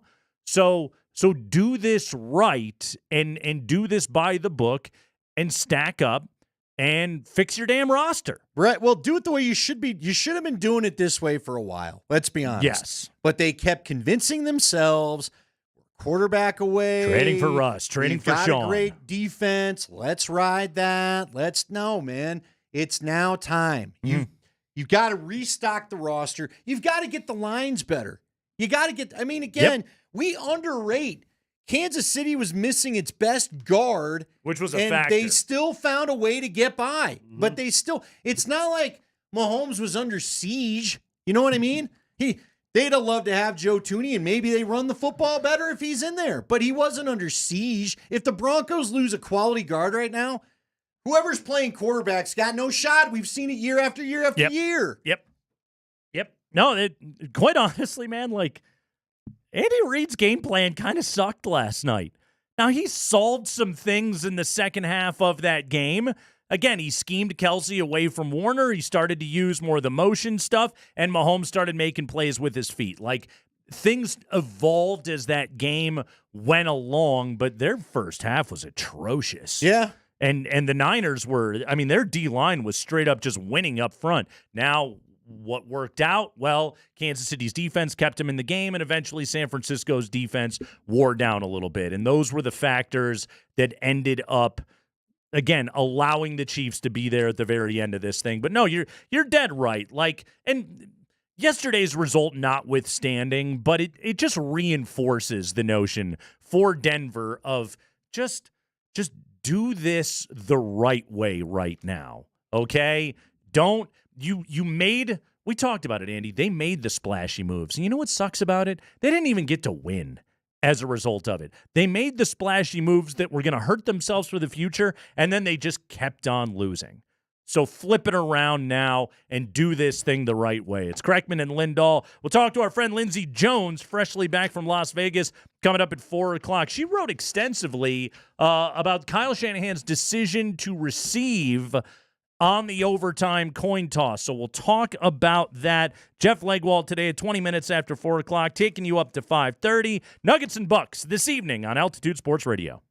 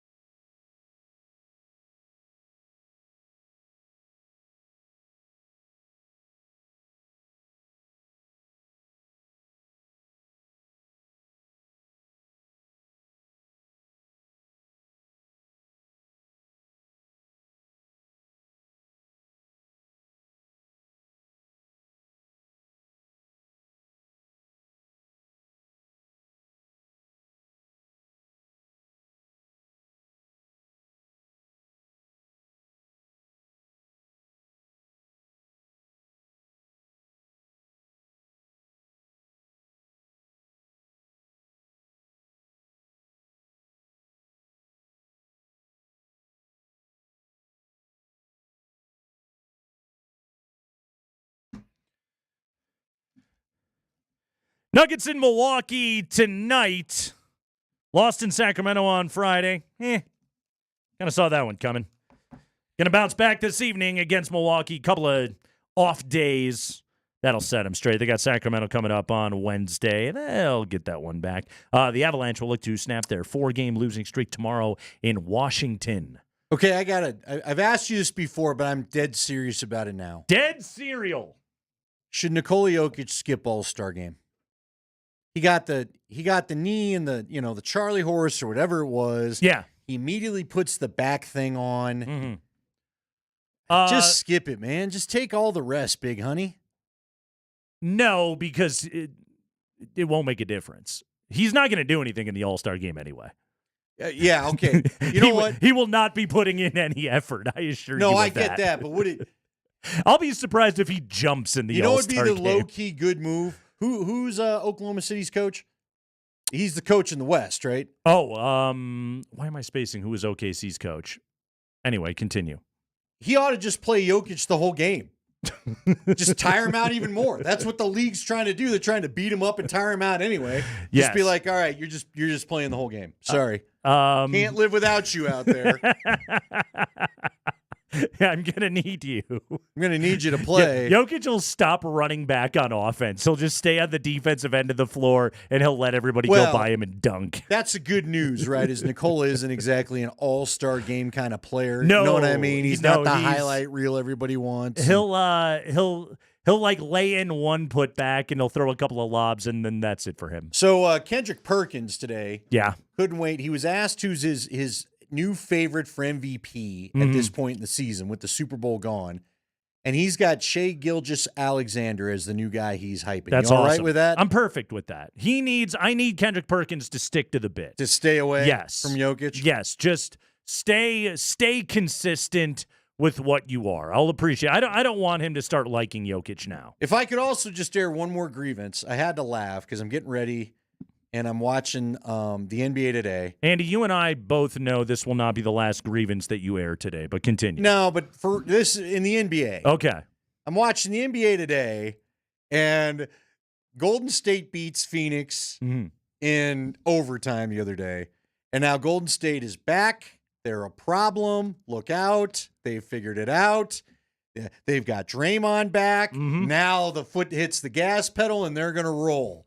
And as they're hyping all of this up, because where's Golden State in the conference still? They're moving up a little bit, right? But they're still hanging out towards the bottom of the playoff situation, aren't they? They're in the play-in right now. Okay. Barely. Well, they're going to be the problem. Although I guess in fairness, that was Miami last year. Andy, I've told you this over and over again. Like all of the discourse, all the chatter will be directed away from Denver. That's fine. That's the world. But sometimes you try too hard. The Clippers, Phoenix, obviously like Golden State because they're loaded with Hall of Famers, the Lakers because they're loaded with Hall of Famers, Dallas because they got Luka. Like all of these teams will keep just sucking up all of the oxygen, and the Nuggets will just hang out being the best team in the NBA. Well, and I mean, look, it is what it is. That's what we're here for. No, we're here to talk about Denver. And again, I know this. I know the ESPN formula from my friends that have worked there. They focus on certain sport markets, like again in baseball. Chicago's obviously going to be a big one. When it's basketball, they got to talk LA any chance they got. But they're also just really ballyhooing the big signings from the buyout market from the Lakers, how that's going to turn. Now, look, I think we all would like to have seen Spencer Dinwiddie go somewhere else. But by the way, so who else did they get? Am I seeing this? Did they get who was let go by Milwaukee and was reading the book the other day? Did you see that? No. The big center, I think it was. Or maybe it was Brooklyn. It's one of the twins. Lopez? Lopez? Was it? Which one got bought out? It had to have been Robin, right? They wouldn't have bought out Brooke in Milwaukee. He's a star. Well, then, yeah, Robin's got the crazy hair, right? Yes. Okay. He was reading a book in the arena. That's awesome. Because for some reason, he still had to be there. Like, they found He's a him in the Stanford arena. guy. It looked like just a storybook right as the game was going on. A storybook? I don't have to care about that. I don't have to care. Well, I don't think he was, you said a Stanford guy. I don't think he was doing calculus while he was waiting to, go to his. So you mean like a novel? Yeah, it looked like a novel. Storybook. But they just showed him. Well, yeah, it's not something that your kid would read. But when you said he was a Stanford guy, to me that suggested he got into a textbook. He's studying for the bar. He likes reading. He's a reader. Well, Yes. Those reading people, you can't trust them. Andy, who was the second best player in that game last night? If Mahomes was the MVP, which in the end he put that team on his back and carried him. I really thought, from which side? Like, I think Chris Jones could have had.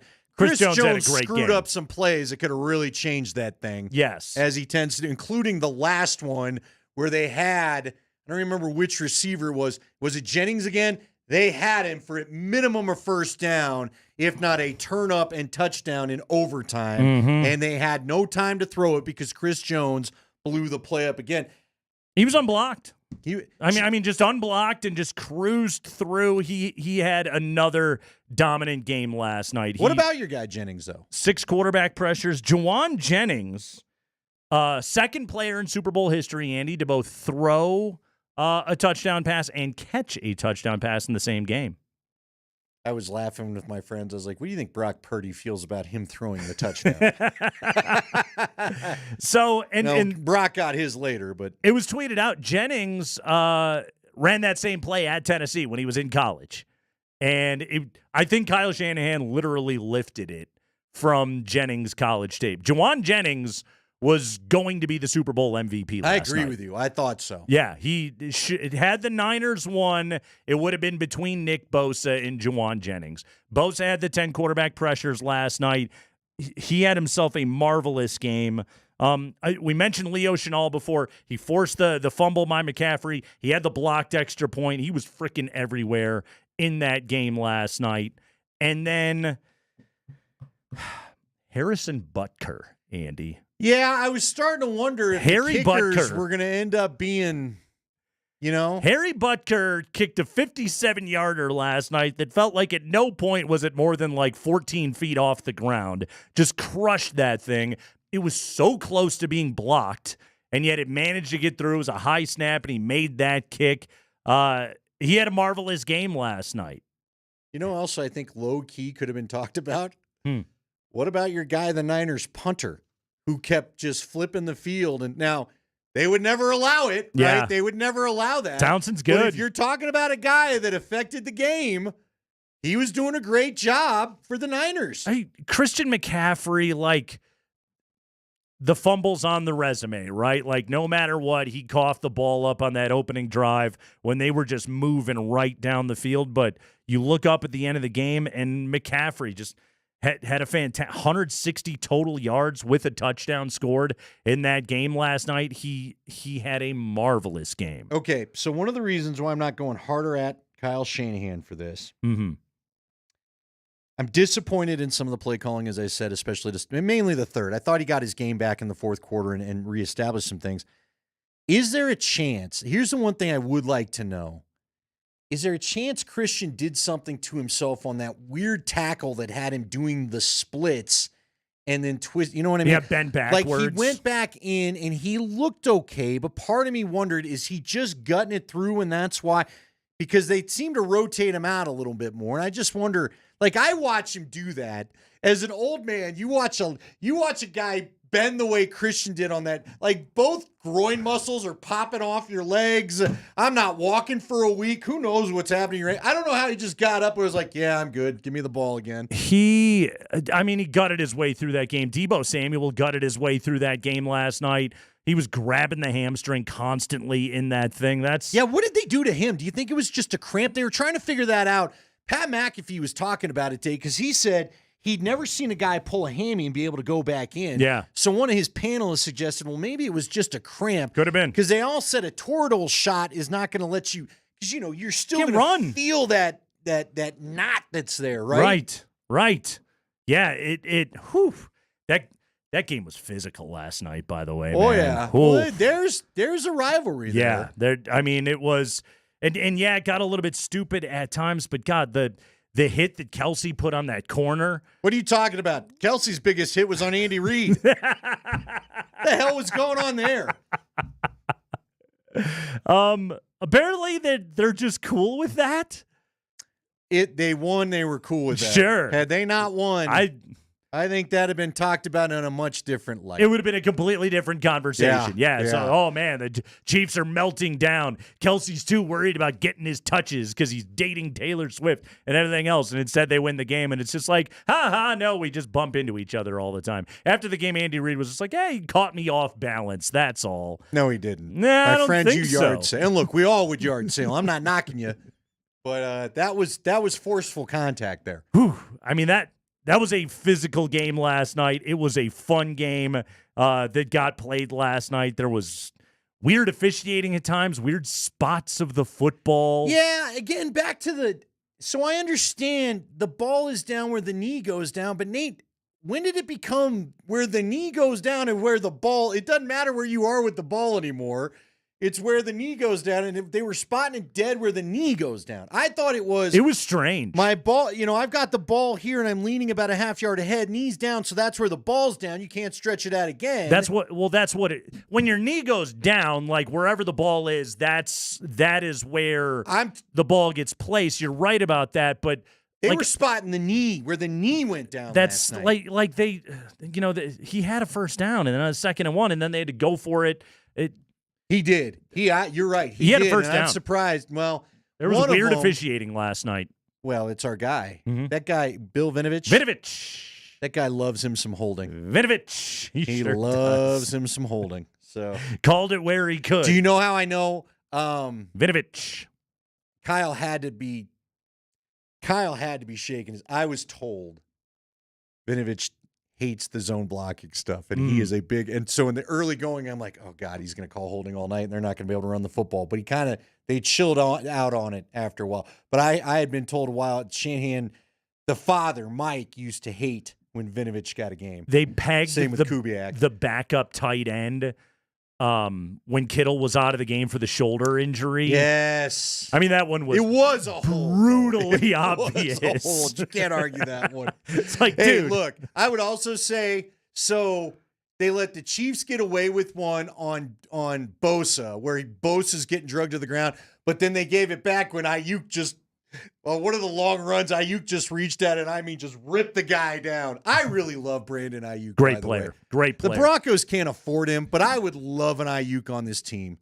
We need to talk to our friend Lindsey Jones coming up here in a few minutes. She, last night at Allegiant Stadium, did quite a bit of investigation into the decision made by Kyle Shanahan to receive and take the ball first in overtime with the new overtime rules, about the Chiefs' preparation for it, about the Niners' apparent lack of understanding of the rules. We'll talk to our friend Lindsey Jones, freshly back from Las Vegas, in a few minutes.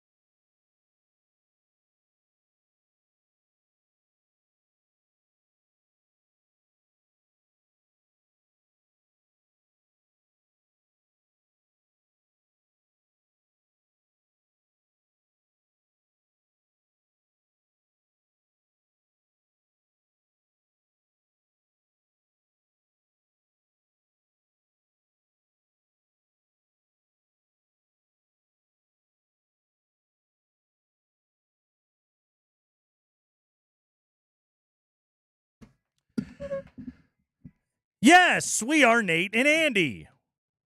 Howdy. We're with you until 5:30 today. Nuggets in Milwaukee to take on the Bucks. Avalanche will be back in action tomorrow in Washington. We'll have it for you right here on your home for the Avalanche, for the Nuggets, for Kreckman and Lindahl, for all. For us all. Of your pals here at Altitude Sports Radio 92.5. Speaking of pals, right now, we bring into the show our good friend, freshly back, and I mean as freshly back as a person can be, Lindsay H. Jones, back from Las Vegas, just done covering the Super Bowl for TheRinger.com and doing excellent work, and literally just walked in the door to her home. Hi, Lindsay. Are you fresh at all, Lindsay? I think coming home from Vegas, nothing feels fresh, right? Fresh is the last word that I would use to describe it right now. Fried is more like it, and yet Fried, yes. Here she is. Yeah. Linz. But I mean, I'm old and washed. Like, I was in Las Vegas for 7 days, but I wasn't like staying up till 4 and drinking and gambling. Although I did stay up till 4 last night, but that was working, which is extremely uncool of me. Yeah, no, you like looking at Lynn's Instagram, she wakes up and runs every day. Like it was the most adult trip to Las Vegas, and not adult in the fun way, trip to Las Vegas that you have ever seen. All right, Lynn's, I'll hit you with a broad question based on what you wrote today. And you wrote very specifically about the decision by Kyle Shanahan to take the ball first to start overtime. But I guess let's start a little bit more broadly on Kyle Shanahan. What did you think of the night that he had last night? Yeah, I mean, the decision ultimately, and I think we'll talk more about this in a minute, but like, I think largely he coached a really good game. You know, I think he had a really good pulse on his team and his offense. I thought he made some really smart offensive decisions. I mean, calling up that trick play touchdown. It was one that they've had in their book for a while. They actually ran a very similar concept like back in 2019. And I actually asked Juwan Jennings about it later, and he said that they dialed it up one time earlier this season for him, and he actually threw it short. But, you know, I think, you know, for a lot of the game, I think, you know, he was doing largely a pretty good job, you know, calling that game. Brock Purdy was playing well. I don't think they lost the game because of the offensive game plan. I think they lost it because of a lot of mistakes, special teams, and then not being able to take advantage of the Chiefs' mistakes. I think those were the biggest things. But then because the overtime rules is so new and he made such a kind of surprising decision, I wanted to know kind of what was the strategy and what into that. And it ended up being kind of an interesting window into Shanahan, his preparation, and then conversely what the Chiefs did instead. So why did he want the ball first? Yeah, so his reasoning was that it was not about who got the ball first and not who got the ball second. It was about who was going to get the third possession. So he was kind of counting on this future that, you know, they would go first. Either they would score a touchdown, a field goal, or let's say they get stopped. They go 3 and out, you know, maybe 5 or 6 plays, and they punt. And then they would have the opportunity, you know, the Chiefs would have the opportunity to match. And if everything is all evened up after 2 possessions, it's sudden death. So he wanted the first chance when it became actual sudden death. And I get that, right? And he went through this with like his analytics coaches and everything. And, you know, thinking that it gave him and Brock Purdy and his defense to some degree an element of control. The downside of that is that like it could backfire in a lot of ways, and it did for them. And you know, you saw that the Chiefs would have done the opposite, right? They would have deferred. You know, they wanted to be on defense first. Kyle Shanahan let them be on defense first, and ultimately it won them the game. Yeah, and for those that didn't see that, Patrick Mahomes further went on to say, look, now you tell me if I have to go for it on 4th down. You take all question out of it because I know what I need. Lindsay, I've got a question here because here's what I didn't quite understand. I knew about both teams getting a possession. I didn't understand, and I didn't realize this till later. I was like, all right, so the game's not technically tied. Do the Chiefs have to treat this possession as, and it didn't matter because they scored before the end of the quarter, but I started wondering, do they have to treat it like the end of the game? And then finally Romo said, no, this is the first quarter. So my question to you is, why even time it then if both teams get a possession? Why even bother with the clock at that point? Yeah, and that was actually something that we were asking in the press box and actually going on in text messages and stuff during that initial overtime period. And the reason is that they kind of treat it like a new game. I'm putting like games in air quotes, and that they'll play 15 minutes.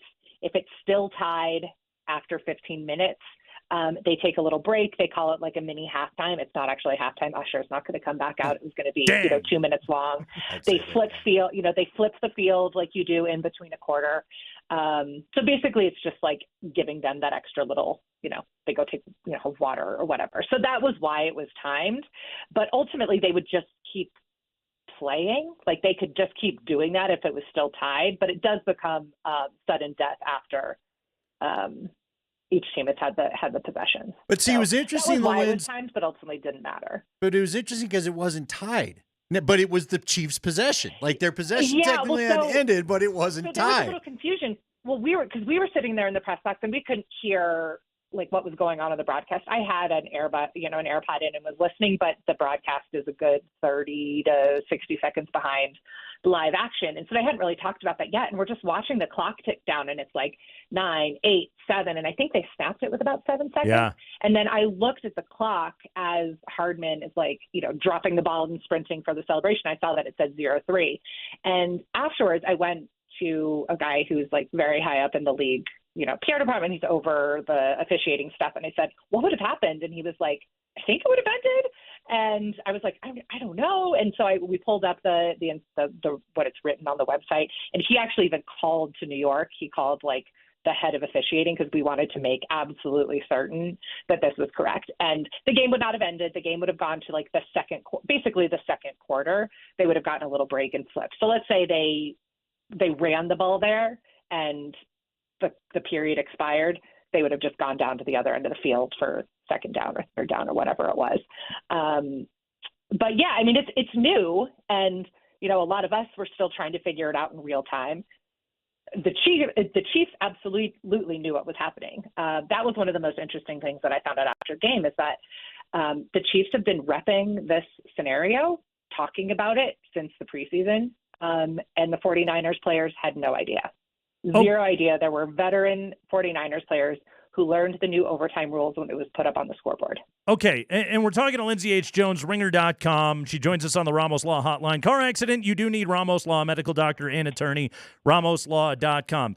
Linz, as you investigated this last night, and you quoted a number of different Chiefs players, the Chris Jones quote I thought was particularly illuminating of just like, we've talked about this. We have repped this. Like, we knew exactly what our game plan was in this situation. You talked to a number of Niners players, including Kyle Juszczyk, who is no dummy by any stretch of the imagination. And these dudes were just like, we didn't really know the rule and we didn't know the strategy. Okay. Yeah. And this gets into the bigger picture question of like, were the Chiefs players at an advantage? Were the Niners players at any disadvantage not knowing the strategy? Do you know what I mean? Yeah, and that's something that I wasn't entirely sure about. And I ended up kind of writing that in the piece. I was like, maybe it only matters that Kyle Shanahan knew. But what I will say is from the Chiefs felt prepared. Like there was nothing that caught them off guard. Like imagine being Fred Warner, who's the guy who's going out for the coin toss, and Bill Vinovich, the referee, is standing there explaining these rules to you that you've never done before. And I would hope that Fred Warner, is the guy who's making the coin toss, that had been explained to him. Like it was very clear to him that he knew that he was to, if he won the toss, to say we receive. But they want to be prepared about everything. You know how these guys are, the hours they spend in the anal retentiveness, detail oriented, all of that stuff, to all of a sudden have something thrown at you that you didn't know about. Mm-hmm. And it's like, look, the Niners wanted the ball and they wanted to score, and that would be it. But that's not simply how it works, right? I mean, it changes the strategy in terms of the fourth down situations, and that should change your defensive strategy, right? If you know that all of a sudden that the Chiefs offense and Patrick Mahomes is in 4-down territory, at midfield, it's just a completely different scenario. So, it was interesting. And, I remember back to the Super Bowl that the Niners lost to the Chiefs 4 years ago. And there were some things that Kyle Shanahan was like, kind of getting worked up about. He obviously got pretty worked up this week. There was a lot of crabbiness about the fields and about the alarm clocks or, the fire alarm and all this kind of stuff. And I always kind of had the sense it's like, is he worrying about the wrong things? Mm-hmm. And now here was like a big thing that, he and his staff was apparently talking about and his analytics staffer, but wasn't maybe, it was something that the Chiefs had prioritized and made a main thing, but the Niners had not. Just from your opinion, I guess for me, Lindsay, and let's be honest, one of the things we love about sports is we all love to be the sideline coach, the Monday morning quarterback, whatever.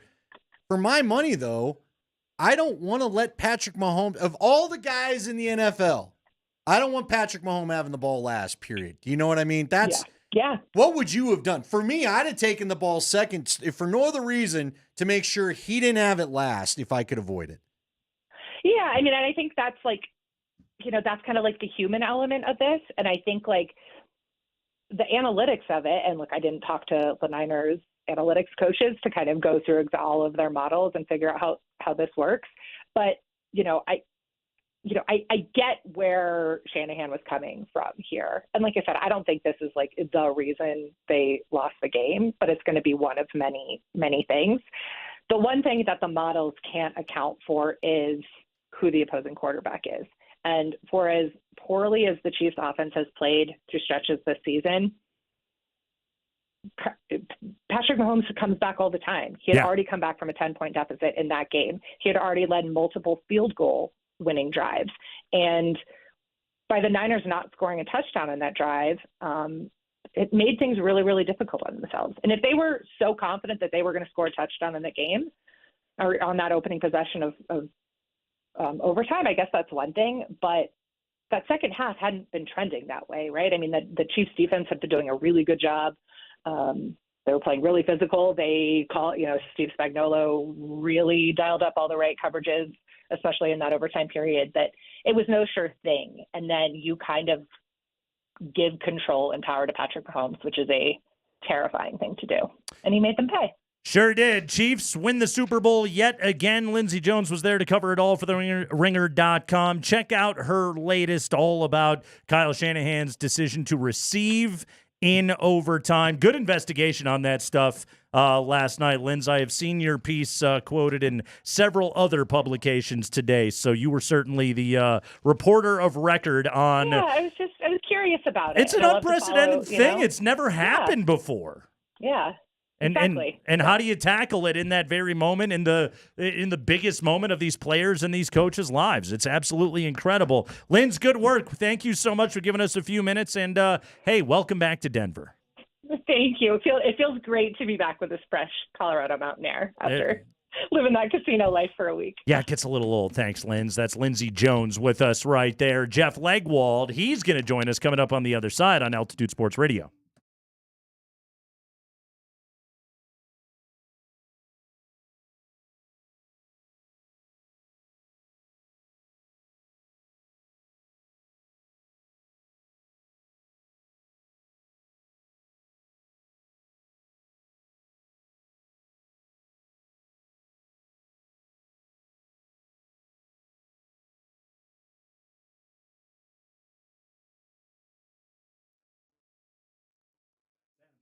Hey, it's Andy Lindahl here for Colorado Off-Road. And if you're looking for any kind of accessory for a 4x4 or a truck, Colorado Off-Road's your spot. You want some custom work? They can do that as well as Colorado Off-Road. Now, we've been telling you, if you've got questions, maybe you know what you want, but you don't know what kind of thing that you want. Bed covers is a great example for this because there's so many different kinds of bed covers. But you can get one like I have, folds up in fours. You can get another that's just kind of flat and soft, works kind of like a lid. It's up to you. I'm just telling you, this is the place to go. Jerry Jones knows his stuff. He's a Colorado guy that's been in Colorado business for years and years and years. He knows what holds up in Colorado. For example, for me, he got me some WeatherTech floor liners. He has a wide array of floor liners, but it's kept the inside of my truck clean. He also has a wide array of step rails, if you'd like that too. I'm just telling you, at Colorado Off-Road, it's the place to go. They'll have a conversation with you and direct you in the right direction. I love these folks. Been working with them for 5 years now. Find them 3 blocks south of historic downtown Littleton on Prince Street or on the web at cooffroad.com.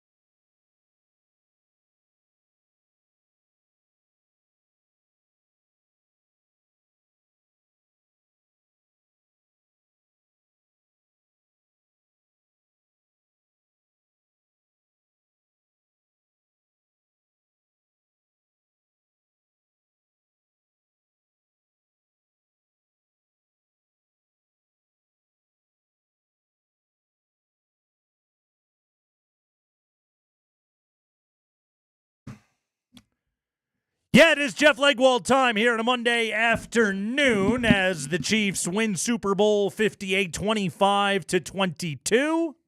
And the 2023 campaign is officially in the books. Jeff Legwold of ESPN with us right now on a Monday. Jeff Legwold, as always, brought to you by BetSafe Colorado, the exclusive club for passionate gamers and bettors across the state. All right, Jeff, I will allow you to revisit the question that I asked you on Friday because now we have new information.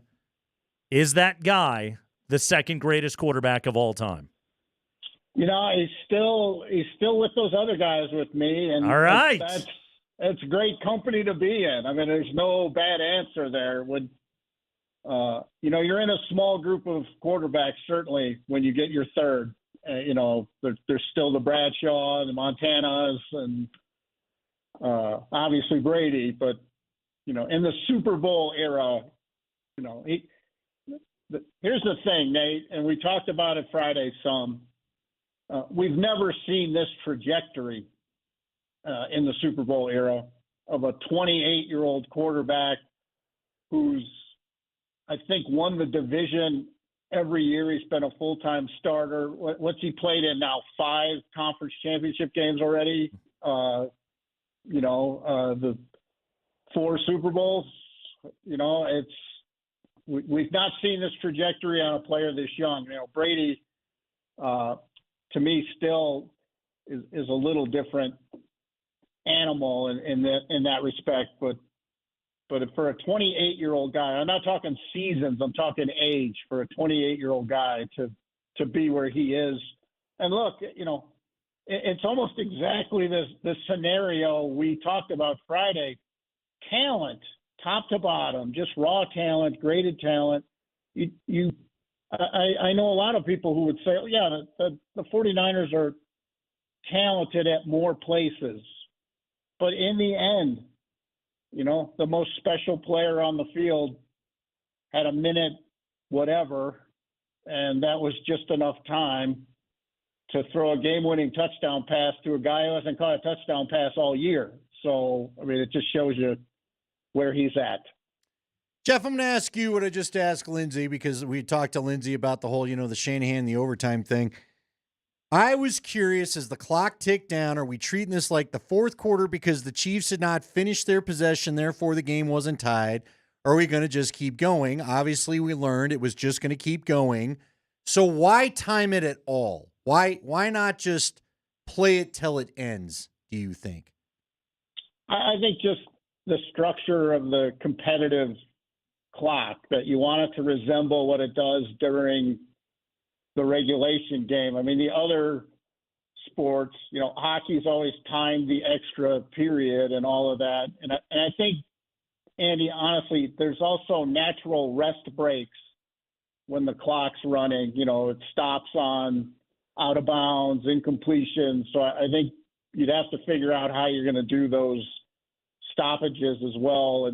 And you'd have to time the stoppages anyway in the play clock, even if the main clock wasn't running. So I think they just keep things resembling as close. But you know, I think now when you look at it, certainly taking the ball first looks like a tactical error because the other team gets to play 4-down football then, no matter what. They're in 4-down situation all the time. And I think, you know, ultimately, as we run this out longer and get more data, that may be something people look at because I do think it's an advantage. I think the Chiefs had an advantage knowing no matter where they were on the field, they were in 4-down territory. Yeah, it's because you think about it, they faced that 4th down and 1 from their own 34-yard line. If they have the ball first, Andy Reid might punt right there. You know, right. You're giving up a chance to win the other team can win it outright then when you put it away. Right.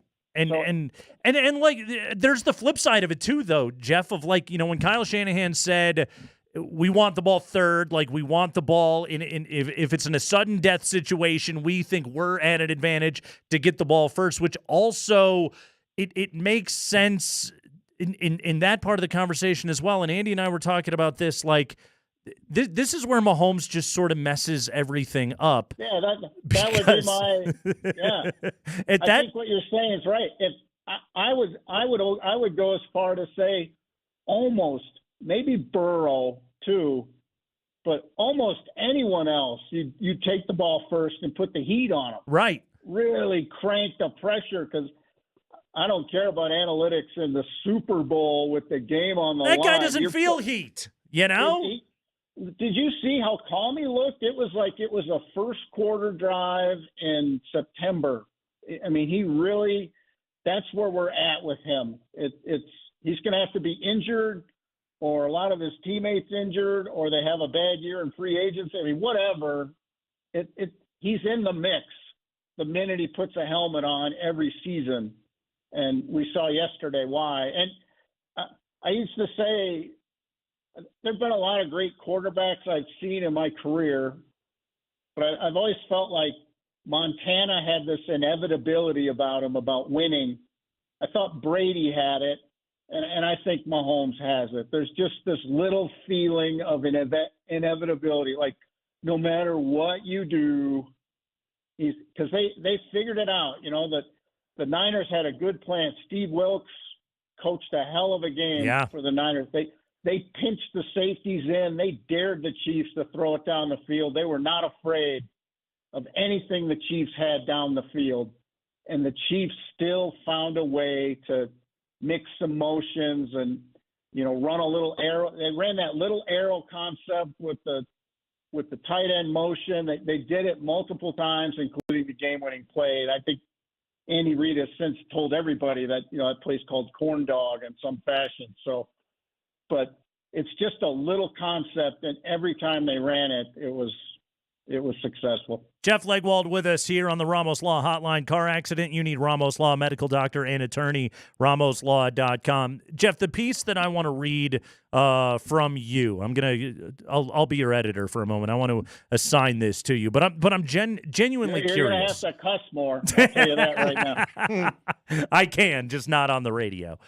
Mahomes yesterday, 9 carries for 66 yards. Okay, he converted on zone read keepers twice in that game, in a 3rd-and-1 situation and a 4th-and-1 situation. Ultimately, I think his legs were the difference in that game. Once he started running, like, that really opened things up for Kansas City and got them in a better rhythm in terms of play calling. Here's the funny thing about Patrick Mahomes is he's an excellent runner, and yet he's not a running quarterback. I wouldn't define him as such, and he can beat you with his legs in so many different ways. Can defensive coordinators, and this is where it's like you dig into your contacts, talk to defensive coordinators, talk to game planners, like, can you put a spy on Patrick Mahomes, or is that just an invitation for him to destroy you with a numbers advantage down the field? Like, is there a way to be able to curb that all with him? You know, Kelsey negates the spy concept for the most part, because Kelsey's going to work the hash. He's going to have all those choice routes on the hash where he gets to decide, am I going inside? Am I going to fake leverage inside and go outside? And that's sort of the area where the spy is going to be working sometimes, on the inside. And I mean, look what happened when the Niners tried to blitz him yesterday. He's that guy. I mean, we can figure out ways to, you know, they had the sort of the code early. You got to get there with 4, and you can't let him extend.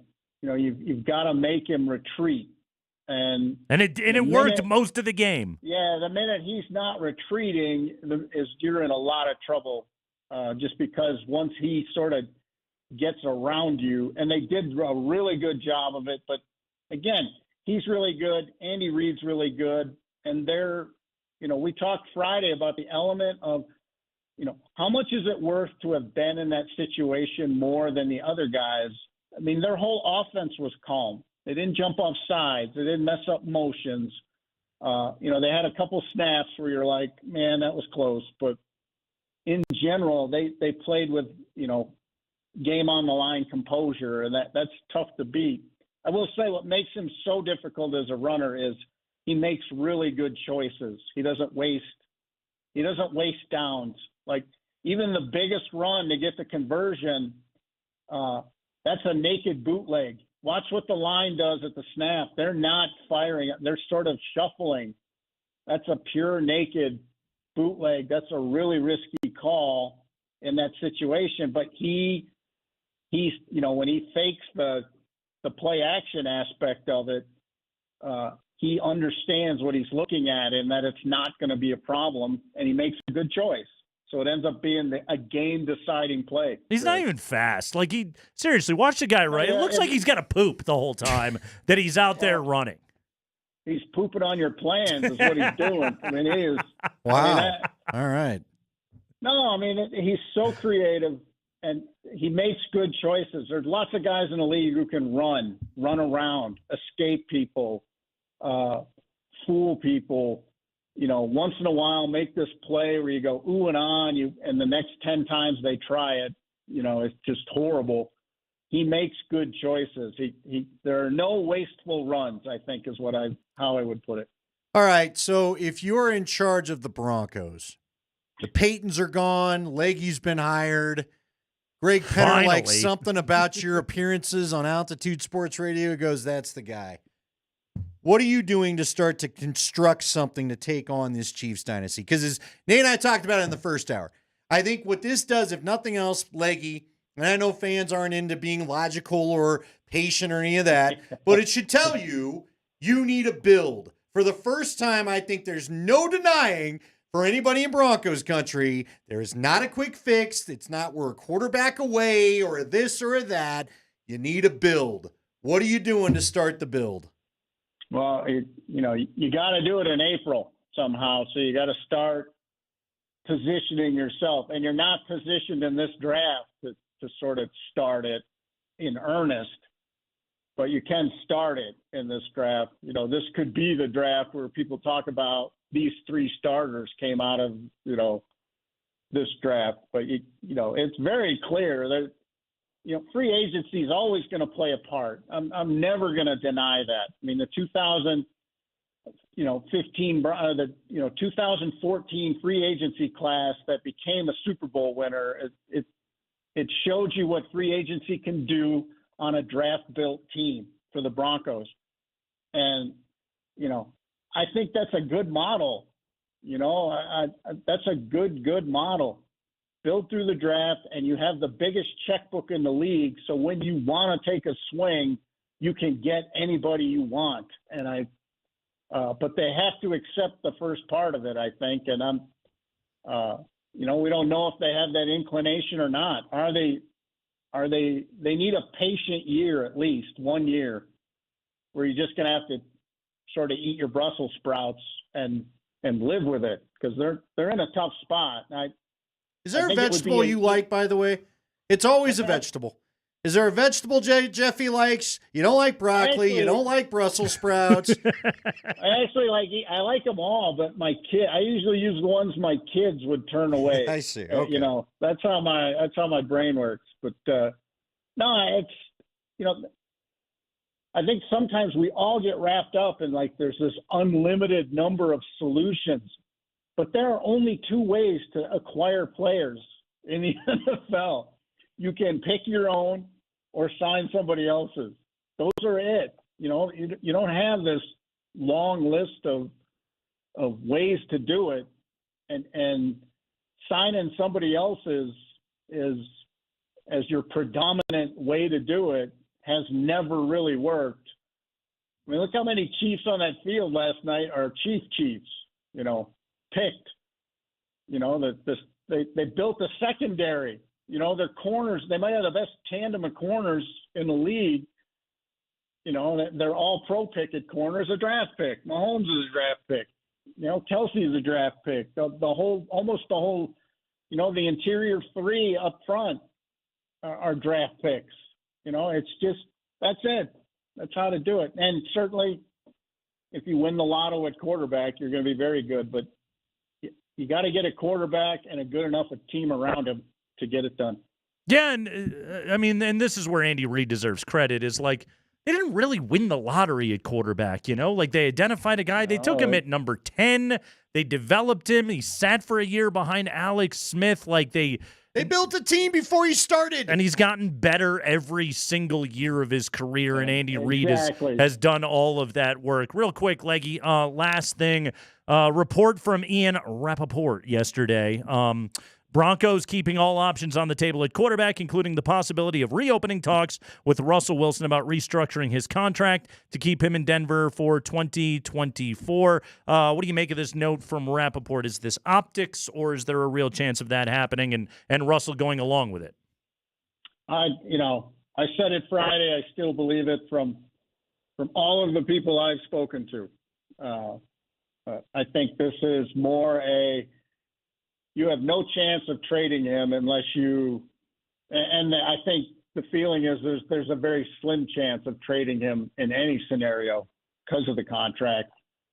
But you have absolutely no chance of trading him if everyone firmly believes you're going to release him. But most people believe that anyway. So, and I've written many sentences in my career with the words possible or could. I always temper reports that say a team would be open to the possibility. Yeah, I'm open to the possibility I will be 6'4" tomorrow, but I don't know that that's really going to happen. Would you be able to dunk if that were the case, Leggy? You still got the vertical? It'd be unbelievable. Leggy, man, good stuff as always, buddy. Thank you. Thanks, fellas. All right, the great Jeff Legwold with us right there on a Monday afternoon, breaking down Super Bowl 58. Jeff Legwold on 92.5, brought to you by BetSafe Colorado, the exclusive club for passionate gamers and bettors all around our fine state.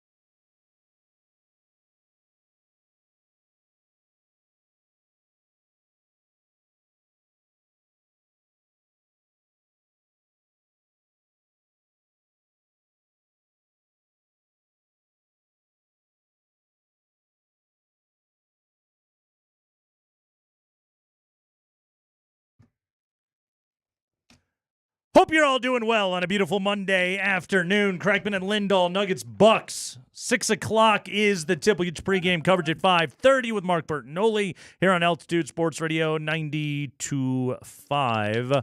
Andy, you criticized Kyle Shanahan earlier in the show, abandoning the run in the second half. Listen to this. Niners ran the ball 17 times in the second half and overtime. Those runs produced only 2 first downs. 9 of their 11 first downs following Usher came via the pass or the penalty in that game last night. Yeah, because they kept getting into short yardage, and so the passes were easier. The Chiefs they didn't have to go into drop back, full-on mode, and let them pass rush. The Chiefs' defense got better as the game went along. And Spags started dialing up pressure to try and limit them in the run game, and it was effective, man. Steve Spagnuolo, 4th Super Bowl as a defensive coordinator. Yeah. 3 with Kansas City, plus he beat Brady when he was with the Giants. The guy just knows how. Not only does he know when to call a blitz, he knows where to blitz. Yeah. They had the one that could have gotten, I'm trying to remember, I think it would have gotten the 49ers a first down that would have allowed them to just possess the ball and run out the clock. It was the first play after the 2-minute warning. He blitzes him right up the middle, and Purdy has no shot. Yep. But that also goes back to what Leahy's talking about. You could feel at times Purdy tighten up. Yeah. Where Mahomes just doesn't. Again, on that 4th and 1, Super Bowl on the line, and he just casually gets off to the left or off to the right side and goes and picks up a first down and 19 more. It is funny because, like, all last week, like at media day when he spoke and everything, Spags was just like, Purdy's a great quarterback, talking him up. And then after the game, there's all the dudes on the Chiefs defense that are like, yeah, we wanted him to throw. Okay, seriously, though, and I get that, but like, I heard the inevitable talk today. Are they going to move on from Purdy? Do they need to upgrade from Purdy?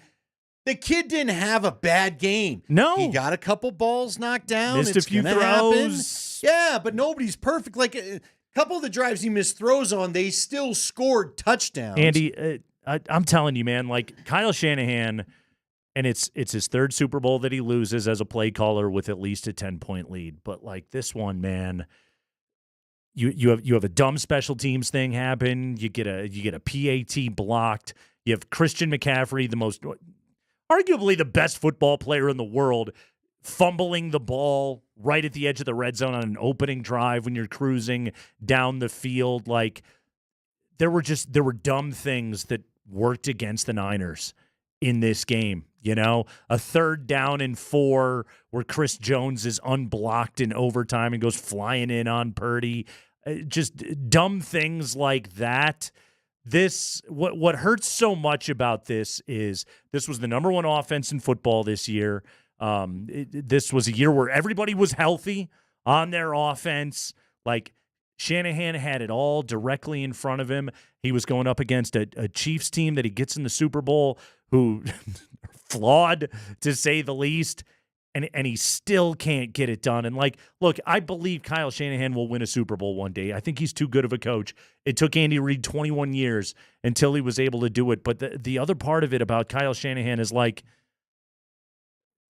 how do you just keep having this happen to you? Double-digit leads. Getting now, 10 points against Mahomes. I feel like some of the narrative I do see is they're acting like it was a 21-point lead. It was the first half. You're right. It's a 10-point lead against that dude. This one wasn't as bad. No. But I saw this. The win probability swung from the punt that hit Luter's foot that was recovered by Kansas City, and then the very next play, they take over at the 16, and Mahomes hits MVS for the touchdown right there because that Niners defense was just gassed at that point of the football game. The win probability swung from 73% to 45%, just like on those 2 plays. Well, and it hit the dude's foot. I know, and he was so yelling. dumb. And again, he was yelling at the guy to get out of the way. Peter, and guy all that. was trying to make a block. His foot was extended. It's the dumbest luck if you're a Niners fan out there. It's killer, man. It's just a killer. Look, at the end of the day, what I wish Kyle would have done is found a way to get the ball in Christian's hands a little bit more, whether that's running or screens or whatever else. But it's also why it sucks facing Mahomes. Yeah. Their best player was Christian McCaffrey. Well, Christian's not the quarterback. Right. There's nothing you can do about Mahomes having the ball in his hand. Did you period. see during the anthem when they showed Kyle and he had his hat off and he just had like the worst hat hair, like his hair's It was everywhere. going like, look at me when I wake up in the morning. Like an exhausted mad scientist that's just been he probably hasn't slept a wink the entire week to get himself all ready for this football game. And the poor dude, man, just granted it wasn't the most talked about hair last night. That belonged to JJ Watt. That was great. Did you see Mark McGrath going JJ Watt? into it?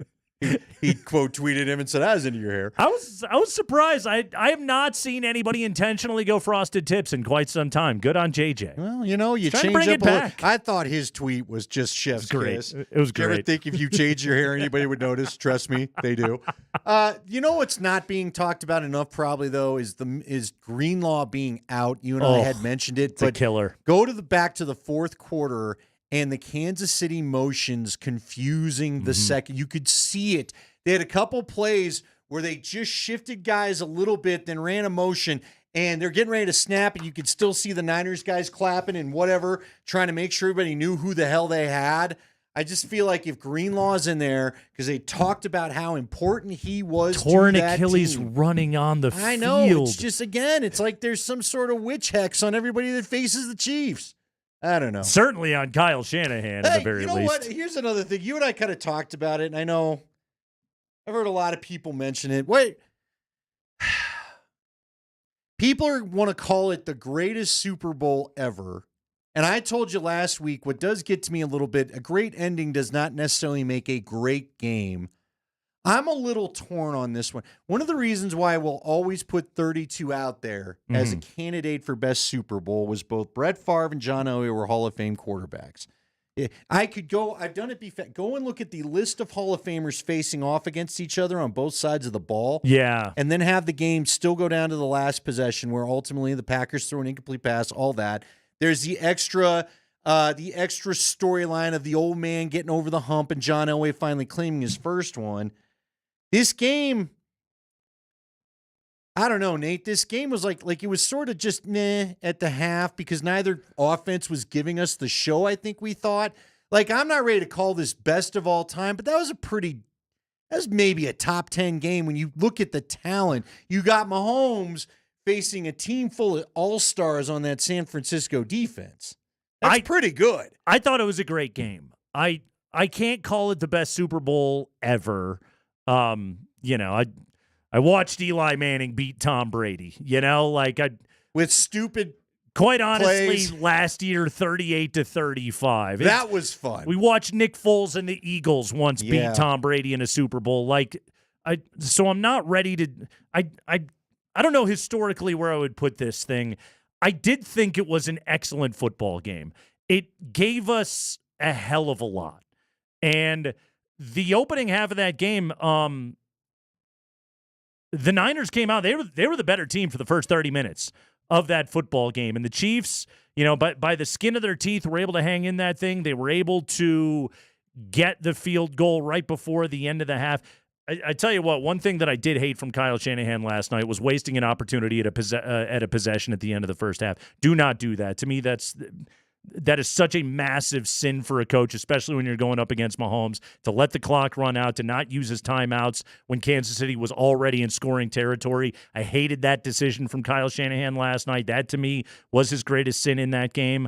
But there was great game planning in that game last night. There was excellent quarterback play from Mahomes later on. There were wild plays that happened. Again, it just said the touchdown that Juwan Jennings threw was a wild play. A punt hitting somebody in the foot is a wild play. A 4th and 1 converted on a zone read play by Patrick Mahomes is wild. We had the overtime that was added to what happened in that game last night. There was legacy on the line. There's the just continued, like you said, just the monkey's paw hex that is on Kyle Shanahan and him not being able to get over it. I thought it was a great game last night. Not the greatest Super Bowl I ever saw, but it was a great Super Bowl. I mean, I was riveted. I was riveted for 4 hours of that thing, and it went to overtime, and the overtime was great. So can we reduce the halftime show? I'm so tired of the halftime show. You didn't like Usher? Oh, well, look, I'm not an Usher fan. He roller skates. Cool for him. So no, I was never going to be gripped by that thing to begin with. That's for sure. I thought it was good. No, I don't need the third. Lil Jon, Luda showed up. Usher was on roller skates. You know, it's even been a debate on ESPN. What's that? And they asked Perkins this. Kendrick Perkins. You gonna let a man come up and hug your wife like that from behind? That is not a how you doing. That's not. I wouldn't hug Abby that way. I'll just put it to you that way. That would be the old butt out tap on. That's the hug you give a friend's wife. You ain't coming up from behind and just how do. We got Usher nipples in that thing last night. The shirtless. I got one of my buddies that's an ex-Bronco today goes, I don't need to see him with his shirt off. I was like, well, we all felt that way about you once upon a time, but yeah, whatever. I thought Usher was great. I did. Can I tell you what drives me nuts about all the halftime shows? It's like watching trying to watch the TV with a channel flipper that can't just stay tuned. Because I just have a couple 3 songs? Stop giving me a minute. And then here's the next guest, and we change the song. Oh, here's another one. I could have sing a song. I could have used yes, you stick with the songs a little bit longer. But again, I was entertained by the thing, and I don't even care about Usher. And I was like, yeah, it's pretty good. Look at that guy. That man can move. Andy, they're not going to get Social Distortion to play the halftime show for you. It's a real disappointment, too. That's a bunch of crap. Blink could have. Hey, Blink's got an album out. Never mind, they're overseas. They couldn't do it. They get they weren't censored available. out half the show. Why can't Metallica? Tell me that. Why can't they get less than Jake to play the halftime show? Why can't Metallica do it? Give me an answer. They've got a good career. They haven't done it. They haven't done it. They just released an album last year. I guess I didn't know that. Can we not let everybody have a little taste? It's Rock Nation. It's Jay-Z, man. It's Maroon 5 ruined Guitars it for everybody. are outlawed at the Super Bowl. I might tell you one of the best performances ever by a guy that played the guitar named Prince. So don't tell me you can't have... Prince is still one of the... Dude is in the rain. His hair is ruined, and he's still just wailing away on the guitar. They guitar last night. Who did? Her played last... Her played. Are you sure? Are you sure? Whoa! Wasn't half of that all piped in anyway? I have no idea. I don't know how they do the sound for it. Look, her wouldn't be the first one to fake a guitar. Just put it to you that way. I'm not sure. I'm not even so sure, quite honestly, that the Aerosmith guys were playing their damn instruments all those years ago. Remember that one where Timberlake comes out and Spears comes out and just, what is this? I'm over it. Just go back to 15 minutes and let's play the game. Just get the man is up with people, okay? No, I don't know.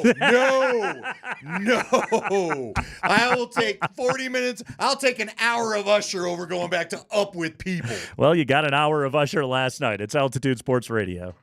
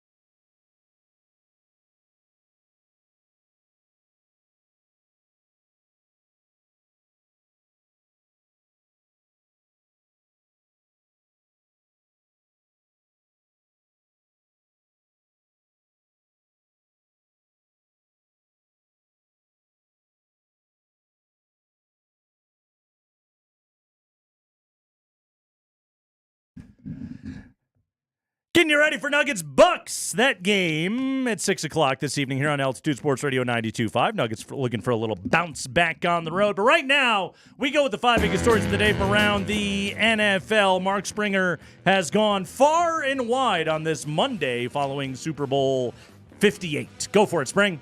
Hey, let's talk some Broncos on the High Five. It's brought to you by Bet365. Whatever the sport, whatever the moment, it is never ordinary at Bet365. Let's talk about this rumor that Russell Wilson could be back with the Broncos next season. 2 little clips for you, okay?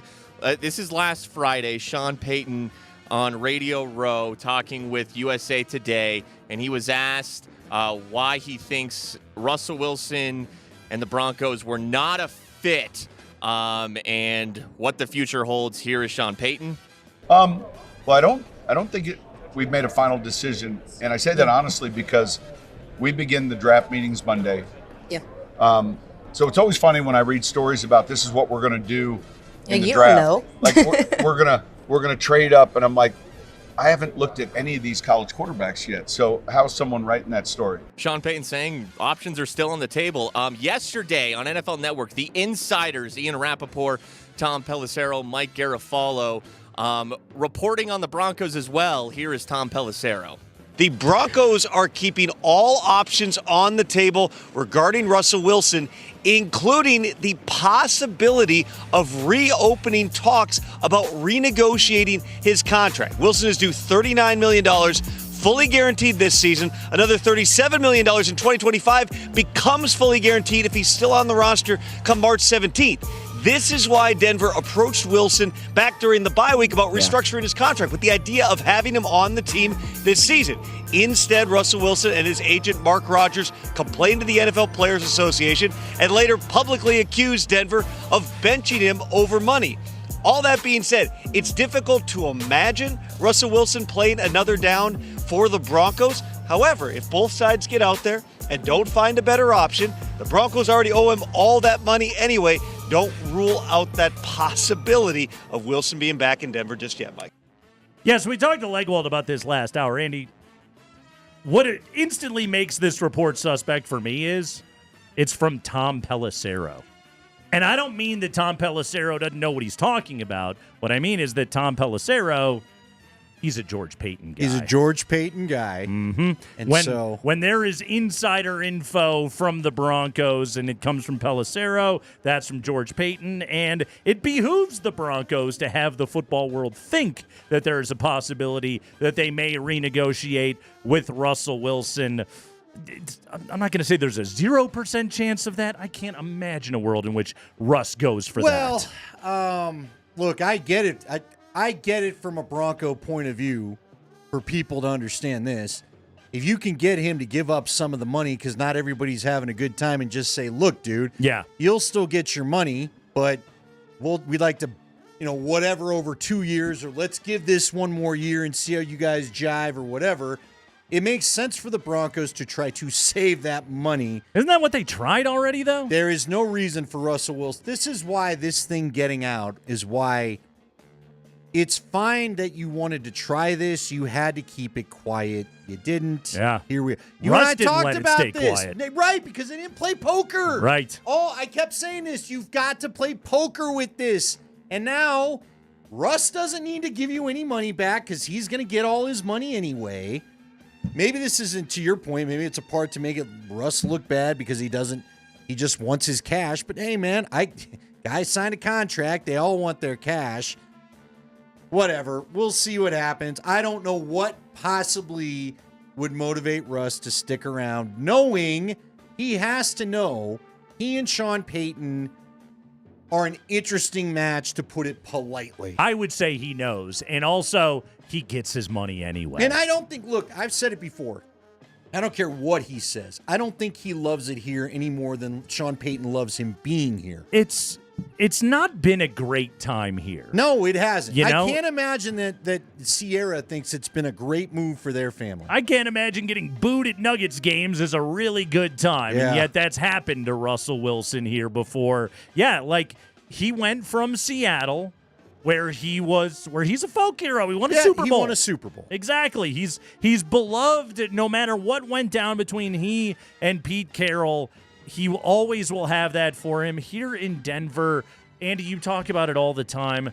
This town is brutal on quarterbacks, and I don't think Russ knew that. When he got here, I don't think he completely understood it. I think he made many bad PR plays when he first showed up to town, but guess what? His greatest sin of them all, he's 11-19 as a starter. He didn't win here. The reality is he and we thought he was better than he's showing himself to be as a quarterback. And so if he'd have won, so did George Payton. nobody would so care. Did, well, yeah, so did and look, everybody. I'm not here to tell you. We get these texts all the time. Drives me crazy. Weren't you guys excited when this happened? Of course we Weren't were. you excited when they gave him the contract? Yes. You know what? A lot of people are excited the day of their marriage. Then they figure out later with the new information, they got to get a divorce. All right?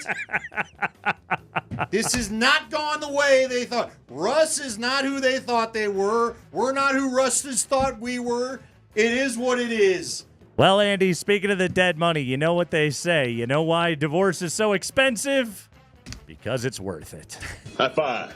So, like you guys said, it's still very likely that the Broncos move on from Russell Wilson. Which quarterback will they draft and/or which quarterback will they trade for or sign for in free agency? Well, I also thought this was interesting from Sean Payton's visit with USA Today. He was asked which quarterbacks currently in the NFL he thinks are unfairly hated, some underrated guys. The first name is interesting and affordable. The last name is very unaffordable. Unfairly hated? Yeah, like somebody who just constantly gets criticism, and you're like, he's good though. Well, look, I would say all these young guys that we early evaluate, Zach Wilson in New York, we've got early evaluations on him. It happens all the time with let me go around this division here. I think Garoppolo gets a lot of criticism, and he's someone that was just in this game not too long ago. I would say, let me just spin around. Carr in New Orleans, obviously, there's either thumbs up or thumbs down, but he gets a lot of criticism. I feel like there's so many, honestly, that get. Well, it's fickle. Like, oh. Here's the deal. I'm sure that frickin' Baker was one of them, but then all of a sudden, you know what? The script flips. And then, like, all of us are like, well, we love Baker. We love Baker, right? Aren't we? Like, I'm looking for Baker. Like, where's he at? He's a free agent, Zach Wilson, Jimmy Garoppolo, Derek Carr, Baker Mayfield. Well, Carr's going to be in New Orleans next year. Baker Mayfield is outside of the Broncos' price range. Dude, he may be out of the Bucs price range.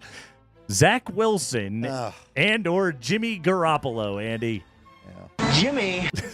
That would be fun. We'd get so much use out of those drops. You know what, though? But I could see Russ. No, not Russ. Jimmy. I could see Jimmy and Sean. You know what? I could see that either being really good or Jimmy being the next guy. Sean is going nuclear meltdown on the sideline, too. Oh, without a doubt. You know what I'm saying? Oh, without a doubt. Because, again, I just know that at least 2 or 3 times a game, Jimmy made Kyle Shanahan want to get out of coaching because he just couldn't see what he needed to see just on the play. Did something mind-numbing. I do think Jimmy would run the middle of the field stuff better to Sean Payton's liking than Russ did. But I don't think Jimmy may hit the deep stuff the way Russ does. I think it'd be kind of funny. And to your point, we get to use that drop. But Jimmy, whatever. Zach Wilson? No. I don't know. No! I don't know what to do there because you know what? The kid, this is also, Zach Wilson is a great reminder before everybody lists 9 quarterbacks in this draft. They're going to just be incredible. Usually, and Sean Payton said Number 2 pick. I agree wholeheartedly with him. Usually you get one. So everybody calm down. He still throws a nice football.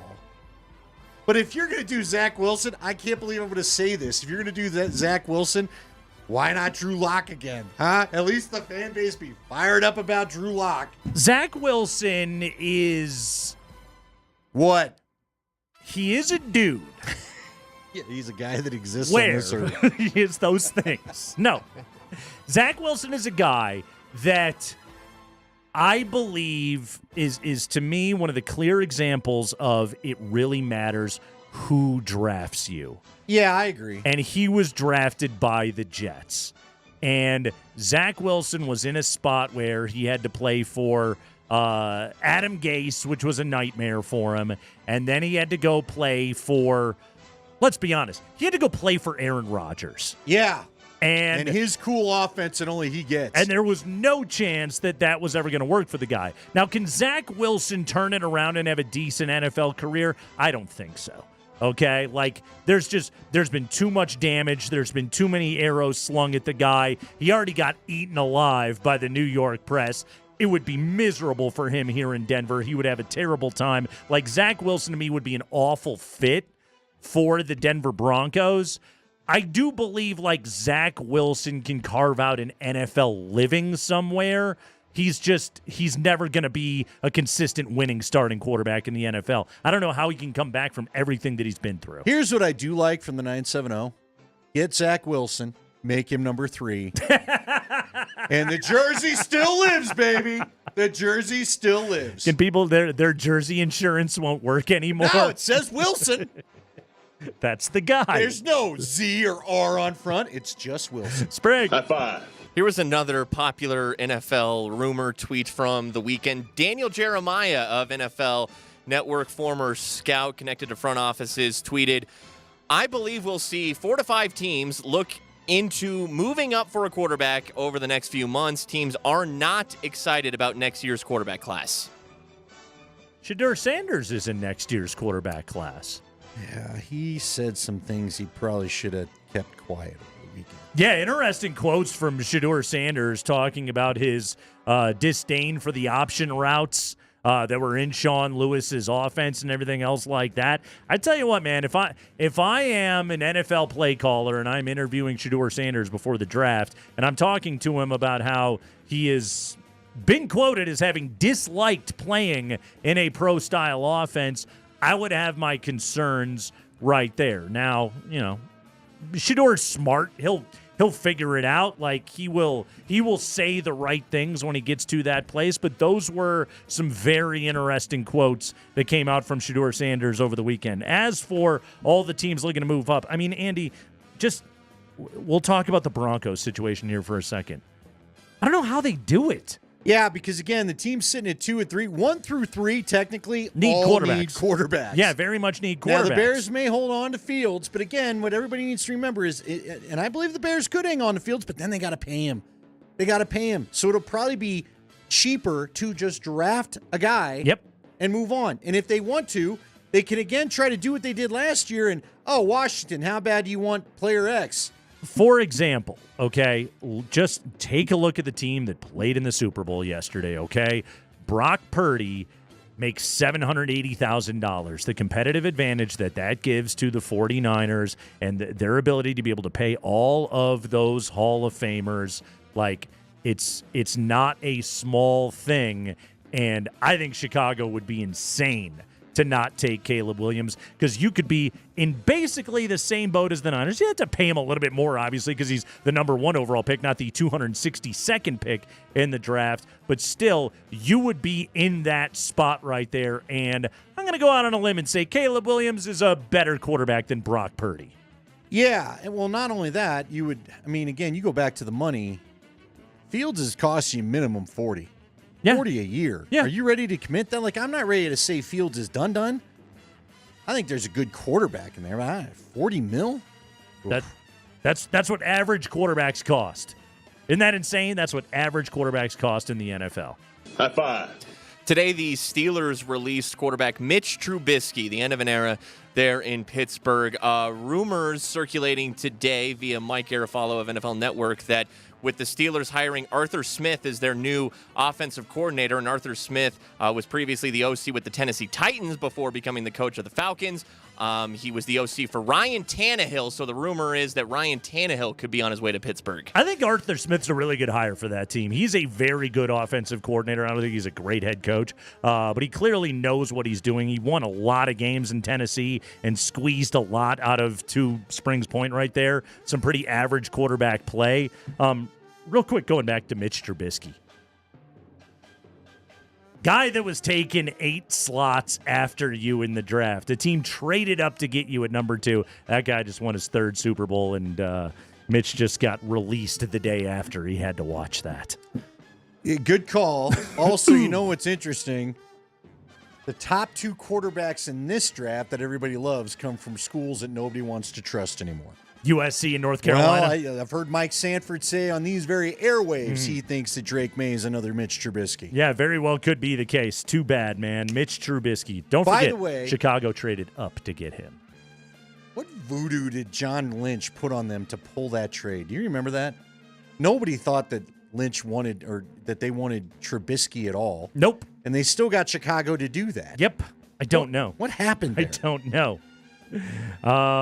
What's interesting about that is the Niners went back to number 3, and yeah, they got a bunch of weapons, but they took actually one of their few. Well, I say one of their few draft misses, Trey Lance, anyone, but they took Solomon Thomas at number 3 overall, who has turned out to just be a cromulent NFL player. Now hold on. See, this is where do we just give everyone a pass for not taking Mahomes?